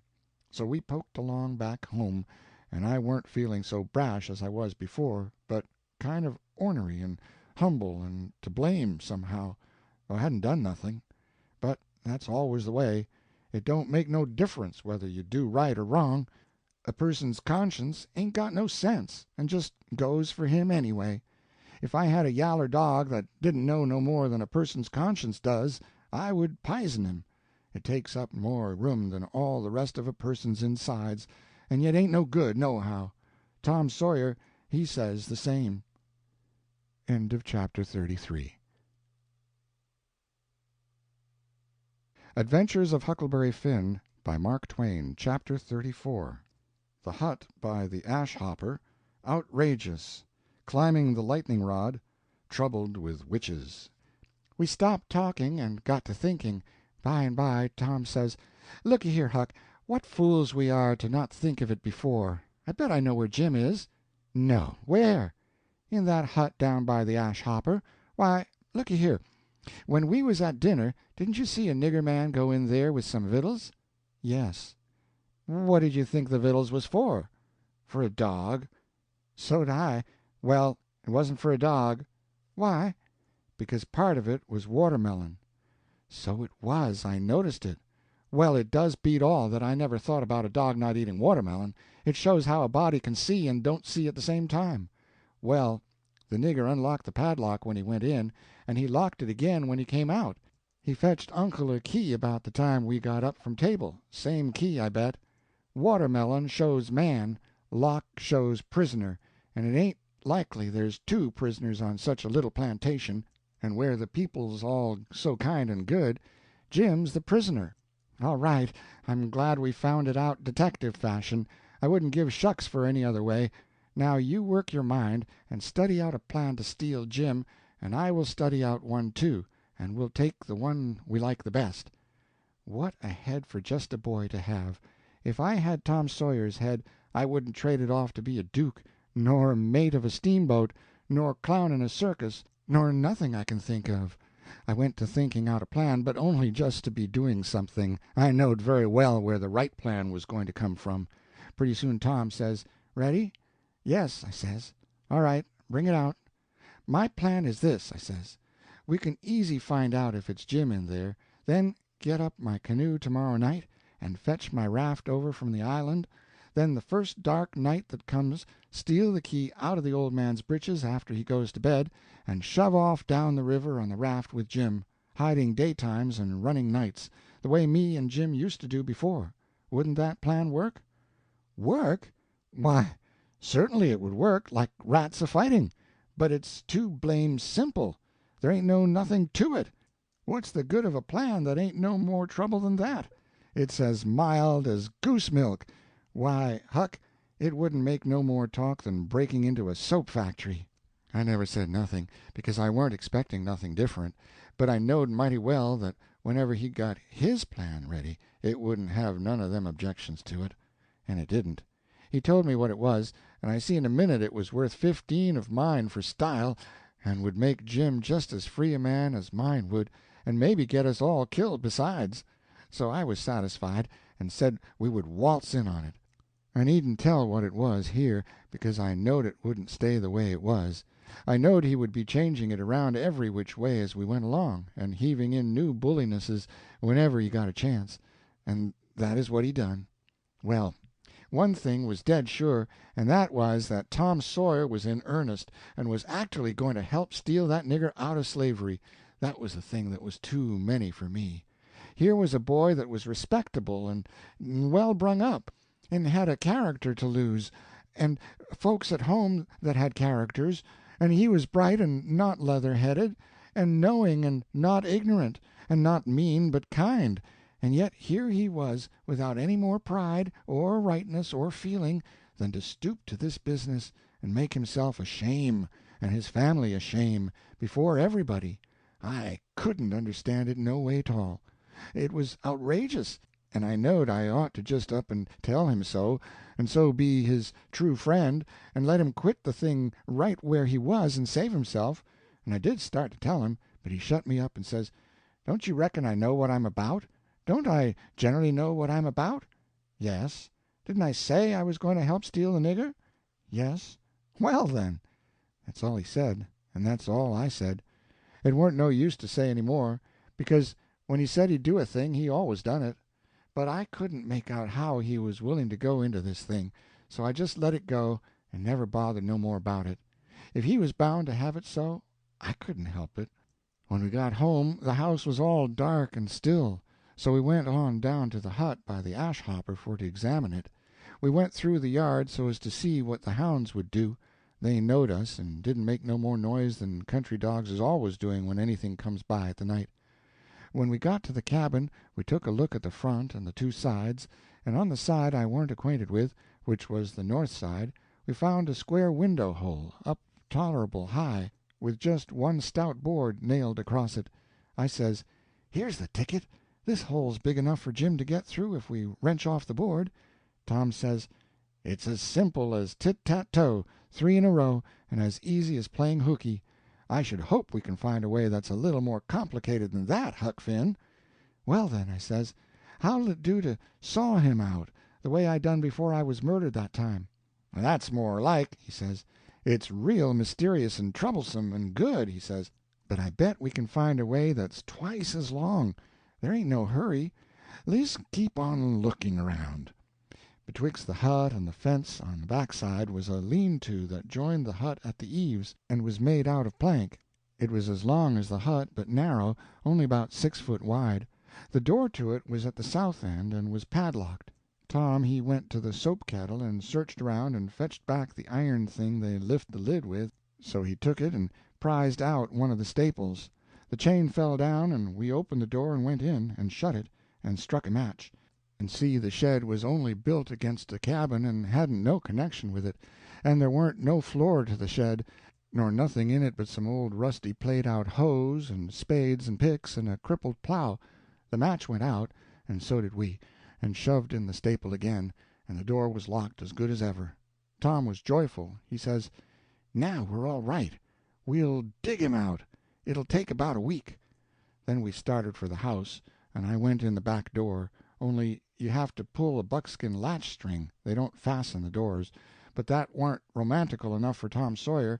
No way would do him but he must climb up the lightning rod. But after he got up halfway about 3 times, and missed fire and fell every time, and the last time most busted his brains out, he thought he'd got to give it up. But after he was rested he allowed he would give her one more turn for luck, and this time he made the trip. In the morning we was up at break of day, and down to the nigger cabins to pet the dogs and make friends with the nigger that fed Jim, if it was Jim that was being fed. The niggers was just getting through breakfast and starting for the fields, and Jim's nigger was piling up a tin pan with bread and meat and things, and whilst the others was leaving, the key come from the house. This nigger had a good-natured, chuckle-headed face, and his wool was all tied up in little bunches with thread. That was to keep witches off. He said the witches was pestering him awful these nights, and making him see all kinds of strange things, and hear all kinds of strange words and noises, and he didn't believe he was ever witched so long before in his life. He got so worked up and got to running on so about his troubles, he forgot all about what he'd been a-going to do. So Tom says, "What's the vittles for? Going to feed the dogs?" The nigger kind of smiled around gradually over his face, like when you heave a brickbat in a mud puddle, and he says, "Yas, Mars Sid, the dog. Curious dog, too. Does you want to go and look at him?" Yes. I hunched Tom and whispers, "You going? Right here in the daybreak? That warn't the plan." "No, it warn't, but it's the plan now." So drat him, we went along, but I didn't like it much. When we got in we couldn't hardly see anything, it was so dark, but Jim was there, sure enough, and could see us, and he sings out, "Why, Huck, and good land, ain't dat Mr. Tom?" I just knowed how it would be. I just expected it. I didn't know nothing to do, and if I had I couldn't have done it, because that nigger busted in and says, "Why, the gracious sakes, do he know you gentlemen?" We could see pretty well now. Tom he looked at the nigger, steady and kind of wondering, and says, "Does who know us?" "Why, dis yer runaway nigger." "I don't reckon he does. But what put that into your head?" "What put it dar? Didn't he just this minute sing out like he knowed you?" Tom says in a puzzled kind of way, Well, that's mighty curious. Who sung out? When did he sing out?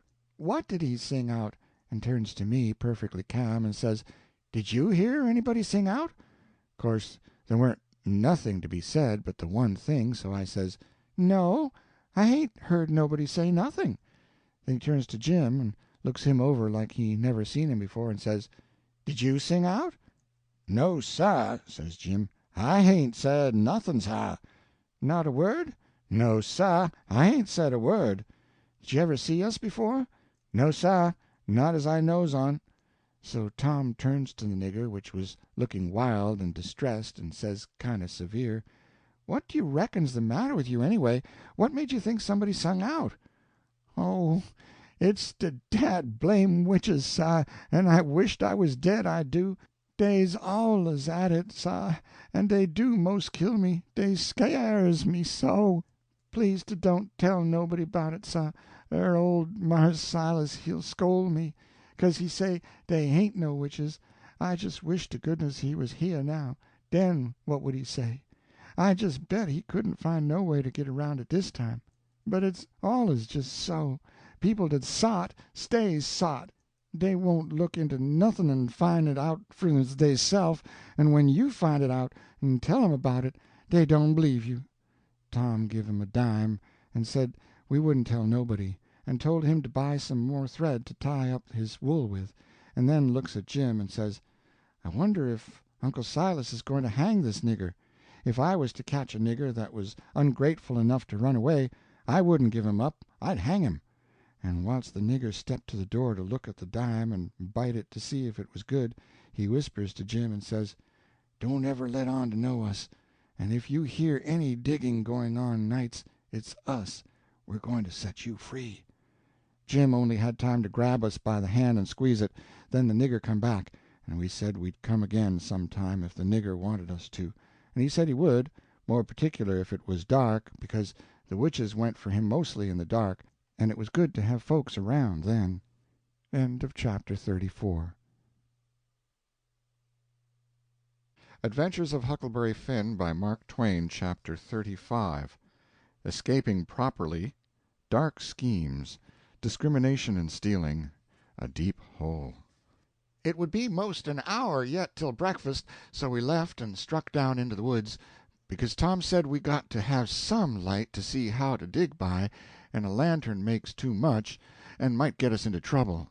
What we must have was a lot of them rotten chunks that's called foxfire, and just makes a soft kind of a glow when you lay them in a dark place. We fetched an armful and hid it in the weeds, and set down to rest, and Tom says, kind of dissatisfied, "Blame it, this whole thing is just as easy and awkward as it can be, and so it makes it so rotten difficult to get up a difficult plan. There ain't no watchman to be drugged. Now, there ought to be a watchman. There ain't even a dog to give a sleeping mixture to. And there's Jim chained by one leg with a 10-foot chain to the leg of his bed. Why, all you got to do is to lift up the bedstead and slip off the chain. And Uncle Silas, he trusts everybody. Sends the key to the pumpkin-headed nigger, and don't send nobody to watch the nigger. Jim could get out of that window-hole before this, only there wouldn't be no use trying to travel with a 10-foot chain on his leg. Why, drat it, Huck, it's the stupidest arrangement I ever see. You got to invent all the difficulties. Well, we can't help it. We got to do the best we can with the materials we got. Anyhow, there's one thing. There's more honor in getting him out through a lot of difficulties and dangers where there weren't one of them furnished to you by the people who it was their duty to furnish them, and you had to contrive them all out of your own head. Now, look at just that one thing of the lantern. When you come down to the cold facts, we simply got to let on that a lantern's resky. Why, we could work with a torchlight procession if we wanted to, I believe. Now, whilst I think of it, we got to hunt up something to make a saw out of the first chance we get. What do we want of a saw? What do we want of it? Ain't we got to saw the leg of Jim's bed off, so as to get the chain loose? Why, you just said a body could lift up the bedstead and slip the chain off. Well, if that ain't just like you, Huck Finn. You can get up the infant schooliest ways of going at a thing. Why, ain't you ever read any books at all? Baron Trenck, nor Casanova, nor Benvenuto Cellini, nor Henry IV, nor none of them heroes? Who ever heard of getting a prisoner loose in such an old maidy way as that? No, the way all the best authorities does is to saw the bed leg in two, and leave it just so, and swallow the sawdust, so it can't be found, and put some dirt and grease around the sawed place, so the very keenest senescal can't see no sign of its being sawed, and thinks the bed leg is perfectly sound. Then, the night you're ready, fetch the leg a kick, down she goes, slip off your chain, and there you are. Nothing to do but hitch your rope ladder to the battlements, shin down it, break your leg in the moat, because the rope ladder is 19 foot too short, you know, and there's your horses and your trusty vassals, and they scoop you up and fling you across the saddle, and away you go to your native Languedoc or Navarre or wherever it is. It's gaudy, Huck. I wish there was a moat to this cabin. If we get time, the night of the escape, we'll dig one. I says, what do we want of a moat when we're going to snake him out from under the cabin? But he never heard me. He had forgot me and everything else. He had his chin in his hand, thinking. Pretty soon he sighs and shakes his head, then sighs again and says, no, it wouldn't do. There ain't necessity enough for it. For what? I says. Why, to saw Jim's leg off, he says. Good land, I says. Why, there ain't no necessity for it. And what would you want to saw his leg off for, anyway? Well, some of the best authorities has done it. They couldn't get the chain off, so they just cut their hand off and shoved, and a leg would be better still. But we got to let that go. There ain't necessity enough in this case. And besides, Jim's a nigger, and wouldn't understand the reasons for it, and how it's the custom in Europe. So we'll let it go. There's one thing. He can have a rope ladder. We can tear up our sheets and make him a rope ladder easy enough, and we can send it to him in a pie. It's mostly done that way, and I've et worse pies. Why, Tom Sawyer, how you talk, I says. Jim ain't got no use for a rope ladder. He has got use for it. How you talk, you better say. You don't know nothing about it. He's got to have a rope ladder. They all do. What in nation can he do with it? Do with it? He can hide it in his bed, can't he? That's what they all do, and he's got to, too. Huck, you don't ever seem to want to do anything that's regular. You want to be starting something fresh all the time. Suppose he don't do nothing with it. Ain't it there in his bed for a clue after he's gone? And don't you reckon they'll want clues? Of course they will. And you wouldn't leave them any? That would be a pretty howdy-do, wouldn't it? I never heard of such a thing. Well, I says, if it's in the regulations and he's got to have it, all right, let him have it, because I don't wish to go back on no regulations. But there's one thing, Tom Sawyer, if we go to tearing up our sheets to make Jim a rope ladder, we're going to get into trouble with Aunt Sally just as sure as you're born. Now, the way I look at it, a hickory bark ladder don't cost nothing, and don't waste nothing, and is just as good to load up a pie with and hide in a straw tick as any rag ladder you can start. And as for Jim, he ain't had no experience, and so he don't care what kind of a— Oh, shucks, Huck Finn, if I was as ignorant as you, I'd keep still. That's what I'd do. Who ever heard of a state prisoner escaping by a hickory bark ladder? Why, it's perfectly ridiculous." Well, all right, Tom, fix it your own way. But if you'll take my advice, you'll let me borrow a sheet off of the clothesline. He said that would do, and that gave me another idea, and he says, "Borrow a shirt, too." What do we want of a shirt, Tom? "Want it for Jim to keep a journal on." Journal your granny. Jim can't write. "Suppose he can't write. He can make marks on the shirt, can't he? If we make him a pen out of an old pewter spoon or a piece of an old iron barrel hoop." Why, Tom, we can pull a feather out of a goose and make him a better one, and quicker, too. "Prisoners don't have geese running around the donjon keep to pull pens out of, you muggins. They always make their pens out of the hardest, toughest, and troublesomest piece of old brass candlestick, or something like that, they can get their hands on. And it takes them weeks and weeks and months to file it out, too, because they've got to do it by rubbing it on the wall. They wouldn't use a goose quill if they had it. It ain't regular." Well, then, what'll we make him the ink out of? "Many makes it out of iron rust and tears, but that's the common sort, and women. The best authorities uses their own blood. Jim can do that, and when he wants to send any little common ordinary mysterious message to let the world know where he's captivated, he can write it on the bottom of a tin plate with a fork and throw it out of the window. The Iron Mask always done that, and it's a blame good way, too." Jim ain't got no tin plates. They feed him in a pan. "That ain't anything. We can get him some." "Can't nobody read his plates." "That ain't got nothing to do with it, Huck Finn. All he's got to do is to write on the plate and throw it out. You don't have to be able to read it. Why, half the time you can't read anything a prisoner writes on a tin plate or anywhere else."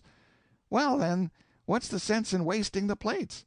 "Why, blame it all, it ain't the prisoner's plates." "But it's somebody's plates, ain't it?" "Well, supposing it is. What does the prisoner care who's—" He broke off there, because we heard the breakfast horn blowing, so we cleared out for the house. Along during the morning I borrowed a sheet and a white shirt off the clothesline, and I found an old sack and put them in it, and we went down and got the foxfire and put that in, too. I called it borrowing, because that was what pap always called it, but Tom said it weren't borrowing, it was stealing. He said he was representing prisoners, and prisoners don't care how they get a thing, so they get it, and nobody don't blame them for it, either. It ain't no crime in a prisoner to steal the thing he needs to get away with, Tom said. It's his right, and so, as long as we was representing a prisoner, we had a perfect right to steal anything on this place we had the least use for to get ourselves out of prison with. He said if we weren't prisoners it would be a very different thing, and nobody but a mean, ornery person would steal when he weren't a prisoner. So we allowed we would steal everything there was that come handy, and yet he made a mighty fuss one day after that when I stole a watermelon out of the nigger patch and eat it, and he made me go and give the niggers a dime without telling them what it was for. Tom said that what he meant was we could steal anything we needed. Well, I says I needed the watermelon, but he said I didn't need it to get out of prison with. There's where the difference was. He said if I'd a wanted to hide a knife in and smuggle it to Jim to kill the seneschal with, it would have been all right. So I let it go at that, though I couldn't see no advantage in my representing a prisoner if I got to set down and chaw over a lot of gold-leaf distinctions like that every time I see a chance to hog a watermelon. Well, as I was saying, we waited that morning till everybody was settled down to business, and nobody in sight around the yard.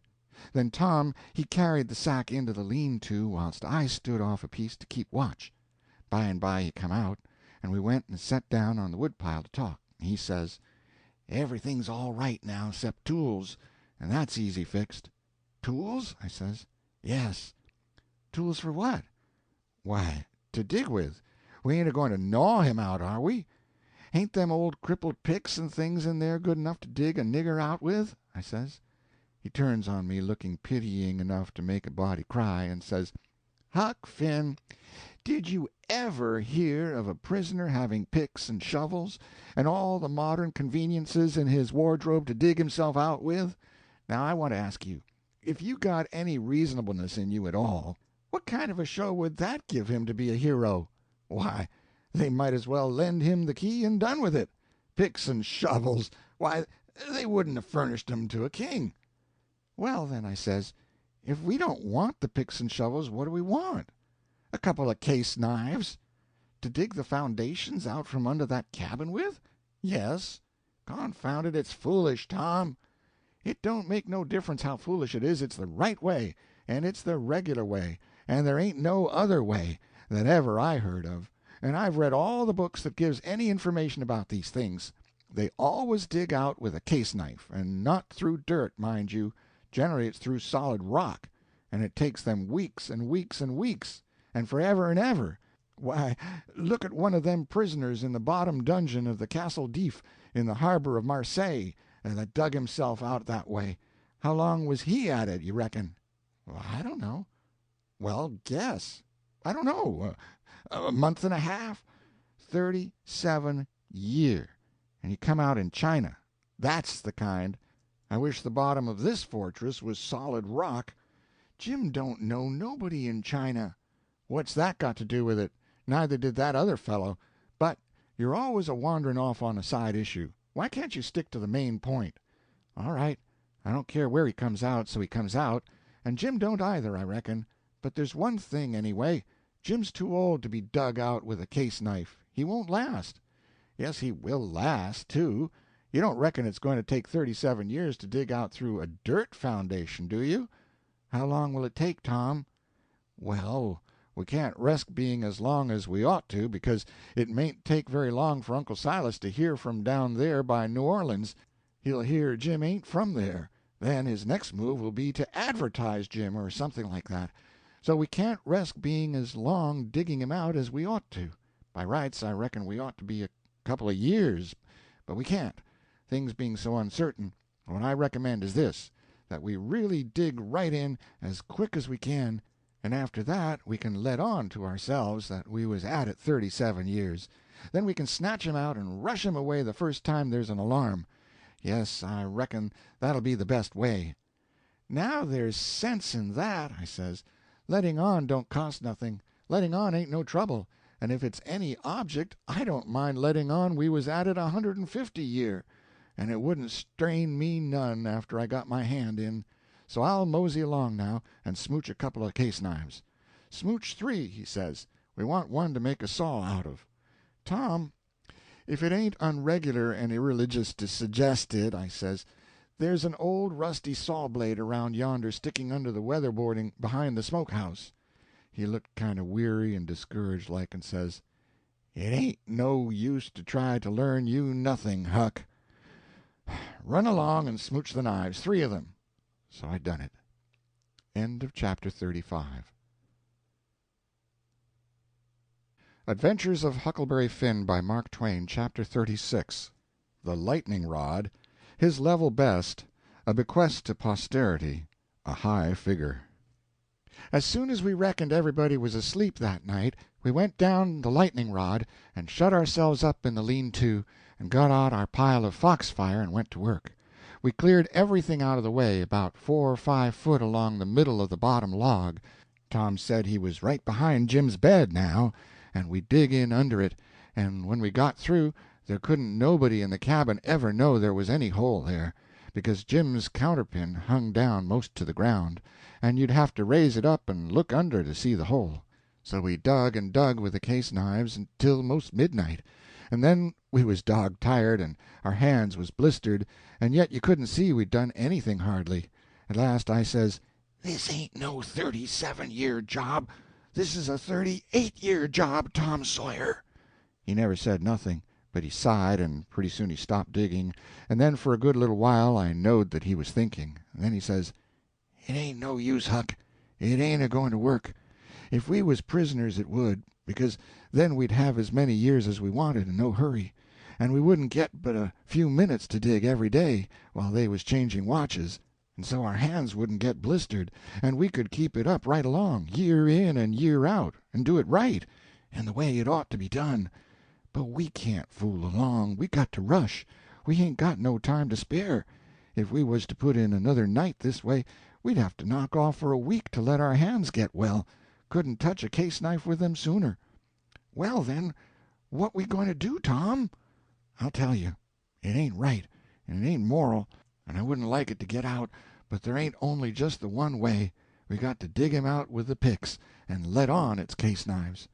"Now you're talking," I says. "Your head gets leveler and leveler all the time, Tom Sawyer," I says. "Picks is the thing, moral or no moral, and as for me, I don't care shucks for the morality of it, nohow. When I start in to steal a nigger or a watermelon or a Sunday school book, I ain't no ways particular how it's done, so it's done. What I want is my nigger, or what I want is my watermelon, or what I want is my Sunday school book, and if a pick's the handiest thing, that's the thing I'm going to dig that nigger or that watermelon or that Sunday school book out with, and I don't give a dead rat what the authorities thinks about it, nuther." "Well," he says, "there's excuse for picks and letting on in a case like this. If it weren't so I wouldn't approve of it, nor I wouldn't stand by and see the rules broke, because right is right and wrong is wrong, and a body ain't got no business doing wrong when he ain't ignorant and knows better. It might answer for you to dig Jim out with a pick without any letting on, because you don't know no better, but it wouldn't for me, because I do know better. Gimme a case knife." He had his own by him, but I handed him mine. He flung it down and says, "Gimme a case knife." I didn't know just what to do, but then I thought. I scratched around amongst the old tools and got a pickaxe and give it to him, and he took it and went to work and never said a word. He was always just that particular, full of principle. So then I got a shovel, and then we picked and shoveled, turnabout, and made the fur fly. We stuck to it about half an hour, which was as long as we could stand up, but we had a good deal of a hole to show for it. When I got upstairs I looked out the window and see Tom doing his level best with a lightning rod, but he couldn't come it, his hands was so sore. At last he says, "It ain't no use, it can't be done. What do you reckon I better do? Can't you think of no way?" "Yes," I says, "but I reckon it ain't regular. Come up the stairs and let on it's a lightning rod." So he done it. Next day Tom stole a pewter spoon and a brass candlestick in the house for to make some pens for Jim out of, and 6 tallow candles, and I hung around the nigger cabins and laid for a chance and stole 3 tin plates. Tom says it wasn't enough, but I said nobody would ever see the plates that Jim throwed out, because they'd fall in the dog fennel and jimpson weeds under the window hole. Then we could tote them back and he could use them over again. So Tom was satisfied. Then he says, "Now the thing to study out is, how to get the things to Jim." "Take them in through the hole," I says, "when we get it done." He only just looked scornful and said something about nobody ever heard of such an idiotic idea, and then he went on to studying. By and by he said he had ciphered out 2 or 3 ways, but there weren't no need to decide on any of them yet. Said we'd got to post Jim first. That night we went down the lightning rod a little after 10, and took one of the candles along, and listened under the window hole, and heard Jim snoring. So we pitched it in, and it didn't wake him. Then we whirled in with a pick and shovel, and in about 2 hours and a half the job was done. We crept in under Jim's bed and into the cabin, and pawed around and found the candle and lit it, and stood over Jim a while, and found him looking hearty and healthy, and then we woke him up gentle and gradual. He was so glad to see us he almost cried, and called us honey, and all the pet names he could think of, and was for having us hunt up a cold chisel to cut the chain off of his leg with right away, and clearing out without losing any time. But Tom he showed him how unregular it would be, and set down and told him all about our plans, and how we could alter them in a minute any time there was an alarm, and not to be the least afraid, because we would see he got away sure. So Jim he said it was all right, and we set there and talked over old times a while, and then Tom asked a lot of questions, and when Jim told him Uncle Silas come in every day or 2 to pray with him, and Aunt Sally come in to see if he was comfortable and had plenty to eat, and both of them was kind as they could be, Tom says, "Now I know how to fix it. We'll send you some things by them." I said, "Don't do nothing of the kind. It's one of the most jackass ideas I ever struck." But he never paid no attention to me, went right on. It was his way when he'd got his plan set. So he told Jim how we'd have to smuggle in the rope-ladder pie and other large things by Nat, the nigger that fed him, and he must be on the lookout and not be surprised, and not let Nat see him open them, and we would put small things in Uncle's coat pockets, and he must steal them out, and we would tie things to Aunt's apron strings or put them in her apron pocket if we got a chance, and told him what they would be and what they was for, and told him how to keep a journal on the shirt with his blood and all that. He told him everything. Jim he couldn't see no sense in the most of it, but he allowed we was white folks and knowed better than him, so he was satisfied and said he would do it all just as Tom said. Jim had plenty corncob pipes and tobacco, so we had a right down good sociable time, and then we crawled out through the hole and so home to bed, with hands that looked like they'd been chawed. Tom was in high spirits. He said it was the best fun he ever had in his life, and the most intellectual, and said if he only could see his way to it we could keep it up all the rest of our lives and leave Jim to our children to get out, for he believed Jim would come to like it better and better the more he got used to it. He said that in that way it could be strung out to as much as 80 year, and would be the best time on record, and he said it would make us all celebrated that had a hand in it. In the morning we went out to the woodpile and chopped up the brass candlestick into handy sizes, and Tom put them and the pewter spoon in his pocket. Then we went to the nigger cabins, and while I got Nat's notice off, Tom shoved a piece of candlestick into the middle of a corn pone that was in Jim's pan, and we went along with Nat to see how it would work, and it just worked out noble. When Jim bit into it, it most mashed all his teeth out, and there weren't ever anything could have worked better. Tom said so himself. Jim he never let on but what it was only just a piece of rock or something like that that's always getting into bread, you know. But after that he never bit into nothing but what he jabbed his fork into it in 3 or 4 places first.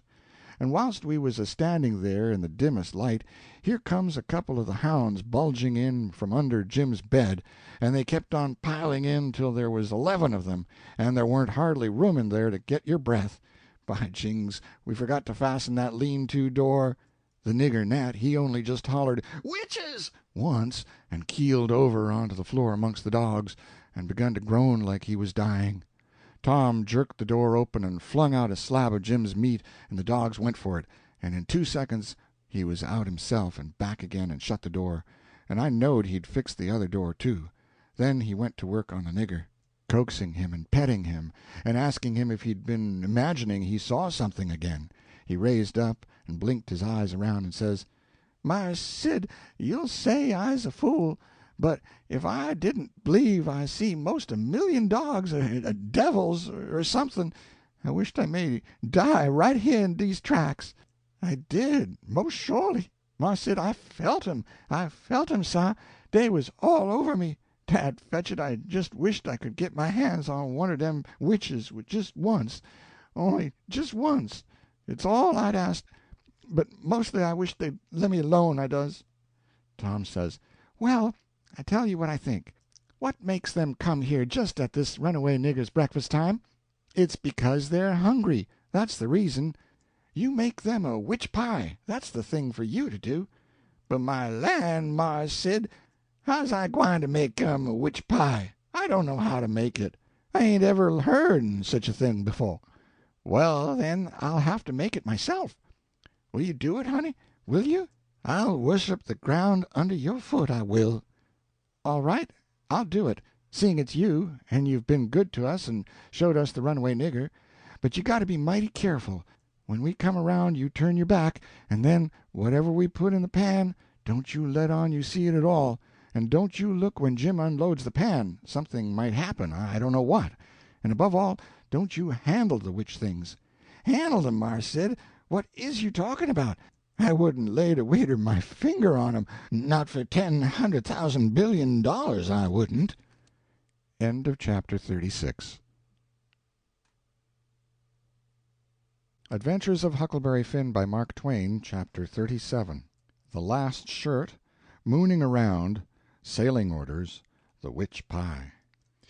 That was all fixed. So then we went away and went to the rubbage pile in the back yard where they keep the old boots and rags and pieces of bottles and worn-out tin things and all such truck, and scratched around and found an old tin wash-pan, and stopped up the holes as well as we could to bake the pie in, and took it down cellar and stole it full of flour and started for breakfast. and found a couple of shingle nails that Tom said would be handy for a prisoner to scrabble his name and sorrows on the dungeon walls with, and dropped one of them in Aunt Sally's apron pocket, which was hanging on a chair, and t'other we stuck in the band of Uncle Silas's hat, which was on the bureau, because we heard the children say their ma and pa was going to the runaway nigger's house this morning, and then went to breakfast, and Tom dropped the pewter spoon in Uncle Silas's coat pocket, and Aunt Sally wasn't come yet, so we had to wait a little while.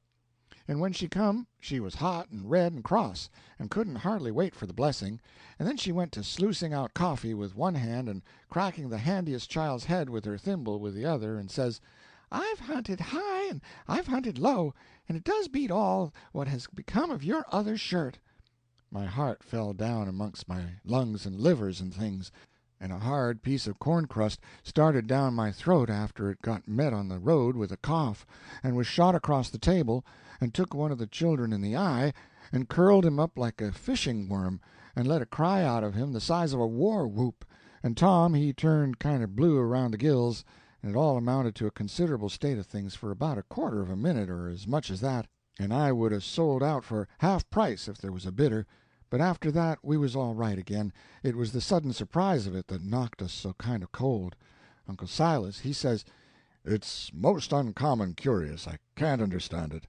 I know perfectly well I took it off, because—" "Because you hain't got but one on. Just listen at the man. I know you took it off, and know it by a better way than your wool-gathering memory, too, because it was on the clothesline yesterday. I see it there myself. But it's gone. That's the long and the short of it. And you'll just have to change to a red flannel one till I can get time to make a new one. And it'll be the third I've made in 2 years. It just keeps a body on the jump to keep you in shirts, and whatever you do manage to do with them all is more'n I can make out. A body'd think you would learn to take some sort of care of 'em at your time of life." "I know it, Sally. I do try all I can. But it oughtn't to be altogether my fault, because, you know, I don't see them nor have nothing to do with them except when they are on me, and I don't believe I've ever lost one of them off of me." "Well, it ain't your fault if you haven't, Silas. You'd 'a' done it if you could, I reckon. And the shirt ain't all that's gone, nuther. There's a spoon gone, and that ain't all. There was 10, now there's only 9. The calf got the shirt, I reckon, but the calf never took the spoon, that's certain." "Why, what else is gone, Sally?" "There's 6 candles gone, that's what. The rats could 'a' got the candles, and I reckon they did. I wonder they don't walk off with the whole place, the way you're always going to stop their holes and don't do it. And if they weren't fools they'd sleep in your hair, Silas. You'd never find it out. But you can't lay the spoons on the rats, and that I know." "Well, Sally, I'm in fault, and I acknowledge it. I've been remiss, but I won't let tomorrow go by without stopping up them holes." "Oh, I wouldn't hurry. Next year'll do. Matilda Angelina Araminta Phelps." Whack comes the thimble, and the child snatches her claws out of the sugar bowl without fooling around any. Just then the nigger woman steps onto the passage and says, "Missus, dey's a sheet gone." "A sheet gone? Well, for the land's sake—" "I'll stop up them holes today," says Uncle Silas, looking sorrowful. "Oh, do shut up. S'pose the rats took the sheet? Where's it gone, Lize?" "Cloud o' goodness, I hain't no notion, Miss Sally. She was on de clo'line yisterday, but she done gone. She ain't dah no mo' now." "I reckon the world is coming to an end. I never see the beat of it in all my born days. A shirt, and a sheet, and a spoon, and 6 Missus," comes a young yaller wench, "dey's a brass candlestick missin'. Clear out from here, you hussy, or I'll take a skillet to you." Well, she was just a biling. I begun to lay for a chance. I reckoned I would sneak out and go for the woods till the weather moderated. She kept a raging right along, running her insurrection all by herself, and everybody else mighty meek and quiet, and at last Uncle Silas, looking kind of foolish, fishes up that spoon out of his pocket. She stopped with her mouth open and her hands up, and as for me, I wished I was in Jerusalem or somewheres, but not long, because she says, "It's just as I expected. So you had it in your pocket all the time, and like as not you've got the other things there, too. How'd it get there?" "I really don't know, Sally," he says, kind of apologizing, "or you know I would tell." I was a-studying over my text in Acts 17 before breakfast, and I reckon I put it in there not noticing, meaning to put my Testament in. And it must be so, because my Testament ain't in, but I'll go and see, and if the Testament is where I had it, I'll know I didn't put it in, and that will show that I laid the Testament down and took up the spoon and— "Oh, for the land's sake, give a body a rest. Go 'long now, the whole kit and bilin' of you, and don't come nigh me again till I've got back my peace of mind." I'd 'a' heard her if she'd 'a' said it to herself, let alone speaking it out, and I'd 'a' got up and obeyed her if I'd 'a' been dead. As we was passing through the settin' room the old man he took up his hat, and the shingle nail fell out on the floor, and he just merely picked it up and laid it on the mantel-shelf, and never said nothing, and went out. Tom see him do it, and remembered about the spoon, and says, "Well, it ain't no use to send things by him no more, he ain't reliable." Then he says, "But he done us a good turn with a spoon, anyway, without knowing it, and so we'll go and do him one without him knowing it, stop up his rat-holes." There was a noble good lot of them down cellar, and it took us a whole hour, but we done the job tight and good and ship-shape. Then we heard steps on the stairs, and blowed out our light and hid, and here comes the old man, with a candle in one hand and a bundle of stuff in t'other, looking as absent-minded as year before last. He went a-mooning around, first to one rat-hole and then another, till he'd been to them all.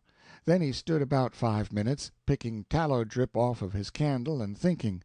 Then he turns off slow and dreamy toward the stairs, saying, "Well, for the life of me I can't remember when I done it. I could show her now that I weren't to blame on account of the rats, but never mind, let it go. I reckon it wouldn't do no good."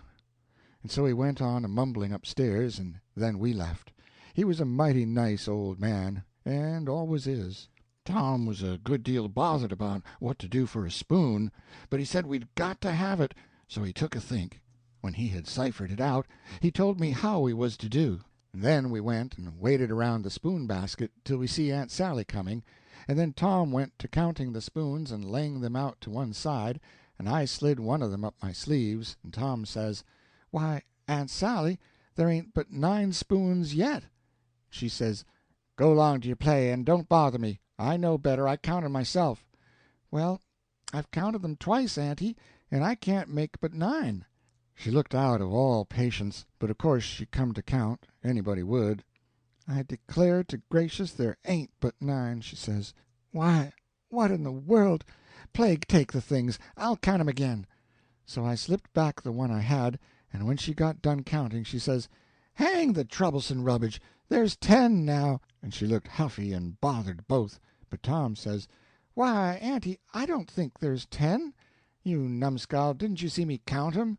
"No, but—" "Well, I'll count 'em again." So I smooched one, and they come out 9, same as the other time. Well, she was in a tearing way, just a trembling all over, she was so mad. But she counted and counted till she got that addled she'd start to count in the basket for a spoon sometimes, and so 3 times they come out right, and 3 times they come out wrong. Then she grabbed up the basket, slammed it across the house, and knocked the cat galley west, and she said clear out and let her have some peace, and if we come bothering around her again betwixt that and dinner she'd skin us. So we had the odd spoon, and dropped it in her apron pocket while she was a-giving us our sailing orders, and Jim got it all right, along with her shingle nail, before noon. We was very well satisfied with this business, and Tom allowed it was worth twice the trouble it took, because he said now she couldn't ever count them spoons twice alike again to save her life, and wouldn't believe she'd counted them right if she did, and said that after she'd about counted her head off for the next 3 days, he judged she'd give it up and offer to kill anybody that wanted her to ever count them any more. So we put the sheet back on the line that night, and stole one out of her closet, and kept on putting it back and stealing it again for a couple of days, till she didn't know how many sheets she had any more, and she didn't care, and weren't a-going to bullyrag the rest of her soul out about it, and wouldn't count them again not to save her life, she'd druther die first. So we was all right now, as to the shirt and the sheet and the spoon and the candles, by the help of the calf and the rats and the mixed-up counting, and as to the candlestick, it warn't no consequence, it would blow over by and by. But that pie was a job.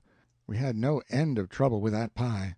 We fixed it up away down in the woods, and cooked it there, and we got it done at last, and very satisfactory, too, but not all in one day, and we had to use up 3 washpans full of flour before we got through, and we got burnt pretty much all over in places, and eyes put out with the smoke, because, you see, we didn't want nothing but a crust, and we couldn't prop it up right, and she would always cave in. But of course we thought of the right way at last, which was to cook the ladder, too, in the pie. So then we laid in with Jim the second night, and tore up the sheet all in little strings and twisted them together, and long before daylight we had a lovely rope that you could 'a' hung a person with. We let on it took 9 months to make it. And in the forenoon we took it down to the woods, but it wouldn't go into the pie. Being made of a whole sheet that way, there was rope enough for 40 pies if we'd 'a' wanted them, and plenty left over for soup, or sausage, or anything you choose. We could 'a' had a whole dinner. We didn't need it. All we needed was just enough for the pie, and so we throwed the rest away. And we didn't cook none of the pies in the washpan, afraid the solder would melt.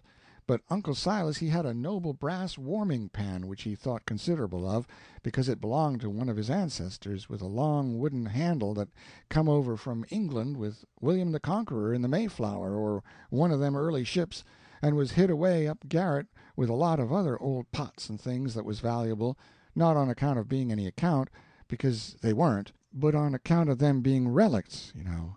And we snaked her out private and took her down there, but she failed on the first pies, because we didn't know how, but she come up smiling on the last one. We took and lined her with dough, and set her in the coals, and loaded her with rag rope, and put on a dough roof, and shut down the lid, and put hot embers on top, and stood off 5 foot with a long handle, cool and comfortable, and in 15 minutes she turned out a pie that was a satisfaction to look at. But the person that et it would want to fetch a couple of kegs of toothpicks along, for if that rope ladder wouldn't cramp him down to business, I don't know nothing what I'm talking about, and lay him in enough stomach ache to last him till next time, too. Nat didn't look when we put the witch pie in Jim's pan, and we put the 3 tin plates in the bottom of the pan under the vittles, and so Jim got everything all right, and as soon as he was by himself he busted into the pie, and hid the rope ladder inside of his straw tick, and scratched some marks on a tin plate and throwed it out of the window hole. End of chapter 37. Adventures of Huckleberry Finn by Mark Twain, Chapter 38. The Coat of Arms, A Skilled Superintendent, Unpleasant Glory, A Tearful Subject. Making them pens was a distressed tough job, and so was the saw, and Jim allowed the inscription was going to be toughest of all. That's the one which the prisoner has to scrabble on the wall. But he had to have it. Tom said he'd got to. There weren't no case of a state prisoner not scrabbling his inscription to leave behind, and his coat of arms. Look at Lady Jane Grey, he says. Look at Guilford Dudley. Look at old Northumberland. Why, Huck, suppose it is considerable trouble. What are you going to do? How are you going to get around it? Jim's got to do his inscription and coat of arms. They all do. Jim says, Why, Mars Tom, I hain't got no coat arm. I ain't got nothing but dish here old shirt, and you knows I got to keep the journal on that. Oh, you don't understand, Jim. A coat of arms is very different. Well, I says, Jim's right anyway, when he says he hain't got no coat of arms, because he ain't. I reckon I know that, Tom says, but you bet he'll have one before he goes out of this, because he's going out right. There ain't going to be no flaws in his record. So whilst me and Jim filed away at the pens on a brickbat apiece, Jim a-making his'n out of the brass and I making mine out of the spoon, Tom set to work to think out the coat of arms. By and by he said he'd struck so many good ones he didn't hardly know which to take, but there was one which he reckoned he'd decide on. He says, On the scutcheon we'll have a bend, or the Dexter base, a saltire Murray in the fess, with a dog, couchant, for a common charge, and under his foot a chain embattled for slavery, with a chevron vert in a chief engrailed, and 3 invected lines on a field azure, with the nombril points rampant on the dancet indented. Crest, a runaway nigger. Sable, with his bundle over his shoulder on a bar sinister. And a couple of gules for supporters, which is you and me. Motto, Maggiore fretta, minore auto. Got it out of a book. Means the more haste, the less speed. Gee willikins, I says, but what does the rest of it mean? We ain't got no time to bother over that, he says. We got to dig in like all get out. Well, anyway, I says, what's some of it? What's a fess? A fess? A fess is— You don't need to know what a fess is. I'll show him how to make it when he gets to it. Shucks, Tom, I says, I think you might tell a person. What's a bar sinister? Oh, I don't know, but he's got to have it. All the nobility does. That was just his way. If it didn't suit him to explain a thing to you, he wouldn't do it. You might pump at him a week, it wouldn't make no difference. He'd got all that coat of arms business fixed, so now he started in to finish up the rest of that part of the work, which was to plan out a mournful inscription. Said Jim got to have one, like they all done. He made up a lot and wrote them out on a paper and read them off. So, 1. Here a captive heart busted. 2. Here a poor prisoner, forsook by the world and friends, fretted his sorrowful life. 3. Here a lonely heart broke, and a worn spirit went to its rest after 37 years of solitary captivity. 4.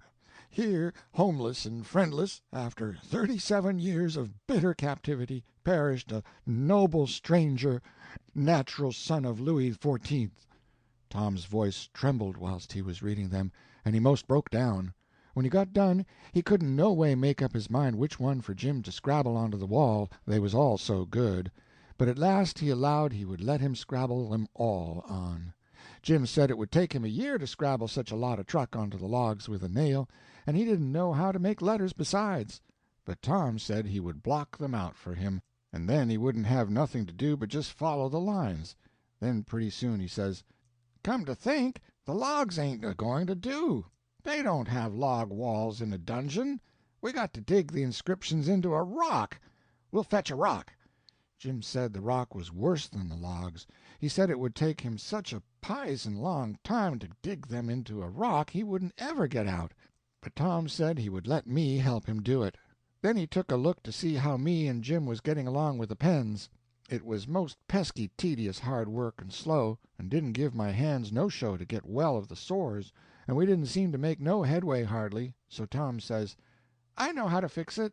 We got to have a rock for the coat of arms and mournful inscriptions, and we can kill 2 birds with that same rock. There's a gaudy big grindstone down at the mill, and we'll smooch it and carve the things on it, and file out the pens and the saw on it, too." It weren't no slouch of an idea, and it weren't no slouch of a grindstone, nuther, but we allowed we'd tackle it. It warn't quite midnight yet, so we cleared out for the mill, leaving Jim at work.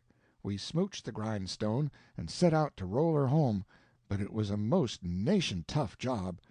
Sometimes, do what we couldn't keep her from falling over, and she come mighty near mashing us every time.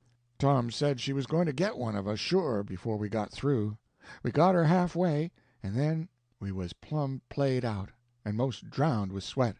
We see it warn't no use. We got to go and fetch Jim, so he raised up his bed and slid the chain off the bed leg, and wrapped it around and around his neck, and we crawled out through our hole and down there, and Jim and me laid into that grindstone and walked her along like nothing, and Tom superintended. He could out-superintend any boy I ever see. He knowed how to do everything. Our hole was pretty big, but it weren't big enough to get the grindstone through. But Jim, he took the pick and soon made it big enough. Then Tom marked out them things on it with a nail, and set Jim to work on them, with a nail for a chisel and an iron bolt from the rubbage in the lean-to for a hammer, and told him to work till the rest of his candle quit on him, and then he could go to bed, and hide the grindstone under his straw tick and sleep on it. Then we helped him fix his chain back on the bed leg, and was ready for bed ourselves. But Tom thought of something, and says, "You got any spiders in here, Jim?" "No, sah. Thanks to goodness I hain't, Mars Tom." "All right, we'll get you some. But bless you, honey, I don't want none. I's afeard of 'em. I just soon have rattlesnakes around." Tom thought a minute or two and says, "It's a good idea, and I reckon it's been done. It must have been done. It stands to reason. Yes, it's a prime good idea. Where could you keep it?" "Keep what, Mars Tom?" "Why, a rattlesnake." "De goodness gracious alive, Mars Tom, why, if dey was a rattlesnake to come in here, I'd take and bust right out through dat log wall, I would, wid my head." "Why, Jim, you wouldn't be afraid of it after a little. You could tame it." "Tame it?" "Yes, easy enough. Every animal is grateful for kindness and petting, and they wouldn't think of hurting a person that pets them. Any book will tell you that. You try, that's all I ask. Just try for 2 or 3 days. Why, you can get him so, in a little while, that he'll love you, and sleep with you, and won't stay away from you a minute, and will let you wrap him around your neck and put his head in your mouth." "Please, Mars Tom, don't talk so. I can't stand it. He'd let me shove his head into my mouth for a favor, ain't it? I lay he'd wait a powerful long time 'fore I asked him, and more'n dat, I don't want him to sleep with me." "Jim, don't act so foolish. A prisoner's got to have some kind of a dumb pet, and if a rattlesnake hain't ever been tried, why, there's more glory to be gained in your being the first to ever try it than any other way you could ever think of to save your life." "Why, Mars Tom, I don't want no sich glory. Snake take and bite Jim's chin off, den why is de glory? No, sah, I don't want no sich doin's." "Blame it, can't you try? I only want you to try. You needn't keep it up if it don't work." "But de trouble all done if de snake bite me while I's tryin' him. Mars Tom, I's willin' to tackle mos' anything 'at ain't onreasonable, but if you and Huck fetches a rattlesnake in here for me to tame, I's gwine to leave, that's shore." "Well, then let it go. Let it go, if you're so bullheaded about it. We can get some garter snakes, and you can tie some buttons on their tails and let on they're rattlesnakes, and I reckon they'll have to do." "I can stand dem, Mars Tom, but blame if I couldn't get along without 'em, I can tell you that. I never knowed before 'twas so much bother and trouble to be a prisoner."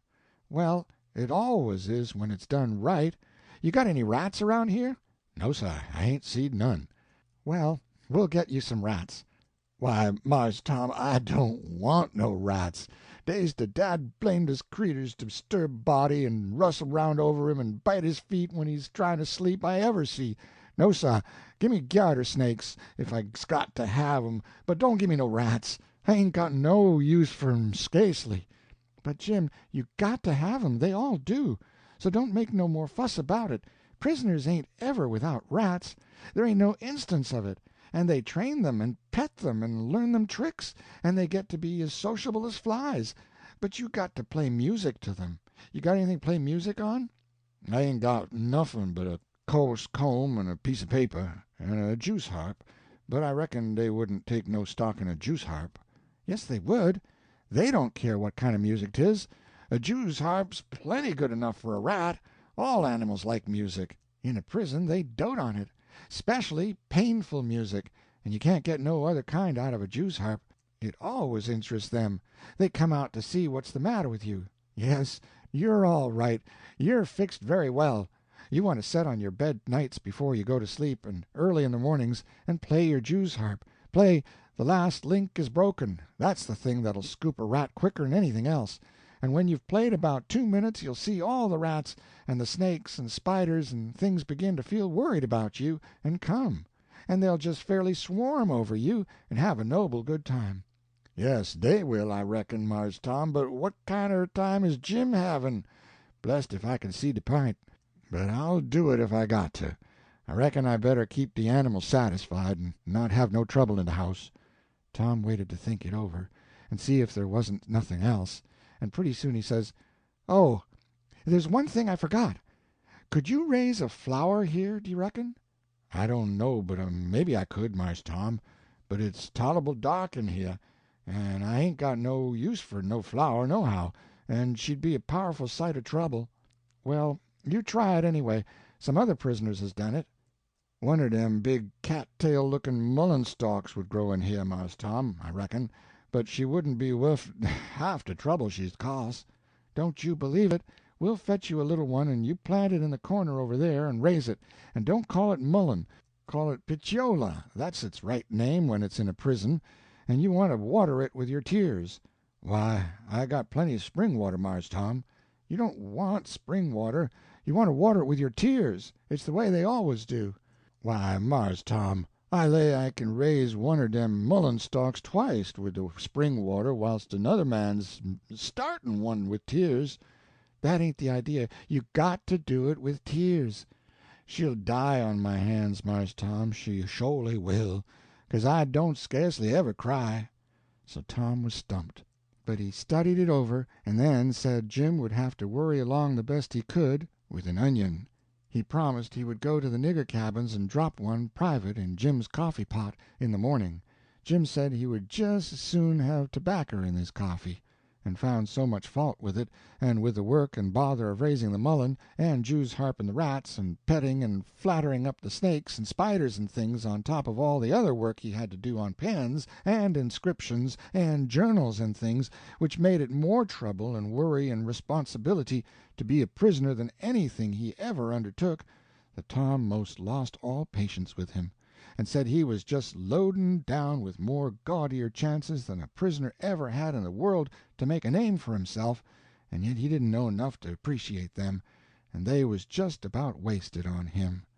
So Jim he was sorry, and said he wouldn't behave so no more, and then me and Tom shoved for bed.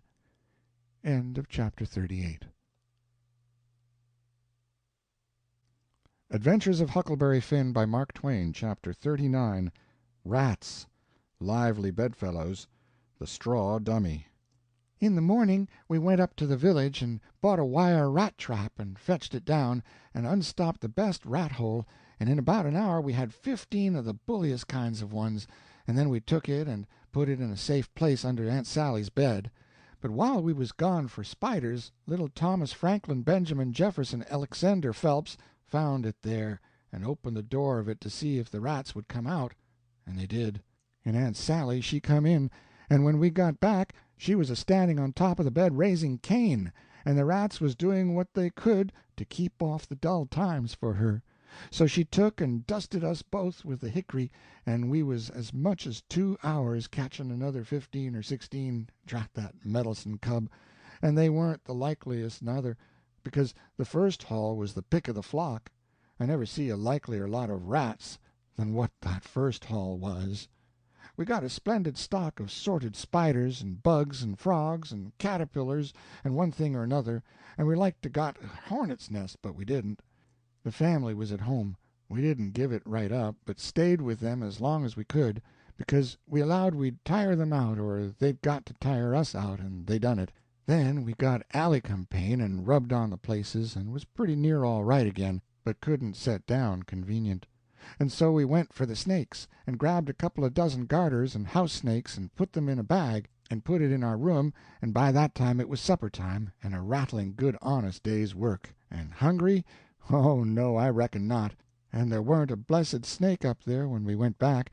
We didn't half tie the sack, and they worked out somehow and left. But it didn't matter much, because they was still on the premises somewheres, so we judged we could get some of them again. No, there weren't no real scarcity of snakes about the house for a considerable spell. You'd see them dripping from the rafters and places every now and then, and they generally landed in your plate or down the back of your neck, and most of the time where you didn't want them. Well, they was handsome and striped, and there weren't no harm in a million of them, but that never made no difference to Aunt Sally. She despised snakes, be the breed what they might, and she couldn't stand them no way you could fix it. And every time one of them flopped down on her, it didn't make no difference what she was doing, she would just lay that work down and light out, and I never see such a woman, and you could hear her whoop to Jericho. You couldn't get her to take a hold of one of them with the tongs, and if she turned over and found one in bed, she would scramble out and lift a howl that you would think the house was afire. She disturbed the old man so that he said he could most wish there hadn't ever been no snakes created. Why, after every last snake had been gone clear out of the house for as much as a week, Aunt Sally weren't over it yet. She weren't near over it. When she was setting, thinking about something, you could touch her on the back of her neck with a feather and she would jump right out of her stockings. It was very curious. But Tom said all women was just so. He said they was made that way for some reason or other. We got a licking every time one of our snakes come in her way, and she allowed these lickings weren't nothing to what she would do if we ever loaded up the place again with them. I didn't mind the lickings, because they didn't mount to nothing, but I minded the trouble we had to lay in another lot. But we got them laid in, and all the other things, and you never see a cabin as blithesome as Jim's was when they'd all swarm out for music and go for him. Jim didn't like the spiders, and the spiders didn't like Jim, and so they'd lay for him and make it mighty warm for him. And he said that between the rats and the snakes and the grindstone there weren't no room in bed for him scarcely, and when there was, a body couldn't sleep, it was so lively. And it was always lively, he said, because they never all slept at one time, but took turn about, so when the snakes was asleep the rats was on deck, and when the rats turned in the snakes come on watch. So he always had one gang under him in his way, and t'other gang having a circus over him, and if he got up to hunt a new place, the spiders would take a chance at him as he crossed over. He said if he ever got out this time he wouldn't ever be a prisoner again, not for a salary. Well, by the end of 3 weeks everything was in pretty good shape. The shirt was sent in early in a pie, and every time a rat bit Jim he would get up and write a little in his journal whilst the ink was fresh. The pens was made, the inscriptions and so on was all carved on the grindstone. The bed leg was sawed in two, and we had et up the sawdust, and it give us a most amazing stomach-ache. We reckoned we was all going to die, but didn't. It was the most undigestible sawdust I ever see, and Tom said the same.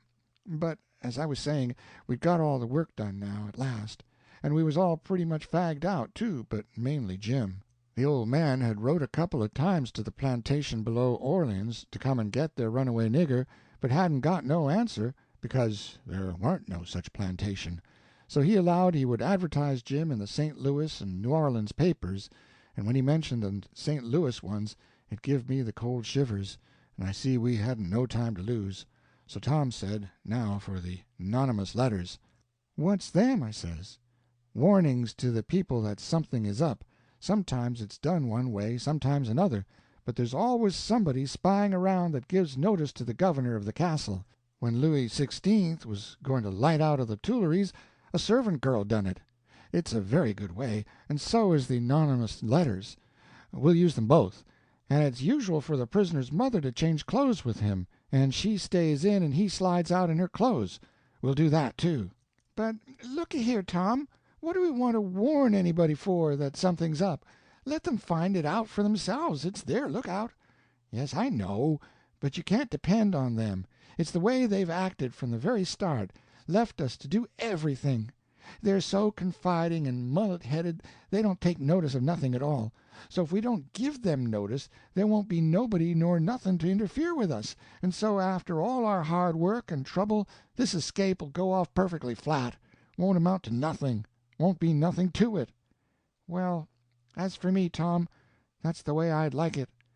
"Shucks," he says, and looks disgusted. So I says, "But I ain't going to make no complaint. Any way that suits you suits me. What are you going to do about the servant girl?" "You'll be her. You slide in the middle of the night, and hook that yaller girl's frock." "Why, Tom, that'll make trouble next morning, because, of course, she probably ain't got any but that one." "I know, but you don't want it but 15 minutes, to carry the anonymous letter and shove it under the front door." "All right, then, I'll do it, but I could carry it just as handy in my own togs." "You wouldn't look like a servant girl then, would you?" "No, but there won't be nobody to see what I look like anyway." "That ain't got nothing to do with it. The thing for us to do is just to do our duty, and not worry about whether anybody sees us do it or not. Hain't you got no principle at all?" "All right, I ain't saying nothing. I'm the servant girl. Who's Jim's mother?" "I'm his mother. I'll hook a gown from Aunt Sally." "Well, then, you'll have to stay in the cabin when me and Jim leaves." "Not much. I'll stuff Jim's clothes full of straw and lay it on his bed to represent his mother in disguise, and Jim'll take the nigger woman's gown off of me and wear it, and we'll all evade together. When a prisoner of style escapes, it's called an evasion. It's always called so when a king escapes, for instance, and the same with a king's son. It don't make no difference whether he's a natural one or an unnatural one. So Tom he wrote the anonymous letter, and I smooched the yaller wench's frock that night and put it on and shoved it under the front door the way Tom told me to. It said, "Beware, trouble is brewing. Keep a sharp lookout. Unknown friend." Next night we stuck a picture, which Tom drawed in blood, of a skull and crossbones on the front door, and next night another one of a coffin on the back door. I never see a family in such a sweat. They couldn't have been worse scared if the place had been full of ghosts laying for them behind everything and under the beds and shivering through the air. If a door banged, Aunt Sally she jumped and said ouch. If anything fell, she jumped and said ouch. If you happened to touch her when she weren't noticing, she done the same. She couldn't face no way and be satisfied, because she allowed there was something behind her every time, so she was always a-whirling around sudden and saying ouch, and before she'd got two-thirds round she'd whirl back again and say it again, and she was afraid to go to bed, but she dasn't set up. So the thing was working very well, Tom said. He said he never see a thing work more satisfactory. He said it showed it was done right. So he said, now for the grand bulge.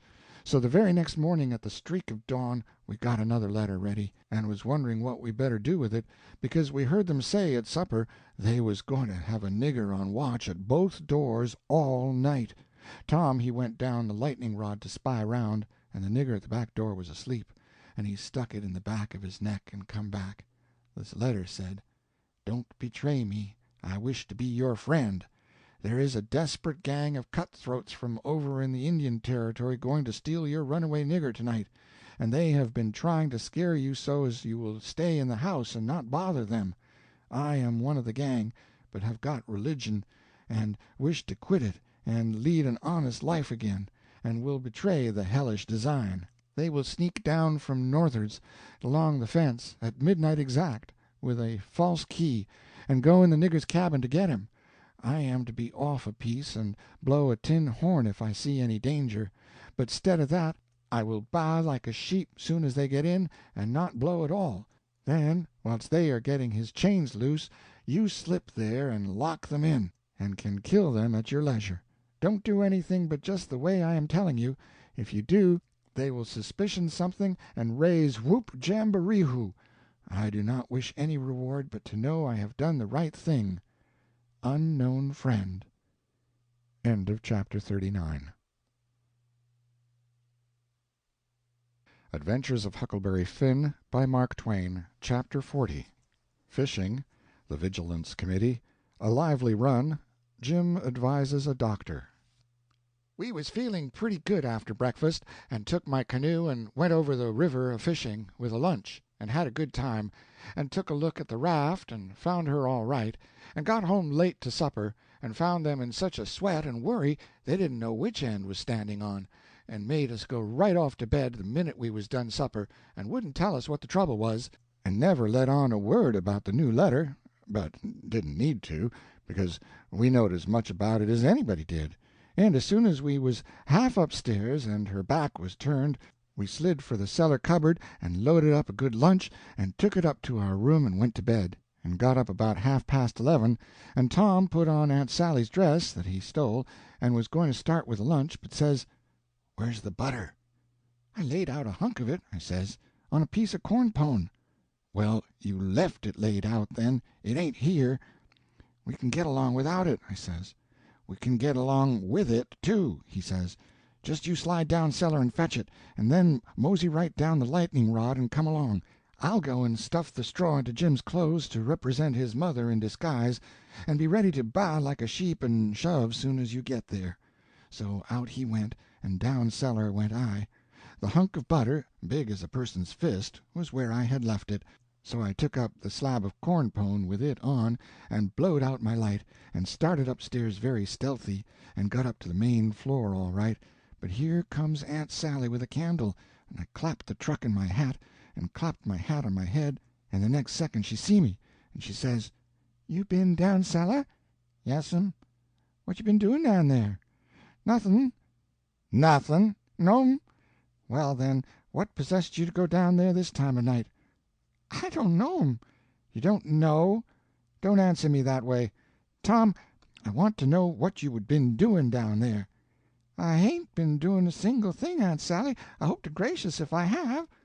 I reckoned she'd let me go now, and as a general thing she would, but I s'pose there was so many strange things going on she was just in a sweat about every little thing that warn't yardstick straight.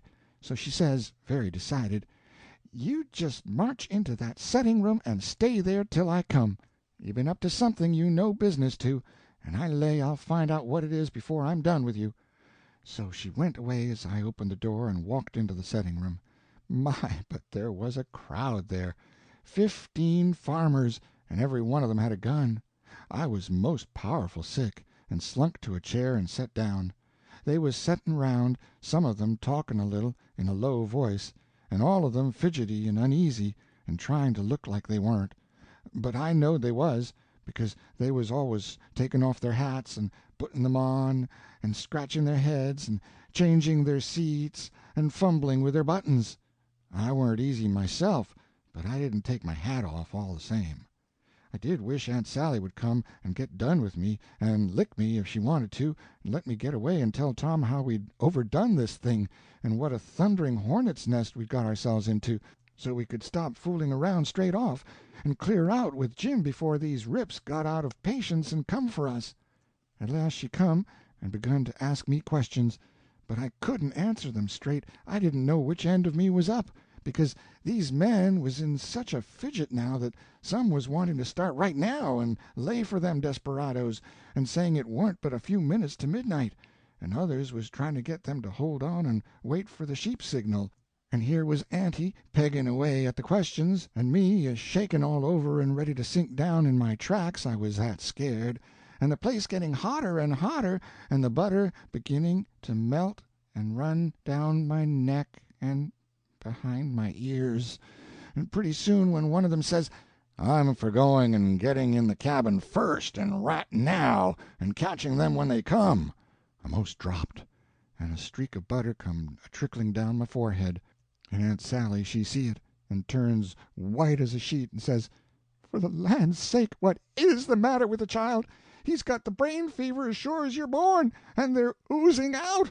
And everybody runs to see, and she snatches off my hat, and out comes the bread and what was left of the butter, and she grabbed me and hugged me, and says, "Oh, what a turn you did give me, and how glad and grateful I am it ain't no worse, for luck's against us, and it never rains but it pours, and when I see that truck I thought we'd lost you, for I knowed by the color and all it was just like your brains would be if— Dear, dear, why didn't you tell me that was what you'd been down there for? I wouldn't 'a' cared. Now clear out to bed, and don't let me see no more of you till morning." I was upstairs in a second, and down the lightning rod in another one, and shinning through the dark for the lean-to. I couldn't hardly get my words out, I was so anxious, but I told Tom as quick as I could we must jump for it now, and not a minute to lose. The house was full of men yonder with guns. His eyes just blazed, and he says, "No, is that so? Ain't it bully? Why, Huck, if it was to do over again, I bet I could fetch 200. If we could put it off till— Hurry, hurry," I says. "Where's Jim?" "Right at your elbow. If you reach out your arm you can touch him. He's dressed and everything's ready. Now we'll slide out and give the sheep signal." But then we heard the tramp of men coming to the door, and heard them begin to fumble with the padlock, and heard a man say, "I told you we'd be too soon. They haven't come. The door is locked. Here, I'll lock some of you into the cabin, and you lay for 'em in the dark and kill 'em when they come, and the rest scatter round a piece, and listen if you can hear 'em coming." So in they come, but couldn't see us in the dark, and most trod on us whilst we was hustling to get under the bed. But we got under all right, and out through the hole, swift but soft, Jim first, me next, and Tom last, which was according to Tom's orders. Now we was in the lean-to, and heard trampings close by outside. So we crept to the door, and Tom stopped us there, and put his eye to the crack, but couldn't make out nothing, it was so dark, and whispered and said he would listen for the steps to get further, and when he nudged us Jim must glide out first, and him last. So he set his ear to the crack and listened, and listened, and the steps a-scraping round out there all the time, and at last he nudged us, and we slid out, and stooped down, not breathing, and not making the least noise, and slipped stealthy towards the fence in Injun file, and got to it all right, and me and Jim over it, but Tom's britches catched fast on a splinter on the top rail, and then he hear the steps coming, so he had to pull loose, which snapped the splinter and made a noise, and as he dropped in our tracks and started, somebody sings out, "Who's that? Answer or I'll shoot!" But we didn't answer. We just unfurled our heels and shoved. Then there was a rush and a bang, bang, bang, and the bullets fairly whizzed around us. We heard them sing out, "Here they are! They've broke for the river! After them, boys, and turn loose the dogs!" So here they come full tilt. We could hear them because they wore boots and yelled, but we didn't wear no boots and didn't yell. We was in the path to the mill, and when they got pretty close on to us we dodged into the bush and let them go by, and then dropped in behind them. They'd had all the dogs shut up, so they wouldn't scare off the robbers, but by this time somebody had let them loose, and here they come, making powwow enough for a million. But they was our dogs, so we stopped in our tracks till they catched up, and when they see it weren't nobody but us, and no excitement to offer them, they only just said howdy and tore right ahead towards the shouting and clattering, and then we up steam again, and whizzed along after them till we was nearly to the mill, and then struck up through the bush to where my canoe was tied, and hopped in and pulled for dear life towards the middle of the river, but didn't make no more noise than we was obleeged to.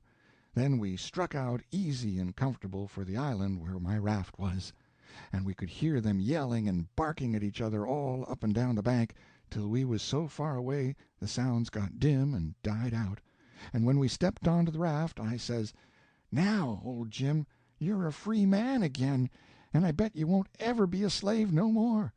And a mighty good job it was, too, Huck.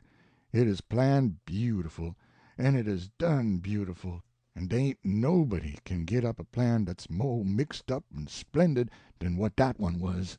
We was all glad as we could be, but Tom was the gladdest of all because he had a bullet in the calf of his leg.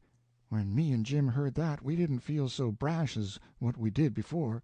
It was hurting him considerable and bleeding, so we laid him in the wigwam and tore up one of Duke's shirts for to bandage him, but he says, "Gimme the rags, I can do it myself. Don't stop now, don't fool around here, and the evasion booming along so handsome. Man the sweeps and set her loose. Boys, we done it elegant, 'deed we did. I wished we'd 'a' had the handling of Louis XVI. There wouldn't 'a' been no son of St. Louis ascend to heaven, wrote down in his biography. No, sir, we'd 'a' whooped him over the border, that's what we'd 'a' done with him, and done it just as slick as nothing at all, too. Man the sweeps! Man the sweeps!" But me and Jim was consulting and thinking, and after we'd thought a minute I says, "Say it, Jim." So he says, "Well, then, this is de way it looked to me, Huck. If it was him dat 'uz being sot free, and one er de boys was to get shot, would he say, 'Go on and save me, nemmine 'bout a doctor for to save dis one'? Is dat like Mars Tom Sawyer? Would he say dat? You bet he wouldn't. Well, den, is Jim gwine to say it? No, sah. I don't budge a step out of dis place 'dout a doctor. Not if it's 40 year." I knowed he was white inside, and I reckoned he'd say what he did say, so it was all right now, and I told Tom I was a-going for a doctor. He raised considerable row about it, but me and Jim stuck to it and wouldn't budge. So he was for crawling out and setting the raft loose himself, but we wouldn't let him. Then he give us a piece of his mind, but it didn't do no good.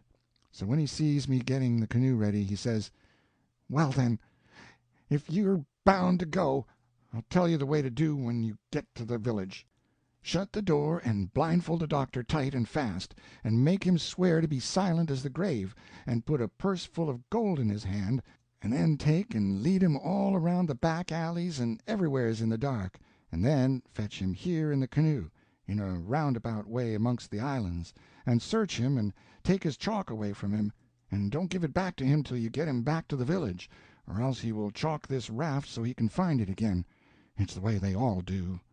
So I said I would, and left, and Jim was to hide in the woods when he see the doctor coming, till he was gone again. End of chapter 40. Adventures of Huckleberry Finn, by Mark Twain, Chapter 41. The Doctor, Uncle Silas, Sister Hotchkiss, Aunt Sally in Trouble. The doctor was an old man, a very nice, kind-looking old man when I got him up. I told him me and my brother was over on Spanish Island hunting yesterday afternoon, and camped on a piece of a raft we found, and about midnight he must 'a' kicked his gun in his dreams, for it went off and shot him in the leg, and we wanted him to go over there and fix it and not say nothing about it, nor let anybody know, because we wanted to come home this evening and surprise the folks. "Who is your folks?" he says. "The Phelpses down yonder." "Oh," he says, and after a minute he says, "How'd you say he got shot?" "He had a dream," I says, "and it shot him." "Singular dream," he says. So he lit up his lantern and got his saddle-bags, and we started. But when he sees the canoe he didn't like the look of her, said she was big enough for one, but didn't look pretty safe for two. I says, "Oh, you needn't be afeard, sir. She carried the three of us easy enough." "What three?" "Why, me and Sid and the guns, that's what I mean." "Oh," he says. But he put his foot on the gunwale and rocked her, and shook his head, and said he reckoned he'd look round for a bigger one. But they was all locked and chained. So he took my canoe, and said for me to wait till he come back, or I could hunt around further, or maybe I better go down home and get them ready for the surprise if I wanted to. But I said I didn't, so I told him just how to find the raft, and then he started. I struck an idea pretty soon. I says to myself, "S'posen he can't fix that leg just in 3 shakes of a sheep's tail, as the saying is. S'posen it takes him 3 or 4 days. What are we going to do? Lay around there till he lets the cat out of the bag? No, sir. I know what I'll do. I'll wait, and when he comes back, if he says he's got to go any more, I'll get down there too, if I swim, and we'll take and tie him and keep him and shove out down the river, and when Tom's done with him we'll give him what it's worth, or all we got, and then let him get ashore." So then I crept into a lumber pile to get some sleep, and next time I waked up the sun was away up over my head. I shot out and went for the doctor's house, but they told me he'd gone away in the night some time or other and weren't back yet. Well, thinks I, that looks powerful bad for Tom, and I'll dig out for the island right off. So away I shoved, and turned the corner, and nearly rammed my head into Uncle Silas's stomach. He says, "Why, Tom, where you been all this time, you rascal?" "I ain't been nowheres," I says, "only just hunting for the runaway nigger, me and Sid." "Why, wherever did you go?" he says. "Your aunt's been mighty uneasy." "She needn't," I says, "because we was all right. We followed the men and the dogs, but they outrun us, and we lost them. But we thought we heard them on the water, so we got a canoe and took out after them and crossed over, but couldn't find nothing of them. So we cruised along up shore till we got kind of tired and beat out, and tied up the canoe and went to sleep, and never waked up till about an hour ago. Then we paddled over here to hear the news, and Sid's at the post office to see what he can hear, and I'm a branching out to get something to eat for us, and then we're going home." So then we went to the post office to get Sid, but just as I suspicioned, he warn't there. So the old man he got a letter out of the office, and we waited a while longer, but Sid didn't come. So the old man said come along, let Sid foot it home or canoe it when he got done fooling around, but we would ride. I couldn't get him to let me stay and wait for Sid, and he said there warn't no use in it, and I must come along and let Aunt Sally see we was all right. When we got home Aunt Sally was that glad to see me she laughed and cried both, and hugged me, and give me one of them lickings of hern that don't amount to shucks, and said she'd serve Sid the same when he come. And the place was plumb full of farmers and farmers' wives to dinner, and such another clack a body never heard. Old Mrs. Hotchkiss was the worst. Her tongue was a-going all the time. She says, "Well, Sisters Phelps, I've ransacked that air cabin over, and I believe the nigger was crazy. I says to Sister Damrell, didn't I, Sister Damrell?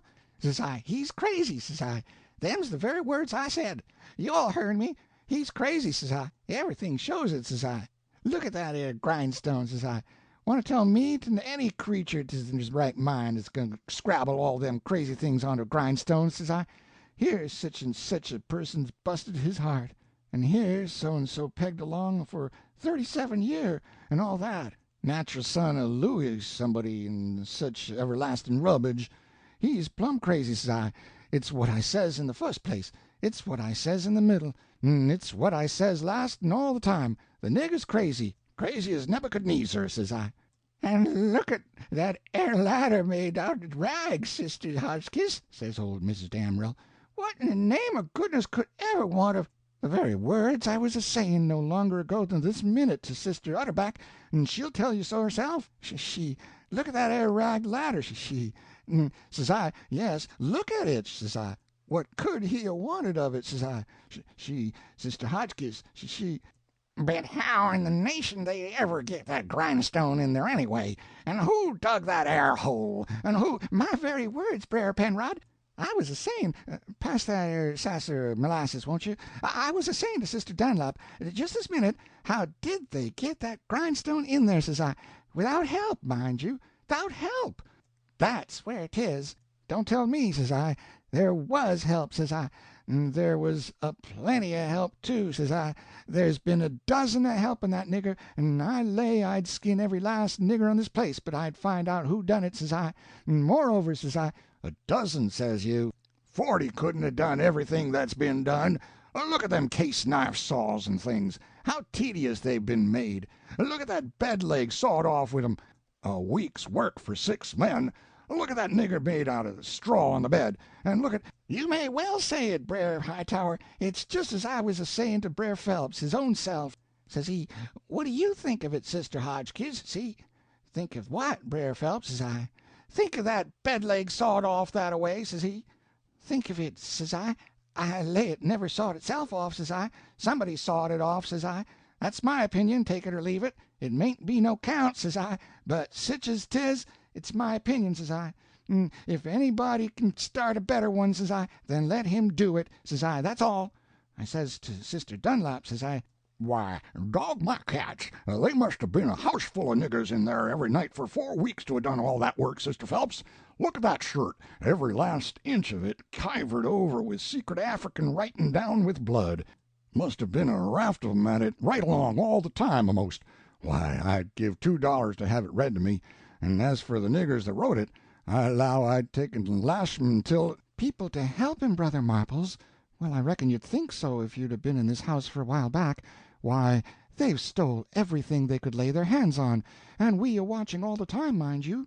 They stole that shirt right off the line, and as for that sheet they made the rag ladder out of, there ain't no telling how many times they didn't steal that, and flour and candles and candlesticks and spoons and the old warming pan, and most 1,000 things that I disremember now, and my new calico dress, and me and Silas and my Sid and Tom on the constant watch day and night, as I was a-telling you, and not a one of us could catch hide nor hair nor sight nor sound of them, and here at the last minute, lo and behold you, they slides right in under our noses and fools us, and not only fools us, but the Injun Territory robbers, too, and actually gets away with that nigger safe and sound, and that with 16 men and 22 dogs right on their very heels at that very time. I tell you, it just bangs anything I ever heard of. Why, spirits couldn't have done better and been no smarter, and I reckon they must have been spirits, because you know our dogs, and there ain't no better. Well, them dogs never even got on the track of 'em once. You explain that to me if you can, any of you. Well, it does beat— Laws alive, I never— So help me, I wouldn't be house thieves as well as— Goodness gracious sakes, I'd have been feared to live in such a— Afraid to live? Why, I was that scared I doesn't hardly go to bed, or get up, or lay down, or set down, Sister Ridgway. Why, they'd steal the very— Why, goodness sakes, you can guess what kind of a fluster I was in by the time midnight come last night. I hope to gracious if I weren't afraid they'd steal some of the family. I was just to that pass I didn't have no reasoning faculties no more. It looks foolish enough now, in the daytime, but I says to myself, there's my 2 poor boys asleep, way upstairs in that lonesome room, and I declare to goodness I was that uneasy I crept up there and locked 'em in, I did, and anybody would, because, you know, when you get scared that way, and it keeps running on, and getting worse and worse all the time, and your wits gets to addling, and you get to doing all sorts of wild things, and by and by you think to yourself, s'pose I was a boy, and was away up there, and the door hain't locked, and you— She stopped, looked kind of wondering, and then she turned her head round slow, and when her eye lit on me I got up and took a walk. Says I to myself, I can explain better how we come to not be in that room this morning if I go out to one side and study over it a little. So I done it, but I dasn't go fur, or she'd a sent for me. And when it was late in the day the people all went, and then I come in and told her the noise and shooting waked up me and Sid, and the door was locked, and we wanted to see the fun, so we went down the lightning rod, and both of us got hurt a little, and we didn't never want to try that no more. And then I went on and told her all what I told Uncle Silas before, and then she said she'd forgive us, and maybe it was all right enough anyway, and about what a body might expect of boys, for all boys was a pretty harum-scarum lot as fur as she could see. And so, as long as no harm hadn't come of it, she judged she better put in her time being grateful we was alive and well and she had us still, 'stead of fretting over what was past and done. So then she kissed me, and patted me on the head, and dropped into a kind of a brown study, and pretty soon jumps up and says, "Why, laws a mercy, it's most night, and Sid not come yet. What has become of that boy?" I see my chance, so I skips up and says, "I'll run and right up to town and get him," I says. "No, you won't," she says. "You'll stay right where you are. One's enough to be lost at a time. If he ain't here to supper, your uncle'll go."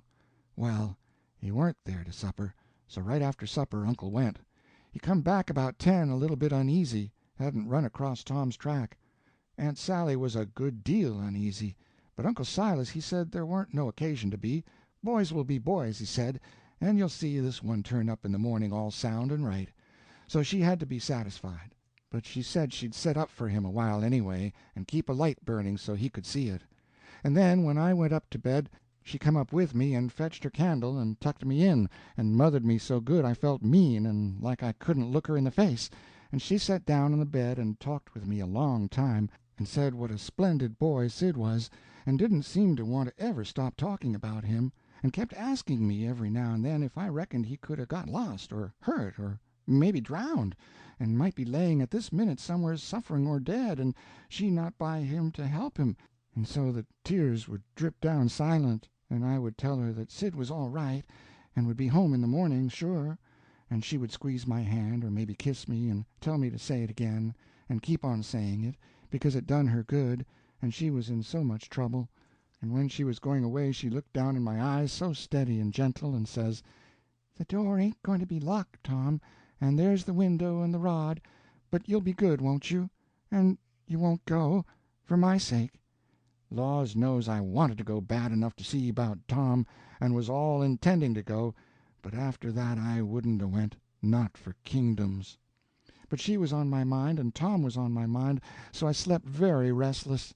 And twice I went down the rod away in the night, and slipped around front, and see her setting there by her candle in the window with her eyes towards the road and the tears in them, and I wished I could do something for her, but I couldn't, only to swear that I wouldn't never do nothing to grieve her any more.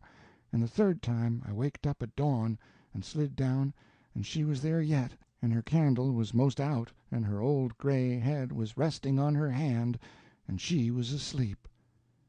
End of chapter 41. Adventures of Huckleberry Finn by Mark Twain, Chapter 42. Tom Sawyer Wounded, The Doctor's Story, Tom Confesses, Aunt Polly Arrives. Hand out them letters. The old man was uptown again before breakfast, but couldn't get no track of Tom, and both of them sat at the table thinking, and not saying nothing, and looking mournful, and their coffee getting cold, and not eating anything. And by and by the old man says, "Did I give you the letter?" "What letter?" "The one I got yesterday out of the post office." "No, you didn't give me no letter." "Well, I must have forgot it." So he rummaged his pockets, and then went off somewheres where he had laid it down, and fetched it, and give it to her. She says, "Why, it's from St. Petersburg, it's from Sis." I allowed another walk would do me good, but I couldn't stir. But before she could break it open she dropped it and run, for she see something. And so did I. It was Tom Sawyer on a mattress, and that old doctor, and Jim in her calico dress, with his hands tied behind him, and a lot of people. I hid the letter behind the first thing that come handy, and rushed. She flung herself at Tom, crying, and says, "Oh, he's dead, he's dead, I know he's dead!" And Tom he turned his head a little, and muttered something or other, which showed he warn't in his right mind.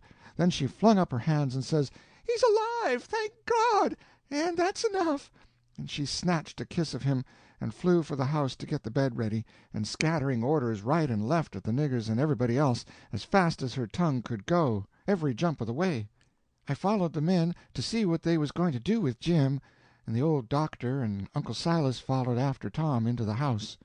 The men was very huffy, and some of them wanted to hang Jim for an example to all the other niggers around there, so they wouldn't be trying to run away like Jim done, and making such a raft of trouble, and keeping a whole family scared most to death for days and nights. But the others said, "Don't do it, it wouldn't answer at all.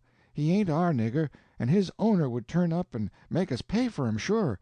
So that cooled them down a little, because the people that's always the most anxious for to hang a nigger that ain't done just right is always the very ones that ain't the most anxious to pay for him when they've got their satisfaction out of him.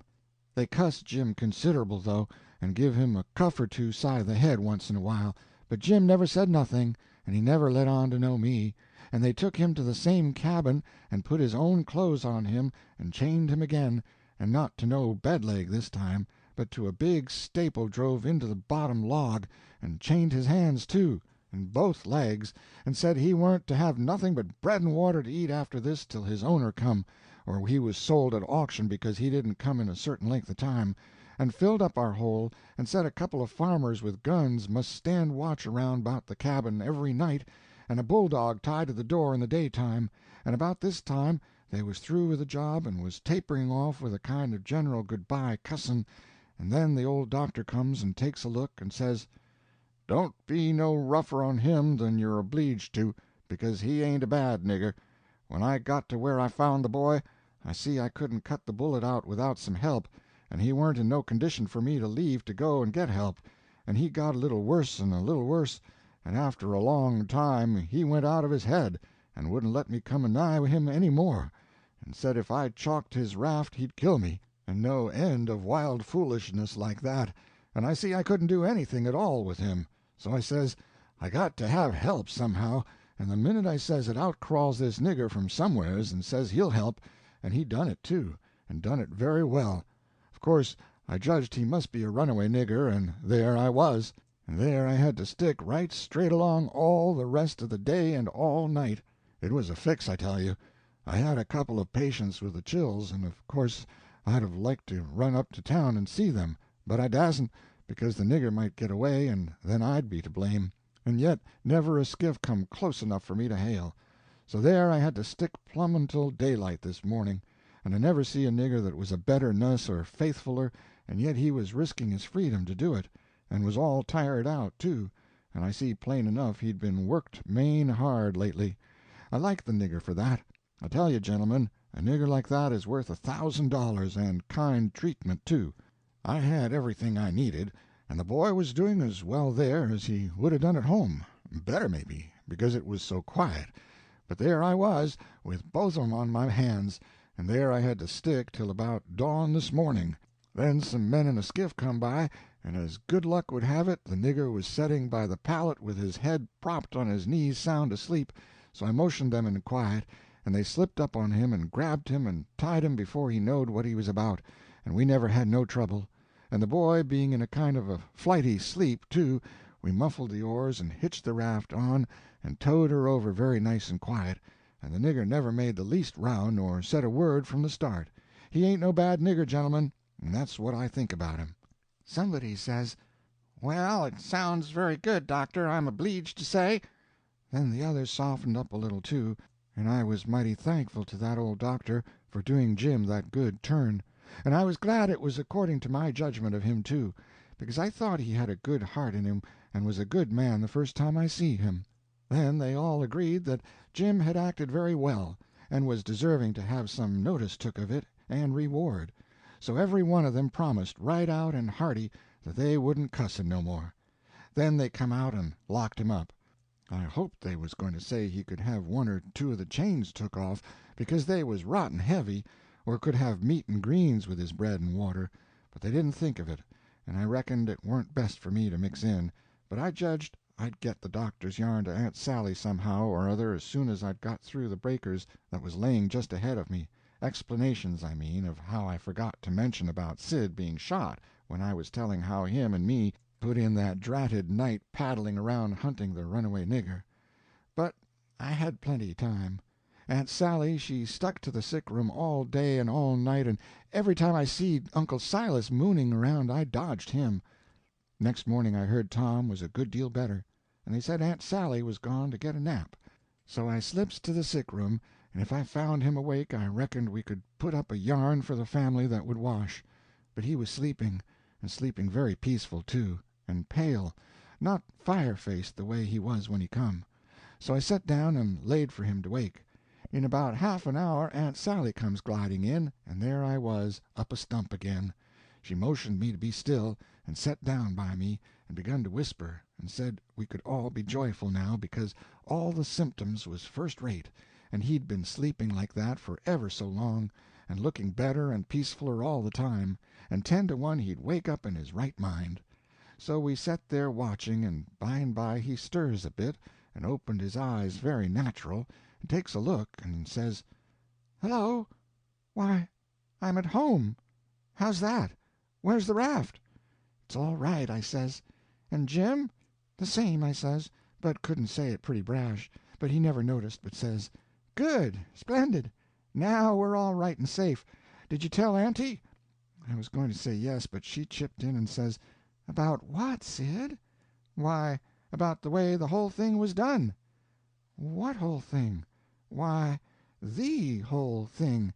There ain't but one. How we set the runaway nigger free, me and Tom." "Good land! Set the run— What is the child talking about? Dear, dear, out of his head again." "No, I ain't out of my head. I know all what I'm talking about. We did set him free, me and Tom. We laid out to do it, and we done it, and we done it elegant, too."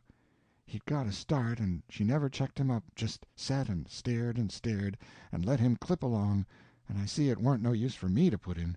"Why, Auntie, it cost us a power of work, weeks of it, hours and hours every night, whilst you was all asleep. And we had to steal candles, and the sheet, and the shirt, and your dress, and spoons, and tin plates, and case knives, and the warming pan, and the grindstone, and flour, and just no end of things. And you can't think what work it was to make the saws, and pens, and inscriptions, and one thing or another, and you can't think half the fun it was. And we had to make up the pictures of coffins and things, and anonymous letters from the robbers, and get up and down the lightning rod, and dig the hole into the cabin, and made the rope ladder, and send it in cooked up in the pie, and send in spoons and things to work with in your apron pocket. Mercy sakes! And load up the cabin with rats and snakes and so on, for company for Jim. And then you kept Tom here so long with the butter in his hat that you come near spiling the whole business, because the men come before we was out of the cabin, and we had to rush, and they heard us and let drive at us. And I got my share, and we dodged out of the path and let them go by, and when the dogs come they weren't interested in us, but went for the most noise, and we got our canoe, and made for the raft, and was all safe, and Jim was a free man, and we done it all by ourselves, and wasn't it bully, Auntie?" "Well, I never heard the likes of it in all my born days. So it was you, you little rapscallions, that's been making all this trouble, and turned everybody's wits clean inside out, and scared us all most to death.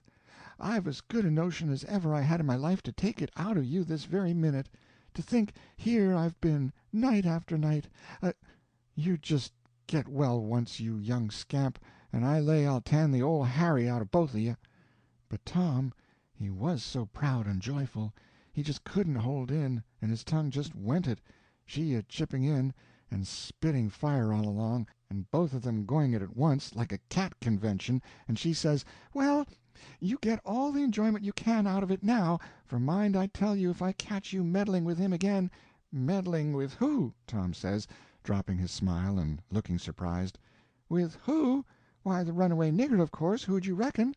Tom looks at me very grave, and says, "Tom, didn't you just tell me he was all right? Hasn't he got away?"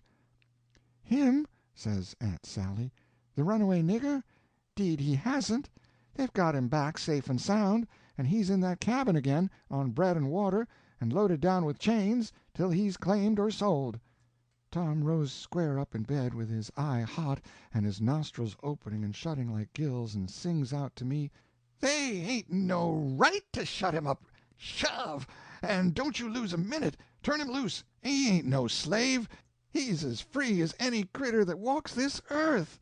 "What does the child mean?" "I mean every word I say, Aunt Sally, and if somebody don't go, I'll go. I've known him all his life, and so has Tom there. Old Miss Watson died 2 months ago, and she was ashamed she ever was going to sell him down the river, and said so, and she set him free in her will." "Then what on earth did you want to set him free for, seeing he was already free?" "Well, that is a question, I must say, and just like women. Why, I wanted the adventure of it, and I'd 'a' waded neck deep in blood to— Goodness alive, Aunt Polly!" If she wasn't standing right there, just inside the door, looking as sweet and contented as an angel half full of pie, I wish I may never. Aunt Sally jumped for her, and most hugged the head off of her, and cried over her, and I found a good enough place for me under the bed, for it was getting pretty sultry for us, seemed to me, and I peeped out, and in a little while Tom's Aunt Polly shook herself loose and stood there looking across at Tom over her spectacles, kind of grinding him into the earth, you know, and then she says: "Yes, you better turn your head away. I would if I was you, Tom." "Oh, dearie me," says Aunt Sally, "is he changed so? Why, that ain't Tom, it's Sid. Why, where is Tom? He was here a minute ago." "You mean, where's Huck Finn? That's what you mean.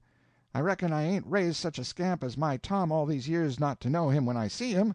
That would be a pretty howdy-do. Come out from under that bed, Huck Finn."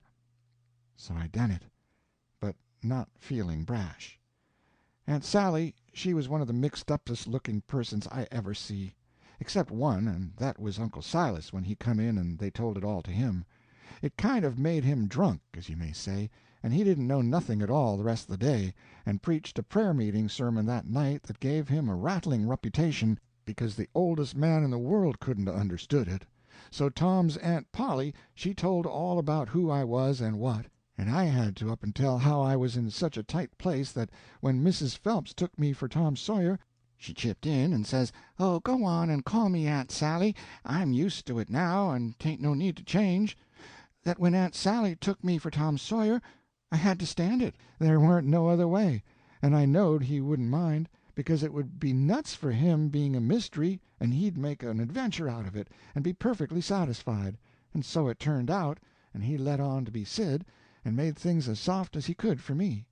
And his Aunt Polly, she said Tom was right about old Miss Watson setting Jim free in her will, and so, sure enough, Tom Sawyer had gone and took all that trouble and bother to set a free nigger free. And I couldn't ever understand before, until that minute and that talk, how he could help a body set a nigger free with his bringing up.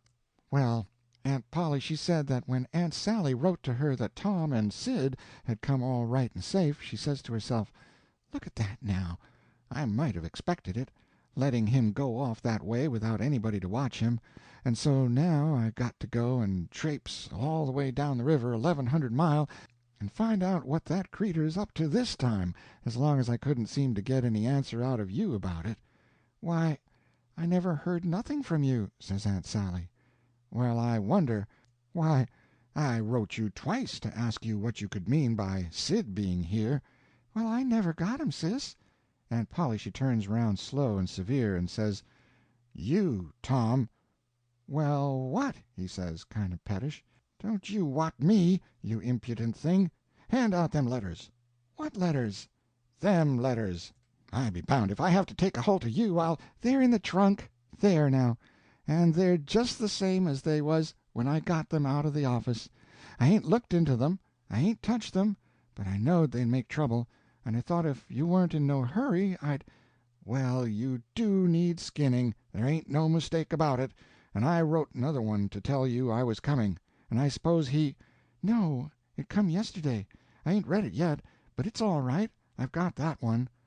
I wanted to offer to bet $2 she hadn't, but I reckoned maybe it was just as safe to not to. so I never said nothing. End of chapter 42. Adventures of Huckleberry Finn, by Mark Twain. Chapter 43, chapter the last. Out of bondage, paying the captive. Yours truly, Huck Finn. The first time I catched Tom private, I asked him what was his idea, time of the evasion, what it was he'd planned to do if the evasion worked all right and he managed to set a nigger free that was already free before. And he said what he planned in his head from the start, if we got Jim out all safe, was for us to run him down the river on the raft and have adventures plumb to the mouth of the river, and then tell him about his being free, and take him back up home on a steamboat, in style, and pay him for his lost time, and write word ahead, and get out all the niggers around, and have them waltz him into town with a torchlight procession and a brass band, and then he would be a hero, and so would we. But I reckoned it was about as well the way it was.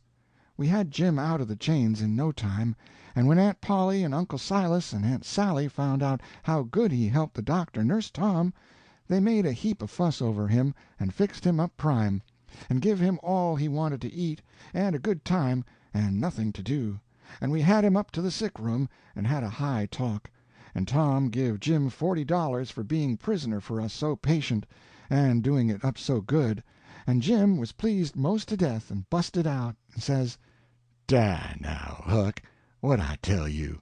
"What I tell you up dah on Jackson Island? I tole you I got a hairy breast, and what's de sign on it? And I tole you I been rich onct, and gwine to be rich agin, and it's come true, and here she is. Dah now, don't talk to me, signs is signs, mine I tell you, and I know just as well that I was a-gwine to be rich agin as I's a-standing here dis minute." And then Tom he talked along, and says, "Let's all three slide out of here one of these nights and get an outfit, and go for howling adventures amongst the Injuns over in the Territory for a couple of weeks or two."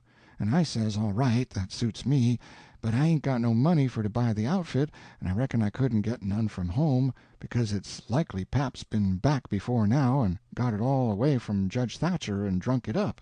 "No, he hain't," Tom says. "It's all there yet, $6,000 and more, and your pap ain't ever been back since. Hadn't when I come away, anyhow."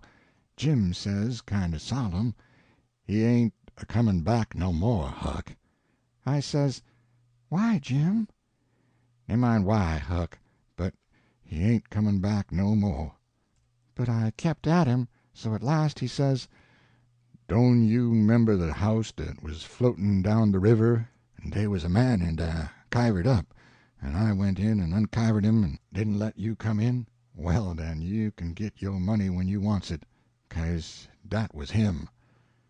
Tom's most well now, and got his bullet around his neck on a watch guard for a watch, and is always seeing what time it is, and so there ain't nothing more to write about, and I am rotten glad of it, because if I'd a knowed what a trouble it was to make a book I wouldn't a tackled it, and ain't a-going to no more.